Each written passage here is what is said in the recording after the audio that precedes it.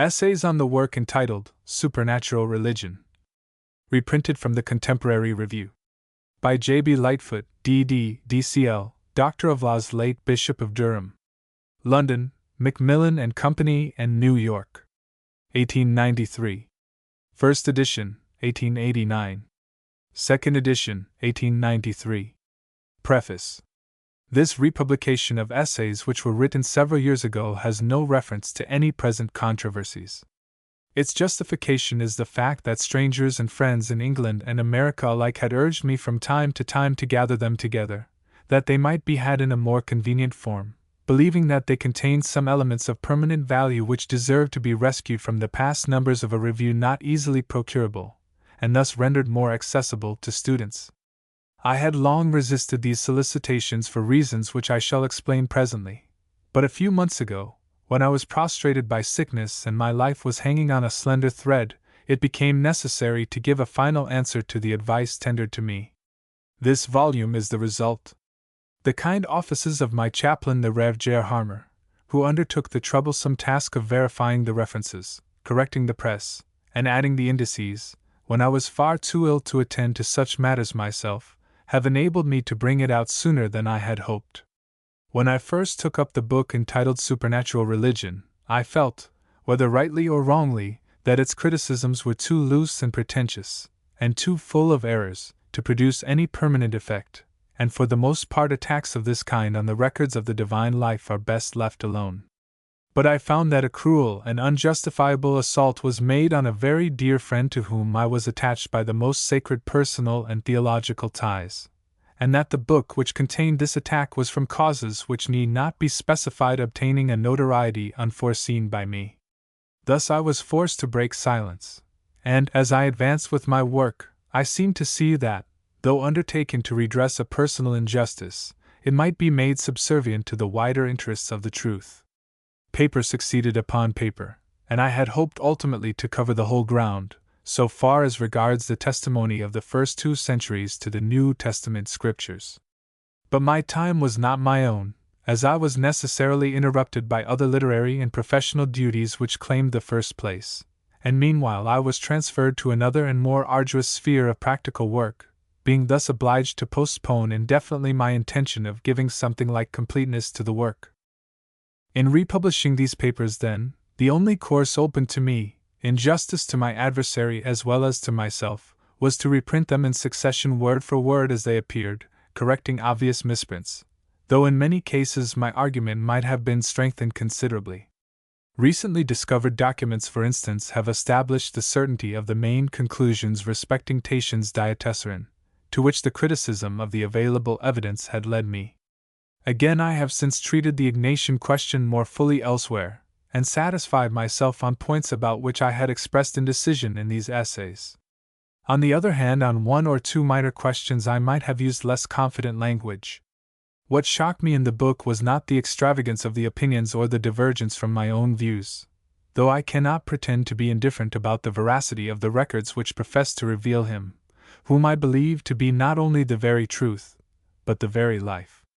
I have often learnt very much even from extreme critics, and have freely acknowledged my obligations, but here was a writer who, to judge from his method, seemed to me, and not to me only, footnote, see Salmon's introduction to the New Testament, page 9, where it was a question of weighing probabilities, as is the case in most historical investigations, to choose invariably that alternative, even though the least probable, which would enable him to score a point against his adversary. For the rest, I disclaim any personal bias, as against any personal opponent. The author of Supernatural Religion, as distinct from the work, is a mere blank to me. I do not even know his name, nor have I attempted to discover it. Whether he is living or dead I know not. He preferred to write anonymously, and so far as I am concerned, I am glad that it was so, though, speaking for myself, I prefer taking the responsibility of my opinions and statements on important subjects. In several instances the author either vouchsafed an answer to my criticisms, or altered the form of his statements in a subsequent edition. In all such cases references are scrupulously given in this volume to his later utterances. In most cases my assailant had the last word. He is welcome to it. I am quite willing that careful and impartial critics shall read my statements, and his side by side, and judge between us. It is my sole desire, in great things and in small, to be found Greek, Synergos T. Aletheia. Bournemouth, May 2, 1889. Table of Contents. Page I, Introduction 1, 31-2. The Silence of Eusebius 32, 58-3. The Ignatian Epistles 59, 88-4. Polycarp of Smyrna 89, 141 v. Papias of Hierapolis I, 142, 177 6. Papias of Hierapolis II, 178, 216 7. The Later School of St. John 217, 258. The Churches of Gaul 251, 271 9. Tatian's Diatessaron 272, 288. Discoveries illustrating the Acts of the Apostles 291, 302. Indices 303, 324. Supernatural Religion. I. Introduction. December, 1874. If the author of Supernatural Religion, footnote 1:1, designed, by withholding his name, to stimulate public curiosity, and thus to extend the circulation of his work, he has certainly not been disappointed in his hope. When the rumor once got abroad that it proceeded from the pen of a learned and venerable prelate, the success of the book was secured. For this rumor indeed there was no foundation in fact. It was promptly and emphatically denied, when accidentally it reached the ears of the supposed author. But meanwhile the report had been efficacious. The reviewers had taken the work in hand and, with one exception, lavished their praises on the critical portions of it. The first edition was exhausted in a few months. No words can be too strong to condemn the heartless cruelty of this imputation. The venerable prelate, on whom the authorship of this anonymous work was thrust, deserved least of all men to be exposed to such an insult. As an academic teacher and as an ecclesiastical ruler alike, he had distinguished himself by a courageous avowal of his opinions at all costs. For more than a quarter of a century he had lived in the full blaze of publicity, and on his fearless integrity no breath of suspicion had ever rested. Yet now, when increasing infirmities obliged him to lay down his office, he was told that his life for years past had been one gigantic lie. The insinuation involved nothing less than this. Throughout those many years, during which the anonymous author, as he himself tells us, had been preparing for the publication of an elaborate and systematic attack upon Christianity, the bishop was preaching Christian doctrine, confirming Christian children, ordaining Christian ministers, without breathing a hint to the world that he felt any misgiving of the truths which he thus avowed and taught. Yet men talked as if, somehow or other, the cause of free thinking had gained great moral support from the conversion of a bishop, though, if the rumor had been true, their new convert had for years past been guilty of the basest fraud of which a man is capable. And all the while there was absolutely nothing to recommend this identification of the unknown author. The intellectual characteristics of the work present a trenchant contrast to the refined scholarship and cautious logic of this accomplished prelate. Only one point of resemblance could be named. The author shows an acquaintance with the theological critics of the modern Dutch school, and a knowledge of Dutch writers was known, or believed, to have a place among the acquisitions of this omniscient scholar. Truly no reputation is safe, when such a reputation is traduced on these grounds. I have been assuming, however, that the work entitled Supernatural Religion, which lies before me, is the same work which the reviewers have applauded under this name. But when I remember that the St. Mark of Papias cannot possibly be our St. Mark, I feel bound to throw upon this assumption the full light of modern critical principles. And so tested, it proves to be not only hasty and unwarrantable, but altogether absurd. It is only necessary to compare the statements of highly intellectual reviewers with the work itself, and every unprejudiced mind must be convinced that the evidence is fatal to the claims involved in this identification. Out of 5 reviews or notices of the work which I have read, only one seems to refer to our supernatural religion. The other 4 are plainly dealing with some apocryphal work, bearing the same name and often using the same language, but in its main characteristics quite different from and much more authentic than the volumes before me. 1. It must be observed in the first place that the reviewers agree in attributing to the work scholarship and criticism of the highest order. The author, writes one, is a scientifically trained critic. He has learned to argue and to weigh evidence. The book, adds a second, proceeds from a man of ability, a scholar and a reasoner. His scholarship, says this same reviewer again, is apparent throughout.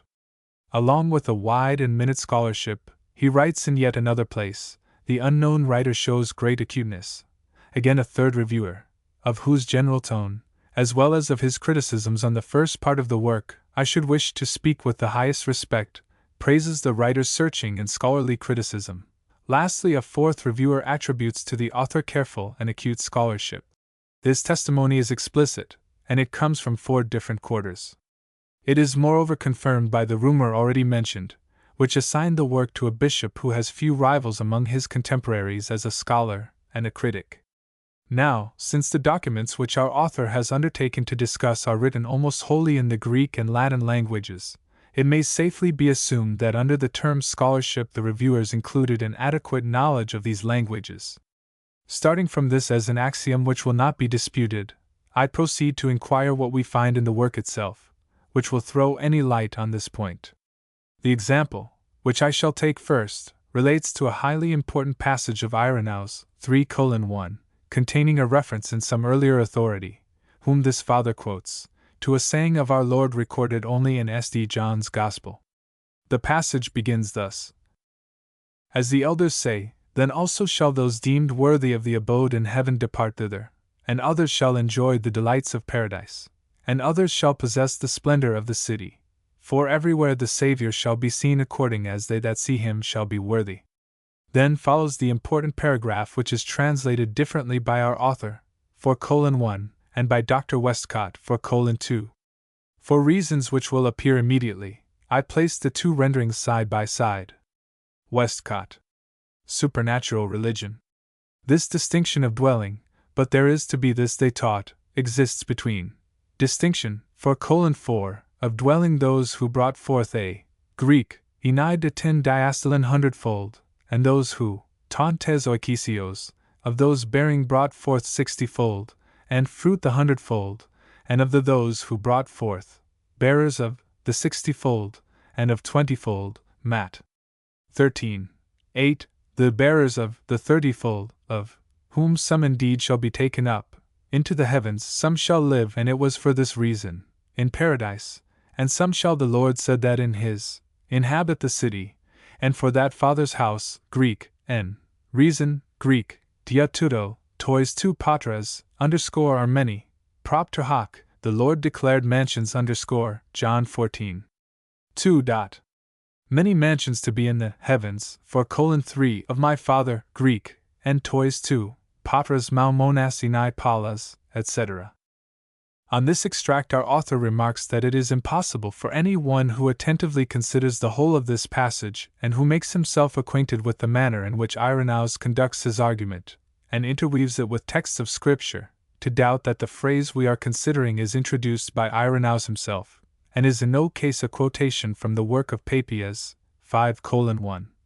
As regards the relation of this quotation from the 4th Gospel to Papias, any remarks, which I have to make, must be deferred for the present, 5:2, but on the other point I venture to say that any fairly trained schoolboy will feel himself constrained by the rules of Greek grammar to deny what our author considers it impossible even to doubt. He himself is quite unconscious of the difference between the infinitive and the indicative, or in other words between the oblique and the direct narrative, and so he boldly translates Greek enai 10 diastolin, as though it were Greek estai, or Greek mele enai, Greek he diastole, and Greek I reckon ton kurion, as though it were Greek Irken ho kurios. This is just as if a translator from a German original were to persist in ignoring the difference between es say and es ist, and between der Hersage and der Hersagt. Yet so unconscious is our author of the real point at issue, that he proceeds to support his view by several other passages in which Irenaeus interweaves his own remarks, because they happen to contain the words Greek diatuto, though in every instance the indicative and not the infinitive is used. To complete this feat of scholarship, he proceeds to charge Dr. Westcott with what amounts to a falsification of the text, 5:3, because this scholarly writer has inserted the words they taught to show that in the original the sentence containing the reference to St. John is in the oblique narrative, and therefore reports the words of others, 5:4. I shall not retort this charge of falsification, because I do not think that the cause of truth is served by imputing immoral motives to those from whom we differ, and indeed the context shows that our author is altogether blind to the grammatical necessity. But I would venture to ask whether it would not have been more prudent, as well as more seemly, if he had paused before venturing, under the shelter of an anonymous publication, to throw out this imputation of dishonesty against a writer of singular candor and moderation, who has at least given to the world the hostage and the credential of an honored name. It is necessary to add that our author persists in riveting this grammatical error on himself. He returns to the charge again in two later footnotes, 6:1, and declares himself to have shown that the reference to the fourth Gospel, must be referred to Irenaeus himself, and that there is no ground for attributing it to the presbyters at all.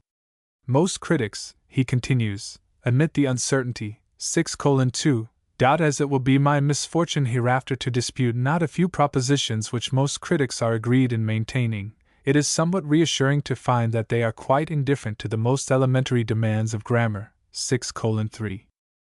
The passage just discussed has a vital bearing on the main question at issue, the date of the fourth Gospel. The second example which I shall take, though less important, is not without its value. As in the former instance our author showed his indifference to moods, so here he is equally regardless of tenses. He is discussing the heathen Celsus, who shows an acquaintance with the evangelical narratives, and whose date therefore it is not a matter of indifference to ascertain. Origen, in the preface to his refutation of Celsus, distinctly states that this person had been long dead, Greek, et kai palai nikron. In his first book again he confesses his ignorance who this Celsus was, but is disposed to identify him with a person of the name known to have flourished about a century before his own time, 7:1.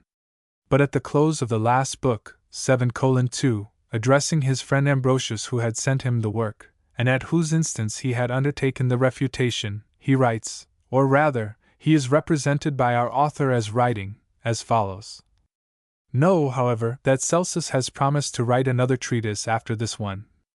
If, therefore, he has not fulfilled his promise to write a second book, we may well be satisfied with the 8 books in reply to his discourse.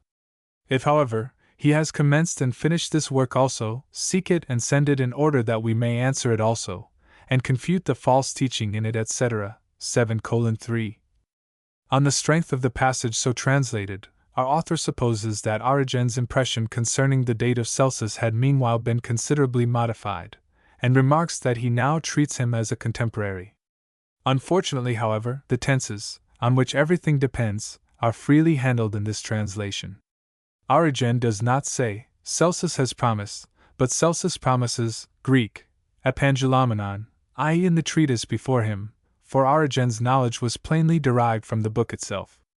And again, he does not say if he has not fulfilled his promise to write, but if he did not write as he undertook to do, Greek, egrapsin hopiskamenos, nor if he has commenced and finished, but if he commenced and finished, Greek, arxamenos soniteles, 7:4.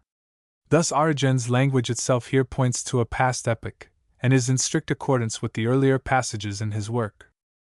These 2 examples have been chosen, not because they are by any means the worst specimens of our author's Greek, but because in both cases an elaborate argument is wrecked on this rock of grammar. If any reader is curious to see how he can drive his plowshare through a Greek sentence, he may refer for instance to the translations of Basilides, 2. Page 46, 8:1, or of Valentinus, 2. Page 63, 8:2, or of Philo, 2. Page 265 SQ, 8:3. Or he may draw his inferences from such renderings as Greek, ho logos edolo, Scripture declares, 8:4, or Greek, katakors propelokazine, 8:5, to inflict a blow on one side, or from such perversions of meaning as did no wrong, twice repeated, 8:6, as a translation of Greek, auden hamart, in an important passage of Papias relating to St. Mark, where this father really means that the evangelist, though his narrative was not complete, yet made no mistake in what he did record. Nor does our author's Latin fare any better than his Greek, as may be inferred from the fact that he can translate nihil tamen differit credentium fidei. Nothing nevertheless differs in the faith of believers, 8:7, instead of it makes no difference to the faith of believers, thus sacrificing sense and grammar alike, 8:8. Or it is still better illustrated by the following example. Nam exis commentatoribus, four of the commentators quos habemus, lucum videtur, whom we possess, Marcion seems Marcion elegis quem quidderet. Videtur, to have selected Luke, Tertul. ADV Mark. 4:2. Which he mutilates, SR 2. Page 99. 8:9.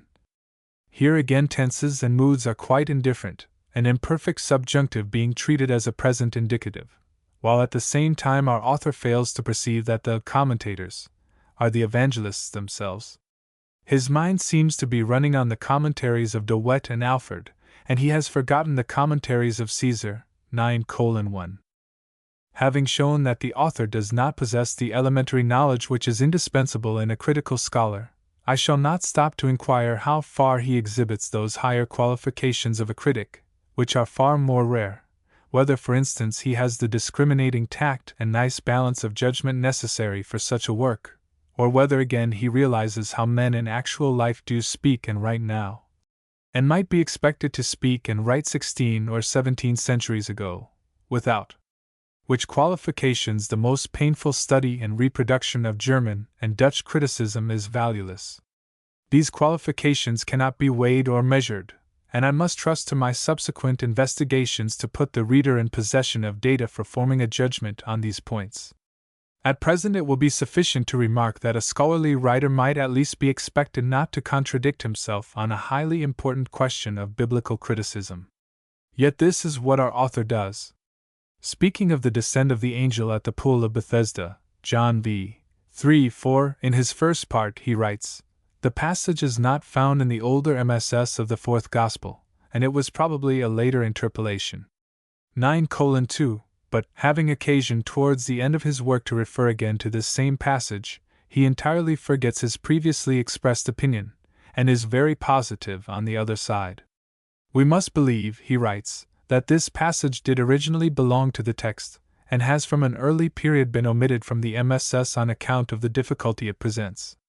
10:1, and to make the contradiction more flagrant, he proceeds to give a reason why the disputed words must have formed part of the original text. It must be evident by this time to any impartial mind that the supernatural religion of the reviewers cannot be our supernatural religion. The higher criticism has taught me that poor foolish Papias, an extreme specimen of the most deplorable carelessness and want of critical judgment displayed by the Fathers on all occasions, cannot possibly have had our St. Mark's Gospel before him, 10:2, because he says that his St. Mark recorded only some of our Lord's sayings and doings, and did not record them in order.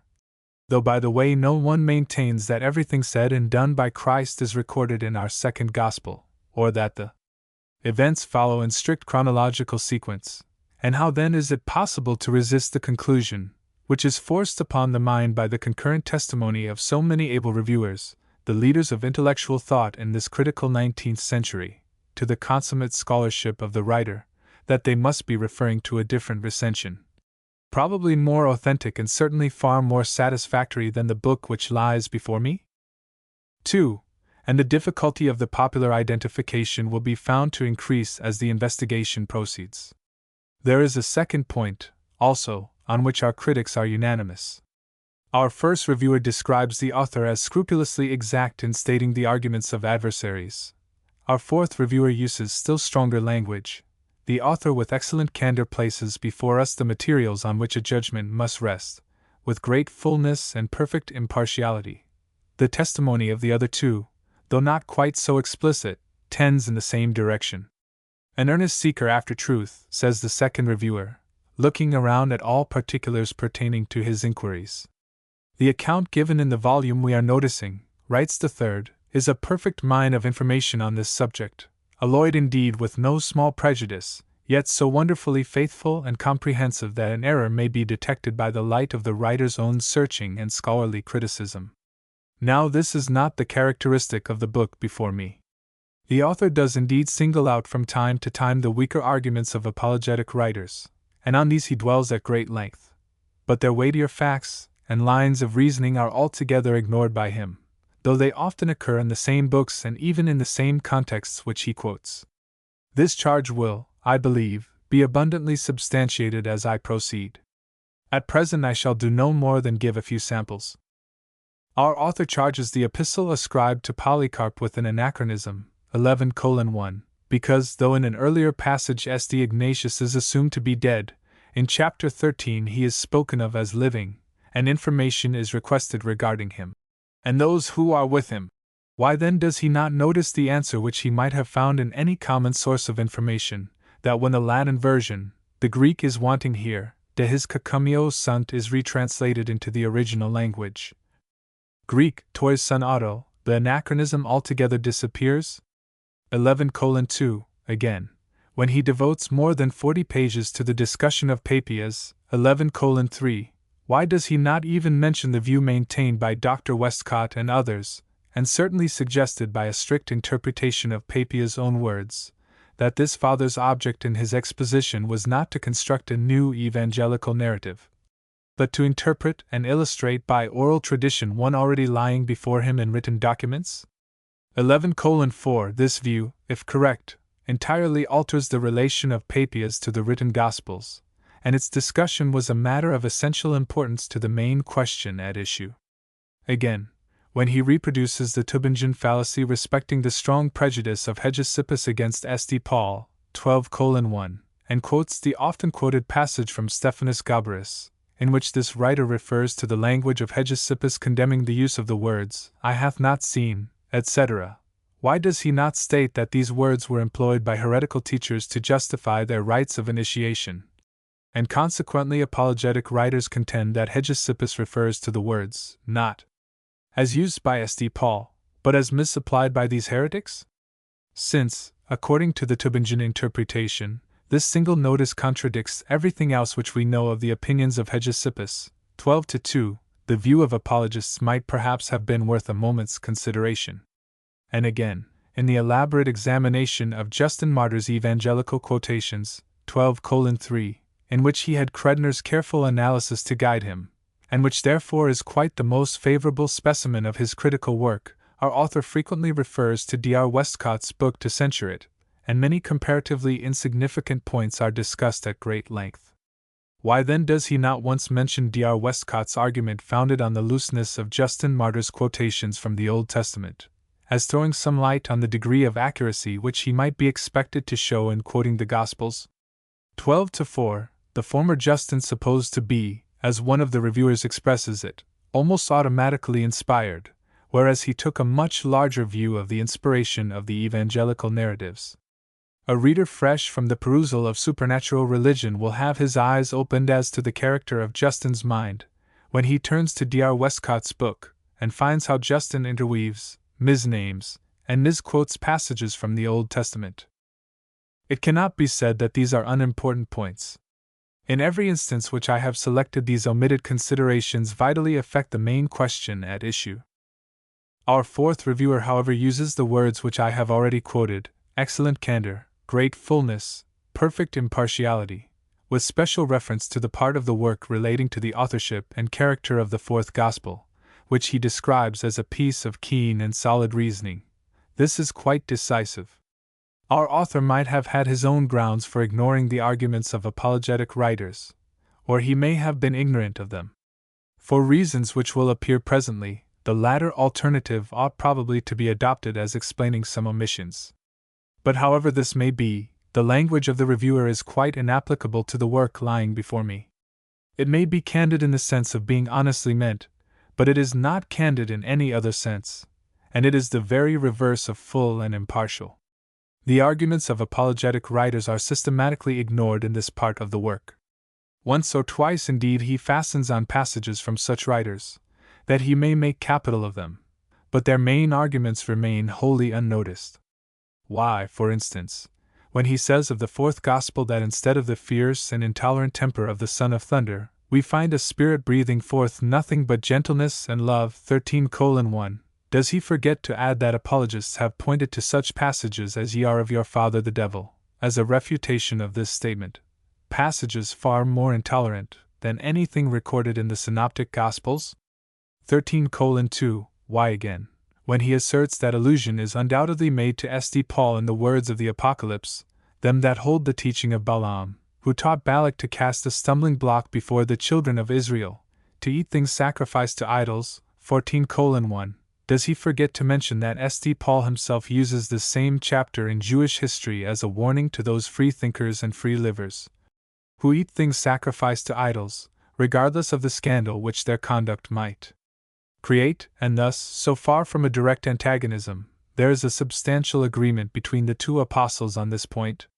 14:2, why, when he is endeavoring to minimize, if not to deny, the Hebraic 14:3 character of the fourth gospel, does he wholly ignore the investigations of Luthart and others, which, as apologists venture to think, show that the whole texture of the language in the fourth gospel is Hebraic? Why again, when he alludes to the minuteness of details, 14:4, in this gospel as alleged in defense of its authenticity, is he satisfied with this mere caricature of the apologetic argument?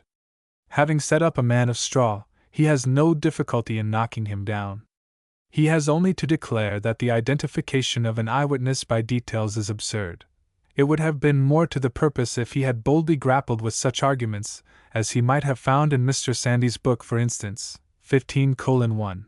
Arguments founded not on the minuteness of details, but on the thorough naturalness with which the incidents develop themselves, on the subtle and inobtrusive traits of character which appear in the speakers, on the local coloring which is inseparably interwoven with the narrative, on the presence of strictly Jewish, as distinguished from Christian, ideas, more especially messianic ideas, which saturate the speeches, and the like. And if he could have brought forward any parallel to all this in the literature of the time, or could even have shown a reasonable probability that such a fiction might have been produced in an age which, as we are constantly reminded, was singularly inappreciative and uncritical in such matters, and which certainly has not left any evidence of a genius for realism, for its highest conception of romance writing does not rise above the stiffness of the Clementines, or the extravagance of the Protevangelium. If he could have done this, he would at least have advanced his argument a step, 15:2. Why again, when he is emphasizing the differences between the Apocalypse and the fourth gospel, does he content himself with stating that some apologetic writers are satisfied by the analogies which could scarcely fail to exist between two works dealing with a similar theme, 15:3, without mentioning for the benefit of the reader some of these analogies, as for instance, that our Lord is styled the Word of God in these two writings, and these alone, of the New Testament? He recurs more than once to the doctrine of the Logos, as exhibited in the Gospel, but again he is silent about the presence of this nomenclature in the Apocalypse, 15:4.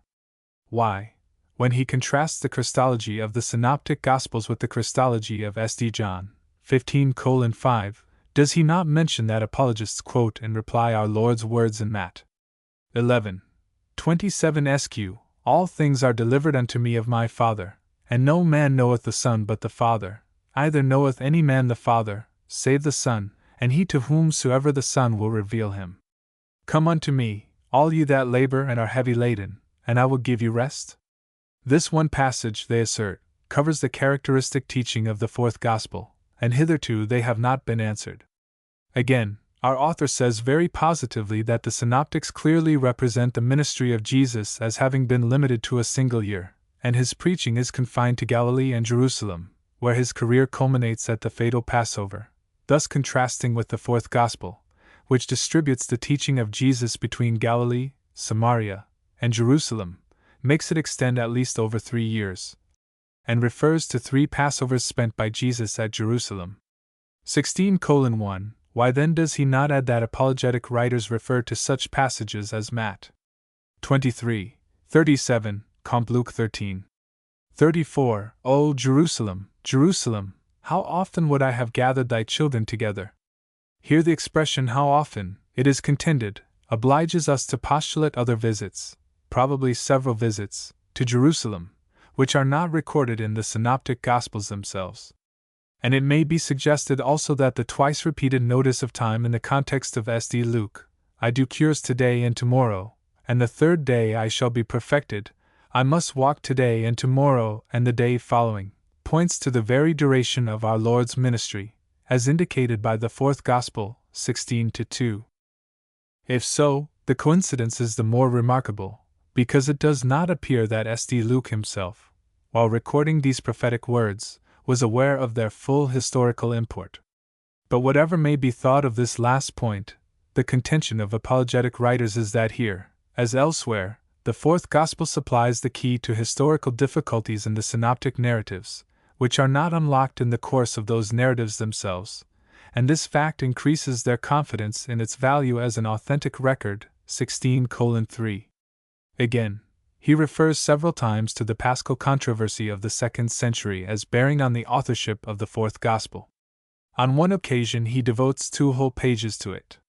17:1. Why then does he not mention that apologetic writers altogether deny what he states to be absolutely certain, maintaining on the contrary that the Christian Passover, celebrated by the Asiatic churches on the 14th Nisan, commemorated not the institution of the Lord's Supper, but, as it naturally would, the sacrifice on the cross, and asserting that the main dispute between the Asiatic and Roman churches had reference to the question whether the commemoration should take place always on the 14th Nisan, irrespective of the day of the week, or always on a Friday? Thus, they claimed the Paschal controversy as a witness on their own side.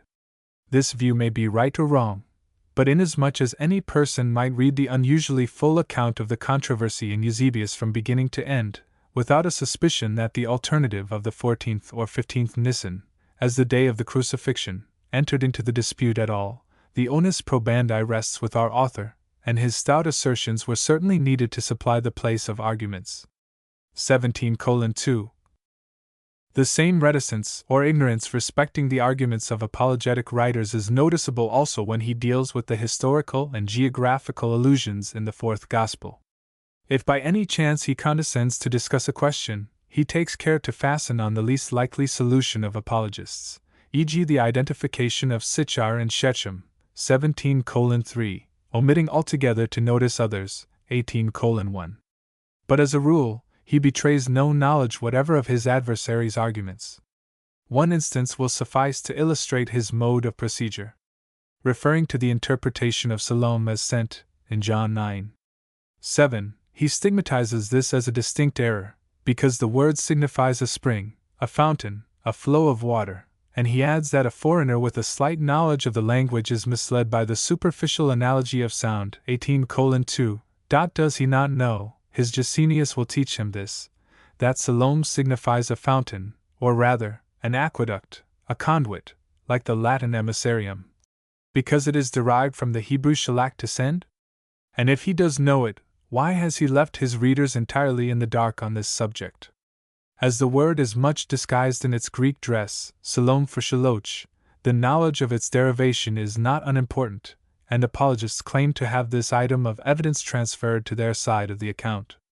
Any one disposed to retaliate upon our author for his habitual reticence would find in these volumes, ready-made for his purpose, a large assortment of convenient phrases ranging from discreet reserve to willful and deliberate evasion. I do not intend to yield to this temptation. But the reader will have drawn his own conclusions from this recklessness of assault in one whose own armor is gaping at every joint. But indeed, when he does stoop to notice the arguments of apologetic writers, he is not always successful in apprehending their meaning. Thus he writes of the unnamed disciple, the assumed author of the fourth Gospel.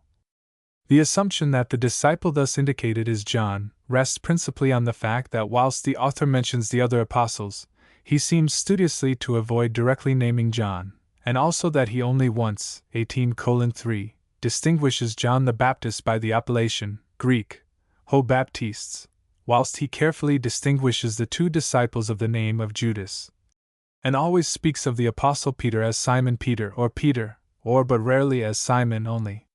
Without pausing to consider the slightness of this evidence, etc., 19:1. Now the fact is, that the fourth evangelist never once distinguishes this John as the Baptist, though such is his common designation in the other Gospels, and the only person, in whom the omission would be natural, is his namesake John the son of Zebedee. Hence apologists lay great stress on this fact, as an evidence all the more valuable, because it lies below the surface, and they urge with force that this subtle indication of authorship is inconceivable as the literary device of a forger in the 2nd century. We cannot wonder, however, if our author considers this evidence so slight that he will not even pause upon it, when he has altogether distorted it by a misstatement of fact. But it is instructive to trace his error to its source. Turning to Credner, to whom the author gives a reference in a footnote, I find this writer stating that the fourth evangelist has not found it necessary to distinguish John the Baptist from the Apostle John his namesake even so much as once, auch nur ein einziges Mal, by the addition, Greek, ho Baptists. 19:2. So then our author has stumbled over that little word nur, and his German has gone the way of his Greek and his Latin. 19:3. But the error is instructive from another point of view. This argument happens to be a commonplace of apologists. How comes it then that he was not set right by one or other of these many writers, even if he could not construe Credner's German? Clearly, this cannot be the work which the reviewers credit with an exhaustive knowledge of the literature of the subject. I may be asked indeed to explain how, on this theory of mistaken identity which I here put forward, the work reviewed by the critics came to be displaced by the work before me, so that no traces of the original remain. But this I altogether decline to do, and I plead authority for refusing. The merely negative evidence that our actual, supernatural religion is not the work described by the reviewers is sufficient for our purpose. 20:1. 3. But the argument is strengthened when we come to consider a third point. The author's discussions, writes our first reviewer, are conducted in a judicial method. He has the critical faculty in union with a calm spirit. Calm and judicial in tone is the verdict of our second reviewer. The opinion of our third and fourth reviewers on this part may be gathered not so much from what they say as from what they leave unsaid. A fifth reviewer, however, who seems certainly to have had our supernatural religion before him, holds different language. He rebukes the author, with wonderful gentleness, considering the gravity of the offense, for now and then losing patience. Now, whether calmness of tone can be said to distinguish a work which bristles with such epithets as monstrous, impossible, audacious, preposterous, absurd, whether the habit of reiterating as axiomatic truths what at the very best are highly precarious hypotheses, as, for instance, that Papias did not refer to our St. Mark's Gospel, does not savor more of the vehemence of the advocate than of the impartiality of the judge, I must ask the reader to decide for himself. But of the highly discreditable practice of imputing corrupt motives to those who differ from us there cannot be two opinions. We have already seen how a righteous nemesis has overtaken our author, and he has covered himself with confusion, while recklessly flinging a charge of falsification at another. Unfortunately, however, that passage does not stand alone. I will not take up the reader's time with illustrations of a practice, of which we have seen more than enough already. But there is one example which is sufficiently instructive to deserve quoting. Dr. Westcott writes of Basilides as follows. At the same time, he appealed to the authority of Glaucias, who, as well as St. Mark, was an interpreter of St. Peter. 21:1. The inverted commas are given here as they appear in Dr. Westcott's book. It need hardly be said that Dr. Westcott is simply illustrating the statement of Basilides that Glaucias was an interpreter of St. Peter by the similar statement of Papias and others that St. Mark was an interpreter of the same apostle. A very innocent piece of information, one would suppose. On this passage, however, our author remarks, now we have here again an illustration of the same misleading system which we have already condemned, and shall further refer to, in the introduction after Glaucias of the words who as well as St. Mark was an interpreter of St. Peter. The words in italics are the gratuitous addition of Canon Westcott himself, and can only have been inserted for one of two purposes, i. to assert the fact that Glaucias was actually an interpreter of Peter, as tradition represented Mark to be, or 2. to insinuate to unlearned readers that Basilides himself acknowledged Mark as well as Glaucias as the interpreter of Peter. We can hardly suppose the first to have been the intention, and we regret to be forced back upon the second, and infer that the temptation to weaken the inferences from the appeal of Basilides to the uncanonical Glaucias, by coupling with it the allusion to Mark, was, unconsciously, no doubt, too strong for the apologist. 21:2 Dr. Westcott's honor may safely be left to take care of itself. It stands far too high to be touched by insinuations like these. I only call attention to the fact that our author has removed Dr. Westcott's inverted commas, 22:1, and then founded on the passage so manipulated a charge of unfair dealing, which could only be sustained in their absence, and which even then no one but himself would have thought of. I will not retort upon our author the charge of deliberate falsification, which he so freely levels at others, for I do not believe that he had any such intention. The lesson suggested by this highly characteristic passage is of another kind. It exemplifies the elaborate looseness which pervades the critical portion of this book. It illustrates the author's inability to look at things in a straightforward way. It emphasizes more especially the suspicious temper of the work, which makes it, as even a favorable reviewer has said, painfully skeptical, a temper which must necessarily vitiate all the processes of criticism, and which, if freely humored elsewhere, would render life intolerable and history impossible. 22:2. It is difficult to see what end the author proposed to attain by all this literary browbeating. In the course of my examination I shall be constrained to adopt many a view which has been denounced beforehand as impossible and absurd, and I shall give my reasons for doing so. If by an apologist, 22:3, is meant one who knows that he owes everything which is best and truest in himself to the teaching of Christianity, not the Christless Christianity which alone our author would spare, the works with the mainspring broken, but the Christianity of the apostles and evangelists, who believes that its doctrines, its sanctions, and its hopes are truths of the highest moment to the well-being of mankind, and who, knowing and believing all this, is ready to use in its defense such abilities as he has, then a man may be proud to take even the lowest place among the ranks of apologists, and to brave any insinuations of dishonesty which an anonymous critic may fling at him. There is, however, another more subtle mode of intimidation which plays an important part in these volumes. Long lists of references are given in the notes to modern critics who, as the reader would infer from the mode of reference, support the views mentioned or adopted by the author in the text. I have verified these references in one or two cases, and have found that several writers, at all events, do not hold the opinions to which their names are attached. 23:1. But under any circumstances, these lists will not fetter the judgment of any thoughtful mind.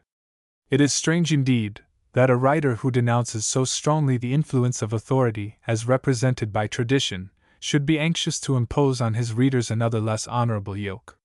There is at least a presumption, though in individual cases it may prove false on examination, that the historical sense of 17 or 18 centuries is larger and truer than the critical insight of a section of men in one late half-century.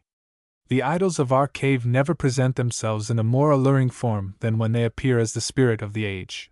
It is comparatively easy to resist the fallacies of past times, but it is most difficult to escape the infection of the intellectual atmosphere in which we live. I ask myself, for instance, whether one who lived in the age of the rabbis would have been altogether right in resigning himself to the immediate current of intellectual thought, because he saw, or seemed to see, that it was setting strongly in one direction. This comparison is not without its use. Here were men eminently learned, painstaking, minute, eminently ingenious also, and in a certain sense, eminently critical. In accumulating and assorting facts, such facts as lay within their reach, and in the general thoroughness of their work, the rabbis of Jewish exegesis might well bear comparison with the rabbis of neologian criticism. They reigned supreme in their own circles for a time. Their work has not been without its fruits. Many useful suggestions have gone to swell the intellectual and moral inheritance of later ages. But their characteristic teaching, which they themselves would have regarded as their chief claim to immortality, has long since been consigned to oblivion. It might be minute and searching, but it was conceived in a false vein. It was essentially unhistorical, and therefore it could not live. The modern negative school of criticism seems to me to be equally perverse and unreal, though in a different way, and therefore I anticipate for it the same fate. Mr. Matthew Arnold, alluding to an eccentric work of rationalizing tendencies written by an English scholar, and using M. Renan as his mouthpiece, expresses the opinion that an extravagance of this sort could never have come from Germany, where there is a great force of critical opinion controlling a learned man's vagaries, and keeping him straight. 24:1 I confess that my experiences of the critical literature of Germany have not been so fortunate. It would be difficult, I think, to find among English scholars any parallel to the mass of absurdities which several intelligent and very learned German critics have conspired to heap upon two simple names in the Philippian epistle, Euodia and Syntyche. First, Bauer suggesting that the pivot of the epistle, which has a conciliatory tendency, is the mention of Clement, a mythical or almost mythical person, who represents the union of the Petrine and Pauline parties in the Church. 24:2. Then Schwegler, carrying the theory a step further, and declaring that the two names, Euodia and Syntyche, actually represent these two parties, while the true yokefellow is St. Peter himself. 24:3. Then Volkmar, improving the occasion, and showing that this fact is indicated in their very names, Euodia, or right way, and Syntyche or consort, denoting respectively the orthodoxy of the one party and the incorporation of the other. 24:4. Lastly, Hitzig lamenting that interpreters of the New Testament are not more thoroughly imbued with the language and spirit of the Old, and maintaining that these two names are reproductions of the patriarchs Asher and Gad, their sex having been changed in the transition from one language to another, and represent the Greek and Roman elements in the Church, while the epistle to the Philippians itself is a plagiarism from the Agricola of Tacitus. 25:1. When therefore I find our author supporting some of his more important judgments by the authority of Hitzig, Volkmar and others, or of Volkmar and others, 25:2, I have my own opinion of the weight which such names should carry with them. 25:3. It is not, however, against the eccentricities of individuals except so far as these can be charged to a vicious atmosphere and training, that I would rest the chief stress of my complaint. The whole tone and spirit of the school in its excessive skepticism must, I venture to think, be fatal to the ends of true criticism. A reviewer of supernatural religion compares the author's handling of the reconstructive efforts of certain conservative critics regarding the fourth gospel to Sir G.C. Lewis's objections to Niebuhr's equally arbitrary reconstruction of early Roman history. From one point of view, this comparison is instructive. We have no means of testing the value of that eminent writer's negative criticisms of early Roman history. But where additional knowledge has enabled us to apply a test to his opinions, as, for instance, respecting the interpretation of the Egyptian hieroglyphic language, we find that his skepticism led him signally astray. It seems to be assumed that, because the skeptical spirit has its proper function in scientific inquiry, though even here its excesses will often impede progress, therefore its exercise is equally useful and equally free from danger in the domain of criticism. A moment's reflection, however, will show that the cases are wholly different. In whatever relates to morals and history, in short, to human life in all its developments, where mathematical or scientific demonstration is impossible, and where consequently everything depends on the even balance of the judicial faculties, skepticism must be at least as fatal to the truth as credulity. The author of Supernatural Religion proposes to himself the task of demonstrating that the miraculous element in Christianity is a delusion. The work is divided into 3 parts. The first part undertakes to prove that miracles are not only highly improbable, but antecedently incredible, so that no amount of testimony can overcome the objections to them. As a subsidiary aim, he endeavors to show that the sort of evidence, which, under the most favorable circumstances, we should be likely to obtain in the early Christian ages, ought not to inspire confidence. The second and third parts are occupied in examining the actual witnesses themselves, that is, the 4 Gospels, the second being devoted to the Synoptists, and the third to St. John. The main contention is that the 4 Gospels are entirely devoid of evidence sufficient to satisfy us of their date and authorship, considering the momentous import of their contents. These portions of the work therefore are chiefly occupied in examining the external testimonies to the authenticity and genuineness of the Gospels. In the case of St. John, the internal character of the document is likewise subjected to examination. Obviously, if the author has established his conclusions in the first part, the second and third are altogether superfluous. 27:1. It is somewhat strange, therefore, that more than 3/4 of the whole work should be devoted to this needless task. Impressed, as it would seem, by the elaboration of these portions, reviewers have singled them out for special praise, even when they have condemned the first as unsatisfactory. With this estimate of their value I find myself altogether unable to agree, and in the articles which will follow I hope to give my reasons for dissenting. Regarded as a handbook of the critical fallacies of the modern destructive school, Supernatural Religion well deserves examination. For this reason I shall hereafter occupy myself solely with the two latter portions of the work, and more especially with the external evidences of the Gospels. But there is one point, affecting the main question at issue, which it is impossible to pass over in silence. Anyone who, with the arguments of the first part fresh in his memory, will turn to the final chapter, in which the author gives a confession of faith, must be struck with the startling dislocation between the principles from which the work starts and the manifesto with which it concludes. Our author has eliminated, as he believes, the miraculous or supernatural element from the gospel.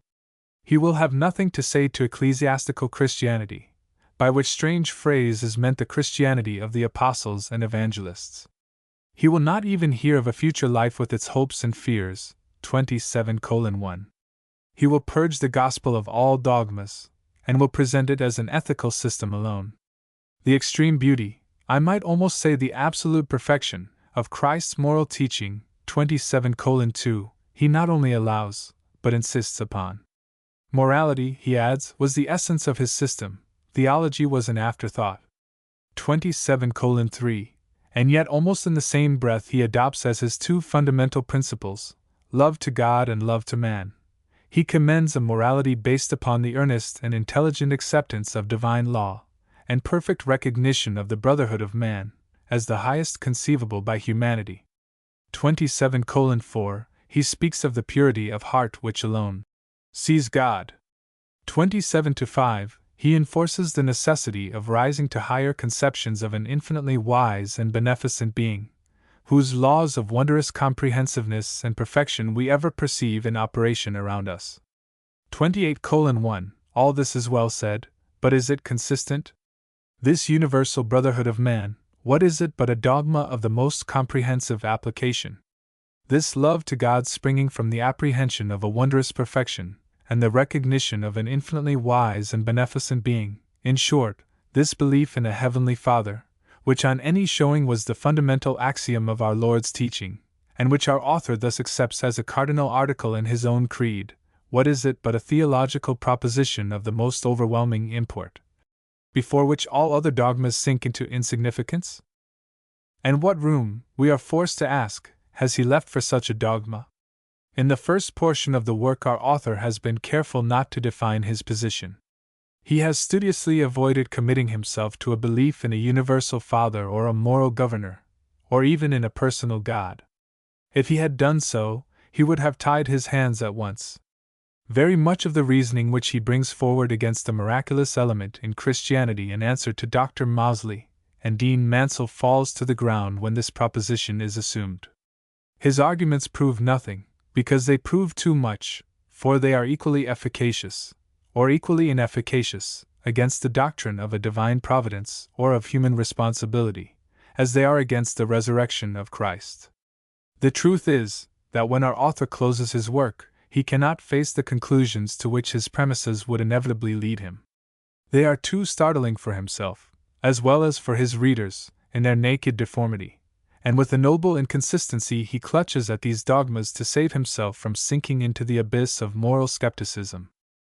Mr. J. S. Mill's inexorable logic may not be without its use, as holding up the mirror to such inconsistency.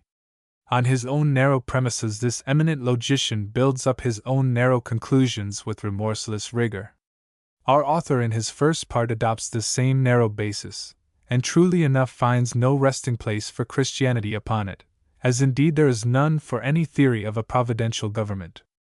But at the conclusion he tacitly and, as it would seem, quite unconsciously assumes a much wider standing ground. If he had not done so, he himself would have been edged off his footing, and hurled down the precipice. A whole pack of pursuing wolves, 29:1, is upon him, far more ravenous than any which beset the path of the believers in Revelation, and he has left himself no shelter. If he had commenced by defining what he meant by nature and supernatural, he might have avoided this inconsistency, though he must have sacrificed much of his argument to save his creed. As it is, he has unconsciously juggled with two senses of nature. Nature in the first part, where he is arguing against miracles, is the aggregate of external phenomena, the same nature against which Mr. Mill prefers his terrible indictment for its cruelty and injustice. But nature in the concluding chapter involves the idea of a moral governor and a beneficent father, and this idea can only be introduced by opening floodgates of thought which refuse to be closed just at the moment when it is necessary to bar the admission of the miraculous. Our author has ranged himself unconsciously with the intuitive philosophers, of whom Mr. Mill speaks so scornfully. He has appealed, though he does not seem to be aware of it, to the inner consciousness of man, to the instincts and cravings of humanity, to interpret and supplement the teachings of external nature, and he is altogether unaware how large a concession he has made to believers in Revelation by so doing. Even though we should close our eyes to all other considerations, it is vain to ignore the inevitable moral consequences which flow from this mode of reasoning, for they are becoming every day more apparent.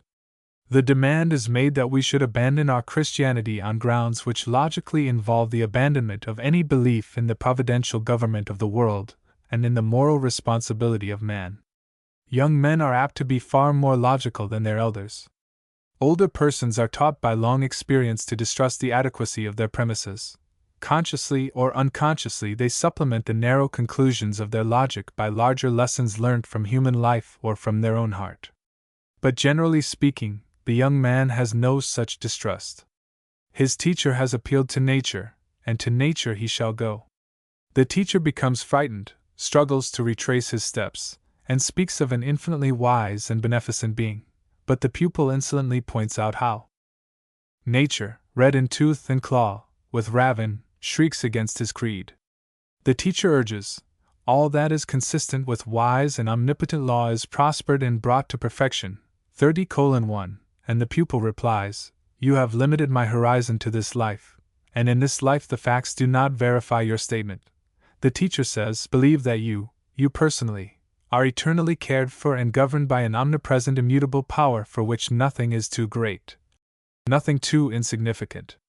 30:2, the pupil says, my Christianity did show me how this was possible, but with my Christianity I have cast it away as a delusion. I could not stop short at this point consistently with the principles you have laid down for my guidance. I have done as you told me to do. I have ratified the fiat which maintains the order of nature, 30:3, and I find nature wholly careless of the single life.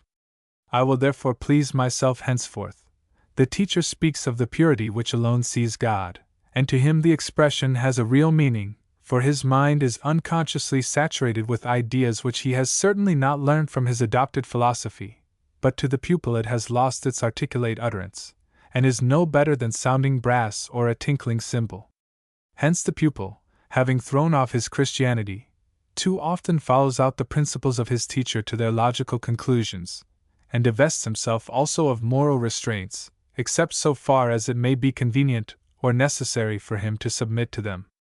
Happily, this has not been the case hitherto in the large majority of instances.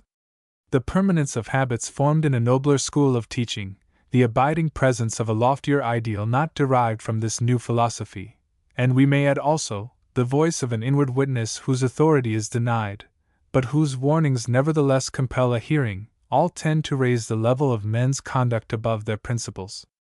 The full moral consequences of the teaching would only then be seen, if ever a generation should grow up, molded altogether under its influences. 2. The Silence of Eusebius. January 1875. It is very important, says the author of Supernatural Religion, when commencing his critical investigations, that the silence of early writers should receive as much attention as any supposed allusions to the Gospels. 32:1 In the present article I shall act upon this suggestion. In one province more especially, relating to the external evidences for the Gospels, silence occupies a prominent place. This mysterious oracle will be interrogated, and unless I am mistaken, the response elicited will not be at all ambiguous. To Eusebius we are indebted for almost all that we know of the lost ecclesiastical literature of the 2nd century. This literature was very considerable. The expositions of Papias, in 5 books, and the ecclesiastical history of Hegesippus, likewise in 5 books, must have been full of important matter bearing on our subject. The very numerous works of Melito and Claudius Apollinaris, of which Eusebius has preserved imperfect lists, 32:2, ranged over the wide domain of theology, of morals, of exegesis, of apologetic, of ecclesiastical order, and here again a flood of light would probably have been poured on the history of the canon, if time had spared these precious documents of Christian antiquity. Even the extant writings of the 2nd century, however important they may be from other points of view, give a very inadequate idea of the relation of their respective authors to the canonical writings. In the case of Justin Martyr, for instance, it is not from his apologies or from his dialogue with Trypho that we should expect to obtain the fullest and most direct information on this point. In works like these, addressed to heathens and Jews, who attributed no authority to the writings of apostles and evangelists, and for whom the names of the writers would have no meaning, we are not surprised that he refers to those writings for the most part anonymously, and with reserve. On the other hand, if his treatise against Marcion, to take a single instance, had been preserved, we should probably have been placed in a position to estimate with tolerable accuracy his relation to the canonical writings. But in the absence of all this valuable literature, the notices in Eusebius assume the utmost importance, and it is of primary moment to the correctness of our result that we should rightly interpret his language. Above all, it is incumbent on us not to assume that his silence means exactly what we wish it to mean. Eusebius made it his business to record notices throwing light on the history of the canon. The first care of the critic, therefore, should be to inquire with what aims and under what limitations he executed this portion of his work. Now, our author is eloquent on the silence of Eusebius. His fundamental assumption is that where Eusebius does not mention a reference to or quotation from any canonical book in any writer of whom he may be speaking, there the writer in question was himself silent. This indeed is only the application of a general principle which seems to have taken possession of our author's mind.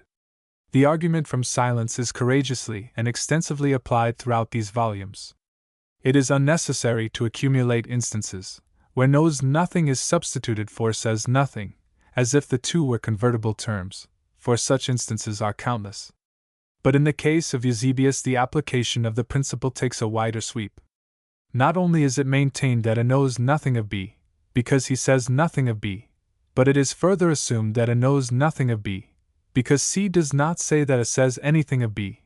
This is obviously an assumption which men would not adopt in common life or in ordinary history. Still less is it one to which a competent jury would listen for a moment, and therefore a prudent man may well hesitate before adopting it.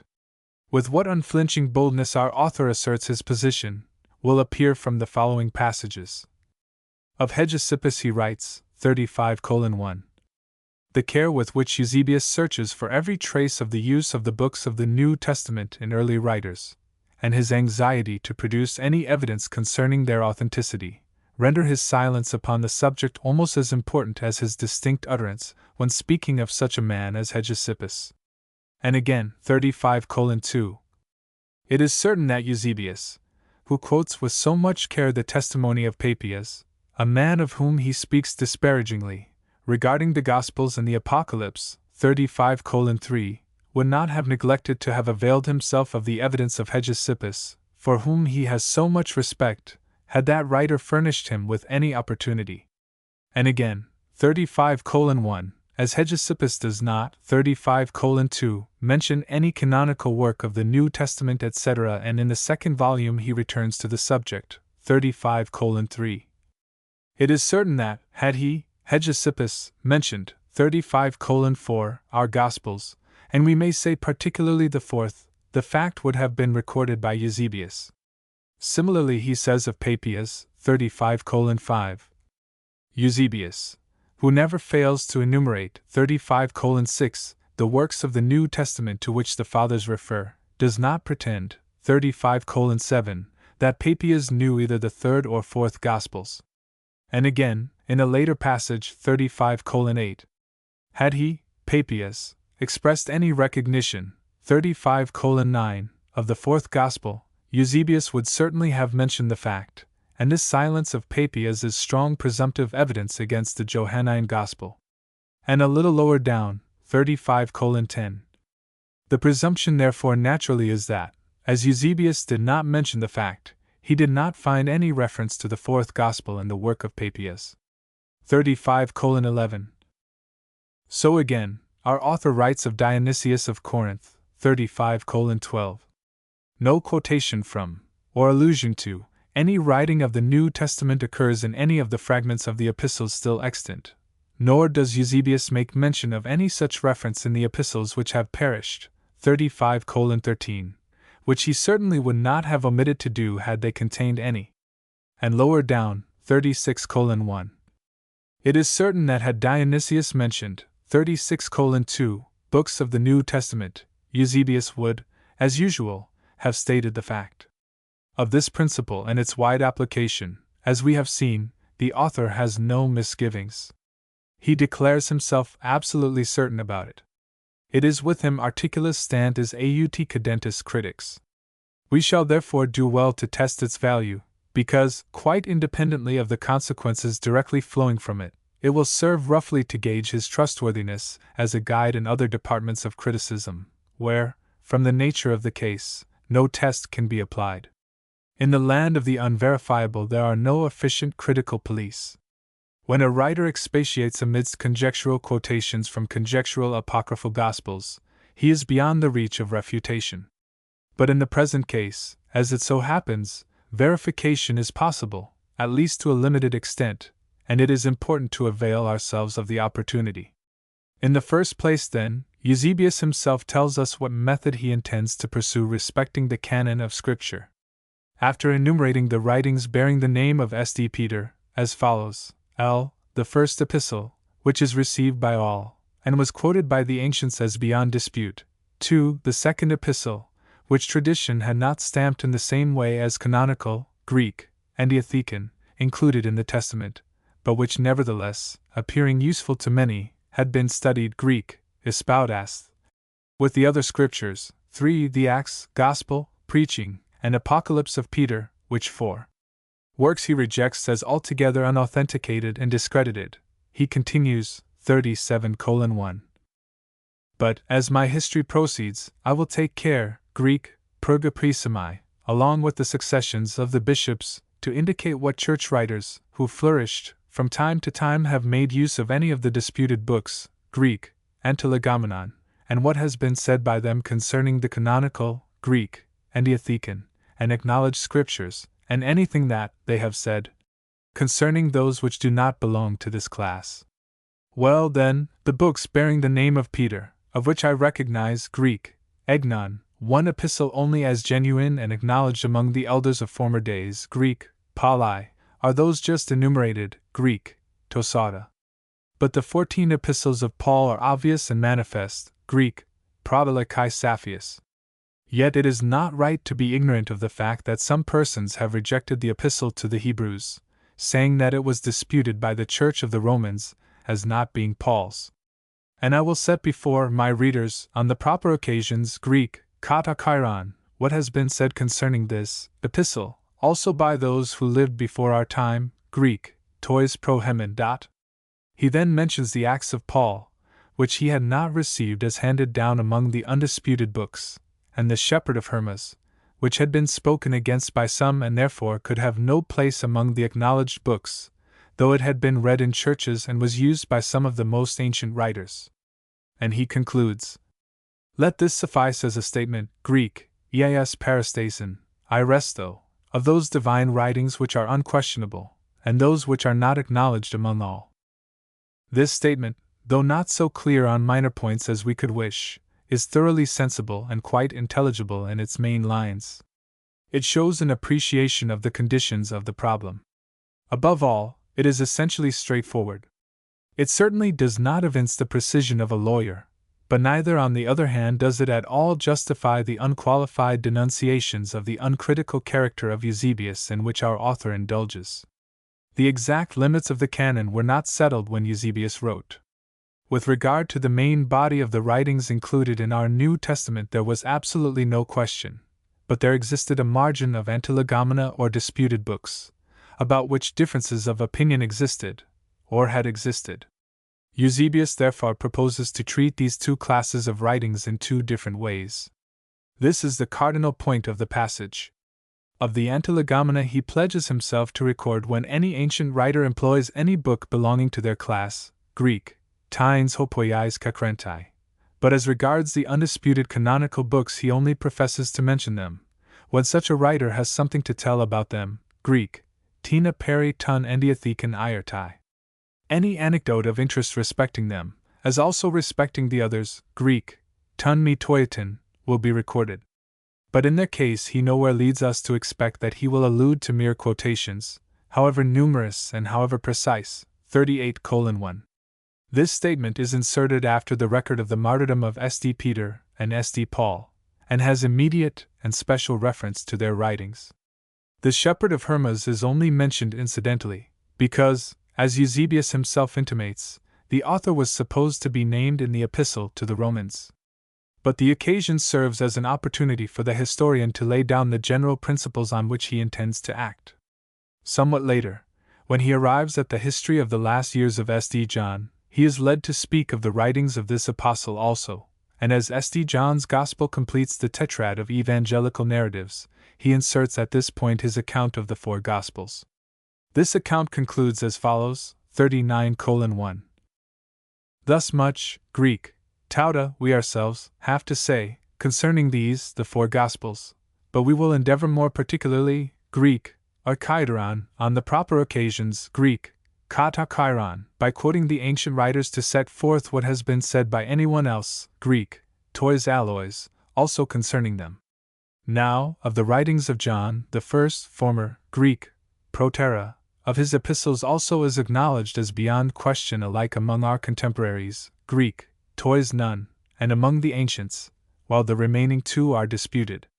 But respecting the Apocalypse opinions are drawn in opposite directions, even to the present day, among most men, Greek, tois polois. Howbeit it also shall receive its judgment, Greek, epikryson, at a proper season from the testimonies of the ancients. After this follows the well-known passage in which he sums up the results at which he has arrived respecting the canon. With this passage, important as it is in itself, I need not trouble my readers. Here again it will be seen that the same distinction as before is observed. Of the Gospels the historian will only record anecdotes concerning them. On the other hand, in the case of the Apocalypse mere references and quotations will be mentioned because they afford important data for arriving at a decision concerning its canonical authority. Hitherto we have discovered no foundation for the superstructure which our author builds on the silence of Eusebius. But the real question, after all, is not what this historian professes to do, but what he actually does. The original prospectus is of small moment compared with the actual balance sheet, and in this case time has spared us the means of instituting an audit to a limited extent. With Papias and Hegesippus and Dionysius of Corinth, any one is free to indulge in sweeping assertions with little fear of conviction, for we know nothing, or next to nothing, of these writers, except what Eusebius himself has told us.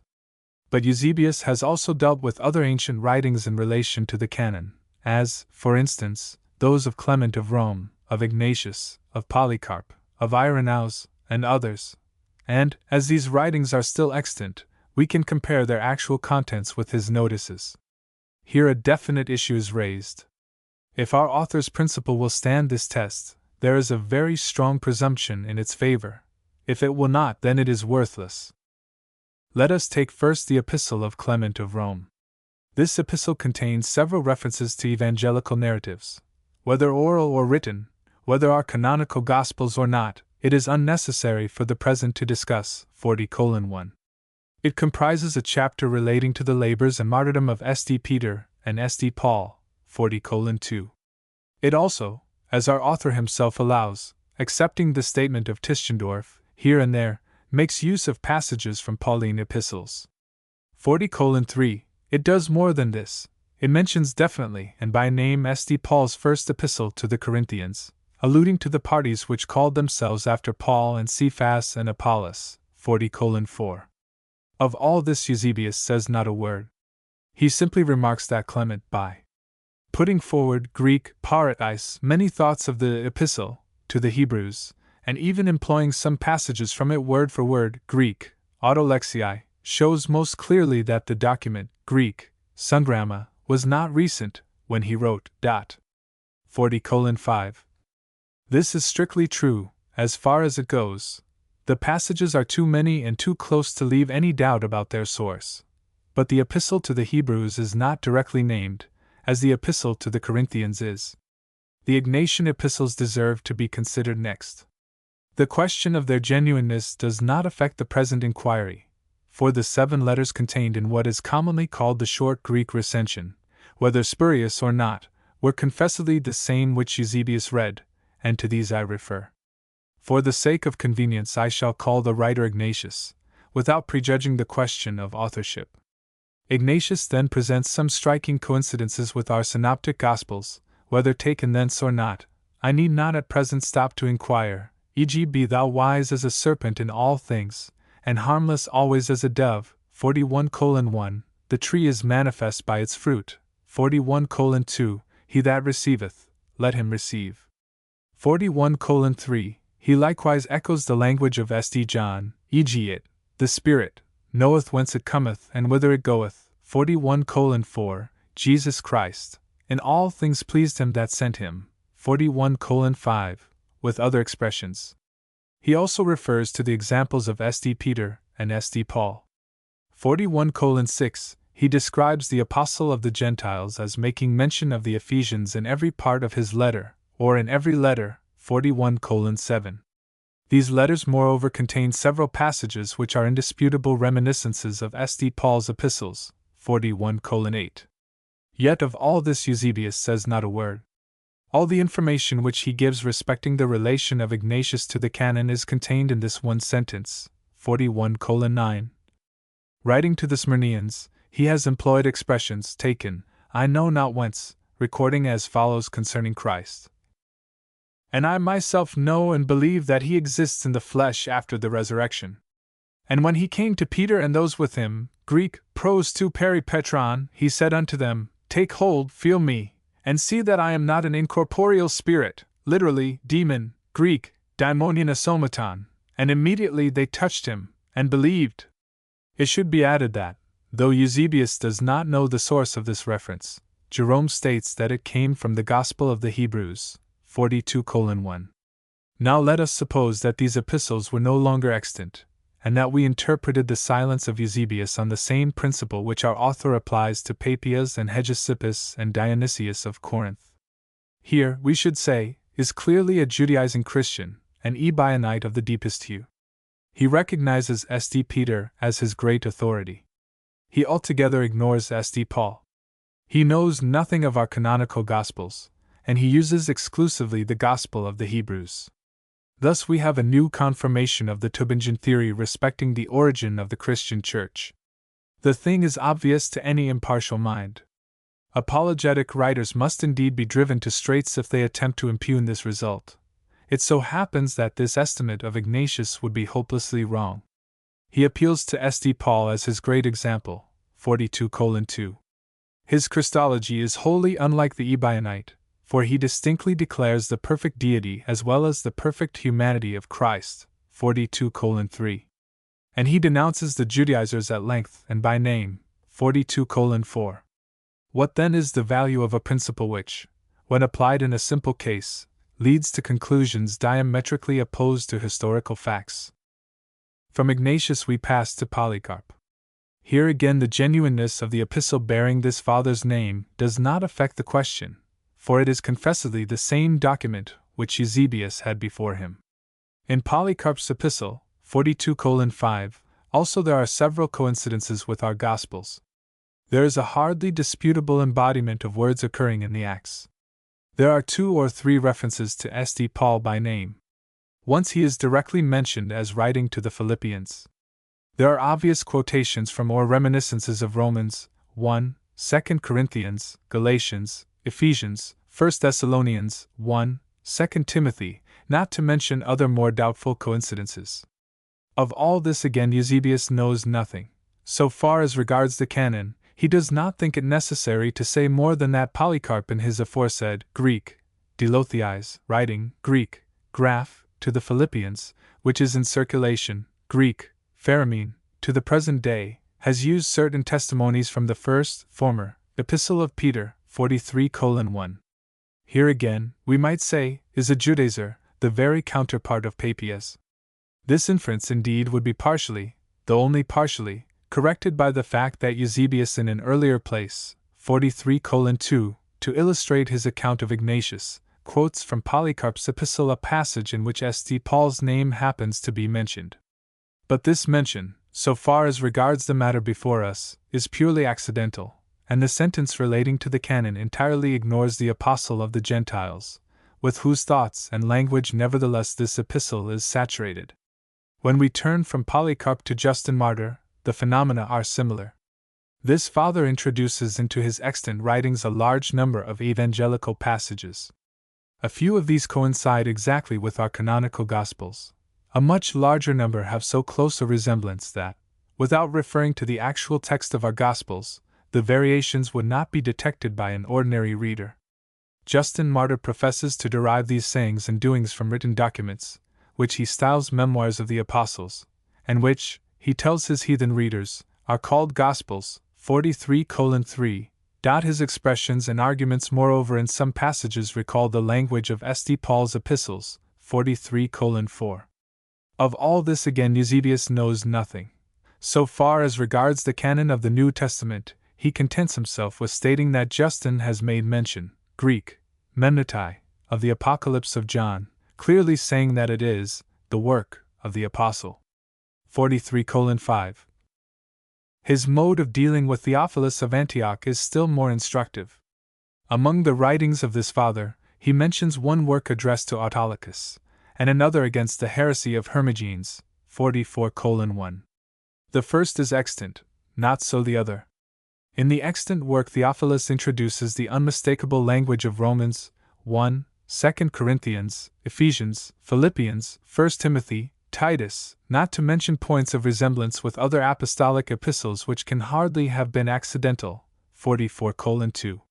He has 1 or 2 coincidences with the Synoptic Gospels, and what is more important, he quotes the beginning of the 4th Gospel by name, as follows, 44:3. Whence the Holy Scriptures and all the inspired men, Greek, pneumatophoroi, teach us, one of whom, John says, in the beginning was the Word, and the Word was with God, showing that at the first, Greek, and protos, God was alone, and the Word in him.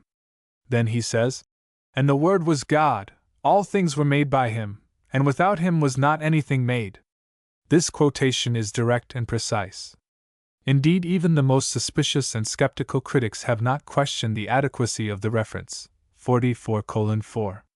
It is moreover the more conspicuous, because it is the one solitary instance in which Theophilus quotes directly and by name any book of the New Testament. Here again Eusebius is altogether silent. But of the treatise no longer extant he writes, that in it he, Theophilus, has used testimonies from the Apocalypse of John. 44:5. This is all the information which he vouchsafes respecting the relation of Theophilus to the canon. One example more must suffice. Irenaeus, 44:6, in his extant work on heresies quotes the Acts again and again, and directly ascribes it to St. Luke. He likewise cites 12 out of the 13 epistles of St. Paul, the exception being the short letter to Philemon. These 12 he directly ascribes to the apostle in one place or another, and with the exception of 1 Timothy and Titus he gives the names of the persons addressed, so that the identification is complete. The list of references to St. Paul's epistles alone occupies 2 octavo pages of 3 columns each in the index to Styron's Irenaeus. Yet of all this Eusebius knows nothing. In a previous chapter, indeed, he happens to have quoted a passage from Irenaeus, relating to the succession of the Roman bishops, in which this father states that Linus is mentioned by St. Paul in the Epistle to Timothy, 45:1. But the passage relating to the canon contains no hint that Irenaeus recognized the existence of any one of St. Paul's epistles. And from first to last there is no mention of the Acts. The language of Eusebius here is highly characteristic as illustrating his purpose and method. He commences the chapter by referring back to his original design, as follows, 45:2. Since, at the commencement of our treatise, we have made a promise, saying that we should adduce at the proper opportunities the utterances of the ancient elders and writers of the Church, in which they have handed down in writing the traditions that reached them concerning the canonical, Greek, and Diathecian writings, and Irenaeus was one of these, let me now adduce his notices also, and first those relating to the sacred Gospels, as follows. He then quotes a short passage from the third book, giving the circumstances under which the 4 Gospels were written. Then follow 2 quotations from the well-known passage in the 5th book, in which Irenaeus mentions the date and authorship of the Apocalypse, and refers to the number of the beast. Eusebius then proceeds. This is the account given by the above-named writer respecting the Apocalypse also. And he has made mention too of the first epistle of John, adducing very many testimonies out of it, and likewise also of the former, epistle of Peter. And he not only knows, but even receives the writing of the shepherd, saying, well then spake the writing, or scripture Greek, hegraph, which says, first of all believe that God is one, even he that created all things, and so forth. This is all the information respecting the canon of the New Testament which he adduces from the great work of Irenaeus. In a much later passage, 46:1, however, he has occasion to name other works of this father no longer extant, and of one of these he remarks that in it he mentions the Epistle to the Hebrews, and the so-called Wisdom of Solomon, adducing certain passages from them. From these examples, combined with his own prefatory statements, we feel justified in laying down the following canons as ruling the procedure of Eusebius. 1. His main object was to give such information as might assist in forming correct views respecting the canon of Scripture. 2. This being so, he was indifferent to any quotations or references which went towards establishing the canonicity of those books which had never been disputed in the Church. Even when the quotation was direct and by name, it had no value for him. 3. To this class belonged, I, the 4 Gospels, 2. The Acts, 3. The 13 Epistles of St. Paul. 4. As regards these, he contents himself with preserving any anecdotes which he may have found illustrating the circumstances under which they were written, e.g. the notices of St. Matthew and St. Mark in Papias, and of the 4 Gospels in Irenaeus. 5. The Catholic epistles lie on the borderland between the Homologomena and the Antilegomena, between the universally acknowledged and the disputed books. Of the epistles of St. John, for instance, the first belonged to the one class, the second and third to the other. Of the epistles of St. Peter again, the first was acknowledged, the second disputed. The Catholic epistles in fact occupy an exceptional position. Respecting his treatment of this section of the canon, he is not explicit in his opening statement, and we have to infer it from his subsequent procedure. As this, however, is uniform, we seem able to determine with tolerable certainty the principle on which he acts. He subjects all the books belonging to this section to the same law. For instance, he mentions any references to 1 John and 1 Peter, e.g. in Papias, Polycarp, and Irenaeus, though in the Church no doubt was ever entertained about their genuineness and authority. He may have thought that this mention would conduce to a just estimate of the meaning of silence in the case of disputed epistles, as 2 Peter and 3 John. 6. The Epistle to the Hebrews and the Apocalypse still remain to be considered. Their claim to a place in the canon is, or has been, disputed, and therefore he records every decisive notice respecting either of them, e.g. the quotations from the Epistle to the Hebrews in Clement of Rome and Irenaeus, and the notices of the Apocalypse in Justin and Melito, 47:1, and Apollonius, 47:2, and Theophilus and Irenaeus. So too, he records any testimony, direct or indirect, bearing the other way, e.g. that the Roman presbyter Gaius mentions only 13 epistles of St. Paul, not reckoning the epistle to the Hebrews with the rest. 47:3.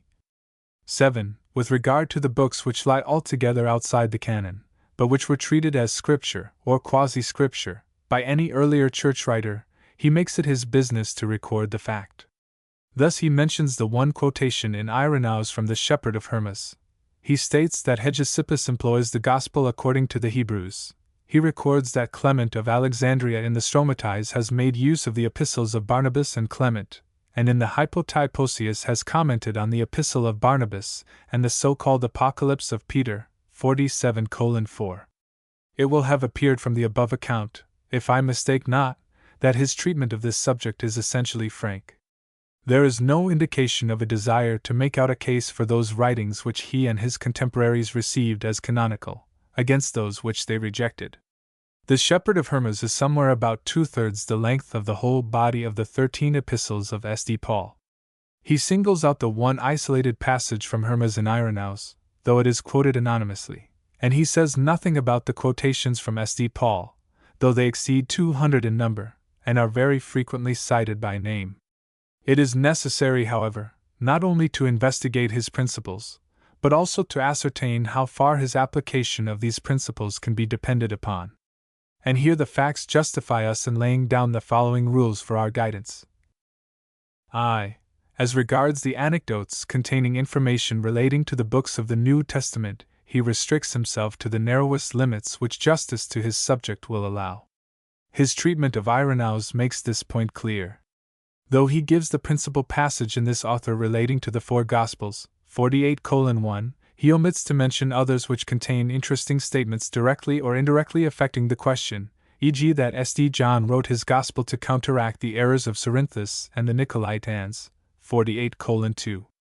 Thus, too, when he quotes a few lines alluding to the unanimous tradition of the Asiatic elders who were acquainted with St. John, 48:3, he omits the context, from which we find that this tradition had an important bearing on the authenticity of the fourth Gospel, for it declared that Christ's ministry extended much beyond a single year, thus confirming the obvious chronology of the fourth Gospel against the apparent chronology of the Synoptists.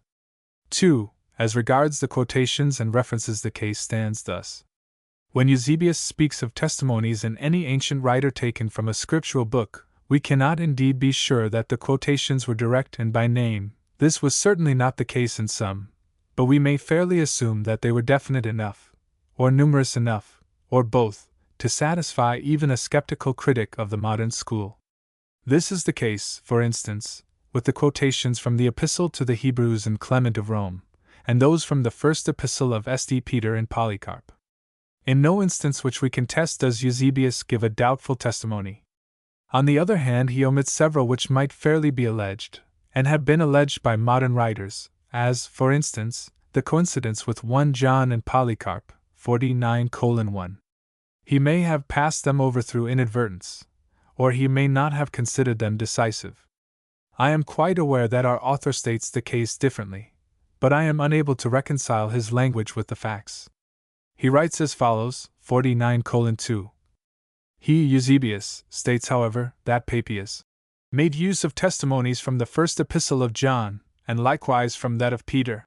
As Eusebius, however, does not quote the passages from Papias, we must remain in doubt whether he did not, as elsewhere, assume from some similarity of wording that the passages were quotations from these epistles, whilst in reality they might not be. Eusebius made a similar statement with regard to a supposed quotation in the so-called Epistle of Polycarp, 5, upon very insufficient grounds.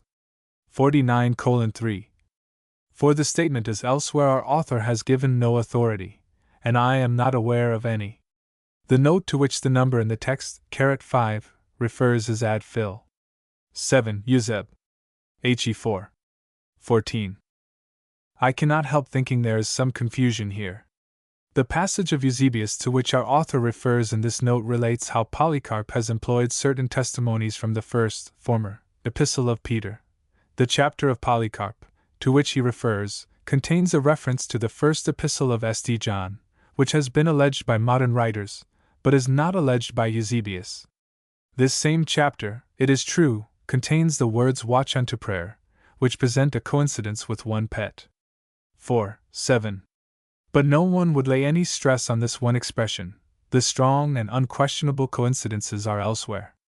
Moreover, our author speaks of a single supposed quotation, whereas the quotations from I Peter and Polycarp are numerous. Thus in c. 1 we have in whom, not having seen, ye believe, and believing ye rejoice with joy unspeakable and full of glory, from 1 Pet. I 8 in c. 2 girding up your loins, from 1 Pet. I 13 comp f's. 6. 14. Having believed on him that raised up our Lord Jesus Christ from the dead and gave him glory, from 1 Pet. I 21. Not rendering evil for evil, or railing for railing, from 1 Pet. 3. 9 in c. 5. Every lust warreth against the Spirit, from 1 Pet. 2. 11 in c. 8. Who bore our sins with his own body, Greek, to idiosomati, on the tree, from 1 Pet. 2. 24. Who did no sin, either was guile found in his mouth, from 1 Pet. 2. 22 in c. 10. Lovers of the brotherhood, from 1 Pet. 2. 17. Be ye all subject one to another, from 1 Pet. v. 5. Having your conversation unblameable among the Gentiles, that from your good works both ye may receive praise, and the Lord may not be evil spoken of in you, from 1 Pet. 2. 12 comp 4. 14 in the received text. I am quite at a loss to conceive how any one can speak of these numerous and close coincidences as very insufficient grounds, and though our author elsewhere, as, for instance, in the quotations from the Fourth Gospel in Tatian and in the Clementine Homilies, 50:1, has resisted evidence which, I venture to think, would satisfy any jury of competent critics, yet I cannot suppose that he would hold out against such an array of passages as we have here, and I must therefore believe that he has overlooked the facts. I venture to say again that, in these references to early writers relating to the canon, Eusebius, where we are able to test him, never overstates the case. I emphasize this assertion because I trust someone will point out my error if I am wrong. If I am not shown to be wrong, I shall make use of the fact hereafter. 50:2. This investigation will have thrown some light upon the author's sweeping assertions with respect to the arbitrary action which he supposes to have presided over the formation of the canon, and still more on his unqualified denunciations of the uncritical spirit of Eusebius. But such was not my immediate purpose. Hypotheses non fingimus. We have built no airy castles of criticism on arbitrary a priori assumptions as to what the silence of Eusebius must mean. We have put the man himself in the witness box. We have confronted him with facts, and cross-examined him. Thus we have elicited from him his principles and mode of action. I may perhaps have fallen into some errors of detail, though I have endeavored to avoid them, but the main conclusions are, I believe, irrefragable. If they are not, I shall be obliged to any one who will point out the fallacy in my reasoning, and I pledge myself to make open retractation when I resume these papers in a subsequent number. If they are, then the reader will not fail to see how large a part of the argument in supernatural religion has crumbled to pieces. Our author is quite alive to the value of a system of positively enunciating. 51:1, a good strong assertion, he says, becomes a powerful argument, since few readers have the means of verifying its correctness. 51:2, his own assertions, which I quoted at the outset of this investigation, are certainly not wanting in strength, and I have taken the liberty of verifying them. Any English reader may do the same. Eusebius is translated, and so are the Ante-Nicene Fathers. I now venture on a statement which might have seemed a paradox if it had preceded this investigation, but which, coming at its close, will, if I mistake not, commend itself as a sober deduction from facts. The silence of Eusebius respecting early witnesses to the Fourth Gospel is an evidence in its favor. Its apostolic authorship had never been questioned by any church writer from the beginning, so far as Eusebius was aware, and therefore it was superfluous to call witnesses. It was not excused, because it had not been accused. In short, the silence of Eusebius here means the very opposite to that which our author assumes it to mean. If any one demurs to this inference, let him try, on any other hypothesis, to answer the following questions. 1. How is it that, while Eusebius alleges repeated testimonies to the Epistle to the Hebrews, he is silent from first to last about the universally acknowledged epistles of St. Paul, such as Romans 1, 2 Corinthians, and Galatians? 2. How is it that he does not mention the precise and direct testimony in Theophilus to the Gospel of St. John, while he does mention a reference in this same author to the Apocalypse? And this explanation of the silence of Eusebius, while it is demanded by his own language and practice, alone accords with the known facts relating to the reception of the fourth Gospel in the 2nd century. Its theology is stamped on the teaching of Orthodox apologists. Its authority is quoted for the speculative tenets of the manifold Gnostic sects, Basilidians, Valentinians, Ophites. Its narrative is employed even by a Judaizing writer like the author of the Clementines. The phenomena which confront us in the last quarter of the 2nd century are inexplicable, except on the supposition that the Gospel had had a long previous history. How else are we to account for such facts as that the text already exhibits a number of various readings, such as the alternative of only begotten God for the only begotten Son in I. 18, and 6 for 5 and 4. 18, or the interpolation of the descent of the angel in v. 3 4, that legends and traditions have grown up respecting its origin, such as we find in Clement of Alexandria and in the Muratorian fragment 52:1, that perverse mystical interpretations, wholly foreign to the simple meaning of the text, have already encrusted it, such as we meet with in the commentary of Heracleon? How is it that ecclesiastical writers far and wide receive it without misgiving at this epoch? Irenaeus in Gaul, Tertullian in Africa, Clement in Alexandria, Theophilus at Antioch, the anonymous Muratorian writer perhaps in Rome. That they not only receive it, but assume its reception from the beginning? That they never betray a consciousness that any church or churchman had ever questioned it? The history of the first 3/4 of the 2nd century is necessarily obscure owing to the paucity of remains. A flood of light is suddenly poured in during the remaining years of the century. Our author is content to grope in the obscurity. Any phantoms may be conjured up here, but the moment the light is let in, he closes his eyes and can see nothing. He refuses altogether to discuss Irenaeus, though Irenaeus was a disciple of Polycarp, and Polycarp was a disciple of St. John. Even if it be granted that the opinion of Irenaeus, as an isolated individual, is not worth much, yet the widespread and traditional belief which underlies his whole language and thoughts is a consideration of the highest moment, and Irenaeus is only one among many witnesses. The author's treatment of the external evidences to the fourth Gospel is wholly vitiated by his ignoring the combined force of such facts as these. A man might with just as much reason assert that a sturdy oak sapling must have sprung up overnight, because circumstances had prevented him from witnessing its continuous growth. The author of Supernatural Religion was kind enough to send me an early copy of his 4th edition, and I sincerely thank him for his courtesy. Unfortunately, it arrived too late for me to make any use of it in my previous article. With one exception, however, I have not noticed that my criticisms are affected by any changes which may have been made. But this single exception is highly important. A reader, with only the 4th edition before him, would be wholly at a loss to understand my criticism, and therefore some explanation is necessary. In my former article, 53:1, I pointed out that the author had founded a charge of falsification against Dr. Westcott on a grammatical error of his own. He had treated the infinitive and indicative moods as the same for practical purposes. He had confused the oblique with the direct narrative.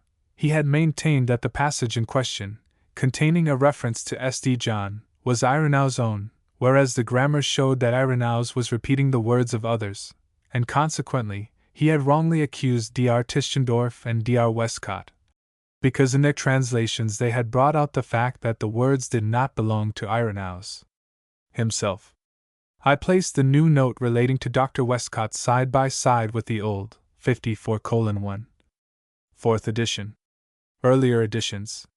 Having just observed that a note, Canon Westcott, who quotes in this place, in previous, this passage in a note, on the editions, has been understood as, Canon page 61, note 2, translates an accusation against Dr. Westcott. Here, this distinction of dwelling, of deliberate falsification of, they taught, exists. etc. The text of Irenaeus, we at once, the introduction of they taught, withdraw it with unfeigned regret, here is most unwarrantable, and that the expressions used could, being inserted, without a word bear an interpretation so far, of explanation or mark showing from our intention. Underscore we desired, its addition by the translator, in simply to object to the insertion, a passage upon whose interpretation of, they taught, on the canon, there is difference of opinion underscore, page 61, note 2, without some, and whose origin is in dispute, its indication, in the absence of the, amounts to a falsification of the original text that these words, text, Dr. Westcott neither gives were merely supplementary and, the Greek nor the ancient Latin conjectural.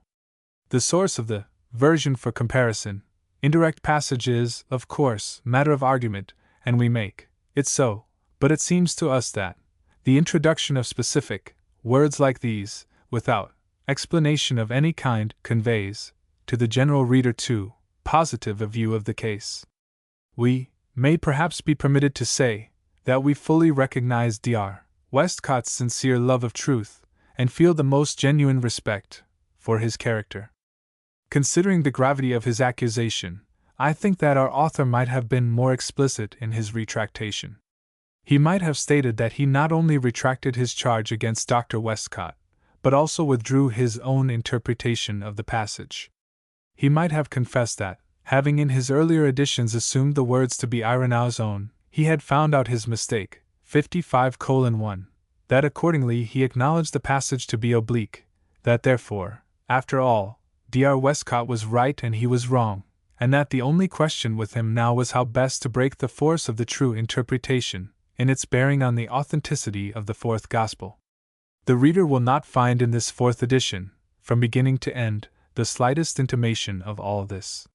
He is left with the impression that the author regrets having used a strong expression respecting Dr. Westcott, but that otherwise his opinion is unchanged.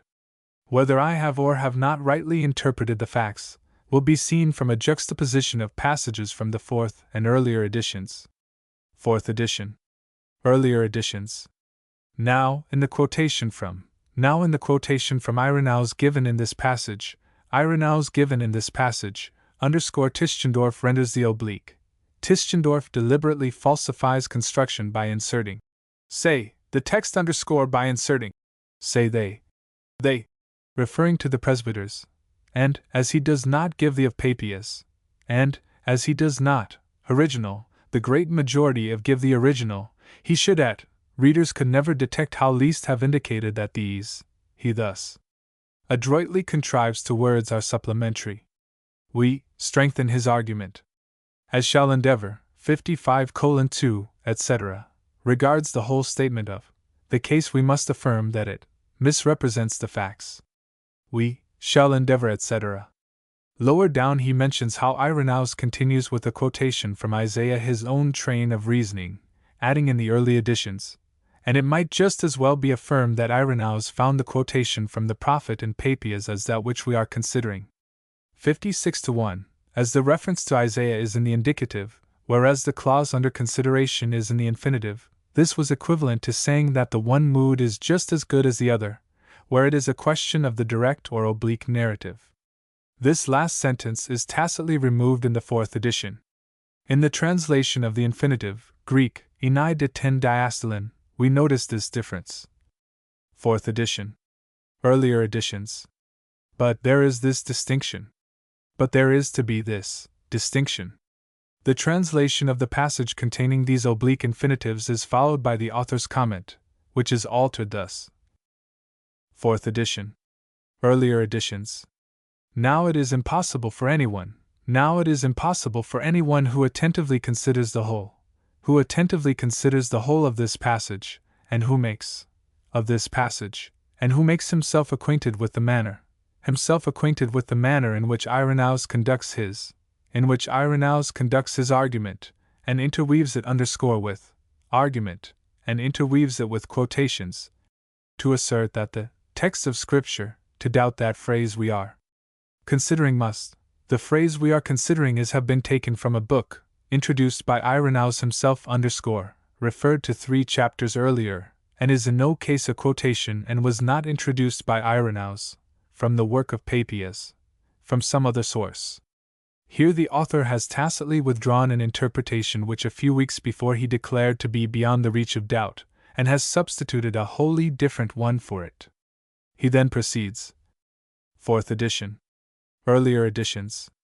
In the passage from the passage from the commencement of the second paragraph, section 2, is paragraph Irenaeus enlarges upon, an enlargement or comment on what and illustrates what the presbyters say regarding the presbyters say, regarding the blessedness of the saints and blessedness of the saints by Irenaeus illustrates the distinction, quoting the view held as to the between those bearing fruit distinction between those bearing 30-fold, 60-fold, and one fruit 30-fold, 60-fold, and 100-fold, so often represented 100-fold, and underscore the, in the Gospel, by the saying interpretation given of the saying underscore, regarding many mansions, being regarding many mansions prepared in heaven.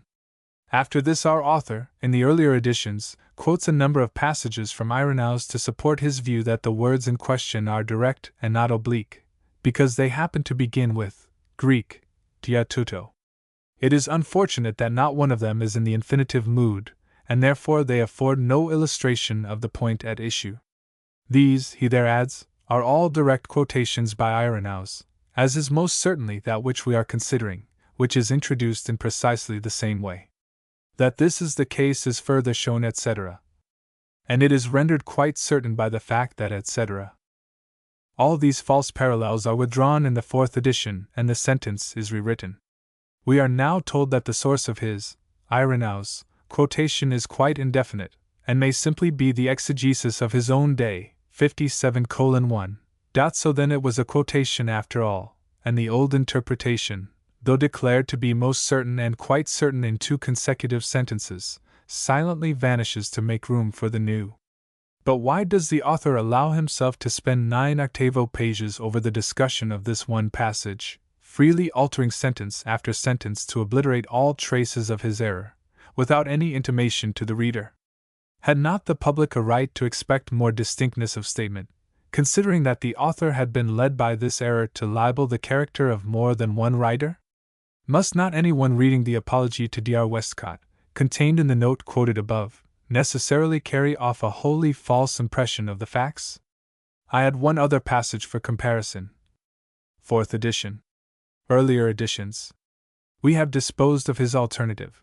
We have disposed of his that the quotation being by the alternative that the quotation, presbyters, was more ancient even, being by the presbyters, was than Papias, by showing that it, more ancient even than Papias, underscore may be referred to Irenaeus himself, by showing that it must be quoting probably from, attributed to Irenaeus himself, contemporaries underscore, and that there is no ground for attributing it to the presbyters at all. 58:1 at all. Surely this writer might have paused before indulging so freely in charges of discreet reserve, of disingenuousness, of willful and deliberate evasion, and the like. 3. The Ignatian Epistles. February 1875. The letters bearing the name of Ignatius, 59:1, with which we are immediately concerned, professed to have been written by the saint as he was passing through Asia Minor on his way to martyrdom. If their representations be true, he was condemned at Antioch, and sent to Rome to stiffer death in the amphitheater by exposure to the wild beasts. The exact year of the martyrdom is uncertain, but the limits of possibility are not very wide. The earlier date assigned is about AD 107, and the later about AD 116. These letters, with a single exception, are written to different churches of Asia Minor, including one addressed more especially to Polycarp, Bishop of Smyrna. The exceptional letter is sent to the Roman Church, apprising the Christians of the metropolis that his arrival among them may soon be expected, declaring his eagerness for martyrdom, and entreating them not to interpose and rescue him from his fate. His language supposes that there were at this time members of the Roman Church sufficiently influential to obtain either a pardon or a commutation of his sentence. The letters to the Asiatic churches have a more general reference. They contain exhortations, friendly greetings, warnings against internal divisions and against heretical doctrines. With some of these churches he had been brought in personal contact. With others he was acquainted only through their delegates. Of the three forms in which the Ignatian letters have been handed down to us, one may be dismissed from our consideration at once. The long recension, preserved both in the Greek original and in a Latin translation, may be regarded as universally condemned. In the early part of the last century, an eccentric critic, whose Arian sympathies it seemed to favor, endeavored to resuscitate its credit, and one or two others, at long intervals, have followed in his wake, but practically it may be regarded as dead. It abounds in anachronisms of fact or diction. Its language diverges widely from the Ignatian quotations in the writers of the first 5 centuries. Our author places its date in the 6th century, with Ussher. I should myself ascribe it to the latter half of the 4th century. This, however, is a matter of little consequence. Only, before passing on, I would enter a protest against the argument of our author that, because the Ignatian letters were thus interpolated in the 6th century, therefore this very fact increases the probability of much earlier interpolation also. 60:1. I am unable to follow this reasoning. I venture to think that we cannot argue back from the 6th, or even the 4th century, to the 2nd, that this later forgery must not be allowed to throw any shadow of suspicion on the earlier Ignatian letters, and that the question of a prior interpolation must be decided by independent evidence. The 2 other forms of the Ignatian letters may be described briefly as follows. 1. The first comprises the 7 letters which Eusebius had before him, and in the same form in which he read them, to the Ephesians, Magnesians, Trallians, Romans, Philadelphians, Smyrnians, and Polycarp.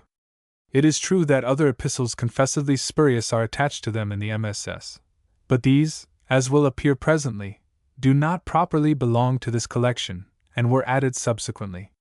This collection is preserved not only in the original Greek, but also in Latin and Armenian versions. Fragments also are extant of Coptic and Syriac versions, from which last, and not from the original Greek, the Armenian was translated. The discovery of these epistles, first of all by Ussher in the Latin translation, and then by Isaac Voss in the Greek original, about the middle of the 17th century, was the death blow to the long recension. Ussher's dissertations had the honor of giving it the happy dispatch.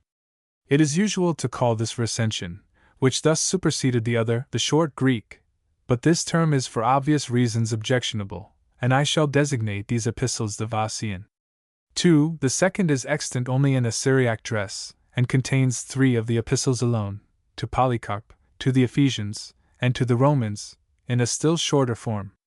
These Syriac epistles were discovered among the Nitrian MSS in the British Museum, and published by Curiton in 1845. I shall therefore call these the Curitonian epistles. Curiton's discovery stirred up the Ignatian dispute anew. It was soon fanned into flames by the controversy between Bunsen and Bauer, and is raging still. The 2 questions are these: 1. Whether the Vossian or the Curitonian epistles are prior in time. In other words, whether the Vossian epistles were expanded from the Curitonian by interpolation, or whether the Curitonian were reduced from the Vossian by excision and abridgment. And 2. When this question has been disposed of, whether the prior of these 2 recensions can be regarded as genuine or not. The question respecting the Ignatian letters has, from the nature of the case, never been discussed exclusively on its own merits. The pure light of criticism has been crossed by the shadows of controversial prepossession on both sides. From the era of the Reformation onward, the dispute between episcopacy and Presbyterianism has darkened the investigation. In our own age, the controversies respecting the canon of Scripture and the early history of Christianity have interfered with equally injurious effects. Besides these 2 main questions which are affected by the Ignatian letters, other subjects indirectly involved have aided the strife and confusion. The antagonism between papal and Protestant writers materially affected the discussion in the 16th century, and the antagonism between Arianism and Catholicity in the 18th. But the disturbing influence of these indirect questions, though not inconsiderable at the time, has not been lasting. In the present paper I shall not attempt to treat of the Ignatian question as a whole. It will simply be my business to analyze the statements, and discuss the arguments of the author of Supernatural Religion relating to this subject.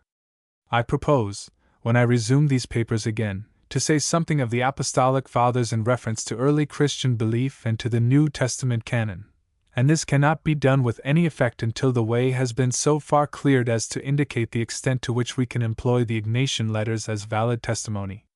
The Ignatian question is the most perplexing which confronts the student of earlier Christian history.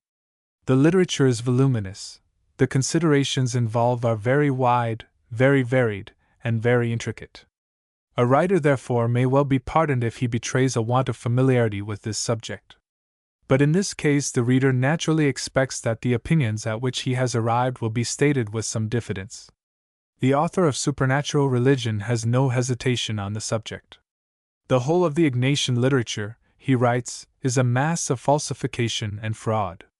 62:1 It is not possible, he says, even if the epistle to the Smyrnians were genuine, which it is not, to base any such conclusion upon these words. 62:2 and again. We must, however, go much further, and assert that none of the epistles have any value as evidence for an earlier period than the end of the 2nd, or beginning of the 3rd, century, even if they possess any value at all. 62:3 And immediately afterwards. We have just seen that the martyr journey of Ignatius to Rome is, for cogent reasons, declared to be wholly fabulous, and the epistles purporting to be written during that journey must be held to be spurious. 63:1 The reader is naturally led to think that a writer would not use such very decided language unless he had obtained a thorough mastery of his subject, and when he finds the notes thronged with references to the most recondite sources of information, he at once credits the author with an exhaustive knowledge of the literature bearing upon it. It becomes important, therefore, to inquire whether the writer shows that accurate acquaintance with the subject, which justifies us in attaching weight to his dicta, as distinguished from his arguments. I will take first of all a passage which sweeps the field of the Ignatian controversy, and therefore will serve well as a test. The author writes as follows: The strongest internal, as well as other evidence, into which space forbids our going in detail, has led the majority of critics to recognize the Syriac version as the most genuine form of the letters of Ignatius extant, and this is admitted by most, 63:2, of those who nevertheless deny the authenticity of any of the epistles. 63:3 No statement could be more erroneous, as a summary of the results of the Ignatian controversy since the publication of the Syriac epistles, than this. Those who maintain the genuineness of the Ignatian epistles, in one or other of the two forms, may be said to be almost evenly divided on this question of priority. While Curiton and Bunsen and Ritschl and Ewald and Weiss accept the Curitonian letters, Allhorn and Denzinger and Petermann and Hefele and Jacobson and Zahn still adhere to the Vossian. But this is a trifling error compared with what follows.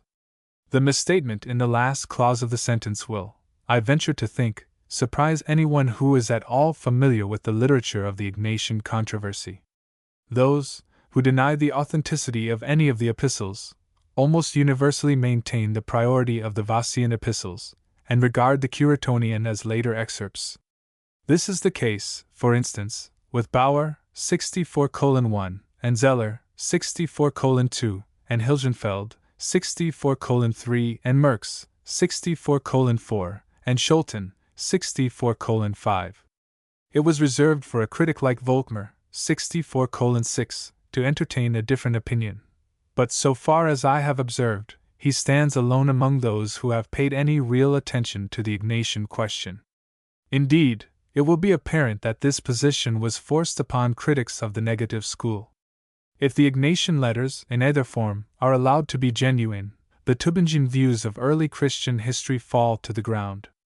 It was therefore a matter of life and death to this school to condemn them wholly.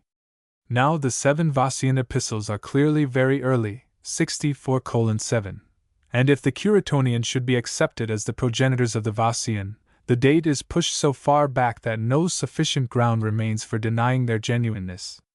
Hence, when Bunsen forced the question on the notice of his countrymen by advocating the Curitonian letters as the original work of Ignatius, Bauer instinctively felt the gravity of the occasion, and at once took up the gauntlet. He condemned the Curetonian epistles as mere excerpts from the Vossian, and in this he has been followed almost without exception by those who advocate his views of early Christian history. The case of Lipsius is especially instructive, as illustrating this point. Having at one time maintained the priority and genuineness of the Curetonian letters, he has lately, if I rightly understand him, retracted his former opinion on both questions alike. 64:8. But how has our author ventured to make this broad statement, when his own notes elsewhere contain references to nearly all the writers whom I have named as belonging to this last category, and even to the very passages in which they express the opposite opinion? To throw some light on this point, I will analyze the author's general statement of the course of opinion on this subject given in an earlier passage.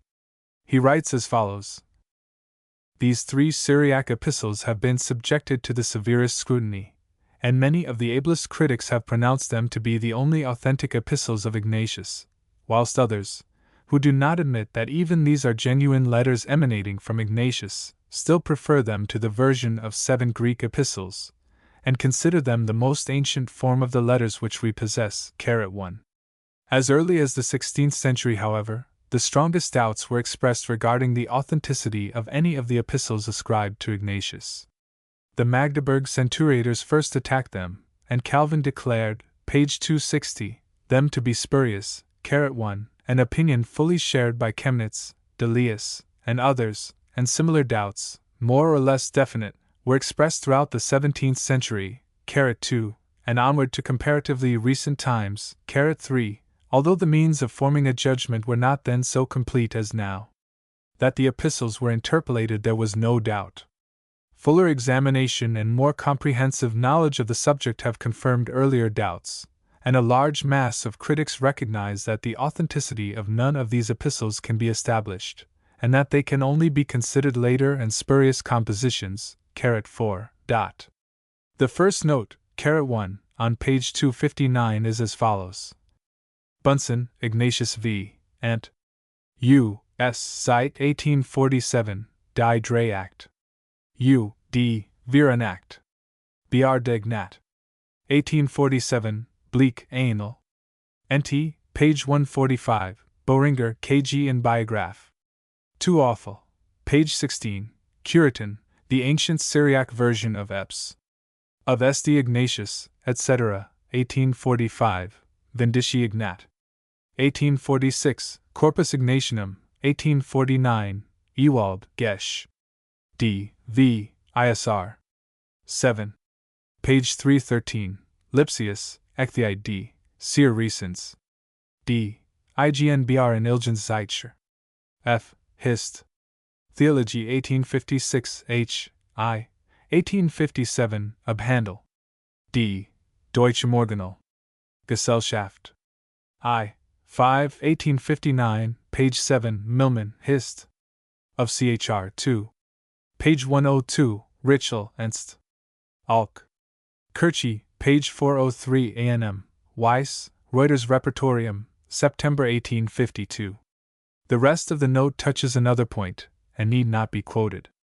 These references, it will be observed, are given to illustrate more immediately, though perhaps not solely, the statement that writers who do not admit that even these, the Curetonian epistles, are genuine letters emanating from Ignatius, still prefer them to the version of 7 Greek epistles, and consider them the most ancient form of the letters which we possess. The reader therefore will hardly be prepared to hear that not one of these 9 writers condemns the Ignatian letters as spurious. Bleek, 66:1, alone leaves the matter in some uncertainty, while inclining to Bunsen's view. The other 8 distinctly maintain the genuineness of the Curetonian letters, 66:2. As regards the names which follow in the text, it must be remembered that the Magdeburg Centuriators and Calvin wrote long before the discovery of the Vossian letters. The Ignatian epistles therefore were weighted with all the anachronisms and impossibilities which condemn the long recension in the judgment of modern critics of all schools. The criticisms of Calvin more especially refer chiefly to those passages which are found in the long recension alone. The clause which follows contains a direct misstatement. Chemnitz did not fully share the opinion that they were spurious. On the contrary, he quotes them several times as authoritative, but he says that they seem to have been altered in many places to strengthen the position of the papal power, etc. 66:3. The note, 2, on page 260 runs as follows. By Bocardus, Alberton, Blondel, Basnage, Casaubon, Coccus, Humphrey, Rivetus, Salmasius, Socinus, Faustus, Parker, Patau, etc., etc., of Jacobson, Patr. A post. I. Page 25, Curitin, Vindici Ignatiani 1846, Appendix. Here neither alphabetical nor chronological order is observed. Nor is it easy to see why an Englishman R. Cook, Vicar of Leeds, should be Coccus, while a foreigner, Patavius, is Patau. These, however, are small matters. It is of more consequence to observe that the author has here mixed up together writers who lived before and after the discovery of the Vossian epistles, though this is the really critical epoch in the history of the Ignatian controversy. But the most important point of all is the purpose for which they are quoted. Similar doubts could only, I think, be interpreted from the context as doubts regarding the authenticity of any of the epistles ascribed to Ignatius. The facts, however, are these: 67:1. Bochart condemns the Ignatian epistle to the Romans on account of the mention of leopards, of which I shall speak hereafter, but says nothing about the rest, though probably he would have condemned them also.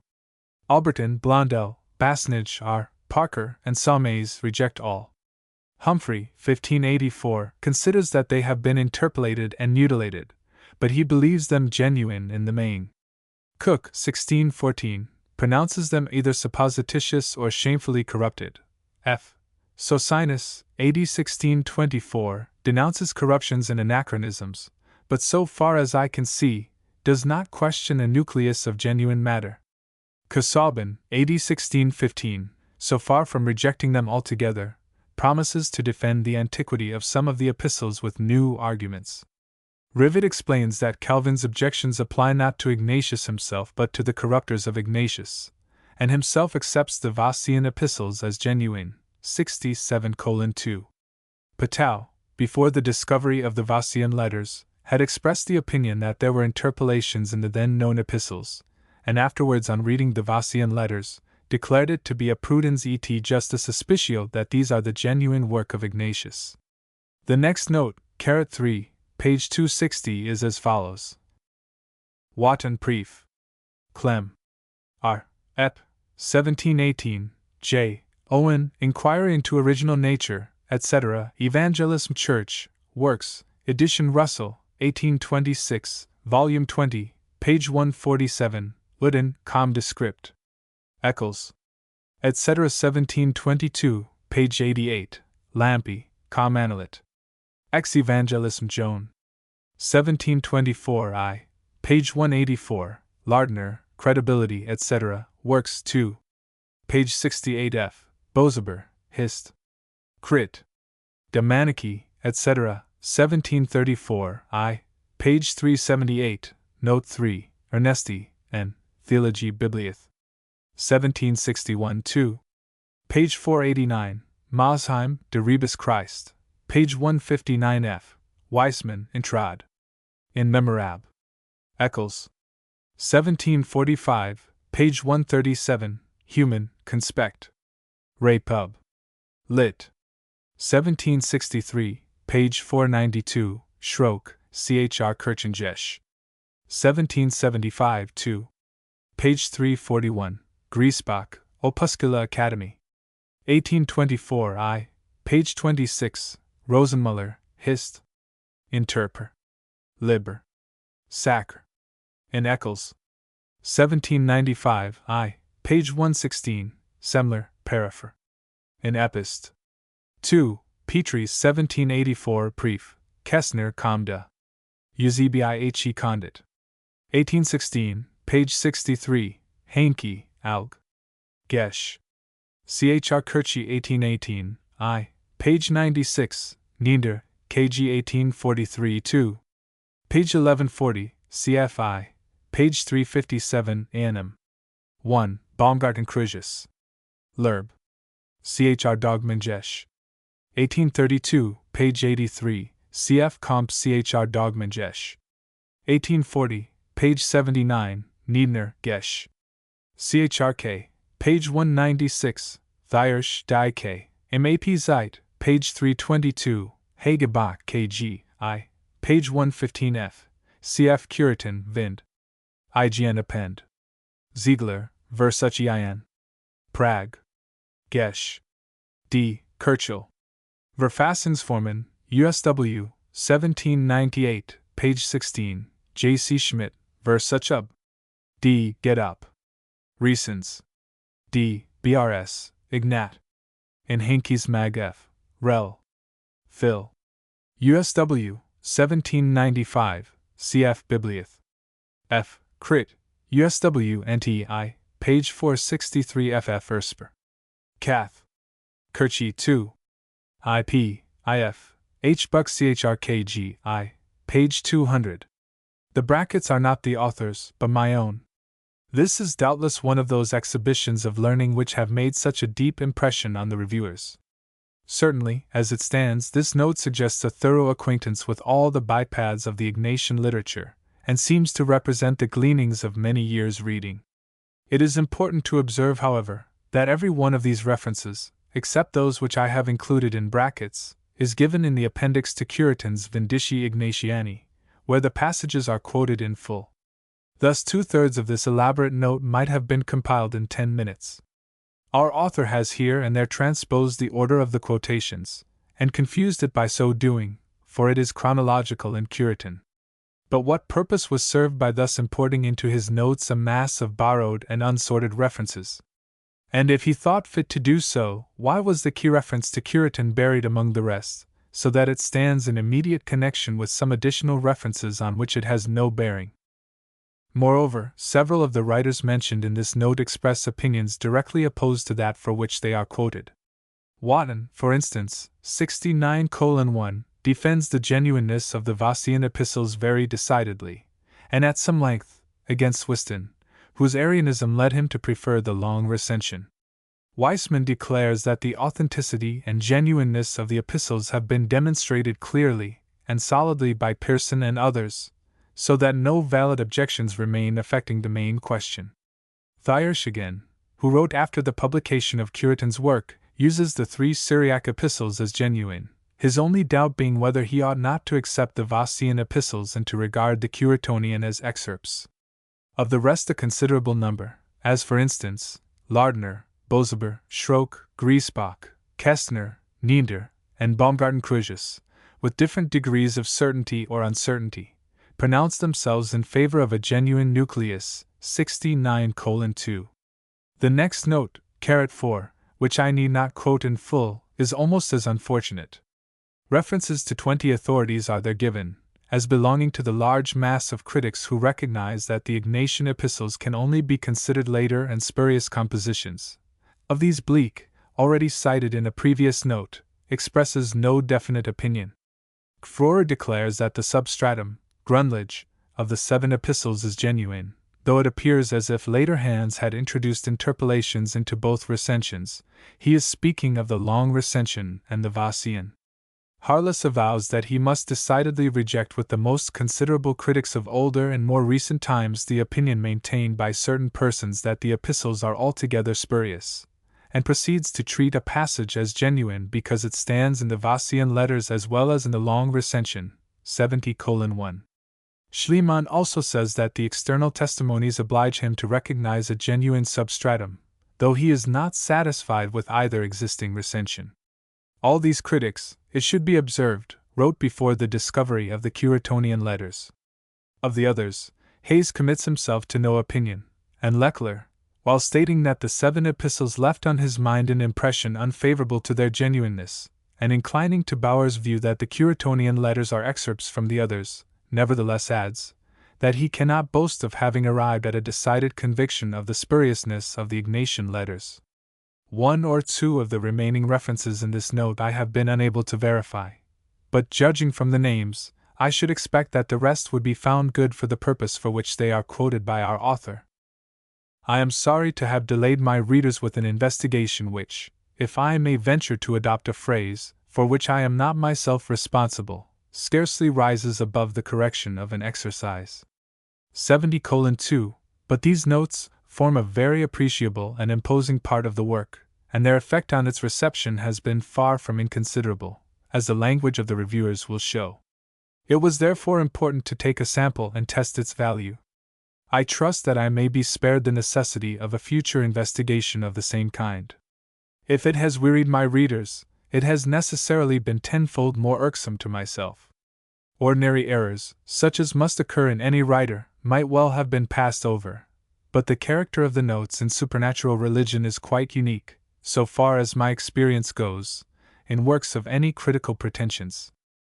In the remainder of the discussion, our author seems to depend almost entirely on Curitin's preface to his ancient Syriac version, to which indeed he makes due acknowledgment from time to time. Notwithstanding the references to other later writers which crowd the notes already mentioned, they appear, with the single exception of Volkmar, to have exercised no influence on his discussion of the main question. One highly important omission is significant. There is no mention, from first to last, of the Armenian version. Now it happens that this version, so far as regards the documentary evidence, has been felt to be the key to the position, and around it the battle has raged fiercely since its publication. One who, like our author, maintains the priority of the Curetonian letters, was especially bound to give it some consideration, for it furnishes the most formidable argument to his opponents. This version was given to the world by Petermann in 1849, the same year in which Curitin's later work, the Corpus Ignatianum, appeared, and therefore was unknown to him, 71:1. Its bearing occupies a more or less prominent place in all, or nearly all, the writers who have specially discussed the Ignatian question during the last quarter of a century. This is true of Lipsius and Weiss and Hilgenfeld and Ullhorn, whom he cites, not less than of Merckx and Denzinger and Zahn, whom he neglects to cite. The facts established by Petermann and others are these: 1. This Armenian version, which contains the 7 Vossian epistles together with other confessedly spurious letters, was translated from a previous Syriac version. Indeed, fragments of this version were published by Curitin himself, as a sort of appendix to the Curetonian letters, in the Corpus Ignatianum, though he failed to see their significance. 2. This Syriac version conforms so closely to the Syriac of the Curetonian letters that they cannot have been independent.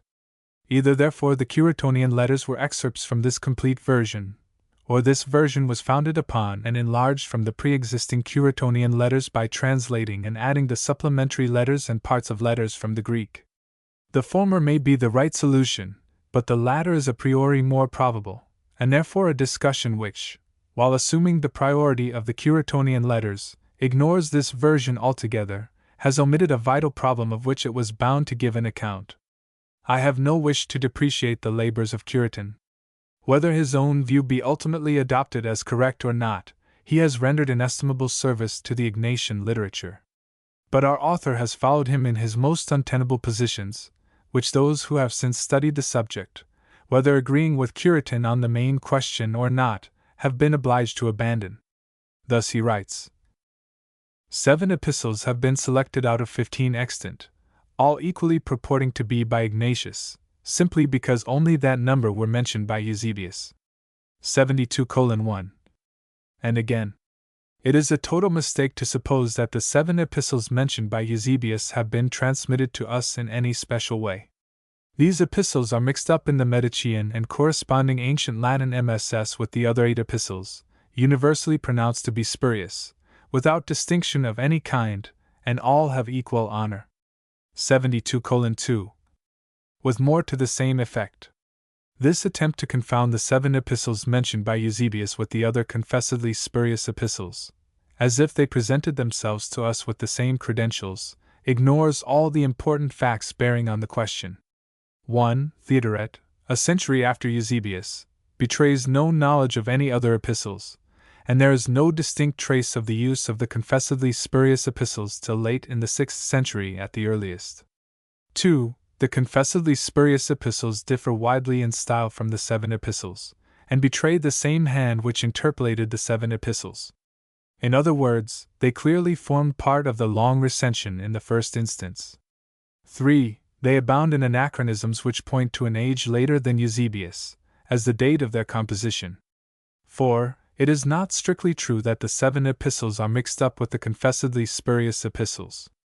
In the Greek and Latin MSS, as also in the Armenian version, the spurious epistles come after the others, 73:1, and this circumstance, combined with the facts already mentioned, plainly shows that they were a later addition, borrowed from the long recension to complete the body of Ignatian letters.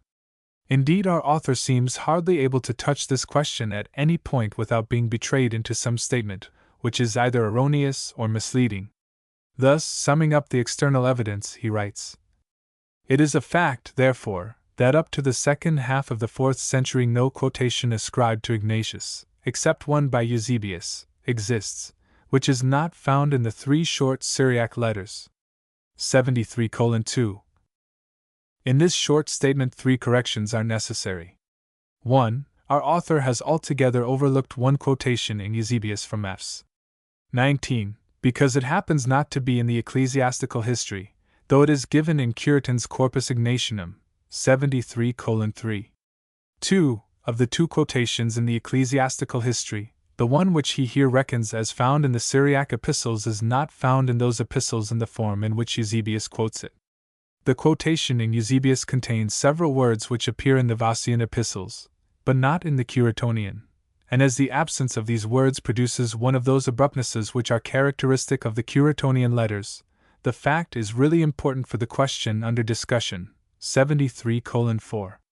3. Though Eusebius only directly quotes 2 passages in his ecclesiastical history, yet he gives a number of particulars respecting the places of writing, the persons named, etc., which are more valuable for purposes of identification than many quotations. Our author's misstatement, however, does not in this instance affect the main question under discussion. The fact remains true, when all these corrections are made, that the quotations in the 2nd and 3rd centuries are confined to passages which occur both in the Curetonian and in the Vossian epistles, and therefore afford no indication in favor of either recension as against the other. The testimony of Eusebius in the 4th century first differentiates them. Hitherto our author has not adduced any arguments which affect the genuineness of the Ignatian epistles as a whole. His reasons, even on his own showing, are valid only so far as to give a preference to the Curetonian letters as against the Vossian. When therefore he declares the whole of the Ignatian literature to be a mass of falsification and fraud, 74:1, we are naturally led to inquire into the grounds on which he makes this very confident and sweeping assertion. These grounds we find to be twofold. 1. In the first place, he conceives the incidents, as represented in the epistles, to be altogether incredible. Thus he says, 74:2. The writer describes the circumstances of his journey as follows: "From Syria even unto Rome I fight with wild beasts, by sea and by land, by night and day, being bound amongst 10 leopards, which are the band of soldiers, who even when good is done to them render evil." Now, if this account be in the least degree true, how is it possible to suppose that the martyr could have found means to write so many long epistles, entering minutely into dogmatic teaching, and expressing the most deliberate and advanced views regarding ecclesiastical government? And again, it is impossible to suppose that soldiers such as the quotation above describes would allow a prisoner, condemned to wild beasts for professing Christianity, deliberately to write long epistles at every stage of his journey, promulgating the very doctrines for which he was condemned. And not only this, but on his way to martyrdom, he has, according to the epistles, perfect freedom to see his friends. He receives the bishops, deacons, and members of various Christian communities, who come with greetings to him, and devoted followers accompany him on his journey. All this without hindrance from the 10 leopards, of whose cruelty he complains, and without persecution or harm to those who so openly declare themselves his friends and fellow believers. The whole story is absolutely incredible.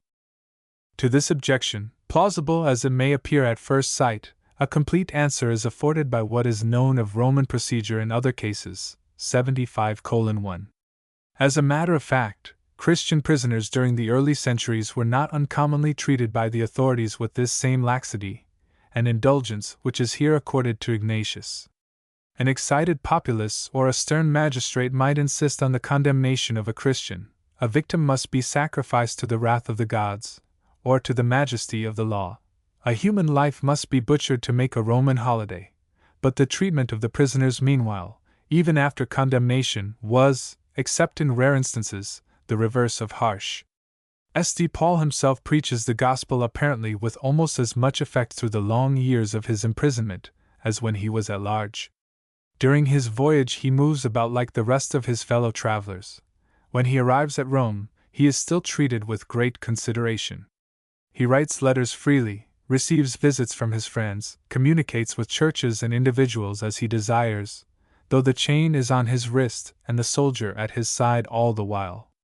Even at a much later date, when the growth of the Christian Church may have created an alarm among statesmen and magistrates which certainly cannot have existed in the age of Ignatius, we see the same leniency of treatment, and what is more important, the same opportunities of disseminating their opinions accorded to the prisoners. Thus Satyrus and Perpetua, the African martyrs, who suffered under Severus, 76:1, apparently in the year 202 or 203, are allowed writing materials, with which they record the extant history of their sufferings, and they too are visited in prison by Christian deacons, as well as by their own friends. They owed this liberty partly to the humanity of the chief officers, partly to gratuities bestowed by their friends on the jailers, 76:2. Even after the lapse of another half-century, when Decius seriously contemplated the extermination of Christianity, we are surprised to find the amount of communication still kept up with the prisoners in their dungeons. The Cyprianic correspondence reveals to us the confessors and martyrs writing letters to their friends, visited by large numbers of people, even receiving the rites of the Church in their prisons at the hands of Christian priests. But the most powerful testimony is derived from the representations of a heathen writer. The Christian career of Peregrinus must have fallen within the reign of Antoninus Pius, AD 138 to 161. Thus it is not very far removed, in point of time, from the age of Ignatius. This Peregrinus is represented by Lucian, writing immediately after his death, AD 165, as being incarcerated for his profession of Christianity, and the satirist thus describes the prison scene, 76:3. When he was imprisoned, the Christians, regarding it as a great calamity, left no stone unturned in the attempt to rescue him. Then, when they found this impossible, they looked after his wants in every other respect with unremitting zeal. Greek, O you perergos alla sun spout. And from early dawn old women, widows, and orphan children might be seen waiting about the doors of the prison, while their officers, Greek, hoi and telei auton, succeeded, by bribing the keepers, in passing the night inside with him. Then various meals were brought in, and religious discourses were held between them, and this excellent Peregrinus, for he still bore this name, was entitled the new Socrates by them. Moreover, there came from certain cities in Asia deputies sent by the Christian communities to assist and advise and console the man. Indeed, they show incredible dispatch, when any matter of the kind is undertaken as a public concern, for, in short, they spare nothing. And so large sums of money came to Peregrinus at that time from them, on the plea of his fetters, and he made no inconsiderable revenue out of it. The singular correspondence in this narrative with the account of Ignatius, combined with some striking coincidences of expression, 77:1, have led to the opinion that Lucian was acquainted with the Ignatian history, if not with the Ignatian letters. For this view there is much to be said, and if it be true, the bearing of the fact on the genuineness of the Ignatian literature is important, since Lucian was born in Syria somewhere about AD 120, and lived much in Asia Minor. At all events it is conclusive for the matter in hand, as showing that Christian prisoners were treated in the very way described in these epistles.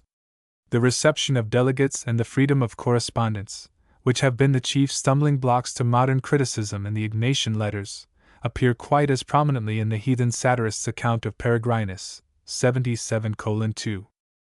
In the light of these facts, the language of Ignatius becomes quite intelligible. He was placed under the custody of a maniple of soldiers. These 10 men would relieve guard in turns, the prisoner being always bound to one or other of them day and night, according to the well-known Roman usage, as illustrated by the case of St. Paul. The martyr finds his guards fierce and intractable as leopards. His fight with wild beasts, he intimates, is not confined to the arena of the Flavian amphitheater. It has been going on continuously ever since he left Antioch. His friends managed to secure him indulgences by offering bribes, but the soldiers are exorbitant and irritating in the extreme. 78:1. The more they receive, the more they exact. Their demands keep pace with his exigencies. All this is natural, and it fully explains the language here ascribed to Ignatius. A prisoner smarting under such treatment naturally dwells on the dark side of the picture, without thinking how a critic, writing in his study centuries afterwards, will interpret his fragmentary and impulsive utterances. In short, we must treat Ignatius as a man, and not as an automaton. Men will not talk mechanically, as critics would have them talk.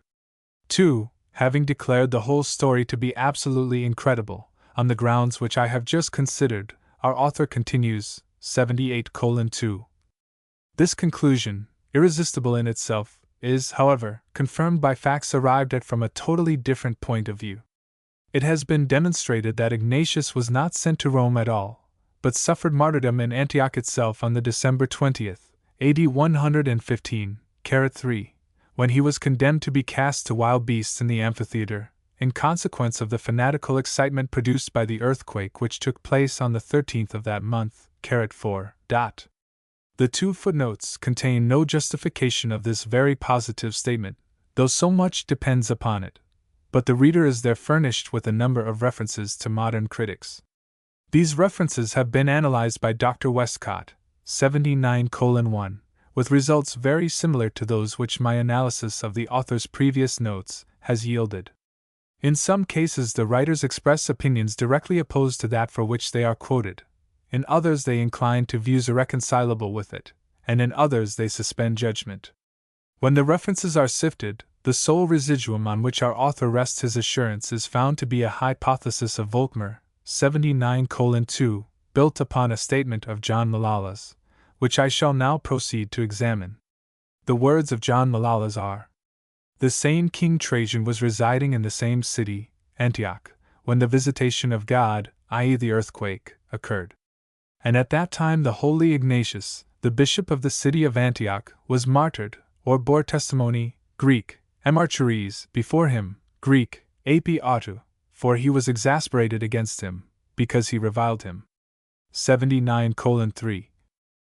The earthquake is stated by Malalas to have occurred on the 13th of December, AD 115. On these statements, combined with the fact that the day dedicated to St. Ignatius at a later age was the 20th of December, 79:4, Volkmar builds his theory. It will be observed that the cause of the martyr's death, as laid down by Volkmar, receives no countenance from the story of Malalas, who gives a wholly different reason, the irritating language used to the emperor. Now this John Malalas lived not earlier than the latter half of the 6th century, and possibly much later. His date therefore constitutes no claim to a hearing.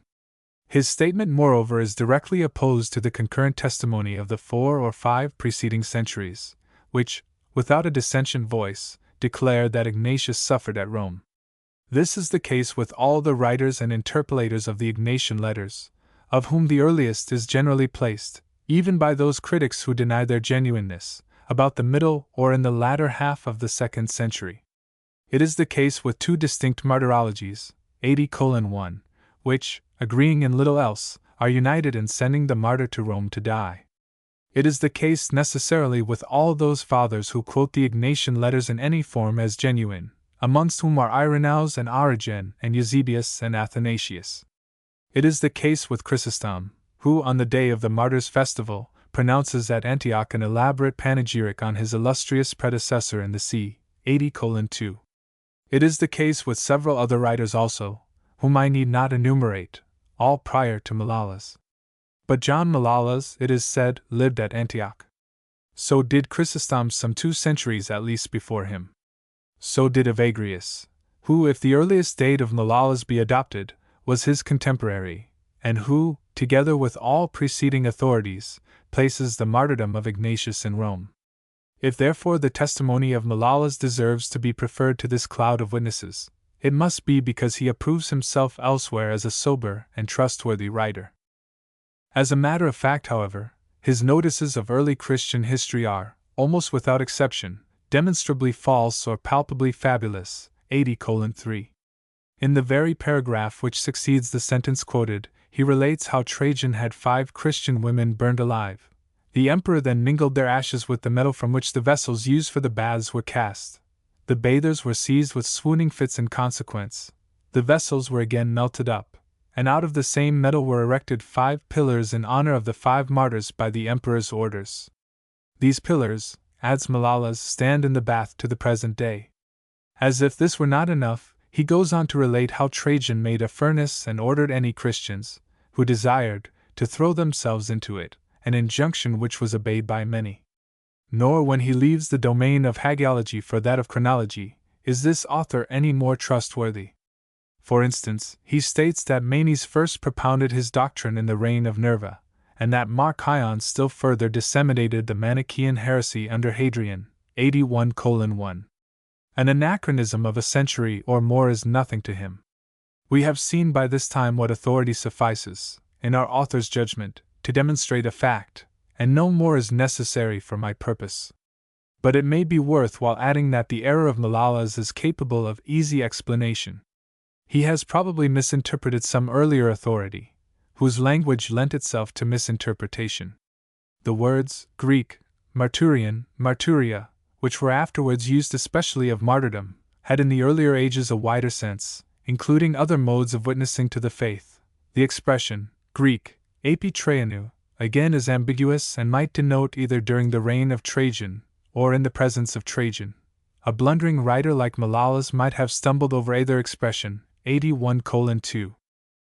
The objections of our author have thus been met and answered, and difficulties which admit of this easy explanation cannot, I venture to think, be held to have any real weight against even a small amount of external testimony in favor of the epistles. The external testimony, however, is considerable in this case. 81:3. The Epistle of Polycarp, which purports to have been written so soon after this journey of Ignatius through Asia Minor that the circumstances of the martyr's death were not fully known there, speaks of his letters in language which is entirely applicable to the existing documents. Our author indeed declares this epistle also to be spurious. But Irenaeus, the pupil of Polycarp, bears testimony to the existence of such an epistle, and I pledge myself to answer in a subsequent paper the objections urged against its genuineness by our author and others. 82:1. Besides this, Irenaeus, writing about AD 180 to 190, quotes a characteristic and distinctive passage from the Epistle to the Romans, not indeed mentioning Ignatius by name, but introducing the quotation as the words of a member of the Christian Brotherhood. And again, in the first half of the next century, Origen cites 2 passages from these letters, ascribing them directly to Ignatius. I say nothing of the later and more explicit references and quotations of Eusebius, important as these are in themselves. Our author indeed seems to consider this amount of testimony very insufficient. But even if we set Polycarp aside, it would hardly be rash to say that the external evidence for at least 2/3 of the remains of classical antiquity is inferior. We Christians are constantly told that we must expect to have our records tested by the same standards which are applied to other writings. This is exactly what we desire, and what we do not get. It is not easy to imagine the havoc which would ensue, if the critical principles of the Tübingen school and their admirers were let loose on the classical literature of Greece and Rome. External testimony therefore leaves a very strong presumption in favor of the genuineness of the Ignatian letters in one form or other, and before rejecting them entirely, we are bound to show that internal evidence furnishes really substantial and valid objections to their authenticity. It is not sufficient, for instance, to allege that the saint's desire for martyrdom, as exhibited in these epistles, is extravagant, because we have ample testimony for believing that such extravagance, whether commendable or not, was highly characteristic of the faith and zeal of the early Christians when tried by persecution. Nor again, is it of any avail to produce some eccentricities of thought or language, because there is no a priori reason why St. Ignatius should not have indulged in such eccentricities. Unless therefore really solid objections can be urged, we are bound by all ordinary laws of literary evidence to accept as genuine at all events the shortest form in which these epistles are presented to us. In other words, the Curetonian letters at least must be received. And as these satisfy all the quotations and references of the 2nd and 3rd centuries, though not those of Eusebius in the first half of the 4th, perhaps not more is required by the external testimony. Against the genuineness of these it may be presumed that our author has advanced what he considered the strongest arguments which the case admits, and I have answered them. I am quite aware that other objections have been alleged by other critics, but it will be sufficient here to express a conviction that these have no real force against even the slightest external testimony, and to undertake to meet them if they are reproduced. Thus all the supposed anachronisms have failed. Bochut, for instance, was bold enough to maintain that the Ignatian epistle to the Romans could not have been written before the time of Constantine the Great, because leopards are mentioned in it, and the word was not known until this late age. In reply to Bochut, Pearson and others showed conclusively, by appealing, among other documents, to the contemporary acts of martyrdom of Perpetua and Felicitas, who suffered when Geta was Caesar, about AD 202, that leopards were so called more than a century at least before Constantine, while they gave good reasons for believing that the word was in use much earlier. I am able to carry the direct evidence half a century farther back. The word occurs in an early treatise of Galen, written about the middle of the 2nd century, without any indication that it was then a new or unusual term. This passage, which, so far as I am aware, has been hitherto overlooked, carries the use back to within some 40 years, or less, of the professed date of the Ignatian letters, and it must be regarded as a mere accident that no earlier occurrence has been noticed in the scanty remains of Greek and Roman literature which bridge over the interval. Of the institution of episcopacy again, it is sufficient to say that its prevalence in Asia Minor at this time, whatever may have been the case elsewhere, can only be denied by rejecting a large amount of direct and indirect evidence on this side of the question, and by substituting in its place a mere hypothesis which rests on no basis of historical fact. On the other hand, the epistles themselves are stamped with an individuality of character which is a strong testimony to their genuineness. The intensity of feeling and the ruggedness of expression seem to bespeak a real living man. On this point, however, it is impossible to dwell here. Anyone who will take the pains to read these epistles continuously will be in a better position to form a judgment on this evidence of style than if he had been plied with many arguments. But if the Curetonian letters are the genuine work of Ignatius, what must we say of the Vossian? Were the additional portions, which are contained in the latter but wanting in the former, also written by the saint, or are they later interpolations and additions? This is a much more difficult question. As a first step towards answering this question, we may observe that there is one very strong reason for believing that the Vossian letters cannot have been written after the middle of the 2nd century. The argument from silence has been so often abused that one is almost afraid to employ it at all. Yet here it seems to have a real value. The writer of these letters, whoever he was, is evidently an Orthodox Catholic Christian, and at the same time a strong controversialist. It is therefore a striking fact that he is altogether silent on the main controversies which agitated the Church, and more especially the Church of Asia Minor, in the middle and latter half of the 2nd century. There is not a word about Montanism, or about the Paschal controversy.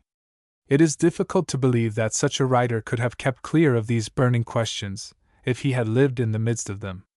Even though his sense of historical propriety might have preserved him from language involving a positive anachronism, he would have taken a distinct side, and would have made his meaning clear by indirect means. Again, there is nothing at all bearing on the great Gnostic heresies of this age. The doctrines of the Marcionites, of the Valentinians, even of the Basilidians, though Basilides flourished under Hadrian, are not touched. On the contrary, the writer several times uses language which an Orthodox churchman, writing in the second half of the 2nd century or later, would almost certainly have avoided. Among other expressions, he salutes the Church of the Trallians in the Pleroma, an expression which could not escape the taint of heresy when once Valentinus had promulgated his system, of which the Pleroma was the center. Nor again, is it likely that such a writer would have indulged in expressions which, however innocent in themselves, would seem very distinctly to countenance the Gnostic doctrine of the inherent evil of matter, as for instance, where he says that he has not in him any matter-loving, Greek, philolon, fire, of passion, 85:1, and the like. The bearing of these facts has, so far as I remember, been overlooked, and yet it is highly important.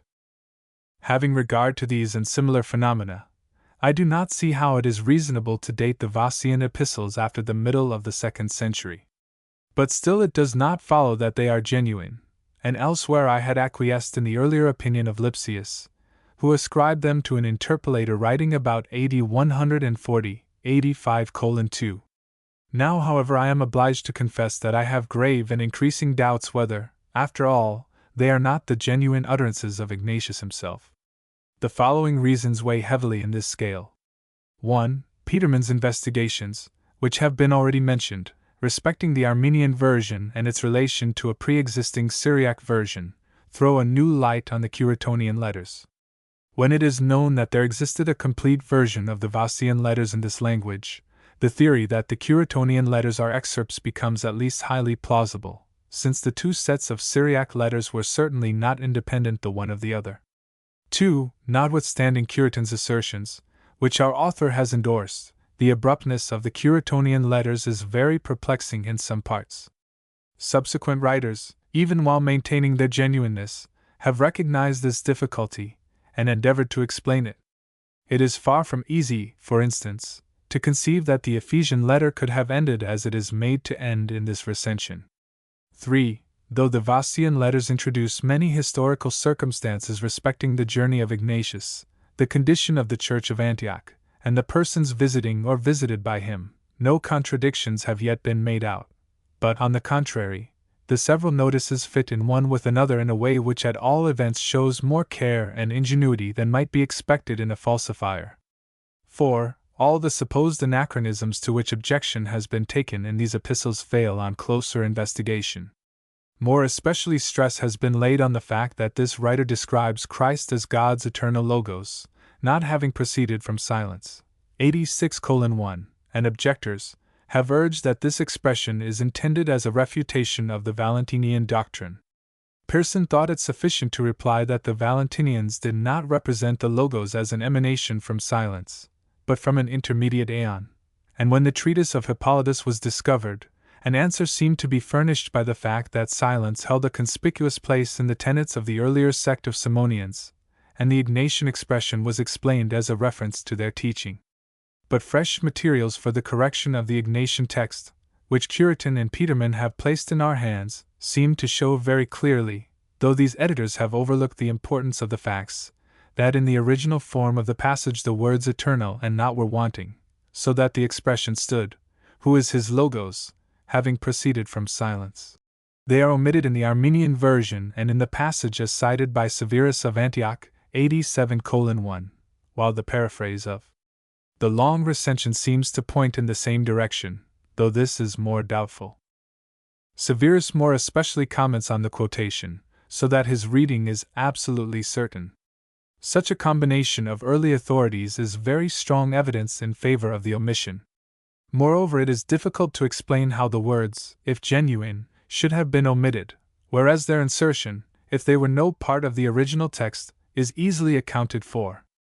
In the middle of the 4th century, Marcellus of Ancyra expressed his Sabellianism in almost identical language, 87:2. He spoke of Christ as the Logos issuing from silence, and there was every temptation with orthodox scribes to save the reputation of St. Ignatius from complicity in heretical opinions, and at the same time to deprive Marcellus of the support of his great name. I call attention to these facts, both because they have been overlooked, and because the passage in question has furnished their main argument to those who charge these epistles with anachronisms. Of the character of these epistles, it must suffice here to say that the writer at all events was thoroughly acquainted with the manner and teaching of St. Ignatius. As regards the substance, they contain many extravagances of sentiment and teaching, more especially relating to the episcopal office, from which the Curetonian letters are free and which one would not willingly believe written by the saint himself. But it remains a question, whether such considerations ought to outweigh the arguments on the other side.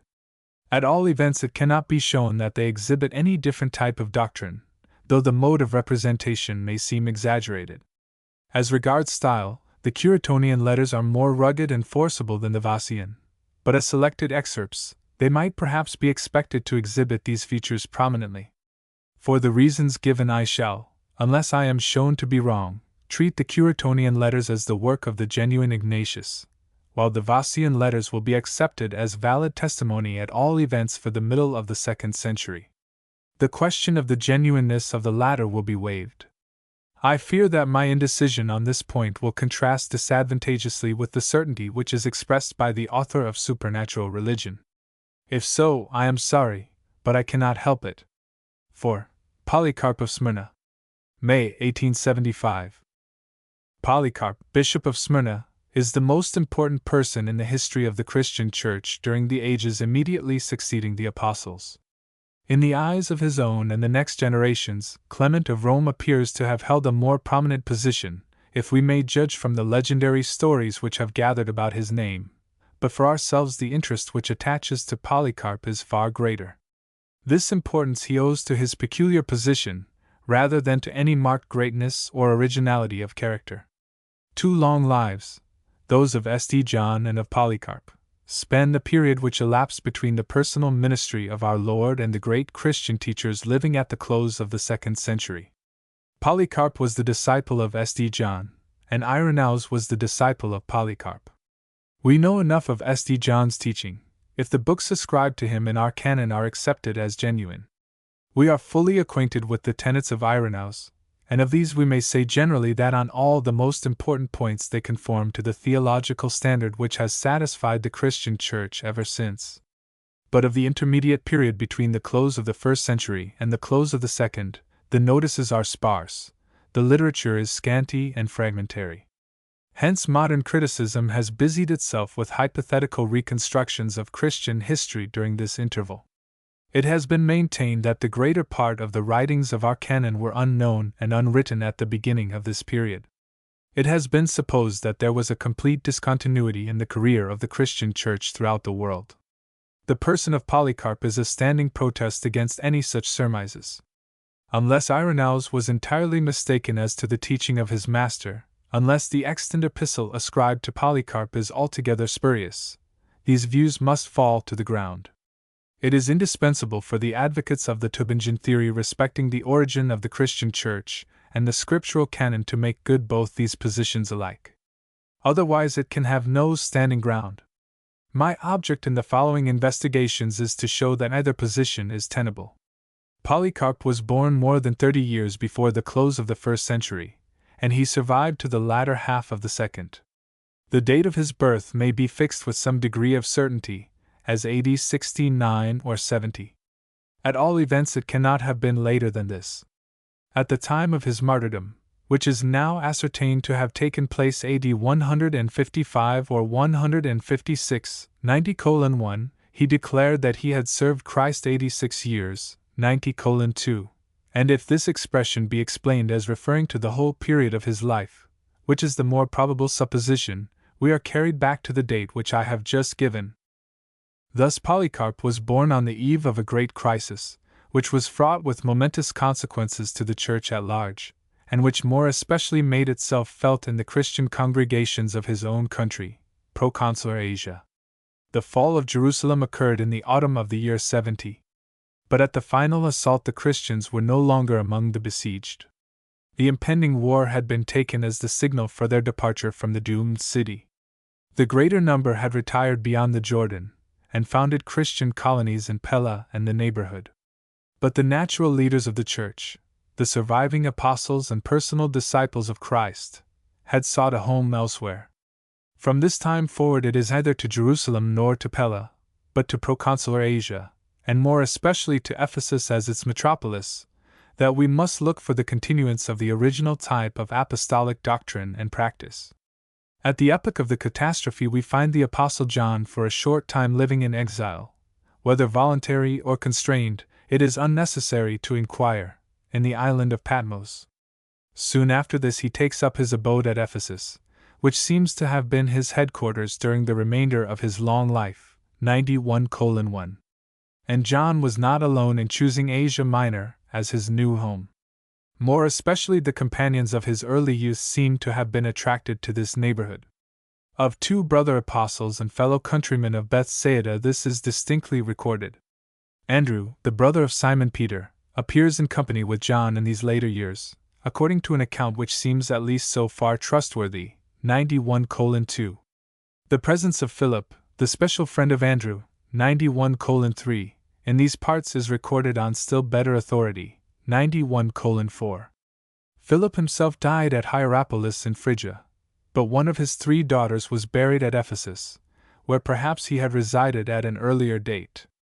Among other personal disciples of Christ, not otherwise known to us, who dwelt in these districts of Asia Minor, Ariston and a second John are mentioned, with whom Papias, the friend of Polycarp, had conversed, 91:5. Among these influences Polycarp was brought up. His own words, to which I have already alluded, seem to show that he was born of Christian parentage. At all events he must have been a believer from early childhood. If his parents were Christians, they probably received their first lessons in the gospel from the teachers of an earlier date, from St. Paul who had planted the churches of Asia Minor, or from St. Peter who appears to have watered them, 92:1, or from the immediate disciples of one or other of these 2 apostles. But during the childhood and youth of Polycarp himself the influence of St. John was paramount. Irenaeus reports, and there is no reason for questioning the truth of his statement, that St. John survived to the reign of Trajan, 92:2, who ascended the imperial throne AD 98. Thus Polycarp would be about 30 years old at the time of St. John's death. When therefore Irenaeus relates that he was appointed bishop in Smyrna by apostles, 92:3, the statement involves no chronological difficulty, even though we interpret the term bishop in its more restricted sense, and not as a synonym for presbyter, according to its earlier meaning. Later writers say distinctly that he was appointed to the episcopal office by St. John, 92:4. At all events, he appears as Bishop of Smyrna in the early years of the 2nd century. When Ignatius passes through Asia Minor on his way to martyrdom, he halts at Smyrna, where he is received by Polycarp. At a later stage in his journey he writes to his friend. The tone of his letter is altogether such as might be expected from an old man writing to a younger, who nevertheless held a position of great responsibility, and had shown himself worthy of the trust. After expressing his thankfulness for their meeting, and commending his friend's steadfast faith, which was founded as on an immovable rock, he proceeds. Vindicate thine office in all diligence, whether in things carnal or in things spiritual. Have a care for unity, than which nothing is better. Sustain all men, even as the Lord sustaineth thee. Suffer all men in love, as also thou doest. Give thyself to unceasing prayer. Ask for more wisdom than thou hast. Keep watch, and preserve a wakeful spirit. Be thou wise as the serpent in all things, and harmless always as the dove. The time requireth thee, as pilots require winds, or as a storm-tossed mariner a haven, so that it may find God. Be sober, as God's athlete. Stand firm as an anvil under the stroke of the hammer. It becomes a great athlete to endure blows and to conquer. Show thyself more zealous than thou art. Let nothing be done without thy consent, either do thou anything without God's consent, as indeed thou doest not, 93:1. The close of the letter is addressed mainly to the Smyrnians, enforcing their reciprocal obligations towards their bishop. This letter, if the additional matter in the Vossian epistles may be trusted, was written from Troas, when the martyr was on the point of embarking for Neapolis, 93:2. The next stage of his journey would bring him to Philippi, where he halted. Thence he proceeded by the great Egnatian road across the continent to the Hadriatic, on his way to Rome. Shortly after this, Polycarp himself addresses a letter to the Philippians. He had been especially invited by his correspondents to write to them, but he had also a reason of his own for doing so. During this season of the year, when winter had closed the high seas for navigation, all news from Rome must travel through Macedonia to Asia Minor. At Smyrna they had not yet received tidings of the fate of Ignatius, and he hoped to get early information from his correspondents, who were some stages nearer to Rome where, as Polycarp assumed, his friend had already suffered martyrdom, 93:3. This was the occasion of the letter, which for various reasons possesses the highest interest as a document of early Christian literature, though far from remarkable in itself. Its most important feature is the profuseness of quotation from the apostolic writings. Of a canon of the New Testament, strictly so called, it is not probable that Polycarp knew anything. 93:4. This idea was necessarily, as Dr. Westcott has shown, the growth of time. But of the writings which are included in our canon he shows a wide knowledge and an ample appreciation. In this respect he may not unprofitably be compared with Clement of Rome. Clement of Rome, there is good reason to believe, was a Hellenist Jew. 94:1. He must have been brought up in a familiar acquaintance with the Old Testament scriptures. On the other hand, Polycarp, as we have already seen, was probably the son of Christian parents. At all events, he was educated from his earliest childhood in the knowledge of the gospel. He had grown up in the society of apostles and apostolic men. This contrast of education makes itself apparent in the writings of the two fathers. Though there are clear indications in Clement that he was acquainted with many of the apostolic epistles, yet his quotations are chiefly taken from the Old Testament. Again and again he cites continuous passages, and argues from them at length. But with Polycarp the case is different. The New Testament has exchanged places with the Old, at least so far as practical use is concerned. Notwithstanding its brevity, Polycarp's epistle contains decisive coincidences with or references to between 30 and 40 passages in the New Testament. 94:2. On the other hand, with the single exception of 4 words from the apocryphal book of Tobit, 94:3, there is no quotation taken immediately from the Old Testament. Elsewhere indeed he cites the words of Ps 4, but these are evidently quoted from St. Paul, and not directly from the psalmist, as his context shows. 95:1. Not less remarkable than the number of his quotations from the New Testament is their wide range. Of the evangelical references I shall have occasion to speak in a subsequent article. Besides these, there is a strong coincidence with the Acts which can hardly be accidental. 95:2, and there are passages or expressions taken from most of the apostolic epistles. Among the latter, the most decisive examples frequently refer to those very epistles which modern criticism has striven to discredit. It cannot reasonably be questioned, for instance, that Polycarp was acquainted with the epistle to the Ephesians and with the 2 epistles to Timothy. Of the indisputable references to the first epistle of St. Peter I have already spoken in a former paper, 95:3. But the most important fact, in its bearing on recent controversy, is the relation of the writer to St. Paul. According to the hypothesis of the Tübingen school, there was a personal antagonism between St. Paul and St. John, and an irreconcilable feud between their respective schools. It is therefore with special interest that we look to see what the most eminent scholar of the beloved disciple says about the apostle of the Gentiles. Now St. Paul occupies quite the most prominent place in Polycarp's epistle. This prominence is partly explained by the fact that he is writing to a church of St. Paul's founding, but this explanation does not detract from its value. St. Paul is the only apostle who is mentioned by name. His writings are the only apostolic writings which are referred to by name. Of his 13 epistles, there are probable references to as many as 11, 95:4. There are direct appeals to his example and his teaching alike. There is even an apology on the writer's part for the presumption of seeming to set himself up as a rival to the apostle by writing to a church to whom he had addressed an epistle. 96:1. Altogether, the testimony to the respect in which St. Paul is held by the writer is as complete as language can make it. If therefore the epistle be accepted as genuine, the position of the Tübingen school must be abandoned. From considering the phenomena of the extant epistle, we pass by a natural transition to the second point which I propose to investigate, the traditions of the author's teaching. Polycarp was no longer a young man when his epistle was written, but he lived on to see a new generation grow up from infancy to mature age afterwards, and as the companion of apostles and the depositary of the apostolic tradition, his influence increased with his increasing years. Before he died, even unbelievers had come to regard him as the father of the Christians. Of his later years a glimpse is afforded to us in the record of an eyewitness. Among the disciples of his old age were 2 youths, companions for the time, but destined to stand far apart in after life, like cliffs that had been rent asunder. The elder, Florinus, who became famous afterwards as a heretical leader, the younger, Irenaeus, who stood forward as the great champion of orthodoxy. The following is the remonstrance addressed by Irenaeus to his former associate after his defection. These opinions, Florinus, that I may speak without harshness, are not of sound judgment. These opinions are not in harmony with the Church, but involve those adopting them in the greatest impiety.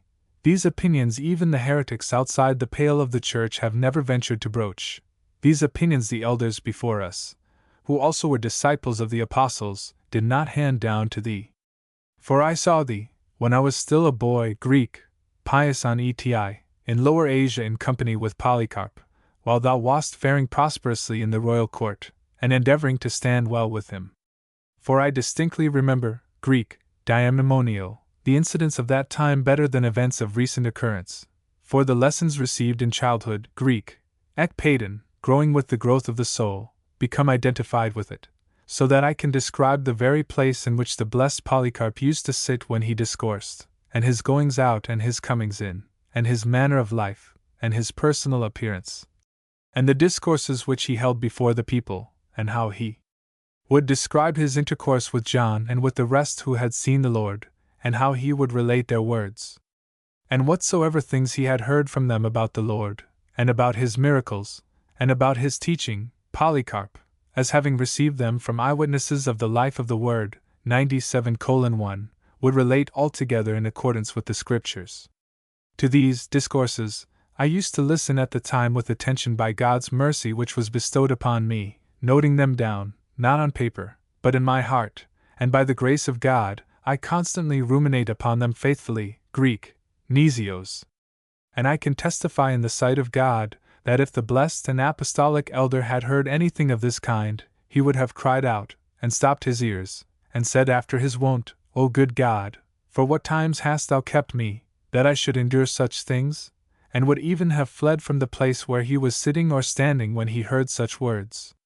And indeed, this can be shown from his letters which he wrote either to the neighboring churches for their confirmation, or to certain of the brethren for their warning and exhortation, 97:2.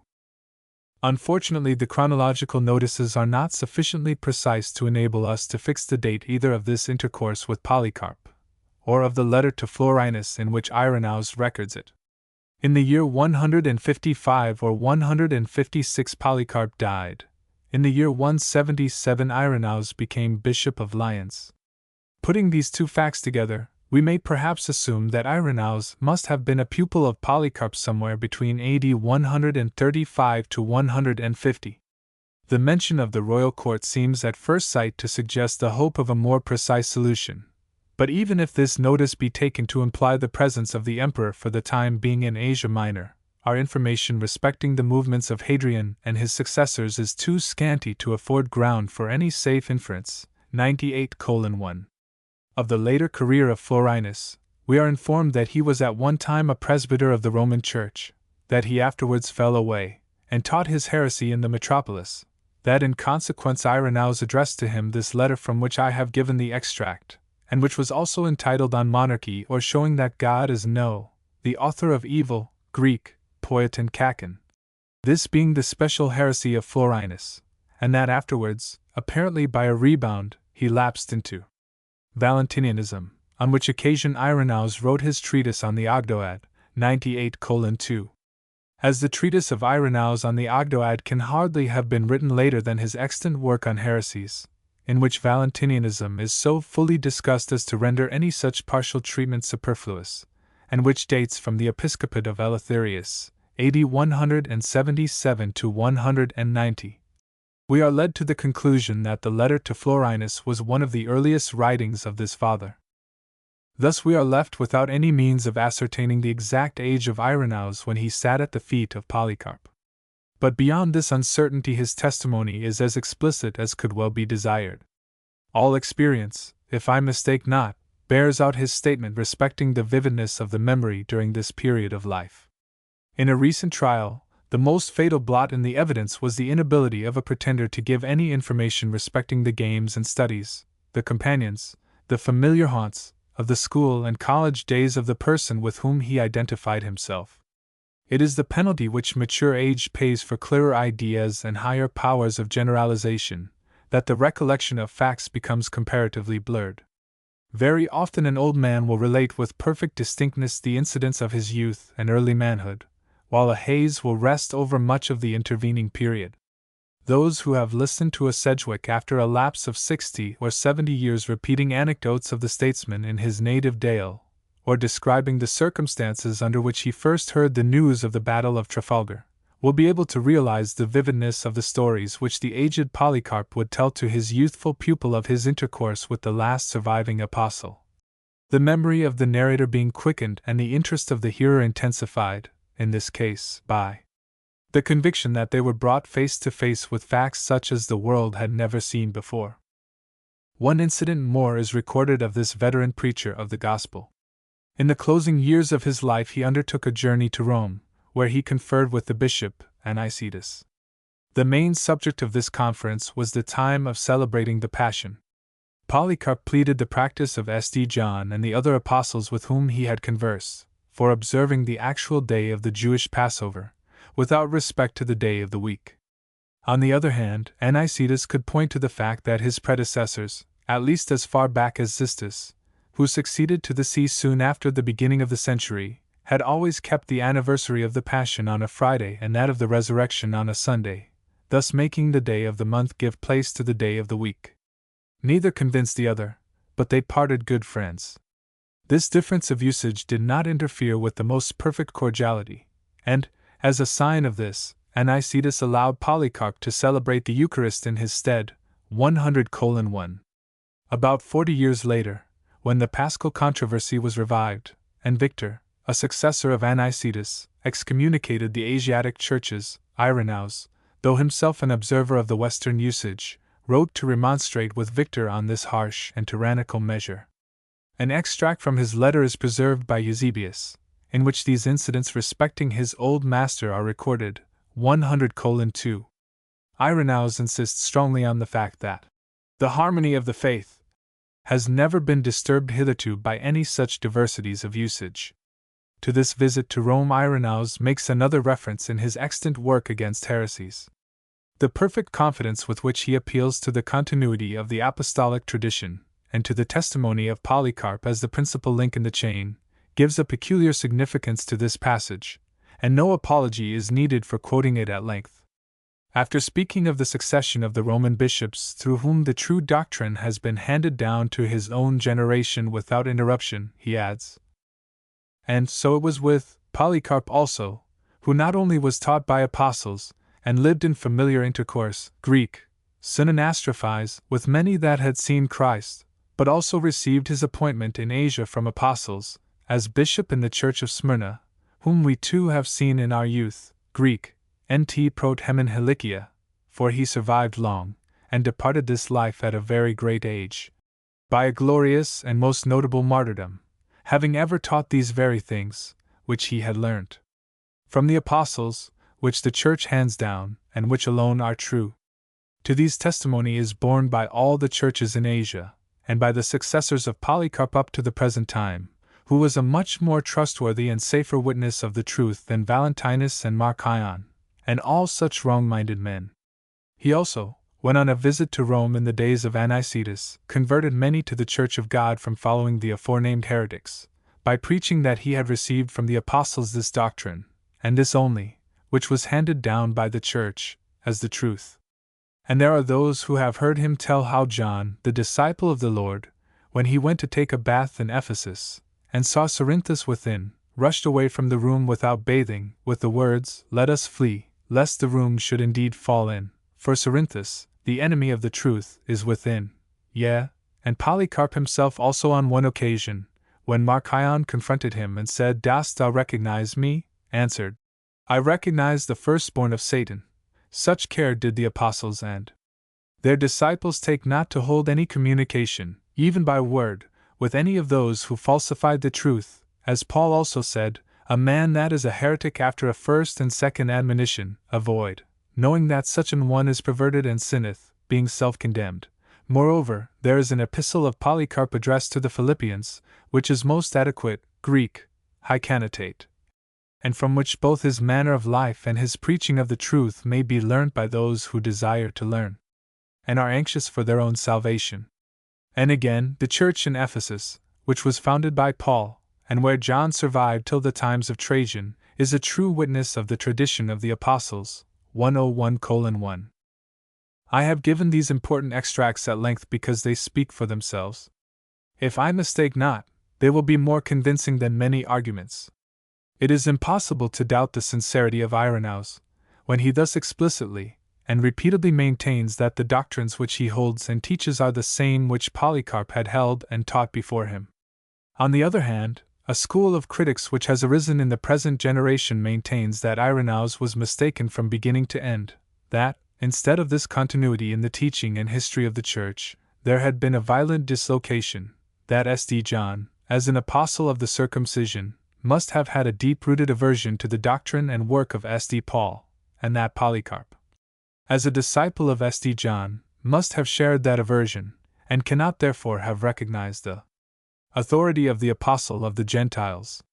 It is difficult to believe that those who hold this theory have seriously faced the historical difficulties which it involves, or have attempted to realize any combination of circumstances by which this revolution could have been brought about in such a manner as to escape the notice of the next succeeding generations. I shall probably have occasion hereafter to speak of the solidarity of the Church at this epoch. At present it is sufficient to say that the direct personal testimony of Irenaeus respecting Polycarp is by no means the only, or even the greatest, impediment to this theory. He constantly appeals to the Asiatic elders, the disciples and followers of the apostles, in confirmation of his statement. Among the Christian teachers of proconsular Asia who immediately succeeded Polycarp are two famous names, Melito of Sardis and Claudius Apollinaris of Hierapolis. They must already have reached middle life before Polycarp's martyrdom. They were not merely practical workers, but voluminous writers also. The lists of their works handed down to us comprise the widest range of topics. They handle questions of Christian ethics, of scriptural interpretation, of controversial divinity, of ecclesiastical order, of theological metaphysics. Was there then any possibility of a mistake here? To us the history of the Church during the 2nd century is obscure, because all this voluminous literature, except a few meager fragments, has been blotted out. But to the contemporaries and successors of Irenaeus it was legible enough. Who does not know, exclaims his own pupil Hippolytus, the books of Irenaeus and Melito and the rest, which declare Christ to be God and man. 102:1. This mission of peace to Rome must have been one of the latest acts of the old man's life. The accession of Anicetus to the See of Rome is variously dated, but the earliest year is about AD 150, and an eminent recent critic, who has paid special attention to the subject, places it between AD 154 and AD 156, 103:1. In the year 155, or 156 at the latest, Polycarp fell a martyr. The details of his martyrdom are recorded in a contemporary document, which takes the form of a letter from the Church of Smyrna, addressed more immediately to the Church of Philomelium but challenging at the same time a wider circulation, 103:2. The simplicity with which the narrators record omens and occurrences easily explicable in themselves, but invested by their surcharged feelings with a miraculous character, is highly natural. The whole narrative is eminently touching and instructive, but the details have little or no bearing on my immediate purpose. It is sufficient to say that Polycarp had retired into the country to escape persecution, that the populace, not satisfied with the victims already sacrificed to their fury, demanded the life of Polycarp, as the father of the Christians, that his hiding place was betrayed by a boy in his service, under the influence of torture, that the magistrates urged him to save his life by submitting to the usual tests, by pronouncing the formula, Caesar is Lord, or offering sacrifice, or swearing by the fortune of the emperor, or reviling Christ, that he declared himself unable to blaspheme a master whom he had served for 86 years, and from whom he had received no wrong, and that consequently he was burned at the stake, Jews and heathens vying with each other in feeding the flames. The games were already past, otherwise he would have been condemned to the wild beasts, the usual punishment for such contumacy. Polycarp was martyred during the proconsulship of Statius Quadratus. The commonly received date of his death is AD 166 or 167, as given in the Chronicon of Eusebius. Quite recently, however, M. Waddington has subjected the proconsular fasti of Asia Minor to a fresh and rigorous scrutiny, 103:3. This Statius Quadratus is mentioned by the orator Aristides, and by an investigation of the chronology of Aristides' life, with the aid of newly discovered inscriptions, M. Waddington arrives at the result that Quadratus was proconsul in 154, 155, and, as Polycarp was martyred in the early months of the year, his martyrdom must be dated AD 155. This result is accepted by M. Renat, 104:1, and substantially also by Hilgenfeld and Lipsius, 104:2, who, however, for reasons into which it is unnecessary to enter here, postpones the martyrdom to the following year, AD 156. M.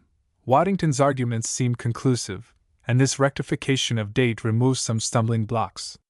The relations between St. John and Polycarp, for instance, as reported by Irenaeus and others, no longer present any difficulty, when the period during which the lives of the two overlap each other is thus extended. The author of Supernatural Religion very excusably adopts the received date of Polycarp's martyrdom, being unaware, as it would seem, of these recent investigations.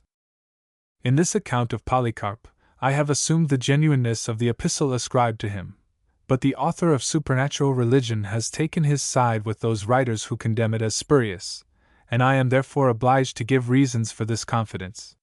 So far as regards external testimony, it must be confessed that the epistle of Polycarp presents itself with credentials of exceptional value. The instances are very rare indeed where a work of antiquity can claim the direct testimony of a pupil of the writer to whom it is ascribed. The statement of Irenaeus respecting the authorship of this epistle is explicit, and indeed, as the reference is not denied either by the author of Supernatural Religion or by other critics, like Lipsius and Hilgenfeld, who nevertheless condemned the epistle as spurious, I am saved all trouble in establishing its adequacy. Our author indeed is content to set it aside, because the testimony of Irenaeus is not entitled to much weight, inasmuch as his intercourse with Polycarp was evidently confined to a short period of his extreme youth, and we have no reason to suppose that he had any subsequent communication with him. 105:1 I do not see how the notice of Irenaeus justifies the statement that the period was short, but the passage has been given above, and the reader may judge for himself. Nor does it seem probable, considering that the communications between Asia Minor and southern Gaul were close and frequent, that the pupil should altogether have lost sight of the master whom he revered, when he migrated to his new and distant home in the West. But even though all this be granted, the fact still remains that the testimony is exceptionally good and would in ordinary cases be regarded as quite decisive. I do not say that it is impossible Irenaeus could have been mistaken. There is always risk of error in human testimony, but I maintain that, unless we are required to apply a wholly different standard of evidence here from that which is held satisfactory in other cases, we approach this epistle with a very strong guarantee of its authenticity, which can only be invalidated by solid and convincing proofs, and against which hypothetical combinations and ingenious surmises are powerless. 105:2 Whether the objections adduced by the impugners of this epistle are of this character, the reader will see presently. From the external we turn to the internal evidence. We are asked to believe that this letter was forged on the confines of the age of Irenaeus and Clement of Alexandria. But can anything be more unlike the ecclesiastical literature of this later generation, whether we regard the use of the New Testament, or the notices of ecclesiastical order, or the statements of theological doctrine?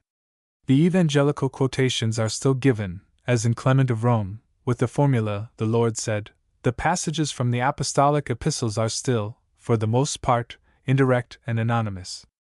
Though 2 or 3 chapters are devoted to injunctions respecting the ministry of the Church, there is not an allusion to episcopacy from beginning to end. Though the writer's ideas of the person of Christ practically leave nothing to be desired, yet these ideas are still held in solution, and have not yet crystallized into the dogmatic forms which characterize the later generation. And from first to last this epistle is silent upon those questions which interested the Church in the second half of the 2nd century. Of Montanism, of the Paschal controversy, of the developed Gnostic heresies of this period, it says nothing. A supposed reference to Marcion I shall have to discuss presently. For the moment it is sufficient to say that an allusion so vague and pointless as this would be must certainly have missed its aim. But this argument from internal evidence gains strength when considered from another point of view. The only intelligible theory, indeed, so far as I remember, the only attempt at a theory, offered to account for this epistle by those who deny its genuineness or its integrity, connects it closely with the Ignatian letters. If it was forged by the same hand which wrote the 7 Vossian epistles. If interpolated, it was interpolated by the person who expanded the 3 genuine epistles into the 7. According to either hypothesis, the object was to recommend the Ignatian forgery on the authority of a great dame. The motive betrays itself in the 13th chapter, where Polycarp is represented as sending several of the Ignatian epistles to the Philippians along with his own letter. This theory is at all events intelligible, and so far as I can see, it is the only rational theory of which the case admits. Let us ask, then, whether there is any improbability in the circumstances, as here represented. Ignatius had stayed at Philippi on his way to martyrdom. The Philippians had been deeply impressed by their intercourse with him. Writing to Polycarp afterwards, they had requested him to send them a copy of the martyr's letter or letters to him. He complies with the request, and appends also copies of other letters written by Ignatius, which he happened to have in his possession. Is this at all unnatural? Suppose, on the other hand, that the letter of Polycarp had contained no such reference to Ignatius and his epistles, would it not have been regarded as a highly suspicious circumstance, that, writing to the Philippians so soon after Ignatius had visited both churches, Polycarp should have said nothing about so remarkable a man? When I see how this argument from silence is worked in other cases, I cannot doubt that it would have been plied here as a formidable objection either to the truth of the Ignatian story, or to the genuineness of Polycarp's epistle, or to both. My conclusion is that this notice proves nothing either way, when it stands alone. If the other contents of the Polycarpian epistle are questionable, then it enforces our misgivings. If not, then this use of the notice is only another illustration of the oversuspicious temperament of modern criticism, which, as I ventured to suggest in an earlier paper, must be as fatal to calm and reasonable judgment in matters of early Christian history, as it is manifestly in matters of common life. The question therefore is narrowed to this issue, whether the epistle of Polycarp bears evidence in its style and diction or in its modes of thought or in any other way, that it was written by the same hand which penned the Ignatian letters. And here I venture to say that, however we test these documents, the contrast is very striking, more striking in fact than we should have expected to find between 2 Christian writers who wrote about the same time and were personally acquainted with each other. I will apply some of these tests. 1. The stress which Ignatius lays on episcopacy as the keystone of ecclesiastical order and the guarantee of theological orthodoxy is well known. Indeed, it is often supposed that the Ignatian letters were written for this express purpose. In Polycarp's epistle, on the other hand, as I have already said, there is no mention of episcopacy. He speaks at length about the duties of the presbyters, of the deacons, of the widows, and others, but the bishop is entirely ignored. More especially he directs the younger men to be obedient to the presbyters and deacons, as to God and Christ, but nothing is said about obedience to the bishop, 108:1. At a later point he has occasion to speak of an offense committed by one Valens, a presbyter, but here again there is the same silence. All this is quite intelligible, if the letter is genuine, on the supposition either that there was a vacancy in the Philippian bishopric at this time, or, as seems more probable, that the ecclesiastical organization there was not yet fully developed, but it is, so far as I can see, quite inconceivable that a forger whose object was to recommend episcopacy should have pictured a state of things so damaging to his main purpose. The supposed forger indeed shows himself throughout quite indifferent on this subject.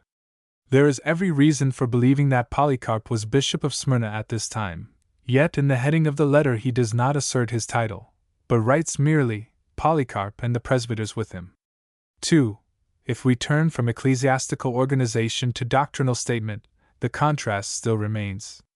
We meet with no such strong expressions as are found in the Ignatian letters. Polycarp never speaks of the blood of God, the passion of my God, Jesus Christ our God, and the like. Even in the commoner modes of designating our Lord, a difference is perceptible. Thus the favorite mode of expression with Ignatius is Jesus Christ simply, which occurs nearly 100 times, whereas in Polycarp it is only found twice, one passage being a quotation. On the other hand, the usual expression in Polycarp is our Lord Jesus Christ, which apparently occurs only twice in the Ignatian epistles, and in both instances with various readings. Again, the combination God and Christ, occurring 3 times in Polycarp, does not appear once in the Ignatian letters, 108:2. 3. The divergence of the two writers as regards scriptural quotations is still more remarkable. Though the 7 Ignatian letters are together at least 5 times as long as the epistle of Polycarp, the quotations from the apostolic epistles in the latter are many times more numerous, as well as more precise, than in the former. Whole passages in Polycarp are made up of such quotations strung together, while in Ignatius they are very rare, being for the most part epigrammatic adaptations and isolated coincidences of language or thought. Nor indeed is their range coextensive. Thus the epistle of Polycarp, as I pointed out in a former article, 109:1, is pervaded with the language of St. Peter's first epistle, but in the Ignatian letters there is no trace of its use, 109:2. 4. But this divergence only forms part of a still broader and more decisive contrast. The profuseness of quotation in Polycarp's epistle arises from a want of originality. The writer reproduces the thoughts and words of others, because his mind is essentially receptive and not creative. He is altogether wanting in independence of thought. On the other hand, the Ignatian letters are remarkable for their individuality. Of all early Christian writings, they are preeminent in this respect. They are full of idiomatic expressions, quaint images, unexpected turns of thought and language. They exhibit their characteristic ideas, which obviously have a high value for the writer, for he recurs to them again and again, but which the reader often finds it extremely difficult to grasp, owing to their singularity. I venture to think that any one who will carefully consider these contrasts, more especially the last, as extending over the whole field, must be struck with the impossibility of the theory which makes this letter part of the assumed Ignatian forgeries. This hypothesis requires us to believe that a very uncritical age produced a literary fiction, which, for subtlety and naturalness of execution, leaves the most skillful forgeries of the 19th century far behind. And the hypothesis of interpolation is encumbered with difficulties of the same kind, and hardly less considerable. This hypothesis was shaped and developed by Ritschl, 110:1, whose theory has been accepted by some later writers. He supposes that the greater part of the epistle is the genuine production of the person whose name it bears, written, however, not immediately after the death of Ignatius, but in the later years of Polycarp's long life. The 3 passages which relate to Ignatius, together with other parts which he defines, he supposes to have been interpolated by the same forger who amplified the 3 genuine letters of the martyr of Antioch into the 7 of the Vossian collection. But if any one will take the passages which Ritschl has struck out as interpolated, he will find that the general style is the same, that individual expressions, more especially theological expressions, are the same, that the quotations are from the same range of books, as in the other parts, extending even to coincidences of expression with the Epistle of Clement of Rome. And that altogether there is nothing to separate one part from another, except the a priori assumption that the references to Ignatius must be unhistorical. I do not know whether these facts have been pointed out before, and I cannot do more here than hint at lines of investigation which any one may follow up for himself. But when the phenomena are fully recognized, I venture to think that the difficulties in Ritschl's theory will be felt to be many times greater than those which it is framed to remove. Of the general character of the epistle, as affecting the question of its genuineness, the author of Supernatural Religion has said nothing. But he has reproduced special objections which have been urged by previous writers, and to these I wish to call attention, because they are very good, and not unfavorable, illustrations of the style of criticism which is in vogue with the negative school. 1. Our author writes in the first place. We have just seen that the martyr journey of Ignatius to Rome is, for cogent reasons, declared to be wholly fabulous, and the epistles purporting to be written during that journey must be held to be spurious. The epistle of Polycarp, however, not only refers to the martyr journey c. 9, but to the Ignatian epistles which are inauthentic c. 13, and the manifest inference is that it also is spurious. Of the fabulous character of the martyr journey I have already disposed in my previous article on the Ignatian letters, 111:1. For the present I reserve what I have to say concerning the assumed reference to the inauthentic epistles, as this objection will reappear again. 2. Our author on a later page urges that in the epistle itself, there are many anachronisms. In ch. 9 the blessed Ignatius is referred to as already a considerable time dead, and he is held up with Zosimus and Rufus, and also with Paul and the rest of the apostles, as examples of patience, men who have not run in vain, but are with the Lord. But in ch. 13 he is spoken of as living, and information is requested regarding him, and those who are with him. To this objection I had already supplied the answer, 111:2, which has been given many times before, and which, as it seemed to me, the author ought in fairness to have noticed. I had pointed out that we have only the Latin version here, and that the present tense is obviously due to the translator. The original would naturally be Greek, ton sun auto, which the translator, being obliged to supply a substantive verb, has carelessly rendered his kakumio sunt. If any one will consider what has been just said about the general character of the epistle, he will see that this is the only reasonable explanation of the fact, whether we regard the work as genuine or not. If it is not genuine, the forger has executed his task with consummate skill and appreciation, and yet here he is charged with a piece of bungling which a schoolboy would have avoided. It is not merely an anachronism, but a self-contradiction of the most patent kind. The writer, on this hypothesis, has not made up his mind whether Ignatius is or is not supposed to be dead at the time, and he represents the fact differently in two different parts, 112:1. But our author apparently is quite unaware that Greek, hoi sun auto, might mean equally well those who were with him, and those who are with him. At least I cannot attach any other meaning to his reply, in which he retorts upon me my own words used elsewhere, and speaks of my argument as being wrecked upon this rock of grammar. 112:2. If so, I can only refer him to Thucydides or any Greek historian, where he will find scores of similar instances.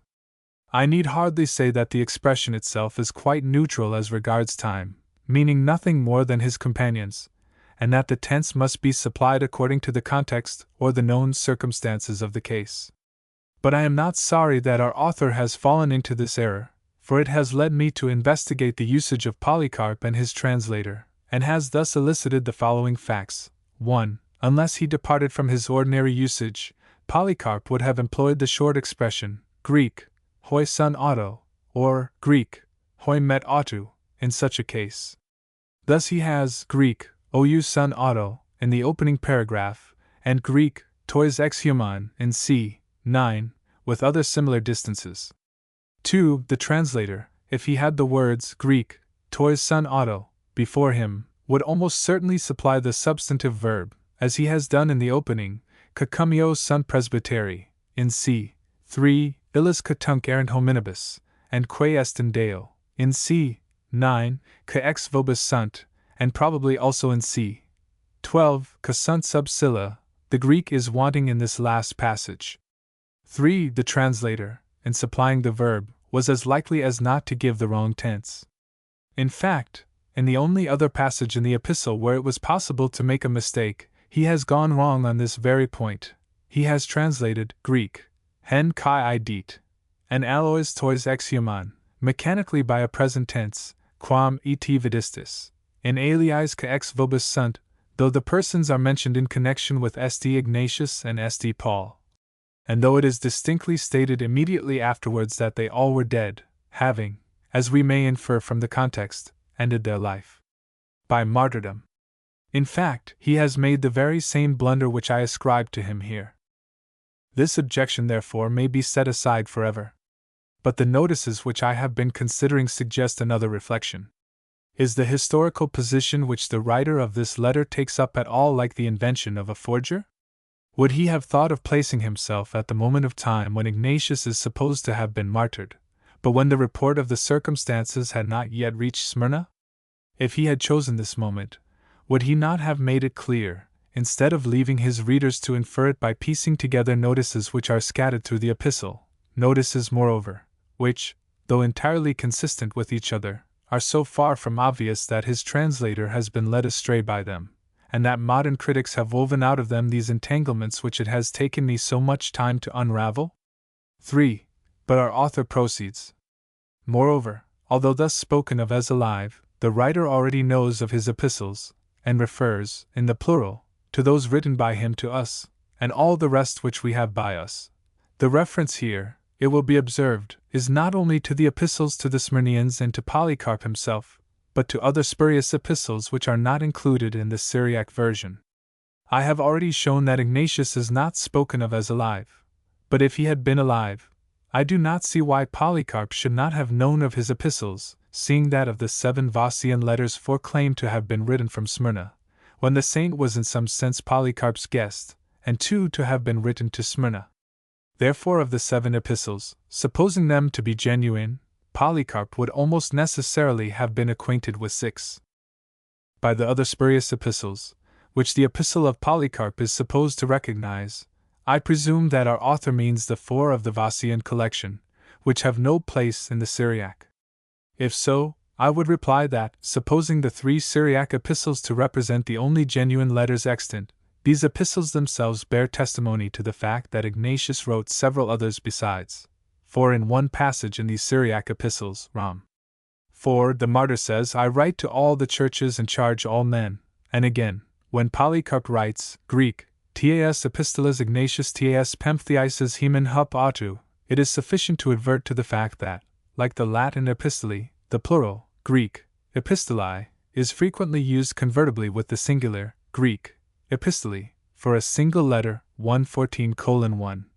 And indeed appears to be so used in an earlier passage by Polycarp himself of St. Paul's epistle to the Philippians, 1:14:2, so that the notice is satisfied by the single epistle to Polycarp which is included in the Syriac letters, and does not necessarily imply also the epistle to the Smyrnians which has no place there. But of this passage generally I would say, that though it may be a question whether the language does not favor the genuineness of the Vossian letters, as against the Curetonian, it cannot be taken to impugn the genuineness of the epistle of Polycarp itself, authenticated, as this epistle is, by Irenaeus, and exhibiting, as we have seen, every mark of genuineness in itself. 4. Our author then continues. Delius pointed out long ago that ch 13 abruptly interrupts the conclusion of the epistle.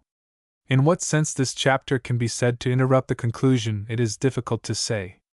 It occupies exactly the place which would naturally be assigned to such personal matters, for it follows upon the main purport of the letter, while it immediately precedes the recommendation of the bearer, and the final salutation. On the same showing the conclusion of the greater number of St. Paul's epistles is abruptly interrupted. 5. The next argument is of another kind. The writer vehemently denounces, as already widely spread, the Gnostic heresy and other forms of false doctrine which did not exist until the time of Marcion, to whom and to whose followers he refers in unmistakable terms. An expression is used in ch 7 in speaking of these heretics, which Polycarp is reported by Irenaeus to have actually applied to Marcion in person, during his stay in Rome about AD 160. He is said to have called Marcion the firstborn of Satan, Greek, prototokos to Satana, and the same term is employed in this epistle with regard to every one who holds such false doctrines. The development of these heresies, therefore, implies a date for the composition of the epistle, at earliest, after the middle of the 2nd century, a date which is further confirmed by other circumstances. I will take the latter part of this statement first, correcting however 1 or 2 errors of detail. M. Waddington's investigations, to which I have already alluded, 115:1, oblige us to place Polycarp's visit to Rome some few years before 160, since his death is fixed at AD 155 or 156. Again, Irenaeus does not state that the interview between Polycarp and Marcion took place at Rome. It may have taken place there, but it may have occurred at an earlier date in Asia Minor, of which region Marcion was a native, 115:2. These, however, are not very important matters. The point of the indictment lies in the fact that about AD 140, earlier or later, Polycarp is reported to have applied the expression firstborn of Satan to Marcion, while in the epistle, purporting to have been written many years before, he appears as using this same expression of other Gnostic teachers. This argument is a good illustration of the reasons which satisfy even men like Lipsius and Hilgenfeld. To any ordinary judicial mind, I imagine, this coincidence, so far as it goes, would appear to point to Polycarp as the author of the epistle, for the two facts come to us on independent authority, the one from oral tradition through Irenaeus, the other in a written document older than Irenaeus. Or, if the one statement arose out of the other, the converse relation of that which this hypothesis assumes is much more probable. Irenaeus, as he tells us in the context, was acquainted with the epistle, and it is quite possible that in repeating the story of Polycarp's interview with Marcion he inadvertently imported into it the expression which he had read in the epistle. But the independence of the two is far more probable. As a fact, men do repeat the same expressions again and again, and this throughout long periods of their lives. Such forms of speech arise out of their idiosyncrasies, and so become part of them. This is a matter of common experience, and in the case of Polycarp we happen to be informed incidentally that he had a habit of repeating favorite expressions. Irenaeus, in a passage already quoted, mentions his exclamation, "O good God," as one of these, 116:1. Our author, however, declares that the passage in the epistle which contains this expression is directly aimed at Marcion and his followers, and inasmuch as Marcion can hardly have promulgated his heresy before AD 130 to 140 at the earliest, this fact, if it be a fact, condemns as spurious a work which professes to have been written some years before. But is there anything really characteristic of Marcion in the description? Our author does not explain himself, nor can I find anything which really justifies the statement in the writers to whom I am referred in his footnote. I turn therefore to the words themselves. For every one who doth not confess that Jesus Christ has come in the flesh is Antichrist, and whosoever doth not confess the testimony of the cross is of the devil, and whosoever perverteth the oracles of the Lord to serve his own lusts, and saith that there is neither resurrection nor judgment, this man is a firstborn of Satan, 116:2. To illustrate the relation of these denunciations to Marcionite doctrine, I will suppose a parallel. I take up a book written by a nonconformist, and I find in it an attack. I am not concerned with the truth or falsehood of the opinions attacked, on the doctrines of episcopal succession, of sacramental grace, of baptismal regeneration, and the like. It is wholly silent about claims to papal domination, about infallibility, about purgatory and indulgences, about the worship of the Virgin or of the saints. Am I justified in concluding that the writer is referring in unmistakable terms to the Church of Rome, because the Church of Rome, in common with the majority of churches, holds the doctrines attacked? Would not any reasonable man draw the very opposite inference, and conclude that the writer cannot mean the Church of Rome, because there is absolute silence about the distinctive tenets of that Church? So it is here. Marcion, in common with almost all Gnostic sects, held some views which are here attacked. But Marcion had also doctrines of his own, sharp, trenchant, and startling. Marcion taught that the God of the New Testament was a distinct being from the God of the Old, whom he identified with the God of nature, that these two gods were not only distinct but antagonistic, that there was an irreconcilable, internecine feud between them, and that Jesus Christ came from the good God to rescue men from the God of nature and of the Jews. This was the head and front of his offending, and consequently a common charge against him with Orthodox writers is that he blasphemes God. 117:1. Of this there is not a hint in Polycarp's denunciation. Again, Marcion rejected the authority of the 12, denouncing them as false apostles, and he confined his canon to St. Paul's epistles and to a Pauline gospel. Again, Mark Ion prohibited marriage, and even refused to baptize married persons. On these points also Polycarp is silent. But indeed the case against this hypothesis is much stronger than would appear from the illustration which I have used. Not only is there nothing specially characteristic of Mark Ion in the heresy or heresies denounced by Polycarp, not only were the doctrines condemned held by divers other teachers besides, but some of the charges are quite inapplicable to him. The passage in question denounces 3 forms of heretical teaching, which may or may not have been combined in one sect. Of these the first, whosoever doth not confess that Jesus Christ has come in the flesh, is capable of many interpretations.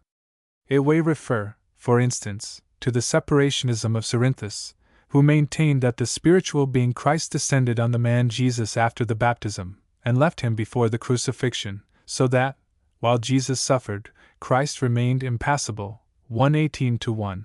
Or it may describe the pure Docetism, which maintained that our Lord's body was a mere phantom body, so that his birth and life and death alike were only apparent, and not real, 1:18-2. Or it may have some reference different from either. I cannot myself doubt that the expression is borrowed from the first epistle of St. John, and there it seems to refer to Cerinthus, the contemporary of the Apostle, 1:18:3, but Polycarp may have used it with a much wider reference. Under any circumstances, though it would no doubt apply to Mark Ion, who held strong Docetic views, it would apply to almost every sect of Gnostics besides. The same may be said of the second position attacked, whosoever doth not confess the testimony of the cross, which might include not only diverse Gnostic sects, but many others as well. But the case is wholly different with the third, whosoever perverteth the oracles of the Lord to serve his own lusts, and saith that there is neither resurrection nor judgment. To this type of error, and this only, the description firstborn of Satan is applied in the text, and of this I venture to say that it is altogether inapplicable to Mark Ion. No doubt Mark Ion, like every other heretical teacher of the 2nd century, or indeed of any century, did pervert the oracles of the Lord by his tortuous interpretations, but he did not pervert them to his own lusts. The high moral character of Mark Ion was unimpeachable, and is recognized by the orthodox writers of the 2nd century. The worst charge which they bring against him is disappointed ambition. He was an ascetic of the most uncompromising and rigorous type. I cannot but regard it as a significant fact that when Scholten wishes to fasten this denunciation on Mark Ion, he stops short at pervert the oracles of the Lord, and takes no account of the concluding words to his own lusts, though these contain the very sting of the accusation, 1:19:1. Obviously the allusion here is to that antinomian license which many early Gnostic teachers managed to extract from the spiritual teaching of the Gospel. We find germs of this immoral doctrine a full half-century before the professed date of Polycarp's epistle, in the incipient Gnosticism which St. Paul rebukes at Corinth, 1:19:2. We have still clearer indications of it in the pastoral epistles, and when we reach the epoch of the Apocalypse, which our author himself places somewhere in the year 68 or 69, the evil is almost full-blown, 1:19:3. This interpretation becomes more evident when we consider the expression in the light of the accompanying clause, where the same persons are described as saying that there was no resurrection nor judgment. This can hardly mean anything else than that they denied the doctrine of a future retribution, and so broke loose from the moral restraints imposed by fear of consequences. Here again, they had their forerunners in those licentious speculators belonging to the Christian community at Corinth who maintained that there is no resurrection of the dead, 1:20:1, and whose Epicurean lives were a logical consequence of their Epicurean doctrine. And here, too, the pastoral epistles supply a pertinent illustration. If we are at a loss to conceive how they could have extracted such a doctrine out of the oracles of the Lord, the difficulty is explained by the parallel case of Hymenaeus and Philetus, who taught that the resurrection had already taken place, 1:20:2, or in other words, that all such terms must be understood in a metaphorical sense as applying to the spiritual change, the new birth or resuscitation of the believer in the present world. Thus everything hangs together. But such teaching is altogether foreign to Mark Ion. He did indeed deny the resurrection of the flesh, and the future body of the redeemed, 120:4. This was a necessary tenet of all Gnostics, who held the inherent malignity of matter. In this sense only he denied a resurrection, and he did not deny a judgment at all. Holding, like the Catholic Christian, that men would be rewarded or punished hereafter according to their deeds in this life, he was obliged to recognize a judgment in some form or other. His supreme God indeed, whom he represented as pure beneficence, could not be a judge or an avenger, but he got over the difficulty by assigning the work of judging and punishing to the demiurge, 120:5. To revert to my illustration, this is as though our nonconformist writer threw out a charge of Erastianism against the anonymous body of Christians whom he was attacking, and whom nevertheless it was sought to identify with the Church of Rome. 6. The next argument is of a wholly different kind.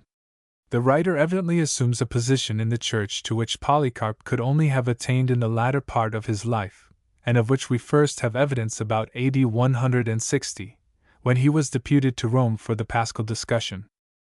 This argument will not appeal to Englishmen with any power, when they remember that the ablest and most powerful Prime Minister whom constitutional England has seen assumed the reins of government at the early age of 24. But Polycarp was not a young man at this time. Waddington's investigations here again stand us in good stead. If we take the earlier date of the martyrdom of Ignatius, Polycarp was now in his 40th year at least; if the later date, he was close upon 50. He had been a disciple, apparently a favorite disciple, of the aged apostle St. John. He was specially commended by Ignatius, who doubtless had spoken of him to the Philippians. History does not point to any person after the death of Ignatius whose reputation stood nearly so high among his contemporaries. So far as any inference can be drawn from silence, he was now the one prominent man in the Church. What wonder then that the Philippians should have asked him to write to them? To this request, I suppose, our author refers when he speaks of the writer assuming a position in the Church, for there is nothing else to justify it. On his own part, Polycarp writes with singular modesty. He associates his presbyters with himself in the opening address. He says that he should not have ventured to write as he does, if he had not received a request from the Philippians. He even deprecates any assumption of superiority, 121:1. 7. But our author continues. And throughout, the epistle depicts the developed organization of that period. This argument must, I think, strike any one who has read the epistle as surprising. There is, as I have said already, no reference to episcopacy from beginning to end, 122:1, and in this respect it presents the strongest contrast to writings of the age of Irenaeus, to which it is here supposed to belong. Irenaeus and his contemporaries are so familiar with episcopacy as a traditional institution, that they are not aware of any period when it was not universal, and more especially when they are dealing with heretics. They appeal to the episcopate as the depositary of the orthodox and apostolic tradition in matters of doctrine and practice. The absence of all such language in Polycarp's epistle is a strong testimony to its early date. 8. Lastly, another argument is alleged. Hilgenfeld has pointed out another indication of the same date, in the injunction "Pray for the kings," Orate pro regibus, which, in 1 Peter 2:17, is honor the king, Greek, ton basilia timate, which accords with the period after Antoninus Pius had elevated Marcus Aurelius to joint sovereignty, AD 147, or better still, with that in which Marcus Aurelius appointed Lucius Verus his colleague, AD 161. Here we have only to ask why Orate pro regibus should be translated "Pray for the kings," rather than "Pray for kings," and the ghost of a divided sovereignty vanishes before the spell. There is no reason whatever for supposing that the expression has anything more than a general reference. Even if the words had stood in the original, Greek, Huper ton basilian, and not Greek, Huper basilian, the presence of the article would not, according to ordinary Greek usage, necessarily limit the reference to any particular sovereigns. But there is very good reason for believing that the definite article had no place in the original. The writer of this epistle elsewhere shows acquaintance with the first epistle to Timothy. Thus, in one place, section 4, he combines two passages which occur in close proximity in that epistle. The love of money is the source of all troubles, 1 Tim. 6. 10. Knowing therefore that we brought nothing into the world, neither are we able to carry anything out. 1 Tim. 6. 7. Let us arm ourselves, etc. Hence it becomes highly probable that he has derived this injunction also from the same epistle.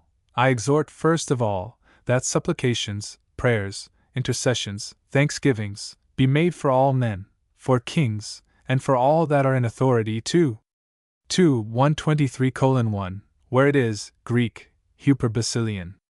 After his manner, Polycarp combines this with other expressions that he finds in the evangelical and apostolical writings, Fs. 6, 18 Matt. v. 44 Phil. 3, 18, and gives the widest possible range to his injunction. Pray for all the saints. Pray also for kings and potentates and princes, and for them that persecute and hate you, and for the enemies of the cross, etc. We may therefore bid farewell to Marcus Aurelius and Lucius Verus.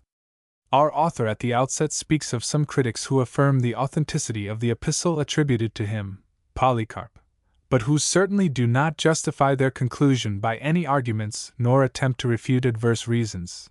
He himself passes over in silence all answers which have been given to the objections alleged by him. Doubtless he considered them unworthy of notice. I have endeavored to supply this lacuna in his work, and the reader will judge for himself on which side the weight of argument lies. The author of Supernatural Religion, in his reply, which appeared in the January number of the Fortnightly Review, pointed out 2 inaccuracies in my first article. In adverting to his silence respecting the occurrence of the Logos in the Apocalypse, 123:2, I ought to have confined my remark to the portion of his work in which he is contrasting the doctrinal teaching of this book with that of the Apocalypse, where especially some mention of it was to be expected. He has elsewhere alluded, as his references show, to the occurrence of the term in the Apocalypse. The other point relates to the passage in which he charges Dr. Westcott with insinuating in an underhand way what he knew not to be true respecting Basilides. While commenting on his omission of Dr. Westcott's inverted commas in the extract which I gave, 124:1, I overlooked the fact that he had just before quoted Dr. Westcott's text correctly, as it stands in Dr. Westcott's book. Though I find it still more difficult to understand how he could have brought this most unwarrantable charge when the fact of Dr. Westcott's inverted commas was distinctly before him, I am not the less bound to plead guilty of an oversight, which I think I can explain to myself but which I shall not attempt to excuse, and to accept the retort of looseness, which he throws back upon me. For the rest, I could not desire a more complete vindication of my criticisms than that which is furnished by the author's reply. I cannot, for instance, take any blame to myself for not foreseeing the misprints which our author pleads, because they must have baffled far higher powers of divination than mine. Thus I found, 124:2, the author stating that the fourth evangelist only once distinguishes John the Baptist by the appellation, Greek, Ho Baptistes, 124:3, whereas, as a matter of fact, he never does so, and comparing the whole sentence with the passage in Credner, 124:4, to which the author refers in his footnote, I found that it presented a close parallel. As the reader will see, Waren der Verfasser die, he, the author, only once by den Apostel gleichs Namens, distinguishes John the Baptist Judas, sorgfältig unterscheidet, by the appellation, Greek, Ho, Virgil. 14:22, den AP Thomas, Baptistes, whilst he carefully nachher besignet, 11:16, 20, 24, distinguishes the 2 disciples 21:2, und den Apostel Petrus, of the name of Judas, and always nur Simon Petrus, oder Petrus, speaks of the Apostle Peter as nie Simon alien nennt s. Section 96, Simon Peter or Peter, but nr3. Hat es nicht für nothing, rarely as Simon only. Gefunden, den Taufer Johannes, von dem gleichnamigen Apostel, Johannes auch nur ein einziges, mal durch den Zusatz, Greek, Ho, Baptistes, zu unterscheiden, 1:6, 15, 19, 26, etc. Seeing that the 2 passages corresponded so closely, 125:1, the one to the other, the clauses however being transposed, I imagine that I had traced his error to its source in the correspondence of the 2 particular expressions which I have italicized, and that he must have stumbled over Credner's auch nur ein einziges Mal. He has more than once gone wrong elsewhere in matters of fact relating to the New Testament. Thus he has stated that the saying about the first being last and the last first occurs in St. Matthew alone of the Synoptic Gospels, though it appears also in St. Mark, X. 31, and with an unimportant variation, in St. Luke 13. 30, 125:2. Thus again, he can remember no instance whatever where a New Testament writer claims to have himself performed a miracle, 125:3, though St. Paul twice speaks of his exercising this power as a recognized and patent fact, 125:4. This explanation of his mistake therefore seemed to me to be tolerably evident. I could not have foreseen that, where the author wrote never once, the printer printed only once. This error runs through all the 4 editions. But the other clerical error which our author pleads was still further removed from the possibility of detection. I had called attention, 125:5, to the fact that, in the earlier part of his book, our author had written respecting the descent of the angel at Bethesda, John v. 3:4. This passage is not found in the older MSS of the Fourth Gospel, and it was probably a later interpolation, 126:1. Whereas towards the end of his second volume he had declared that the passage was genuine, and I had pointed out that the last word stood certainly a late interpolation in the first edition, so that the passage had undergone revision, while yet the contradiction had been suffered to remain. In justice to our author, I will give his reply in his own words. The words it is argued that were accidentally omitted from Volume 1, page 113, line 19, and the sentence should read, and it is argued that it was probably a later interpolation, 126:2. To this the following note is appended. I altered certainly to probably in the second edition, as Dr. Lightfoot points out, in order to avoid the possibility of exaggeration, but my mind was so impressed with the certainty that I had clearly shown I was merely, for the sake of fairness, reporting the critical judgment of others, that I did not perceive the absence of the words given above. This omission runs through 4 editions.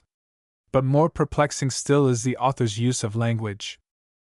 The reader will already have heard enough of the passage in Irenaeus, where this father quotes some earlier authority or authorities who refer to the Fourth Gospel, but I am compelled to allude to it again. In my first article I had accused the author of ignoring the distinction between the infinitive and indicative, between the oblique and direct narrative, and maintaining, in defiance of grammar, that the words might very well be Irenaeus' own, 126:3. In my second article I pointed out that whole sentences were tacitly altered or rewritten or omitted in the fourth edition, and that, as I unhesitatingly inferred, he had found out his mistake, 126:4. I have read over the passage carefully again in its earlier form in the light of the explanation which the author gives in his reply, and I cannot put any different interpretation on his language. It seems to me distinctly to aim at proving 2 things: 1, that there is no reason for thinking that the passage is oblique at all, or that Irenaeus is giving anything else besides his own opinion, pages 326 to 331, and 2, that, even supposing it to be oblique, there is no ground for identifying the authorities quoted with the presbyters of Papias, pages 331 to 334. With this last question I have not concerned myself hitherto. It will come under discussion in a later article, when I shall have occasion to treat of Papias, 127:1. It was to the first point alone that my remarks referred. The author, however, says in his reply that his meaning was the same throughout, that he knew all the while Irenaeus must be quoting from someone else, and that he did what was possible to attract attention to the actual indirect construction. 127:2. Why then did he translate the oblique construction as if it were direct? Why, after quoting as parallels a number of direct sentences in Irenaeus containing quotations, did he add, "These are all direct quotations by Irenaeus," as is most certainly that which we are now considering, which is introduced in precisely the same way? 127:3. Why in his fourth edition, in which he first introduces a recognition of the oblique construction, did he withdraw all these supposed parallels, which, if his opinion was unchanged, still remained as good for his purpose, whatever that purpose might be, as they had ever been? Further discussion on this point would obviously be wasted. I can only ask any reader who is interested in this matter to refer to the book itself, and more especially to compare the fourth, 128:1, with the earlier editions, that he may judge for himself whether any other interpretation, except that which I and others besides myself, 128:2, have put upon his words, was natural. The author has declared his meaning, but I could only judge by his language. I now proceed to notice some other of the chief points in our author's reply, and perhaps it may be convenient in doing so to follow the order adopted in my original article to which it is a rejoinder. 1. In the first place, then, the author is annoyed that I spoke disparagingly of his scholarship, 128:3, and in reply he says that the criticism in which I have indulged scarcely rises above the correction of an exercise or the conjugation of a verb. 128:4 I cannot help thinking this language unfortunate from his own point of view, but let that pass. If the reader will have the goodness to refer back to my article, he will find that, so far from occupying the main part of it on points of scholarship which have no bearing on the questions under discussion, as the author seems to hint, I have taken up about 2/3 of a page only, 128:5, with such matters. In the other instances which I have selected, his errors directly affect the argument for the time being at some vital point. It would have been possible to multiply examples, if examples had been needed. I might have quoted, for instance, such renderings as Greek, katabas peripatito, come down let him walk about, 129:1, or Greek, Iostatis en hemen esti suro phoenikissa, to genos canonitis, his to Thagatrian KTL. Justa, who is amongst us, a Syrophoenician, a Canaanite by race, whose daughter etc., 129:2, both these renderings survive to the fourth edition. I must not, however, pass over the line of defense which our author takes, though only a few words will be necessary. I do not see that he has gained anything by sheltering himself behind others, when he is obviously in the wrong. Not a legion of Tischendorfs, for instance, can make Greek, epangelomenon, signify has promised, 129:3, though it is due to Tischendorf to add that notwithstanding his loose translation he has seen through the meaning of Origen's words, and has not fastened an error upon himself by a false interpretation, as our author has done. And in other cases, where our author takes upon himself the responsibility of his renderings, his explanations are more significant than the renderings themselves. Scholars will judge whether a scholar, having translated Quem Quideret, 129:4, whom he mutilates, could have brought himself to defend it as a paraphrase, 129:5. I am not at all afraid that dispassionate judges hereafter will charge me with having unduly depreciated his scholarship. But our author evidently thinks that the point was not worth establishing at all. I cannot agree with him. I feel sure that, if he had been dealing with some indifferent matter, as for instance some question of classical literature, he would not have received any more lenient treatment from independent reviewers, and I do not see why the greater importance of the subject should be pleaded as a claim for immunity from critical examination. It does not seem to me to be a light matter that an author assuming, as the author of Supernatural Religion does, a tone of lofty superiority over those whom he criticizes, should betray an ignorance of the very grammar of criticism. But in the present case there was an additional reason why attention should be called to these defects.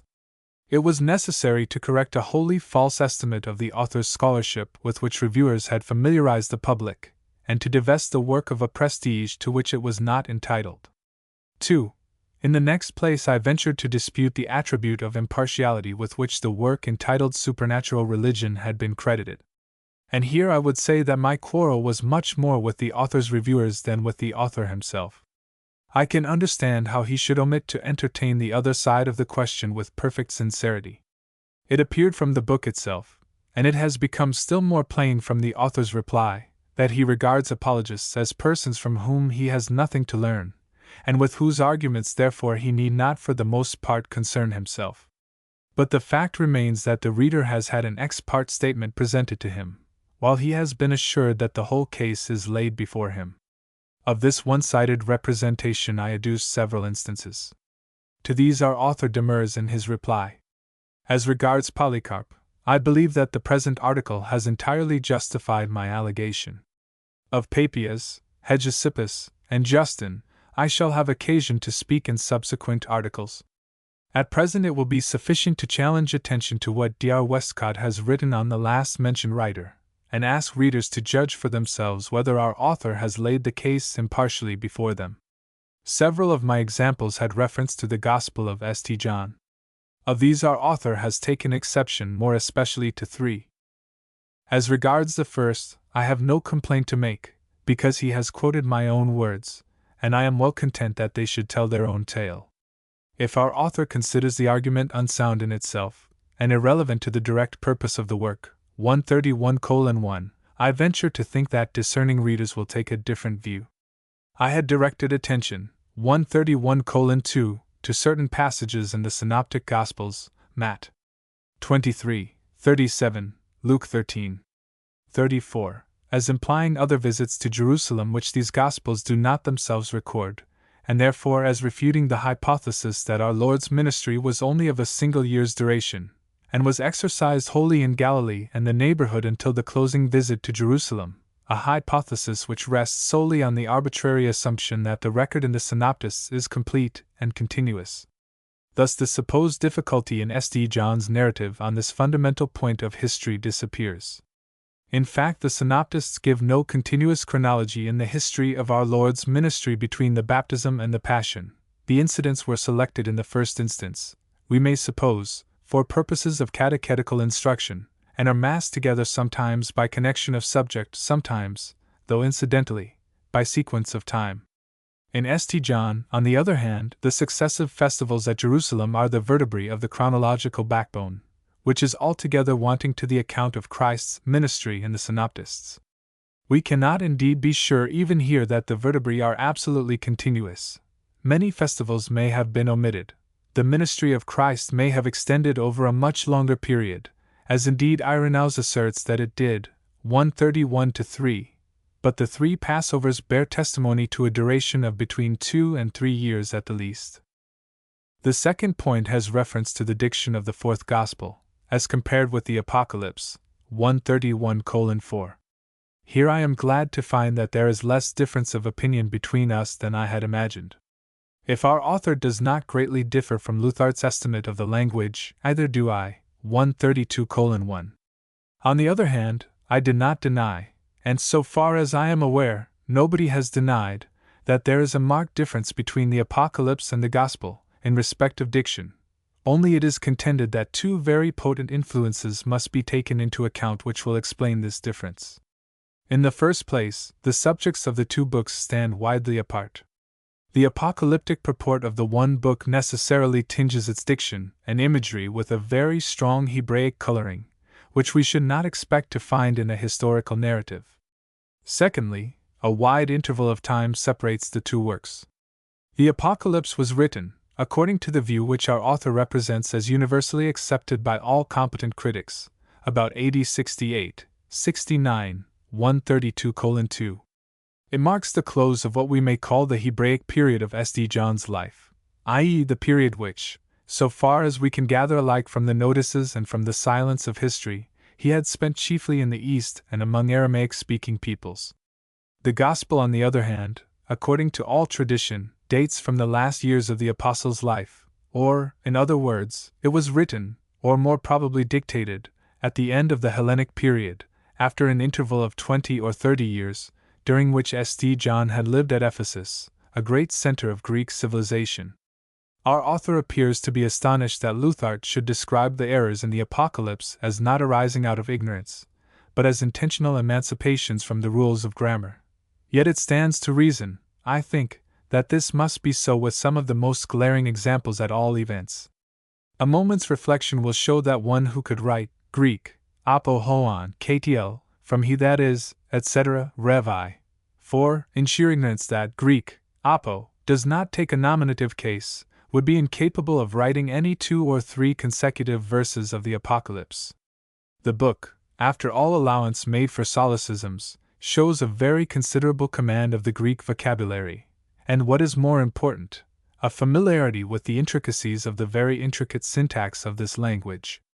On the third point, to which our author devotes between 3 and 4 pages, more explanation is required.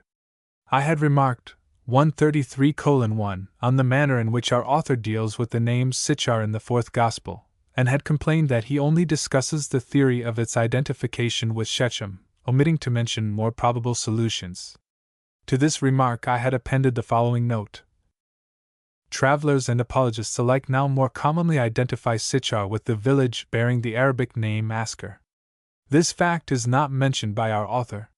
He says, moreover, it is admitted that there was no such place as Sichar, Greek, Sucher, and apologetic ingenuity is severely taxed to explain the difficulty. This is altogether untrue. Others besides apologists point to passages in the Talmud which speak of the well of Sucher, or Soker, or Sikhar. See Neubauer, La Géographie du Talmud, page 169. Our author refers in his note to an article by Delitzsch, Sitch. F. Luth. Theology 1856, page 240 SQ. He cannot have read the article, for these Talmudic references are its main purport. Our author in his reply quotes this note, and italicizes the passages as they are printed here. I am glad that he has done so, for I wish especially to call attention to the connection between the two. He adds that an apology is surely due to the readers of the Contemporary Review, and, as he implies, to himself, for this style of criticism, to which he says that he is not accustomed. 133:2. I am not sorry that this rejoinder has obliged me to rescue from the obscurity of a footnote a fact of real importance in its bearing on the historical character of the fourth Gospel. As for apologizing, I will most certainly apologize if he wishes it. But I must explain myself first. I am surprised that this demand should be made by the same person who penned certain sentences in Supernatural Religion. I am not a little perplexed to understand what canons of controversial etiquette he would lay down, for, while I have merely accused him, in somewhat blunt language, of great carelessness, he has not scrupled to charge others with willful and deliberate evasion, with unpardonable calculation upon the ignorance of his readers, with a deliberate falsification, with disingenuousness, 134:1, and other grave moral offenses of the same kind. Now I have been brought up in the belief that offenses of this class are incomparably more heinous than the worst scholarship, or the grossest inaccuracy, and I am therefore obliged to ask whether he is not imposing far stricter rules on others than he is prepared to observe himself, when he objects to what I have said. Nevertheless, I will apologize, but I cannot do so without reluctance, for he is asking me to withdraw an explanation which seemed to me to place his mode of proceeding in the most favorable light, and to substitute for it another which I should not have ventured to suggest.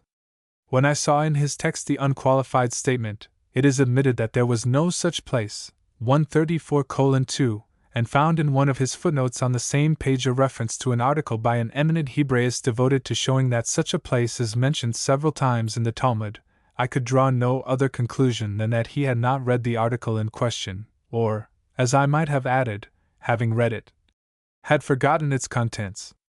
The manner in which references are given elsewhere in this work, as I have shown in my article on the Ignatian epistles, seem to justify this inference. His own explanation, however, is quite different. My statement is, that it is admitted that there was no such place as Sichar. I ought to have added, except by apologists, who never admit anything, but I thought that in saying, an apologetic ingenuity is severely taxed to explain the difficulty, I had sufficiently accepted apologists, and indicated that many assertions and conjectures are advanced by them for that purpose. Certainly this qualifying sentence needed to be added, for no reader could have supposed that the author intended his broad statement to be understood with this all-important reservation. Unfortunately, however, this explanation is not confined to apologists. As I pointed out, it is adopted by M. Neubauer also, who, unless I much mistake his position, would altogether disclaim being considered an apologist, but who nevertheless, being an honest man, sets down his honest opinion, without considering whether it will or will not tend to establish the credibility of the evangelist. But after all, the really important question for the reader is not what this or that person thinks on this question, but what are the facts. And here I venture to say that, when our author speaks of assertions and conjectures in reference to Delitzsch's article, such language is quite misleading. The points which the Talmudical passages quoted by him establish are these. 1. A place called Sucher, or Sichar, is mentioned in the Talmud. Our author speaks of some vague references in the Talmud to a somewhat similar, but not identical, name. But the fact is that the word Greek, Sucher, if written in Hebrew letters, would naturally take one or other of the two forms which we find in the Talmud, Hebrew, Sukkar, Sucher, or Hebrew, Sykhar, Sichar. In other words, the transliteration is as exact as it could be. It would no doubt be possible to read the former word Socher, and the latter Sicher, because the vowels are indeterminate within these limits.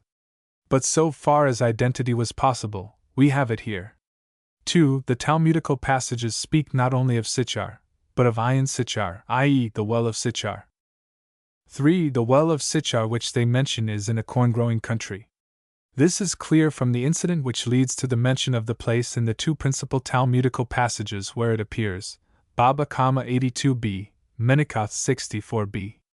It is there stated that on one occasion, when the lands in the neighborhood of Jerusalem were laid waste by war, and no one knew whence the 2 loaves of the Pentecostal offering, the first fruits of the wheat harvest, could be procured, they were obliged ultimately to bring them from the valley of the well of Sichar. Now the country which was the scene of the interview with the Samaritan woman is remarkable in this respect.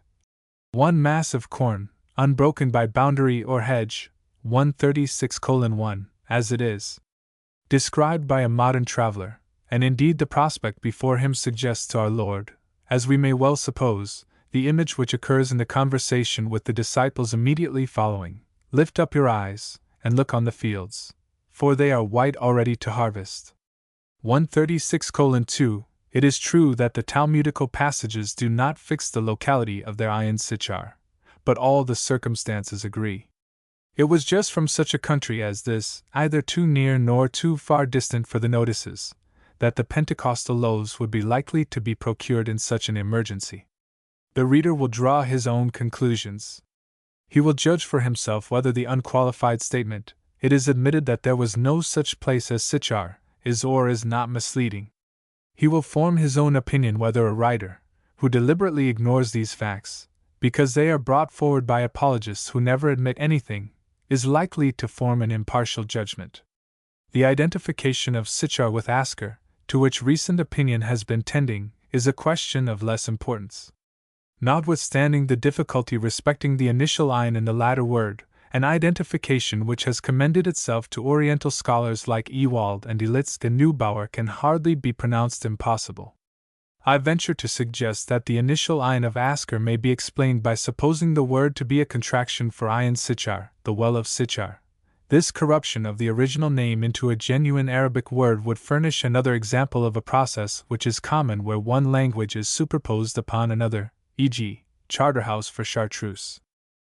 3.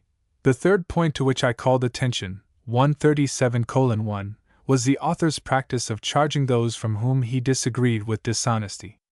This seemed to me to be a very grave offense, which deserved to be condemned by all men alike, whatever their opinions might be. And in the present instance I considered that the author was especially bound to abstain from such charges, because he had thought fit to shelter himself, as he was otherwise justified in doing, under an anonym.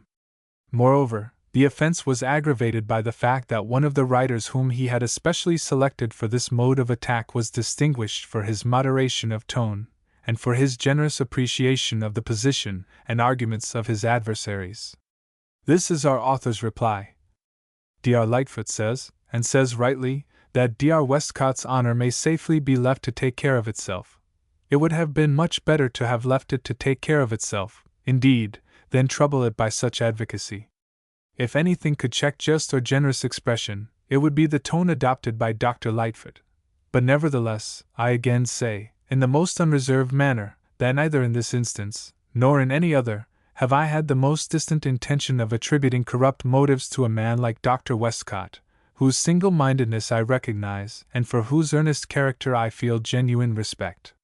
The utmost that I have at any time intended to point out is that, utterly possessed as he is by orthodox views in general, and on the canon in particular, he sees facts, I consider, through a dogmatic medium, and unconsciously imparts his own peculiar coloring to statements which should be more impartially made.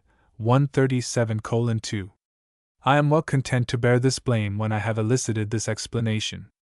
A great wrong had been done, and I wished to see it redressed. But who could have supposed that this was our author's meaning?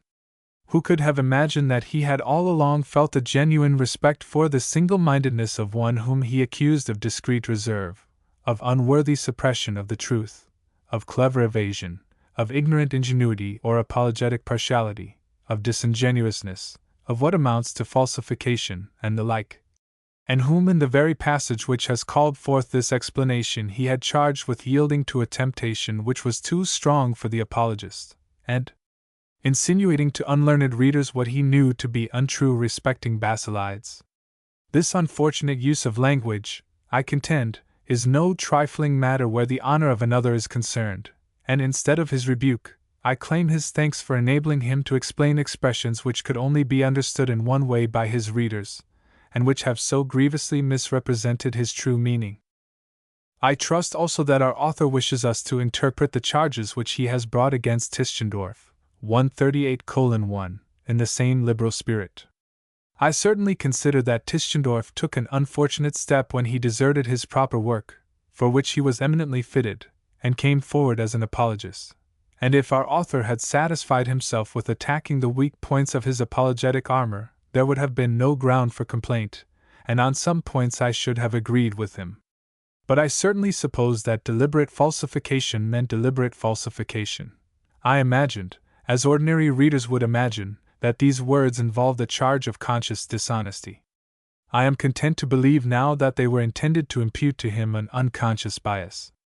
In our author's observations on my criticism of his general argument, there is one point which seems to call for observation. Of all my remarks, the one sentence which I should least have expected to incur his displeasure is the following. Obviously, if the author has established his conclusions in the first part, the second and third are altogether superfluous. 138:2. I fancied that, in saying this, I was only translating his own opinion into other words. I imagine that he himself wished the second and third parts to be regarded as a work of supererogation. Was I altogether without ground for this belief? I turn to the concluding paragraph of the first part, and I find these words. Those who have formed any adequate conception of the amount of testimony which would be requisite in order to establish the reality of occurrences in violation of the order of nature, which is based upon universal and invariable experience, must recognize that, even if the earliest asserted origin of our four Gospels could be established upon the most irrefragable grounds, the testimony of the writers, men of like ignorance with their contemporaries, men of like passions with ourselves, would be utterly incompetent to prove the reality of miracles.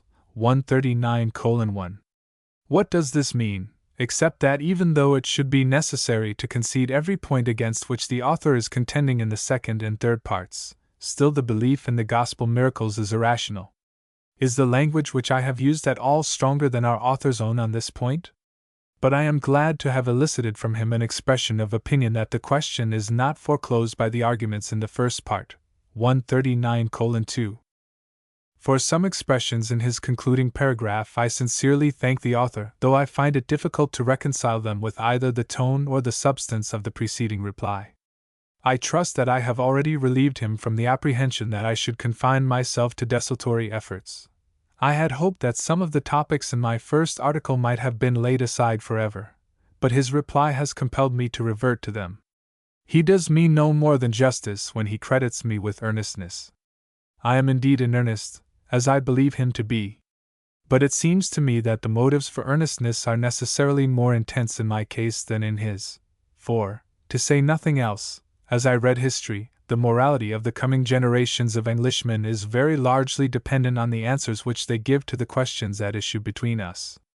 As he has withheld his name, he has deprived me of the pleasure of reciprocating any expression of personal respect.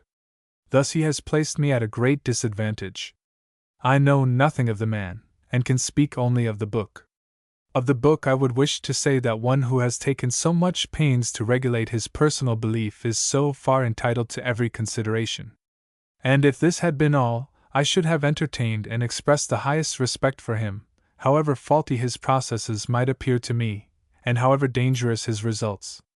But when I observed that the author, not content with ignoring the facts and reasonings, went on to impugn the honesty of his opponents, when I noticed that again and again the arguments on one side of the question were carefully arrayed, while the arguments on the other side were altogether omitted, when I perceived that he denied the authenticity of every work, and questioned the applicability of every reference which made against him, when in short I saw that, however sincere the writer's personal convictions might be, the critical portion of the work was stamped throughout with the character of an advocate's ex parte statement, I felt that he had forfeited any claim to special forbearance. For the rest, I do not wish to be unjust to the book, and I am sorry if, while attempting to correct an exceedingly false estimate, I have seemed to any one to be so, but I do not see any good in paying empty and formal compliments which do not come from the heart, and I cannot consent to tamper with truths which seem to me of the highest moment. Still, I should be sorry to think that so much energetic work had been thrown away. If the publication of this book shall have had the effect of attracting serious attention to these most momentous subjects, it will have achieved an important result. But I would wish to add one caution. No good will ever come from merely working on the lines of modern theorists. Perhaps the reader will forgive me if I add a few words of explanation, for I do not wish to be misunderstood. I should be most ungrateful if, in speaking of German writers, I used the language of mere depreciation. If there is any recent theologian from whom I have learnt more than from another, it is the German Nieder. Nor can I limit my obligations to men of this stamp. All diligent students of early Christian history must have derived the greatest advantage on special points from the conscientious research, and frequently also from the acute analysis, even of writers of the most extreme school. But it is high time that the incubus of fascinating speculations should be shaken off, and that Englishmen should learn to exercise their judicial faculty independently. Any one who will take the pains to read Irenaeus through carefully, endeavoring to enter into his historical position in all its bearings, striving to realize what he and his contemporaries actually thought about the writings of the New Testament, and what grounds they had for thinking it, and above all, resisting the temptation to read in modern theories between the lines, will be in a more favorable position for judging rightly of the early history of the canon than if he had studied all the monographs which have issued from the German press during the last half-century. The Papias of Hierapolis. August, 1875. Two names stand out prominently in the churches of proconsular Asia during the age immediately succeeding the Apostles, Polycarp of Smyrna, and Papias of Hierapolis. Having given an account of Polycarp in my last article, I purpose now to examine the notices relating to Papias.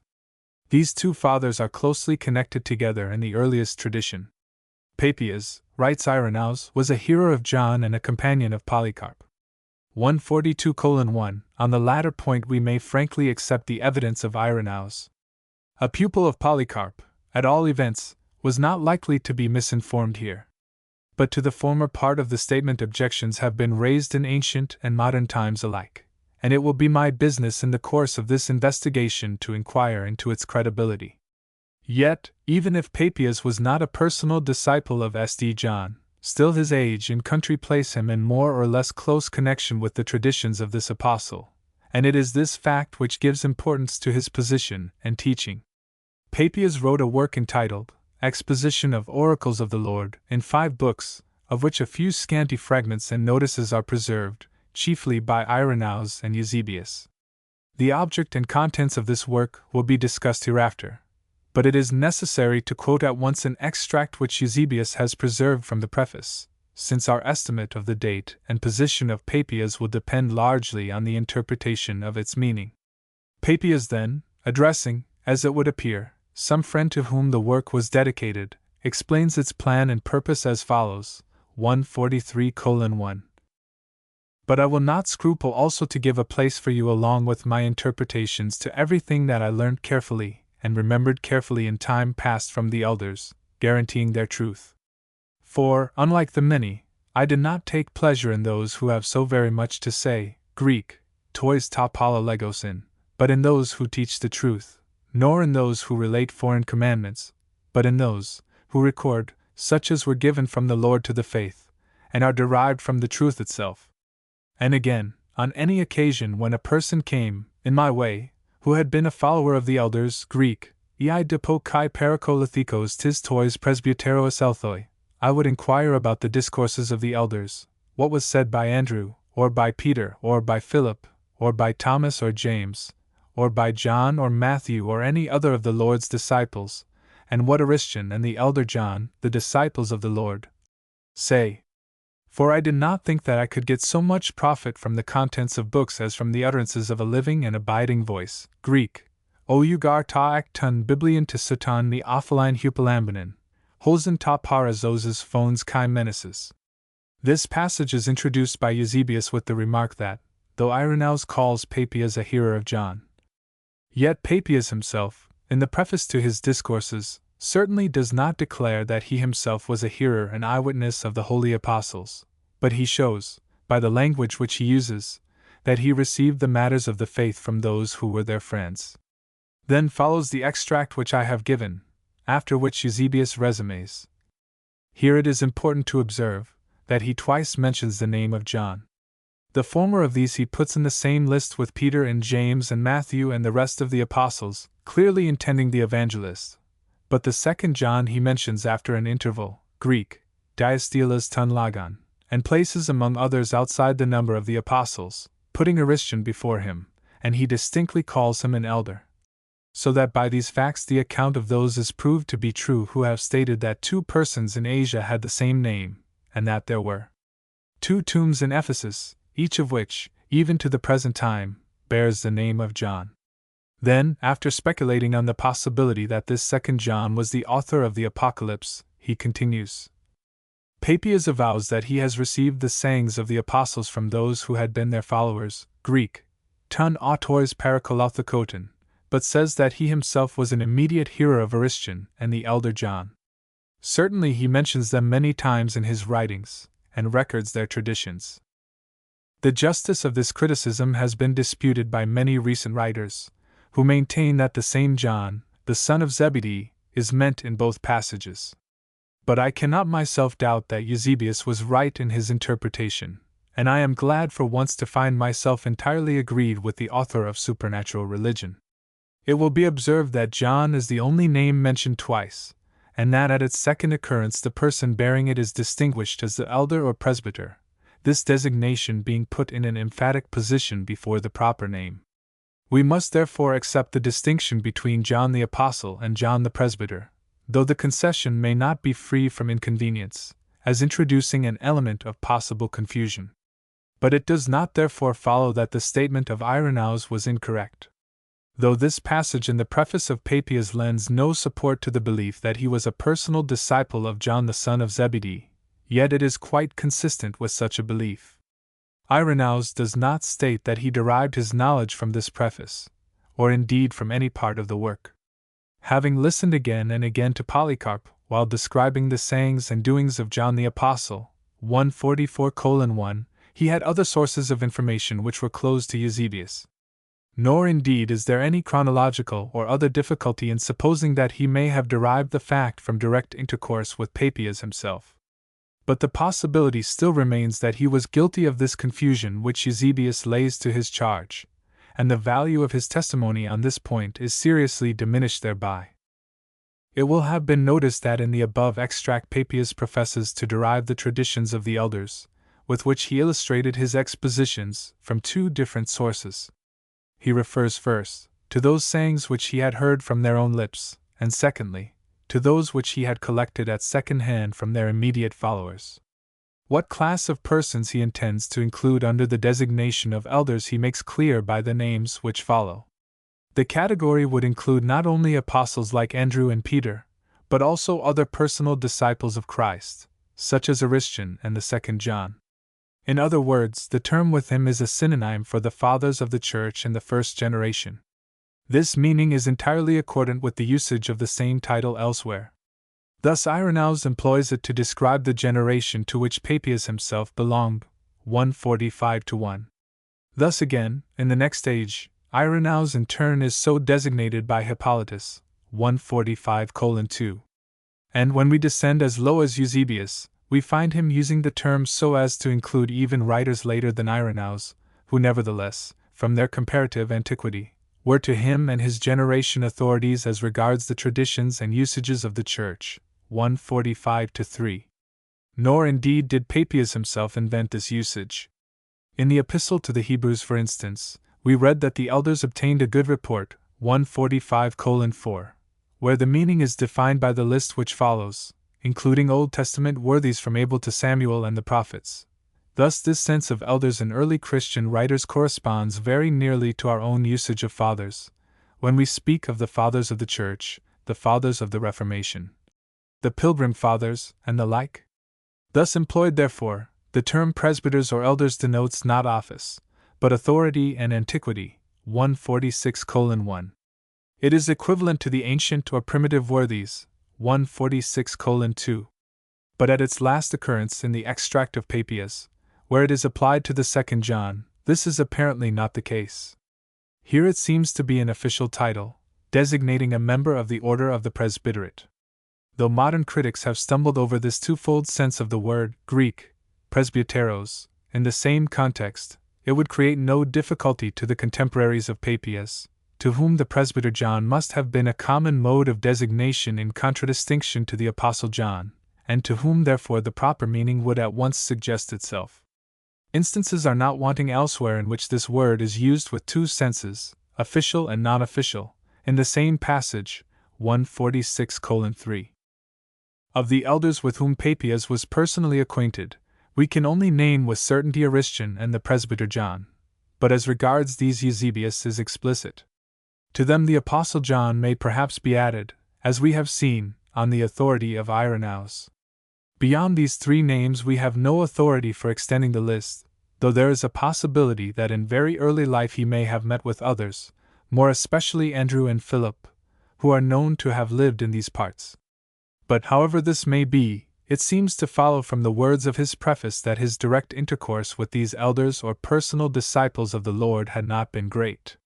It was probably confined to the earlier part of his life, before he had any thought of writing his book, and the information thence derived was in consequence casual and fragmentary. When he set himself to collect traditions for this special purpose, he was dependent on secondary evidence, on the information collected from scholars and followers of these primitive elders. We are now in a position to investigate the age of Papias. But, as a preliminary to this investigation, it is necessary to say something about the authority for the one definite date which is recorded in connection with him. In my article on Polycarp, I pointed out that recent investigations had pushed the date of this father's martyrdom several years farther back, and that some chronological difficulties attaching to the commonly received date had thus been removed. 147:1. A similar difficulty meets us in the case of Papias, and it disappears in like manner, as I hope to show, before the light of criticism. The Chronicon Paschale, which was compiled in the first half of the 7th century, 147:2, represents Papias as martyred at Pergamum about the same time when Polycarp suffered at Smyrna, and places the event in the year 164. If this statement were true, we could hardly date his birth before AD 80, and even then he would have lived to a very advanced age. But there is a certain difficulty, 147:3, in supposing that one born at this late date should have been directly acquainted with so many personal disciples of our Lord. No earlier writer, however, mentions the date, or even the fact, of the martyrdom, not even Eusebius, who has much to say both about Papias and about the martyrologies of this epoch, and this absence of confirmation renders the statement highly suspicious. I believe that I have traced the error to its source, which indeed is not very far to seek. The juxtaposition of the passage in this chronicle with the corresponding passage in the history of Eusebius, 148:1, will, if I mistake not, tell its own tale. Chronicon Paschale. Eusebius. In the 133rd year of the Ascension, at this time very severe of the Lord, very severe persecutions having disturbed, having dismayed Greek, Anathorobesanton, Anisobesanton, Asia, many were, Asia, Polycarp is perfected by martyred, among whom Polycarp, martyrdom, and in the same, writing concerning him were attached other martyrdoms.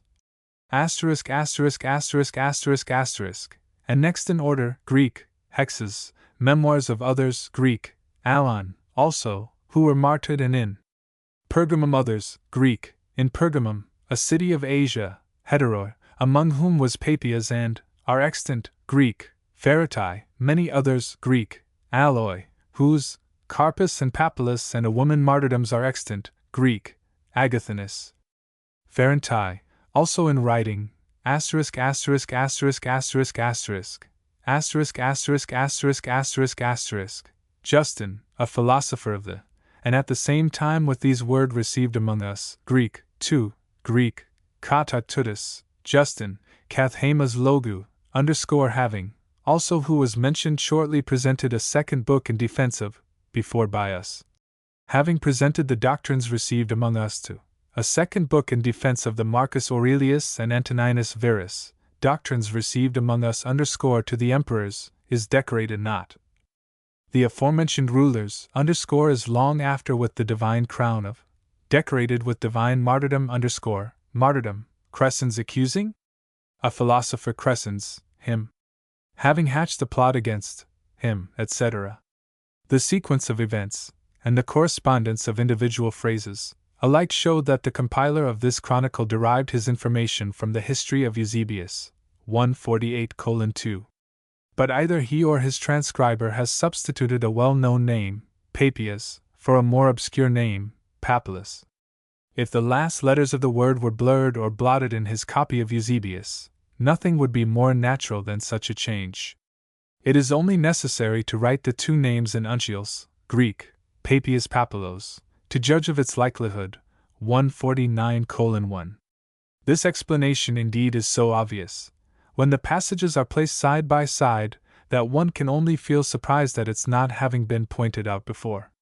Thus the martyrdom of Papias, with its chronological perplexities, such as they are, disappears from history, and we may dismiss the argument of the author of Supernatural Religion, that a writer who suffered martyrdom under Marcus Aurelius, c. AD 165, can scarcely have been a hearer of the Apostles, 149:2. Thus we are left to infer the date of Papias entirely from the notices of his friends and contemporaries. But these will assist us to a very fair approximation. 1. He was a hearer of at least two personal disciples of Christ, Aristion and the presbyter John. If we suppose that they were among the youngest disciples of our Lord, and lived to old age, we shall be doing no violence to probability. Obviously, there were in their case exceptional circumstances which rendered intercourse with them possible. If so, they may have been born about AD 10 or later, and have died about AD 90 or later. In this case, their intercourse with Papias may be referred to the years AD 85 to 95, or thereabouts.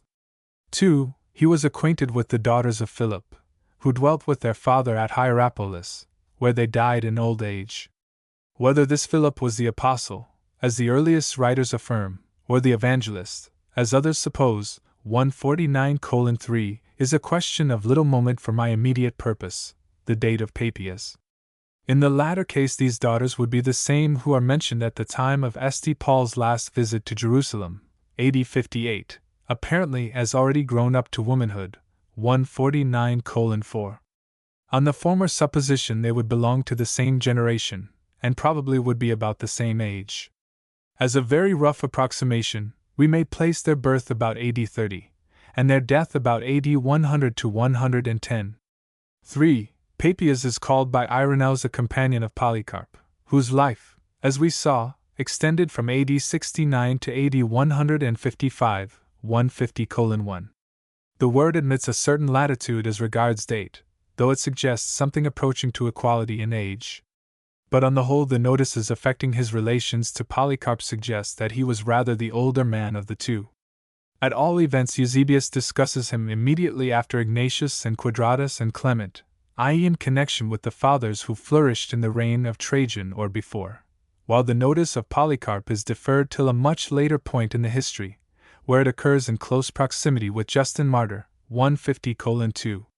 This arrangement indicates at all events that Eusebius had no knowledge of his having been martyred at the same time with Polycarp, or indeed of his surviving to so late a date. Otherwise he would naturally have inserted his account of him in this place. If it is necessary to put the result of these incidental notices in any definite form, we may say that Papias was probably born about AD 60 to 70. But his work was evidently written at a much later date. He speaks of his personal intercourse with the elders as a thing of the remote past, 150:3. He did not write till false interpretations of the evangelical records had had time to increase and multiply. We should probably not be wrong if we deferred its publication till the years AD 130 to 140, or even later. Our author places it at least as late as the middle of the 2nd century, 150:4. The opinions of a Christian writer who lived and wrote at this early date, and had conversed with these first disciples, are not without importance, even though his own mental caliber may have been small.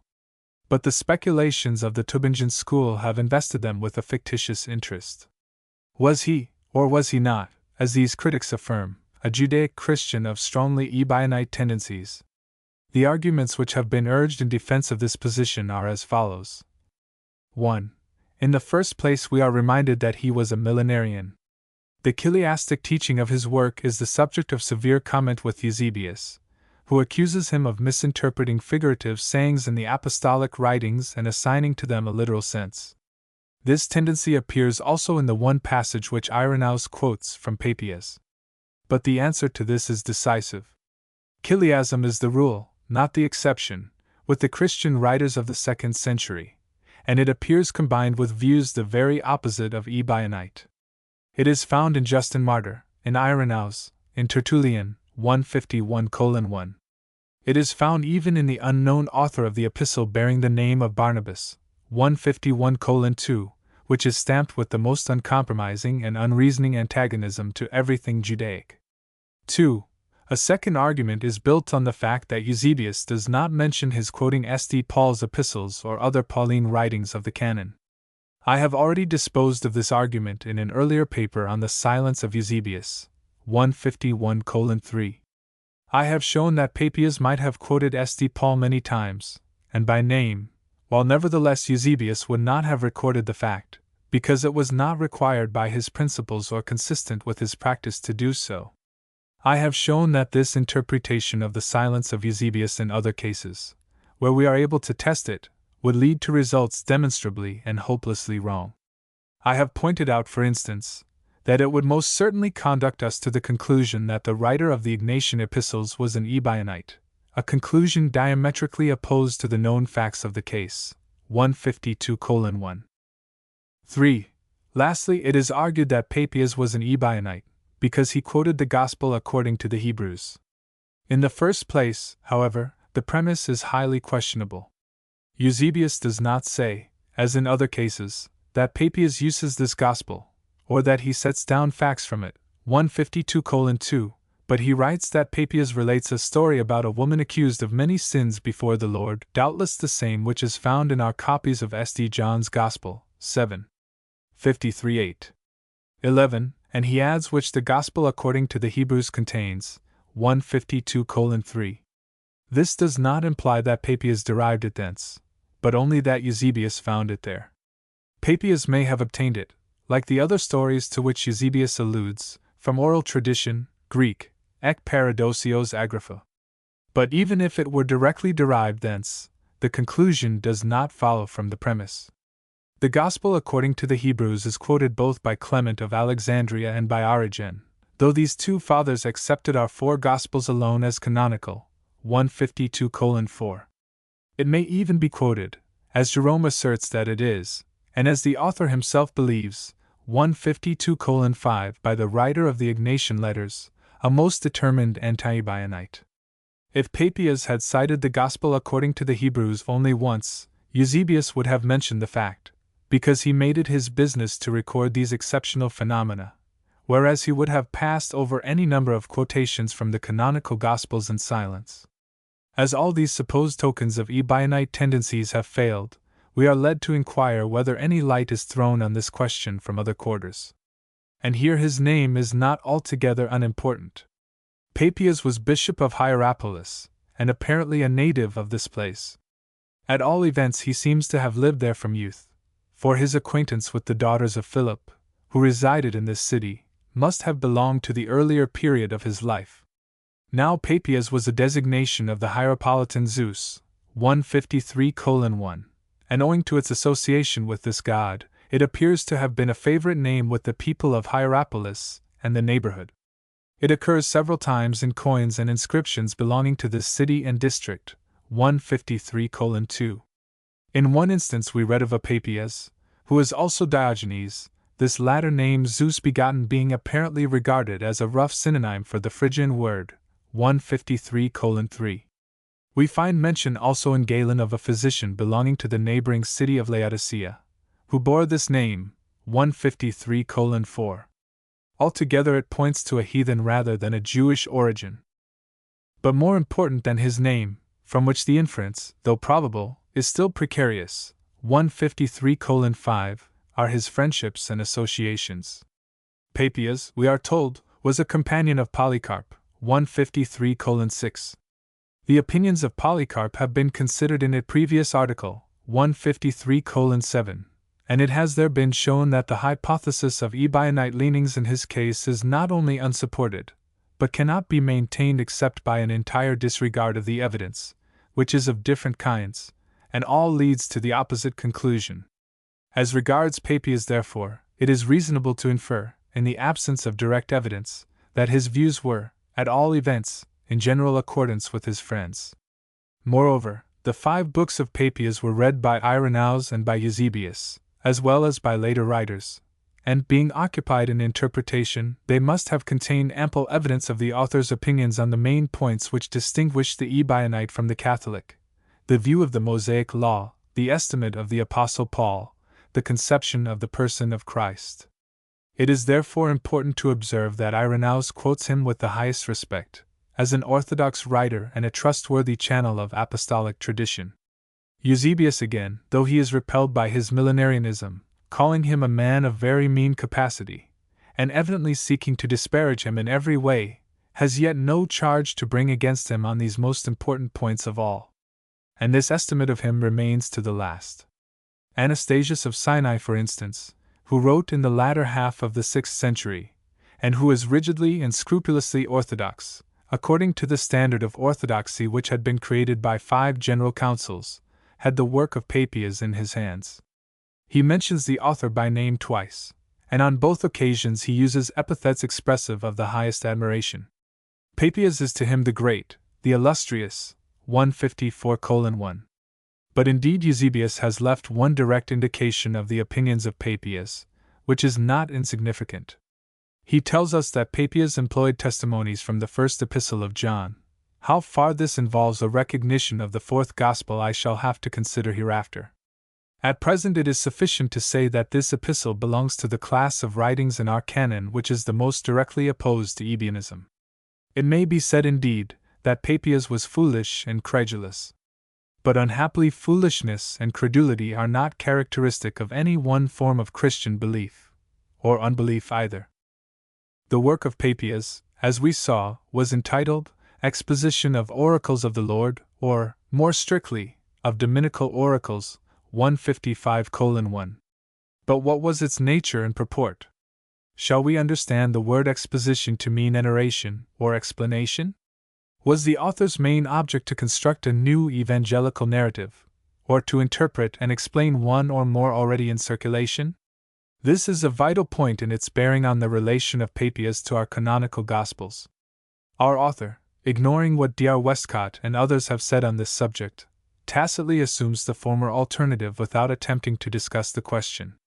Yet, if this assumption is wrong, a very substantial part of his argument is gone. The following passage will illustrate the attitude of the author of Supernatural Religion towards this question. This work was less based on written records of the teaching of Jesus than on that which Papias had been able to collect from tradition, which he considered more authentic, for, like his contemporary Hegesippus, Papias avowedly prefers tradition to any written works with which he was acquainted, 155:2.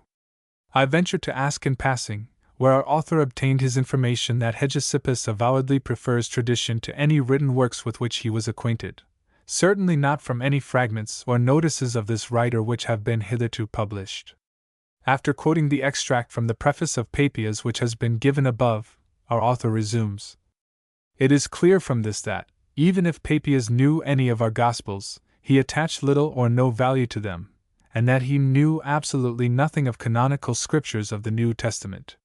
His work was evidently intended to furnish a more complete collection of the discourses of Jesus from oral tradition than any previously existing, with his own expositions, and this is plainly indicated by his own words, and by the title of his work, Greek, Logion Kyriakon Exegesis, 156:1. The natural and only reasonable course, he adds in a note, is to believe the express declaration of Papias, more especially as it is made, in this instance, as a prefatory statement of his belief. He has appealed to Caesar, and to Caesar he shall go. What then is the natural interpretation of the title Exposition of Oracles of, or relating to, the Lord? Would any one, without a preconceived theory, imagine that exposition here meant anything else but explanation or interpretation? It is possible indeed that the original word Greek, exegesis, might, in other connections, be used in reference to a narrative, but its common and obvious sense is the same which it bears when adopted into English as exegesis. In other words, it expresses the idea of a commentary on some text. The expression has an exact parallel, for instance, in the language of Eusebius when, speaking of Dionysius of Corinth, he says that this writer introduces into his letter to the Church of Amastris expositions of divine scriptures, Greek, graphen theon exegesias, or when he says that Irenaeus quotes a certain apostolic elder and gives his expositions of divine scriptures, the same expression as before. 156:2. It is used more than once in this sense, and it is not used in any other, as we shall see presently, by Irenaeus, 156:3. Moreover, Anastasius of Sinai distinctly styles Papias an exegete, meaning thereby, as his context shows, an interpreter of the Holy Scriptures, 157:1. The title of his work therefore does not indicate anything of the kind which our author assumes it to indicate, 157:2. It does not suggest a more authentic narrative, but a more correct interpretation of an existing narrative. And the same inference is suggested still more strongly, when from the title we turn to the words of the preface. But I will not scruple also to give a place along with my interpretations Greek, Sunkataxi tais hermeniais, to all that I learnt carefully and remembered carefully in time past from the elders. Here the sense of exegesis in the title is explained by the use of the unambiguous word interpretations. But this is not the most important point. The interpretations must have been interpretations of something. Of what then? Certainly not of the oral traditions, for the interpretations are presupposed, and the oral traditions are mentioned subsequently, being introduced to illustrate the interpretations. The words which I have italicized leave no doubt about this. The also, which, by the way, our author omits, has no significance otherwise. The expression along with the interpretations is capable only of one meaning. In other words, the only account which can be given of the passage, consistently with logic and grammar, demands the following sequence. 1. The text, of which something was doubtless said in the preceding passage, for it is assumed in the extract itself. 2. The interpretations which explained the text, and which were the main object of the work. 3. The oral traditions, which, as the language here shows, were subordinate to the interpretations, and which Papias mentions in a slightly apologetic tone. These oral traditions had obviously a strong attraction for Papias. He introduced them frequently to confirm and illustrate his explanations. But only the most violent wresting of language can make them the text or basis of these interpretations. 158:1. A good example of the method thus adopted by Papias and explained in his preface is accidentally preserved by Irenaeus, 158:2. This father is discoursing on the millennial reign of Christ. His starting point is the saying of our Lord at the Last Supper, I will not drink henceforth of the fruit of this vine, until that day when I drink it new with you in my Father's kingdom. Matt. 26:29. He takes the words literally, and argues that they must imply a terrestrial kingdom, since only men of flesh can drink the fruit of the vine. He confirms this view by appealing to two other sayings of Christ recorded in the Gospels.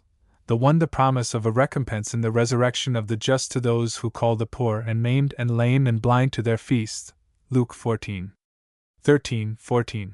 The other, the assurance that those who have forsaken houses or lands for Christ's sake shall receive 100-fold now in this present time, Matt 19:29, Mark X 29:30, Luke 18:30, 158:3, which last expression, he maintains, can only be satisfied by an earthly reign of Christ.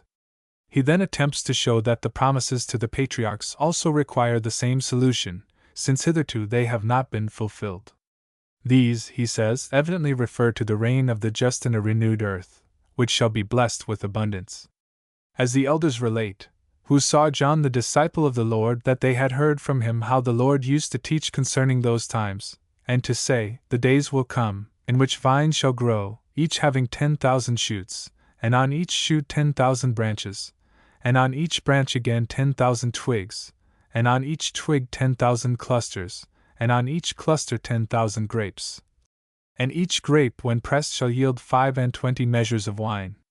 And when any of the saints shall have taken hold of one of their clusters, another shall cry, I am a better cluster, take me, bless the Lord through me.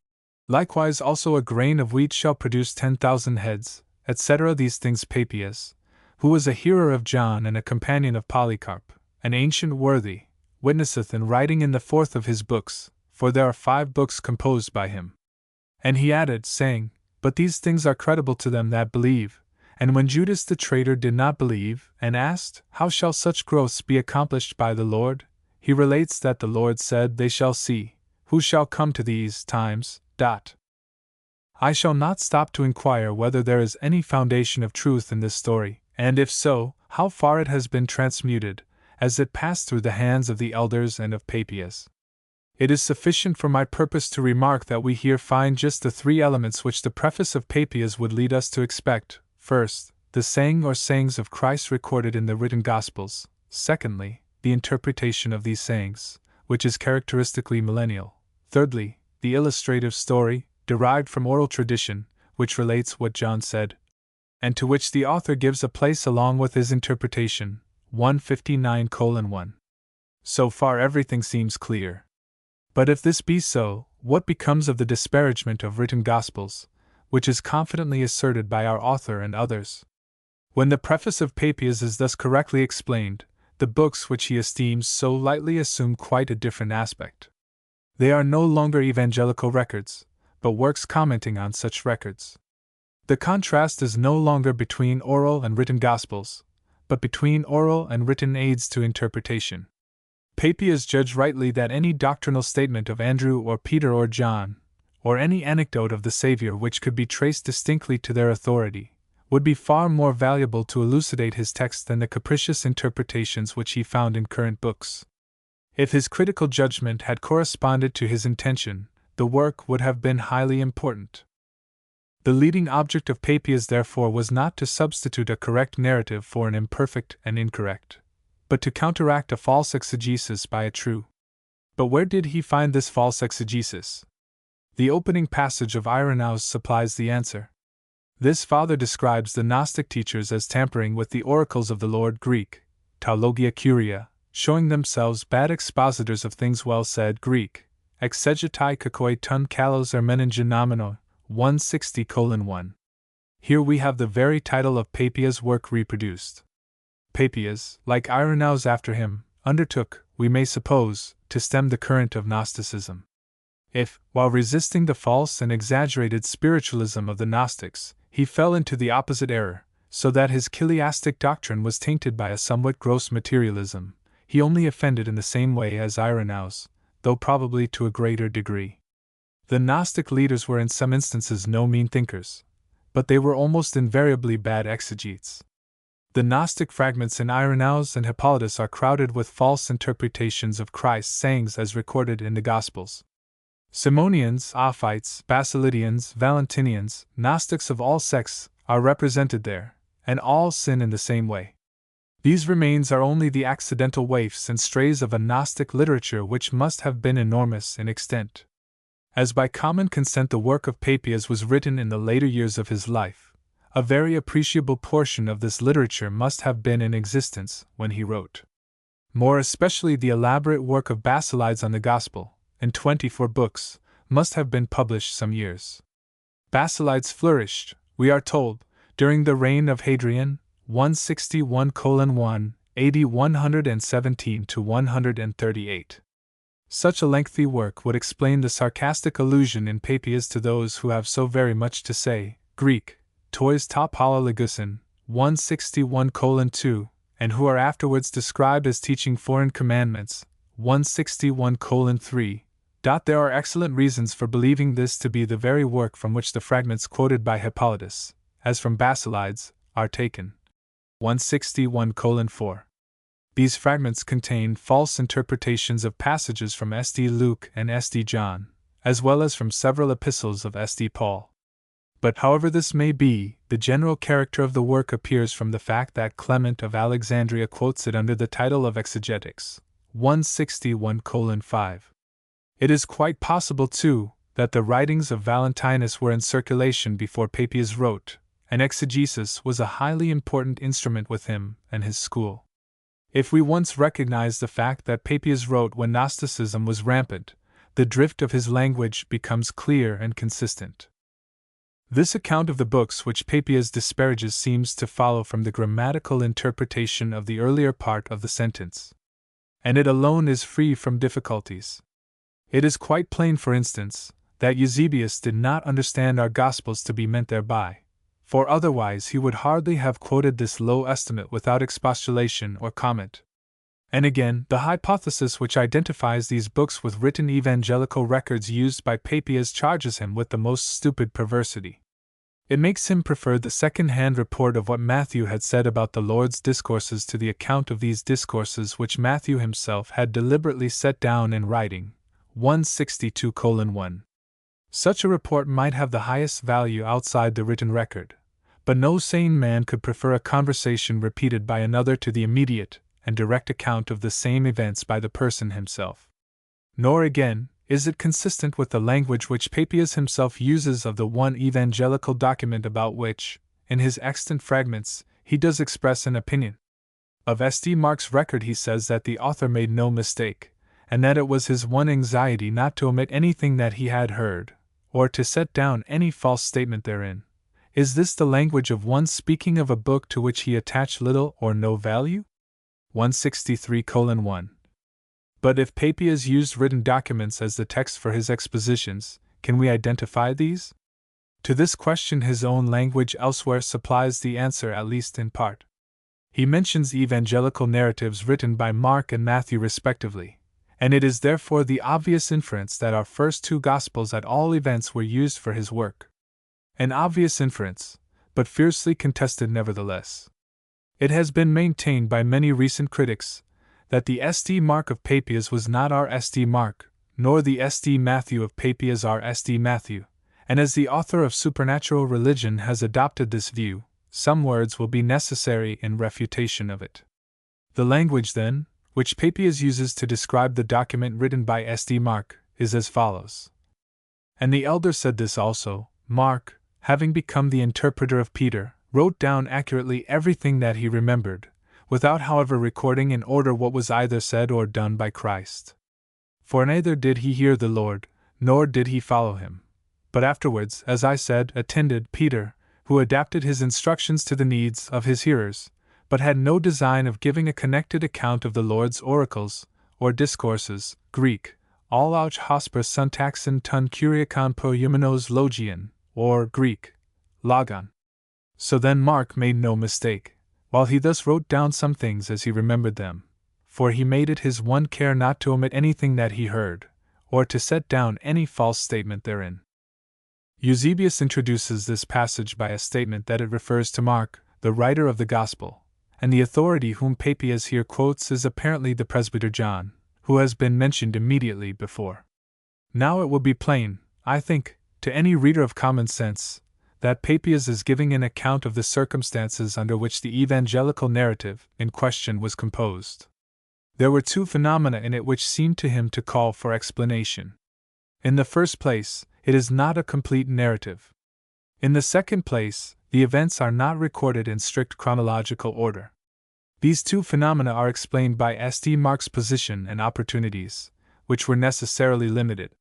His work was composed from reminiscences of S.D. Peter's preaching, and, as this preaching was necessarily fragmentary and adapted to the immediate requirements of his hearers, the preacher having no intention of giving a continuous narrative, the writer could not possess either the materials for a complete account or the knowledge for an accurate chronological arrangement.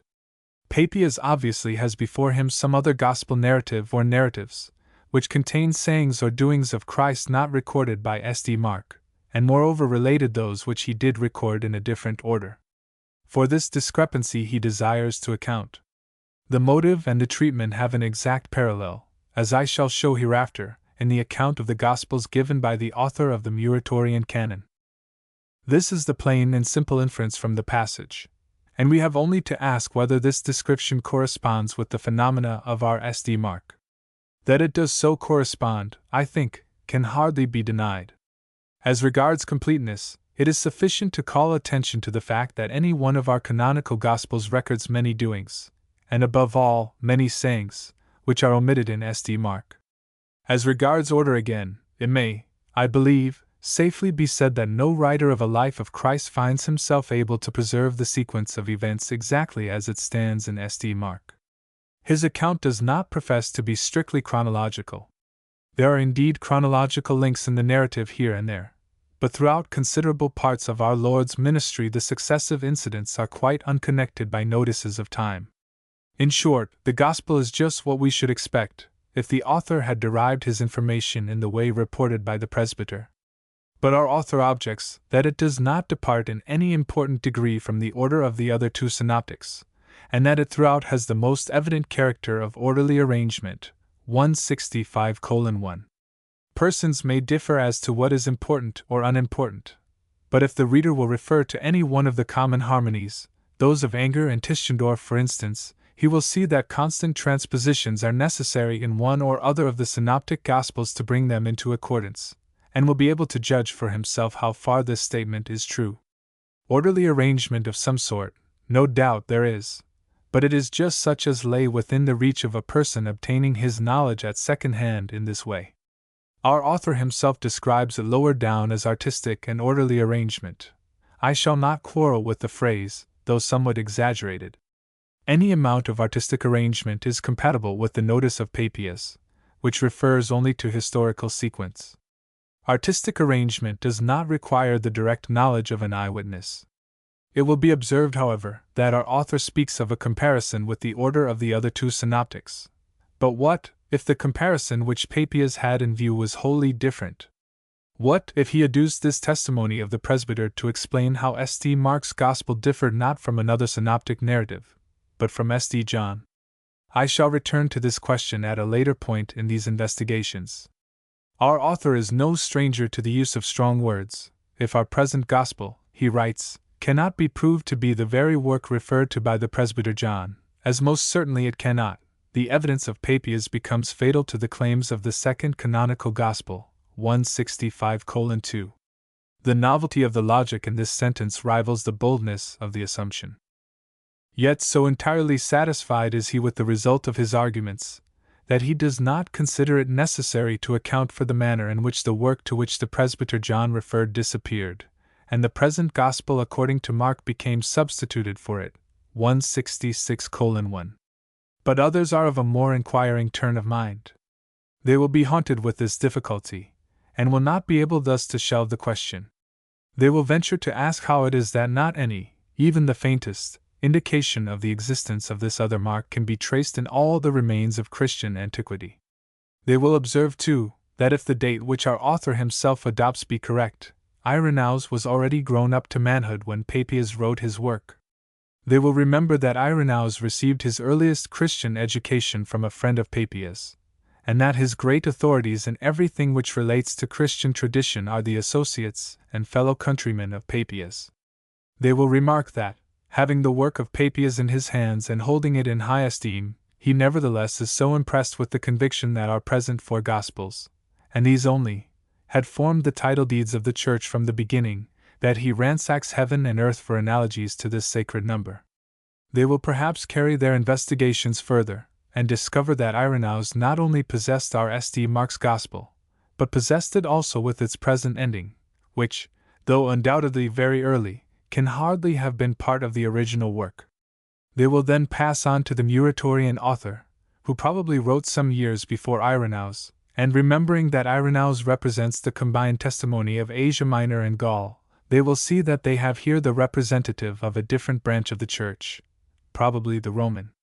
Yet the Muratorian writer agrees with Irenaeus in representing our four Gospels, and these only, as the traditional inheritance of the Church, for though the fragment is mutilated at the beginning, so that the names of the first two evangelists have disappeared, the identity cannot be seriously questioned.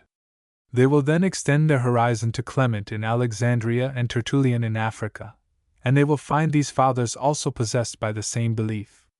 Impressed with this convergency of testimony from so many different quarters, they will be utterly at a loss to account for the unanimity of these early witnesses, all sharing in the same delusion, all ignorant that a false mark has been silently substituted for the true mark during their own lifetime, and consequently assuming as an indisputable fact that the false mark was received by the Church from the beginning. And they will end in a revolt against the attempt of our author to impose upon them with his favorite commonplace about the thoroughly uncritical character of the Fathers. Indeed, they will begin altogether to suspect this wholesale denunciation, for they will observe that our author is convicted out of his own context. They will remark how he repels an inconvenient question of Tischendorf by a scornful reference to the frivolous character of the only criticism in which they, Eusebius, and the other Christian fathers, ever indulged, 167:1. Yet they will remember at the same time to have read in this very chapter on Papias a highly intelligent criticism of Eusebius, with which this father confronts a statement of Irenaeus, and which our author himself adopts as conclusive, 167:2. They will recall also, in this same context, a reference to a passage in Dionysius of Alexandria, where this great bishop anticipates by nearly 16 centuries the criticisms of our own age concerning the differences of style between the fourth Gospel and the Apocalypse, 167:3. From St. Mark we pass to St. Matthew. Papias has something to tell us of this Gospel also, but here again we are asked to believe that we have a case of mistaken identity. After the notice relating to St. Mark, Eusebius continues. But concerning Matthew, the following statement is made by Papias: So then Matthew, Greek, Mattheos Menon, composed the oracles in the Hebrew language, and each one interpreted them as he could. The assumption that this statement, like the former, was made on the authority of the presbyter, depends solely on the close proximity in which the two extracts stand in Eusebius. It must therefore be regarded as highly precarious. In Papias' own work the two extracts may have been wide apart. Indeed, the opening particles in the second passage prove conclusively that it cannot have followed immediately on the first. Just as the Greek, hos ephen, in the extract relating to St. Mark showed that it was a fragment torn from its context, so we have the similar evidence of a violent severance here in the words, Greek, menon. The ragged edge is apparent in both cases, 168:1. This fact must be borne in mind in any criticisms which the passages suggest. In this extract then Papias speaks of a state of things in which each man interpreted the original Hebrew for himself. There can have been no authoritative Greek Gospel of St. Matthew at that time, if his account be correct. So far his meaning is clear. But it is equally clear that the time which he is here contemplating is not the time when he writes his book, but some earlier epoch. He says not interprets, but interpreted. This past tense interpreted, be it observed, is not the tense of Eusebius reporting Papias, but of Papias himself. Everything depends on this distinction, yet our author deliberately ignores it. He does indeed state the grammatical argument correctly, as given by others. Some consider that Papias or the presbyter used the verb in the past tense, Greek, hermeneus, as contrasting the time when it was necessary for each to interpret as best he could with the period when, from the existence of a recognized translation, it was no longer necessary for them to do so, 169:1. Yet a few lines after, when he comes to comment upon it, he can write as follows. The statement of Papias is perfectly simple and direct, and it is at least quite clear that it conveys the fact that translation was requisite, and, as each one translated as he was able, that no recognized translation existed to which all might have recourse. There is absolutely not a syllable which warrants the conclusion that Papias was acquainted with an authentic Greek version, although it is possible that he may have known of the existence of some Greek translations of no authority. The words used, however, imply that, if he did, he had no respect for any of them. 169:2. Our author has here imposed upon himself by a grammatical trick. Hard pressed by the argument, he has covered his retreat under an ambiguous use of tenses. The words each one translated as he was able are perfectly clear in the direct language of Papias, but adopted without alteration into the oblique statement of our author, they are altogether obscure. Translation was requisite, yes, but at what time? The fact is that no careful reader can avoid asking why Papias writes interpreted, and not interprets. The natural answer is that the necessity of which he speaks had already passed away. In other words, it implies the existence of a recognized Greek translation, when Papias wrote. Whence our author got his information that Papias had no respect for any such translation, it is difficult to say.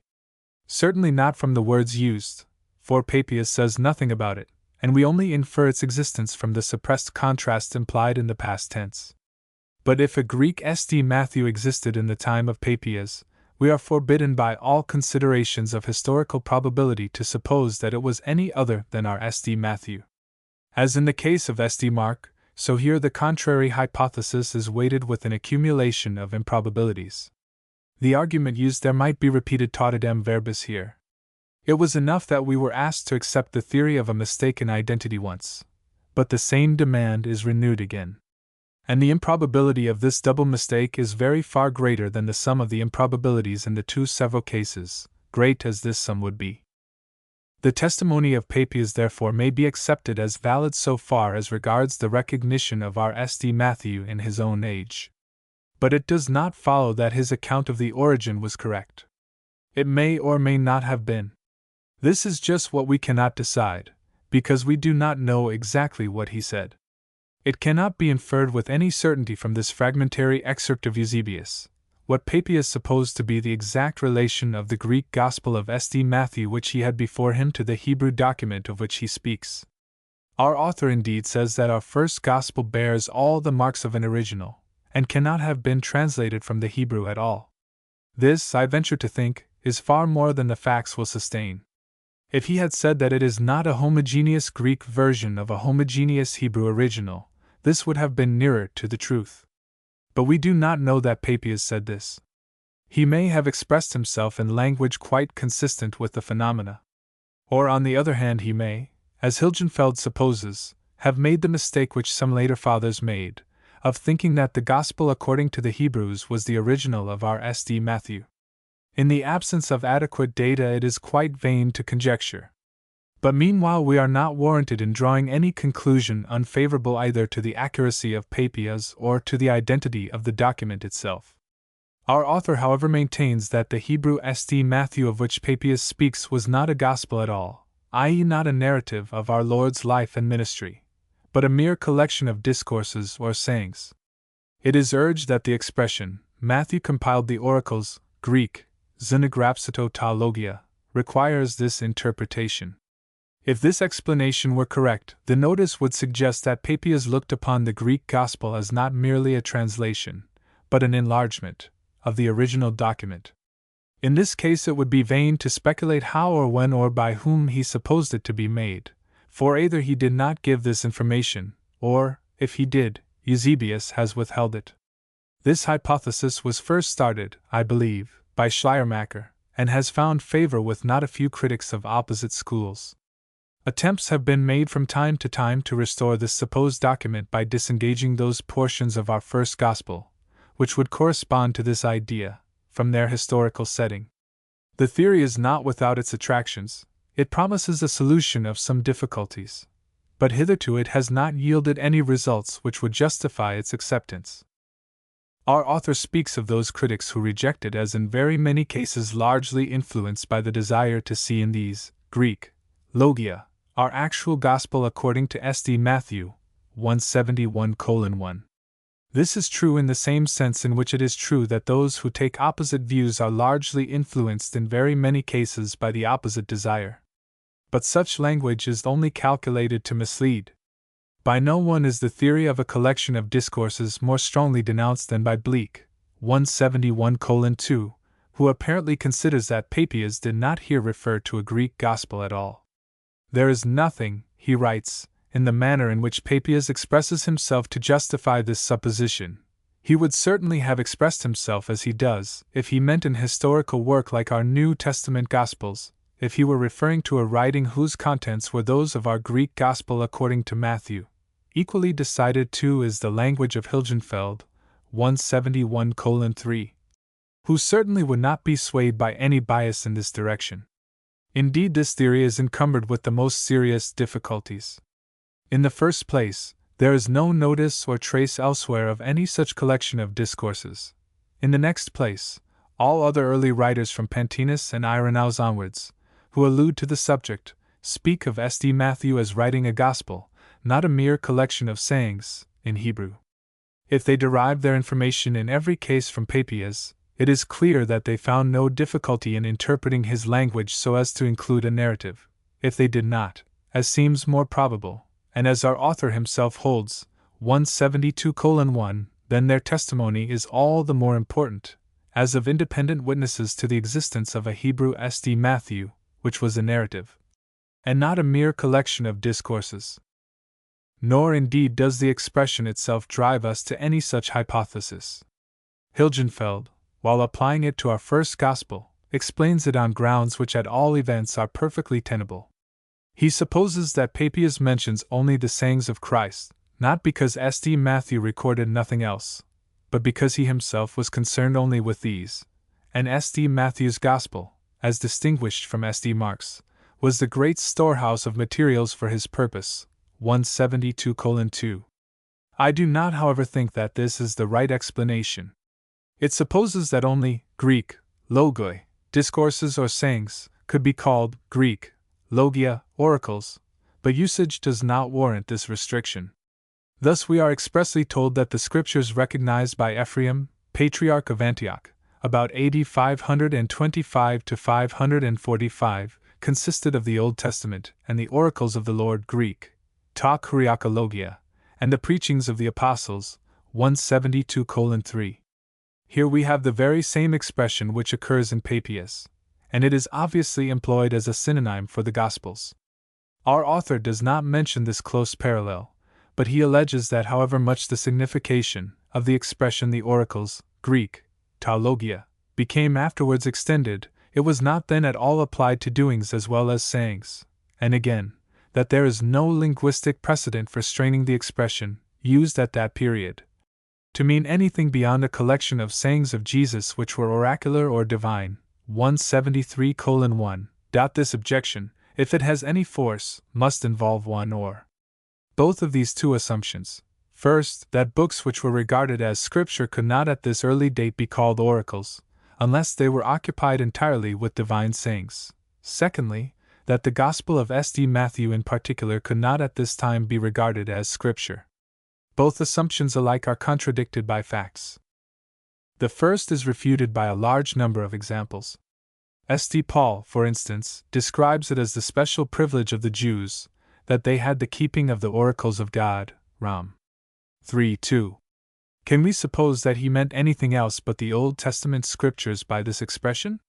Is it possible that he would exclude the books of Genesis, of Joshua, of Samuel and Kings, or only include such fragments of them as profess to give the direct sayings of God? Would he, or would he not, comprise under the term the account of the creation and fall, 1 Cor 11. 8 SQ, of the wanderings in the wilderness, 1 Cor X, 1 SQ, of Sarah and Hagar, Gal. 4, 21 SQ? Does not the main part of his argument in the very next chapter, Rom. 4, depend much more on the narrative of God's dealings than of his words? Again, when the author of the Epistle to the Hebrews refers to the first principles of the oracles of God, v. 12, his meaning is explained by his practice. for he elicits the divine teaching quite as much from the history as from the direct precepts of the Old Testament. But if the language of the New Testament writers leaves any loophole for doubt, this is not the case with their contemporary Philo.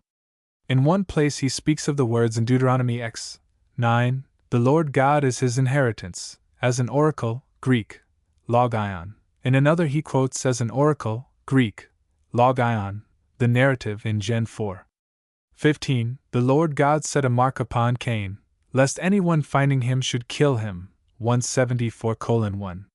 From this and other passages it is clear that with Philo an oracle is a synonym for a scripture. Similarly, Clement of Rome writes, "Ye know well the sacred scriptures, and have studied the oracles of God," 174:2, and immediately he recalls to their mind the account in Deuteronomy 9:12 SQ, Exodus 32:7 SQ, of which the point is not any divine precept or prediction, but the example of Moses. A few years later Polycarp speaks in condemnation of those who pervert the oracles of the Lord. 174:3, how much he included under this expression, we cannot say, but it must be observed that he does not write, Greek, ta kriakologia, the dominical oracles, or Greek, ta logia, the oracles simply, the two expressions which occur in Papias, but Greek, ta logia tu curia, the oracles of the Lord, which form of words would more directly suggest the Lord as the speaker. Again, Irenaeus, denouncing the interpretations of the scriptures current among the Gnostics, uses the very expression of Papias, Greek, ta kuriakologia, 174:4, and though he does not define his exact meaning, yet as the oracles of God are mentioned immediately afterwards, and as the first instance of such false interpretation which he gives is not a saying, but an incident in the Gospels, the healing of the ruler's daughter, we may infer that he had no idea of restricting the term to sayings of Christ. Again, when we turn to Clement of Alexandria, we find that the scriptures in one passage are called the oracles of truth, while in another among the good deeds attributed to Ezra is the discovery and restoration of the inspired oracles, 174:5. Similarly, Origen speaks of the teachings of the scripture as the oracles of God, 175:1. In the context of the latter of the two passages to which I refer, he has clearly stated that he is contemplating the histories, the law, and the prophets alike. So too St. Basil uses sacred, or divine, oracles of the Spirit, 175:2, as synonyms for the scriptures. And this catena of passages might be largely extended. This wide sense of the word oracles, therefore, in itself is fully substantiated by examples both before and after the time of Papias.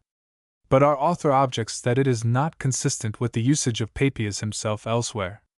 The examples alleged, however, fail to prove this.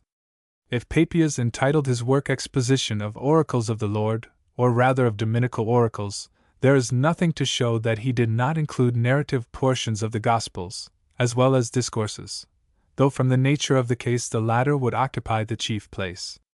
On the contrary, it is certain from the extant notices that he dealt largely with incidents. And this he would naturally do. By false allegory and in other ways Gnostic teachers misinterpreted the facts, not less than the sayings, of the Gospels, and Papias would be anxious to supply the corrective in the one case as in the other. The second example of its use in Papias certainly does not favor our author's view. This father, as we have seen, 175:3, describes St. Mark as not writing down in order the things said or done by Christ, Greek, ou menta taxiai ta hupa tu Christu e lecthenta e pragthenta. This, he states, was not within the evangelist's power, because he was not a personal disciple of our Lord, but obtained his information from the preaching of Peter, who consulted the immediate needs of his hearers and had no intention of giving a consecutive record of the dominical oracles, Greek, ouch hospers syntaxin ton kuriakon per eumenos logian.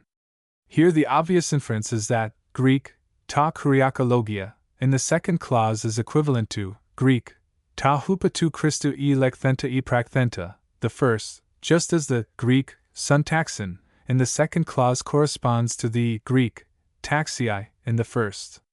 Our author, however, following the lead of those who adopt the same interpretation of the oracles, explains it differently, 176:1. there is an evident contrast made. Mark wrote, Greek, elekthenta eprakthenta, because he had not the means of writing discourses, but Matthew composed the Greek, logia.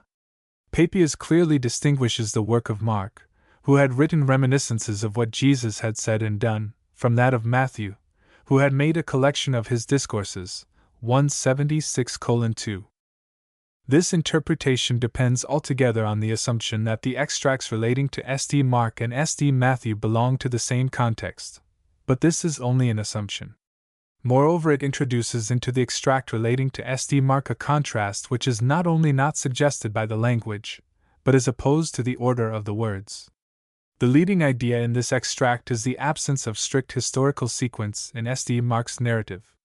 Accordingly, the emphatic word in the clause in question is Greek, syntaxon, which picks up the previous, Greek, taxi, and itself occupies the prominent position in its own clause. If our author's interpretation were correct, the main idea would be a contrast between a work relating deeds as well as sayings, and a work relating sayings only, and Greek, logion, as bringing out this idea, would demand the most emphatic place, Greek, ouch hospert ton logion syntaxon poiumenos, whereas in its present position it is entirely subordinated to other words in the clause.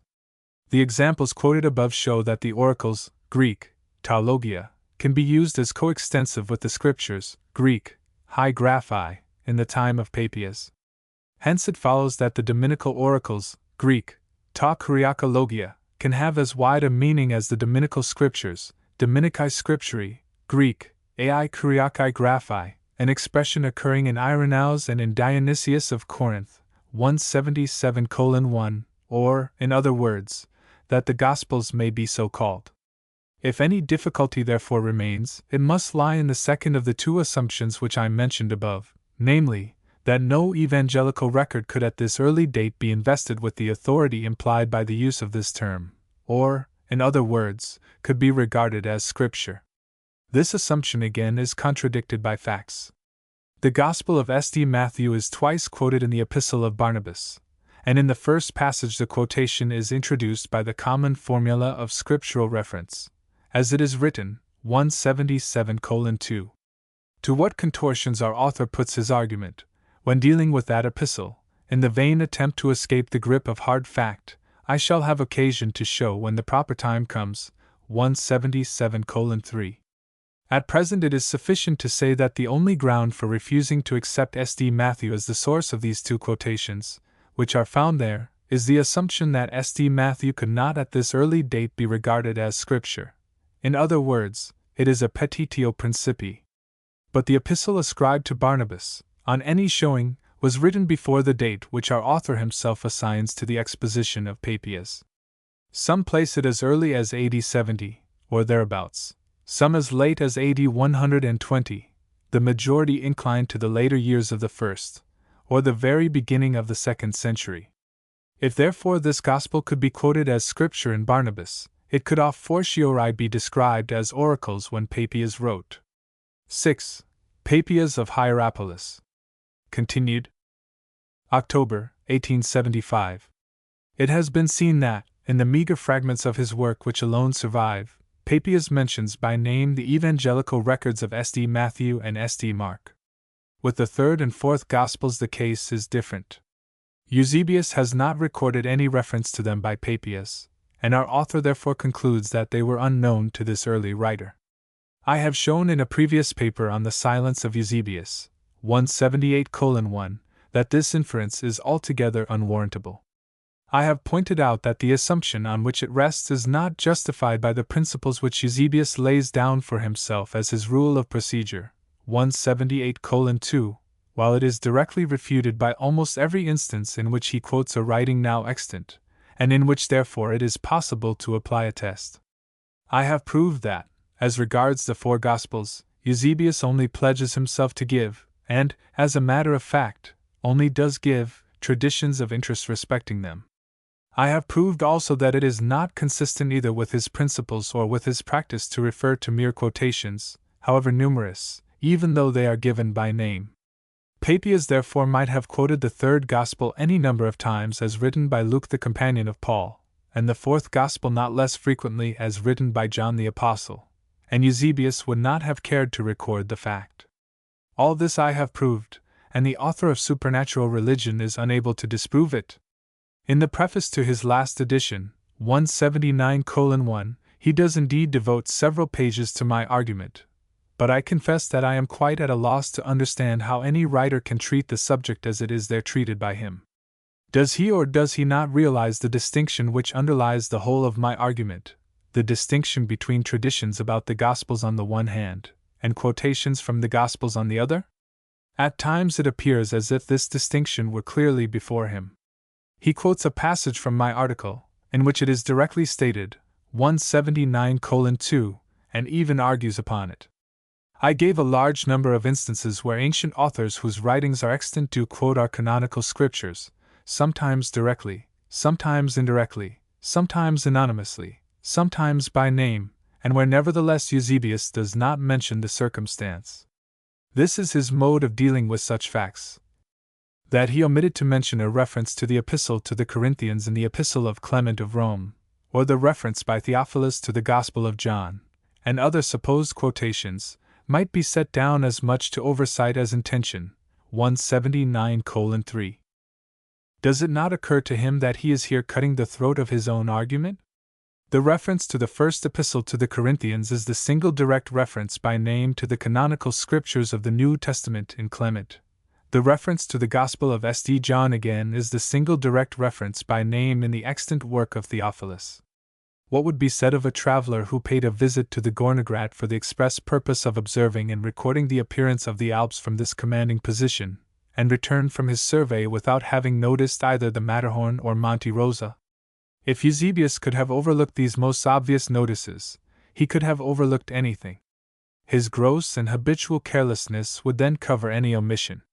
Nor again, I venture to think, will our author deceive any fairly intelligent person, who has read my article with moderate care, by his convenient because cloudy expression, other supposed quotations.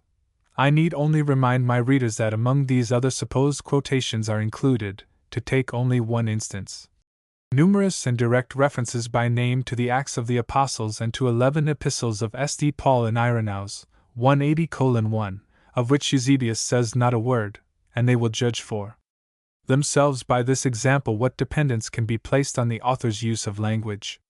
But our author speaks of the ability of my article, as a reason for discrediting its results. I am much obliged to him for the compliment, but I must altogether decline it. It is the ability of facts which he finds so inconvenient. I brought to the task nothing more than ordinary sense. I found our author declaring, as others had declared before him, that under certain circumstances Eusebius would be sure to act in a particular way.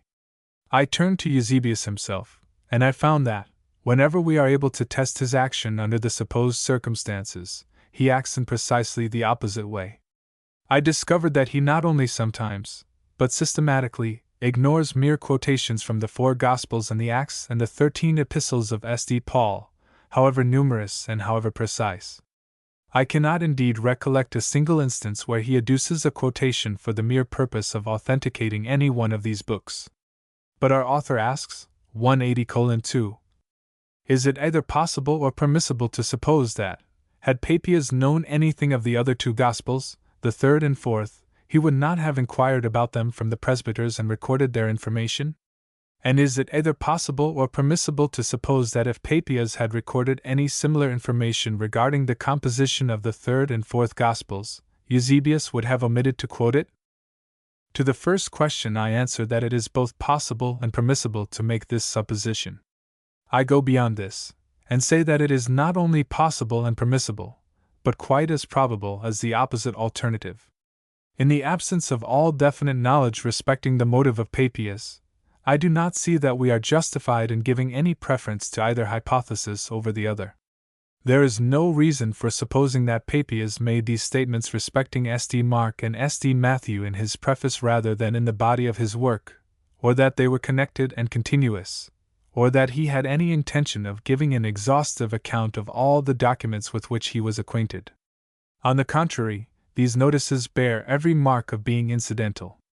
If we take the passage relating to St. Mark for instance, the natural inference is that Papias in the course of his exposition stumbled on a passage where this evangelist omitted something which was recorded by another authority, or gave some incident in an order different from that which he found elsewhere, and that in consequence he inserted the notice of the presbyter respecting the composition of this gospel.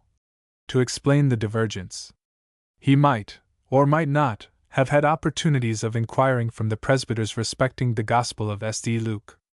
They might, or might not, have been able to communicate information respecting it, beyond the fact which every one knew, and which therefore no one cared to repeat, that it was written by a companion of St. Paul. He might, or might not, have found himself confronted with a difficulty which led him to repeat his information, assuming he had received any from them. As regards the second question, I agree with our author. I am indeed surprised that after ascribing such incredible carelessness to Eusebius, as he has done a few pages before, he should consider it impossible and impermissible to suppose him guilty of any laches here. But I myself have a much higher opinion of the care manifested by Eusebius in this matter. So far as I can see, it would depend very much on the nature of the information, whether he would care to repeat it. If Papias had reported any similar information respecting the two last Gospels, I should certainly expect Eusebius to record it.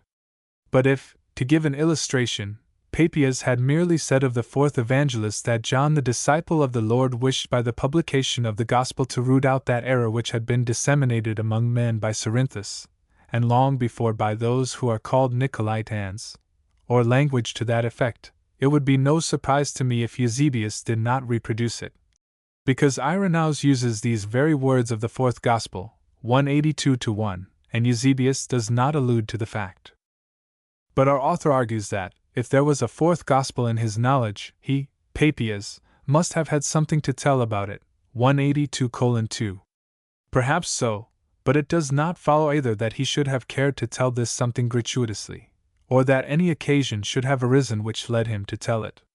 Indeed, this mode of arguing altogether ignores the relations in which the immediate circle addressed by Papias stood to St. John. It would have been idle for Papias to have said, as Irenaeus says, John the disciple of the Lord, who also lay upon his breast, published his gospel, while living in Ephesus of Asia, 182:3. It would have been as idle as if a writer in this review were to vouchsafe the information that Napoleon I was a great ruler of the French who made war against England. On the hypothesis of the genuineness of the fourth Gospel, such information would have been altogether superfluous. Papias might incidentally, when quoting the Gospel, have introduced his quotation in words from which a later generation could gather these facts, but he is not at all likely to have communicated them in the form of a direct statement. And if he did not, there is no reason to think that Eusebius would have quoted the passage. So far, however, our author seems to recognize the distinction which I drew between stories about, and quotations from, the Gospels. But elsewhere, when the practical consequences become inconvenient, he boldly ignores it. Take, for instance, the following passage. The only inference which I care to draw from the silence of Eusebius is precisely that which J. Lightfoot admits that, both from his promise and his practice, I am entitled to deduce. When any ancient writer has something to tell about the Gospels, any anecdote of interest respecting them, Eusebius will record it. This is the only information of the slightest value to this work which could be looked for in these writers, 183:1. What? Does our author seriously maintain that, supposing Papias to have quoted the fourth Gospel several times by name as the work of John the Apostle, this fact would not be of the slightest value in its bearing on the question at issue between us, the antiquity and genuineness of that Gospel? Because, forsooth, he did not give any anecdote respecting its composition? So again a few pages later he writes, Eusebius fulfills his pledge, and states what disputed works were used by Hegesippus and what he said about them, and one of these was the Gospel according to the Hebrews. He does not, however, record a remark of any kind regarding our Gospels, and the legitimate inference, and it is the only one I care to draw, is that Hegesippus did not say anything about them, 183:2. Yes, did not say anything about them, in the sense of not recording any traditions respecting them, though he may have quoted them scores of times and by name. If this is the only inference which our author cares to draw, I cannot object. But it is not the inference which his words would suggest to the incautious reader, and it is not the inference which will assist his argument at all. Moreover, this passage ignores another distinction, which I showed to be required by the profession and practice alike of Eusebius. Eusebius relates of Hegesippus that he sets down some things from the Gospel according to the Hebrews, 183:3, but, as our author correctly says, he does not directly mention his using our 4 canonical Gospels. This is entirely in accordance with his procedure elsewhere. I showed that he makes it his business to note every single quotation from an apocryphal source, whereas he deliberately ignores any number of quotations from the canonical Gospels, the Acts, and the Pauline epistles. How else, to take a single instance, can we explain the fact that, in dealing with Irenaeus, he singles out the one anonymous quotation from the Shepherd of Hermas, 184:1, and is silent about the 200 quotations, a very considerable number of them by name, from the Pauline epistles? But the passage which I have just given is not the only one in which the unwary reader will be entirely misled by this juggle between 2 meanings of the preposition about. Thus our author has in several instances, 184:2, tacitly altered the form of expression in his last edition, but the alteration is made in such a way as, while satisfying the letter of my distinction, to conceal its true significance. Thus he writes of Dionysius, 184:3. Earlier editions. Last edition, 184:4. It is certain that had Dionysius mentioned books of the New, said anything about Books Testament, Eusebius would, as of the New Testament, Eusebius usual, have stated the fact. Would, as usual, have stated the fact. And again of Papias, 184:5. Earlier editions. Last edition. Eusebius, who never fails to underscore enumerate the works of the New, state what the Fathers say about Testament, to which the Fathers, the works of the New Testament, refer underscore, does not pretend that, does not mention that Papias knew either the third or fourth Gospels.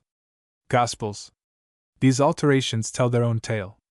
One meaning of the expression, say about, is suggested to the reader by the context and required by the author's argument, while another is alone consistent with the facts.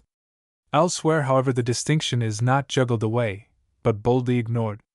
Thus he still writes. The presumption therefore naturally is that, as Eusebius did not mention the fact, he did not find any reference to the 4th Gospel in the work of Papias, 185:1. I have shown that there is not any presumption, even the slightest, on this side. Elsewhere he affirms still more boldly of Hegesippus. It is certain that had he mentioned our Gospels, and we may say particularly the 4th, the fact would have been recorded by Eusebius, 185:2. I have proved that, so far from this being certain, the probability is all the other way. I confess that I cannot understand this treatment of the subject. It may indeed serve an immediate purpose. It may take in an unwary reader, or even a stray reviewer. I must suppose that it has even deceived the writer himself. But magna est veritas. My paper on the silence of Eusebius was founded on an induction of facts, and therefore I feel confident that, unwelcome as these results are to the author of Supernatural Religion, and unexpected as they may be to many others, they must be ultimately accepted in the main. The absence, therefore, of any direct mention by Eusebius respecting the use of the 3rd and 4th Gospels by Papias affords no presumption one way or the other, and we must look elsewhere for light on the subject. Unfortunately, the fragments and notices of the work of Papias which have been preserved are very scanty. They might easily be compressed into less than 2 ordinary octavo pages, though the work itself extended to 5 books. It must therefore be regarded as a mere accident, whether we find in these meager relics the indications which we seek. As regards St. Luke, these indications are precarious and inadequate. They may afford a presumption that Papias used this Gospel, but they will not do more. Independent writers indeed, like Credner and Hilgenfeld, are satisfied, from certain coincidences of expression in the preface of Papias, that he was acquainted with this evangelist's record, though he did not attach any value to it, but I agree with the author of Supernatural Religion in thinking that the inference is not warranted by the expressions themselves. It seems to me much more to the purpose that an extant fragment of Papias, in which he speaks of the overthrow of Satan and his angels, and their fall to the earth, appears to have been taken from an exposition of Luke x. 18, 186:1. At least there is no other passage in the Gospels to which it can so conveniently be referred. But obviously no great stress can be laid on this fact. It must indeed seem highly improbable that Papias should have been unacquainted with the Gospel which Marcion, a contemporary and a native of Asia Minor, thought fit to adapt to his heretical teaching, and which at this time is shown by the state of the text to have been no recent document, 186:2. But this is a consideration external to the evidence derivable from Papias himself. The case with the fourth Gospel, however, is quite different. Here we have a combination of circumstantial evidence, which is greater than we had any right to expect beforehand, and which amounts in the aggregate to a very high degree of probability. 1. In the first place, Eusebius informs us that Papias has employed testimonies from the former epistle of John, and likewise from that of Peter. The knowledge of the first epistle almost necessarily carries with it the knowledge of the Gospel. The identity of authorship in the two books, though not undisputed, is accepted with such a degree of unanimity that it may be placed in the category of acknowledged facts. But if I mistake not, their relation is much closer than this. There is not only an identity of authorship, but also an organic connection between the two. The first epistle has sometimes been regarded as a preface to the Gospel. It should rather be described, I think, as a commendatory postscript. This connection will make itself felt if the two books are read continuously. The Gospel seems to have been written, or, more properly speaking, dictated for an immediate circle of disciples. This fact appears from special notices of time and circumstance, inserted here and there, evidently for the purpose of correcting the misapprehensions and solving the difficulties of the evangelist's hearers. It is made still more clear by the sudden transition to the second person, when the narrator breaks off, and looking up, as it were, addresses his hearers, "He that saw, it hath borne record, that ye might believe. These things are written that ye might believe." 187:1. There were gathered about the apostle, we may suppose, certain older members of the church, like Ariston and the presbyter John, who, as eyewitnesses of Christ's earthly life, could guarantee the correctness of the narrative. The 24th verse of the last chapter is, as it were, the endorsement of these elders. "This is the disciple which testifieth of these things, and wrote these things, and we know that his testimony is true." After the narrative is thus ended, comes the hortatory postscript which we call the first epistle, and which was intended, we may suppose, to be circulated with the narrative. It has no opening salutation, like the two epistles proper, the second and third, which bear the same apostle's name. It begins at once with a reference to the gospel narrative which, on this hypothesis, has preceded, that which was from the beginning, which we have heard, which we have seen with our eyes, which we beheld and our hands handled, of the word of life, that which we have seen and heard declare we unto you. The use of the plural here links on the opening of the epistle with the close of the gospel. The apostle begins by associating with himself the elders, who have certified to the authorship and authenticity of the narrative. Having done this, he changes to the singular, and speaks in his own name. "I write." The opening phrase of the epistle, that which was from the beginning, is explained by the opening phrase of the gospel, "In the beginning was the Word." The whole epistle is a devotional and moral application of the main ideas which are evolved historically in the sayings and doings of Christ recorded in the gospel. The most perplexing saying in the epistle, "He that came by water and by blood," illustrates and itself is illustrated by the most perplexing incident in the gospel, "There came forth water and blood."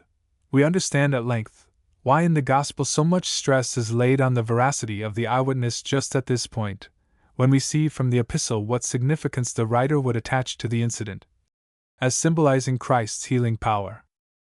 This view of the composition of the gospel and its connection with the epistle has been suggested by internal considerations, but it is strongly confirmed by the earliest tradition which has been preserved. The Muratorian fragment, 188:1, on the canon must have been written about AD 170. As I shall have occasion to refer to this document more than once before I have done, I will here give an account of the passage relating to the Gospels, that it may serve for reference afterwards. The fragment is mutilated at the beginning, so that the passage describing the first Gospel is altogether wanting. The text begins with the closing sentence in the description of the second Gospel, obviously St. Mark, which runs thus, at which however he was present, and so he set them down. The third book of the Gospel is designated according to Luke. The writer relates that this Luke was a physician, who after the ascension of Christ became a follower of St. Paul, and that he compiled the Gospel in his own name. Yet, he adds, either did he, nec ipsi, see the Lord in the flesh, and he too set down incidents as he was able to ascertain them, 189:1. So he began his narrative from the birth of John. Then he continues. The fourth Gospel is the work of John, one of the personal disciples, 189:2 of Christ. Being exhorted by his fellow disciples and bishops, he said, "Fast with me today for 3 days, and let us relate to one another what shall have been revealed to each." The same night it was revealed to Andrew, one of the apostles, that John should write down everything in his own name, and all should certify, ut recognoscentibus cunctus Johannes sua nomine cuncta describret. And therefore, although various elements, principia, are taught in the several books of the Gospels, yet it makes no difference to the faith of the believer, since all things in all of them are declared by one supreme Spirit, concerning the Nativity, the Passion, the Resurrection, his intercourse with his disciples, and his 2 advents, the first in despised lowliness, which is already past, the second with the magnificence of kingly power, which is yet to come. What wonder then, if John so boldly puts forward each statement in his epistle, Greek, tais epistolais, 189:3, also saying of himself, "What we have seen with our eyes and heard with our ears, and our hands have handled, these things we have written unto you." For so he avows himself to be not only an eyewitness and a hearer, but also a recorder, of all the wonderful things of the Lord in order.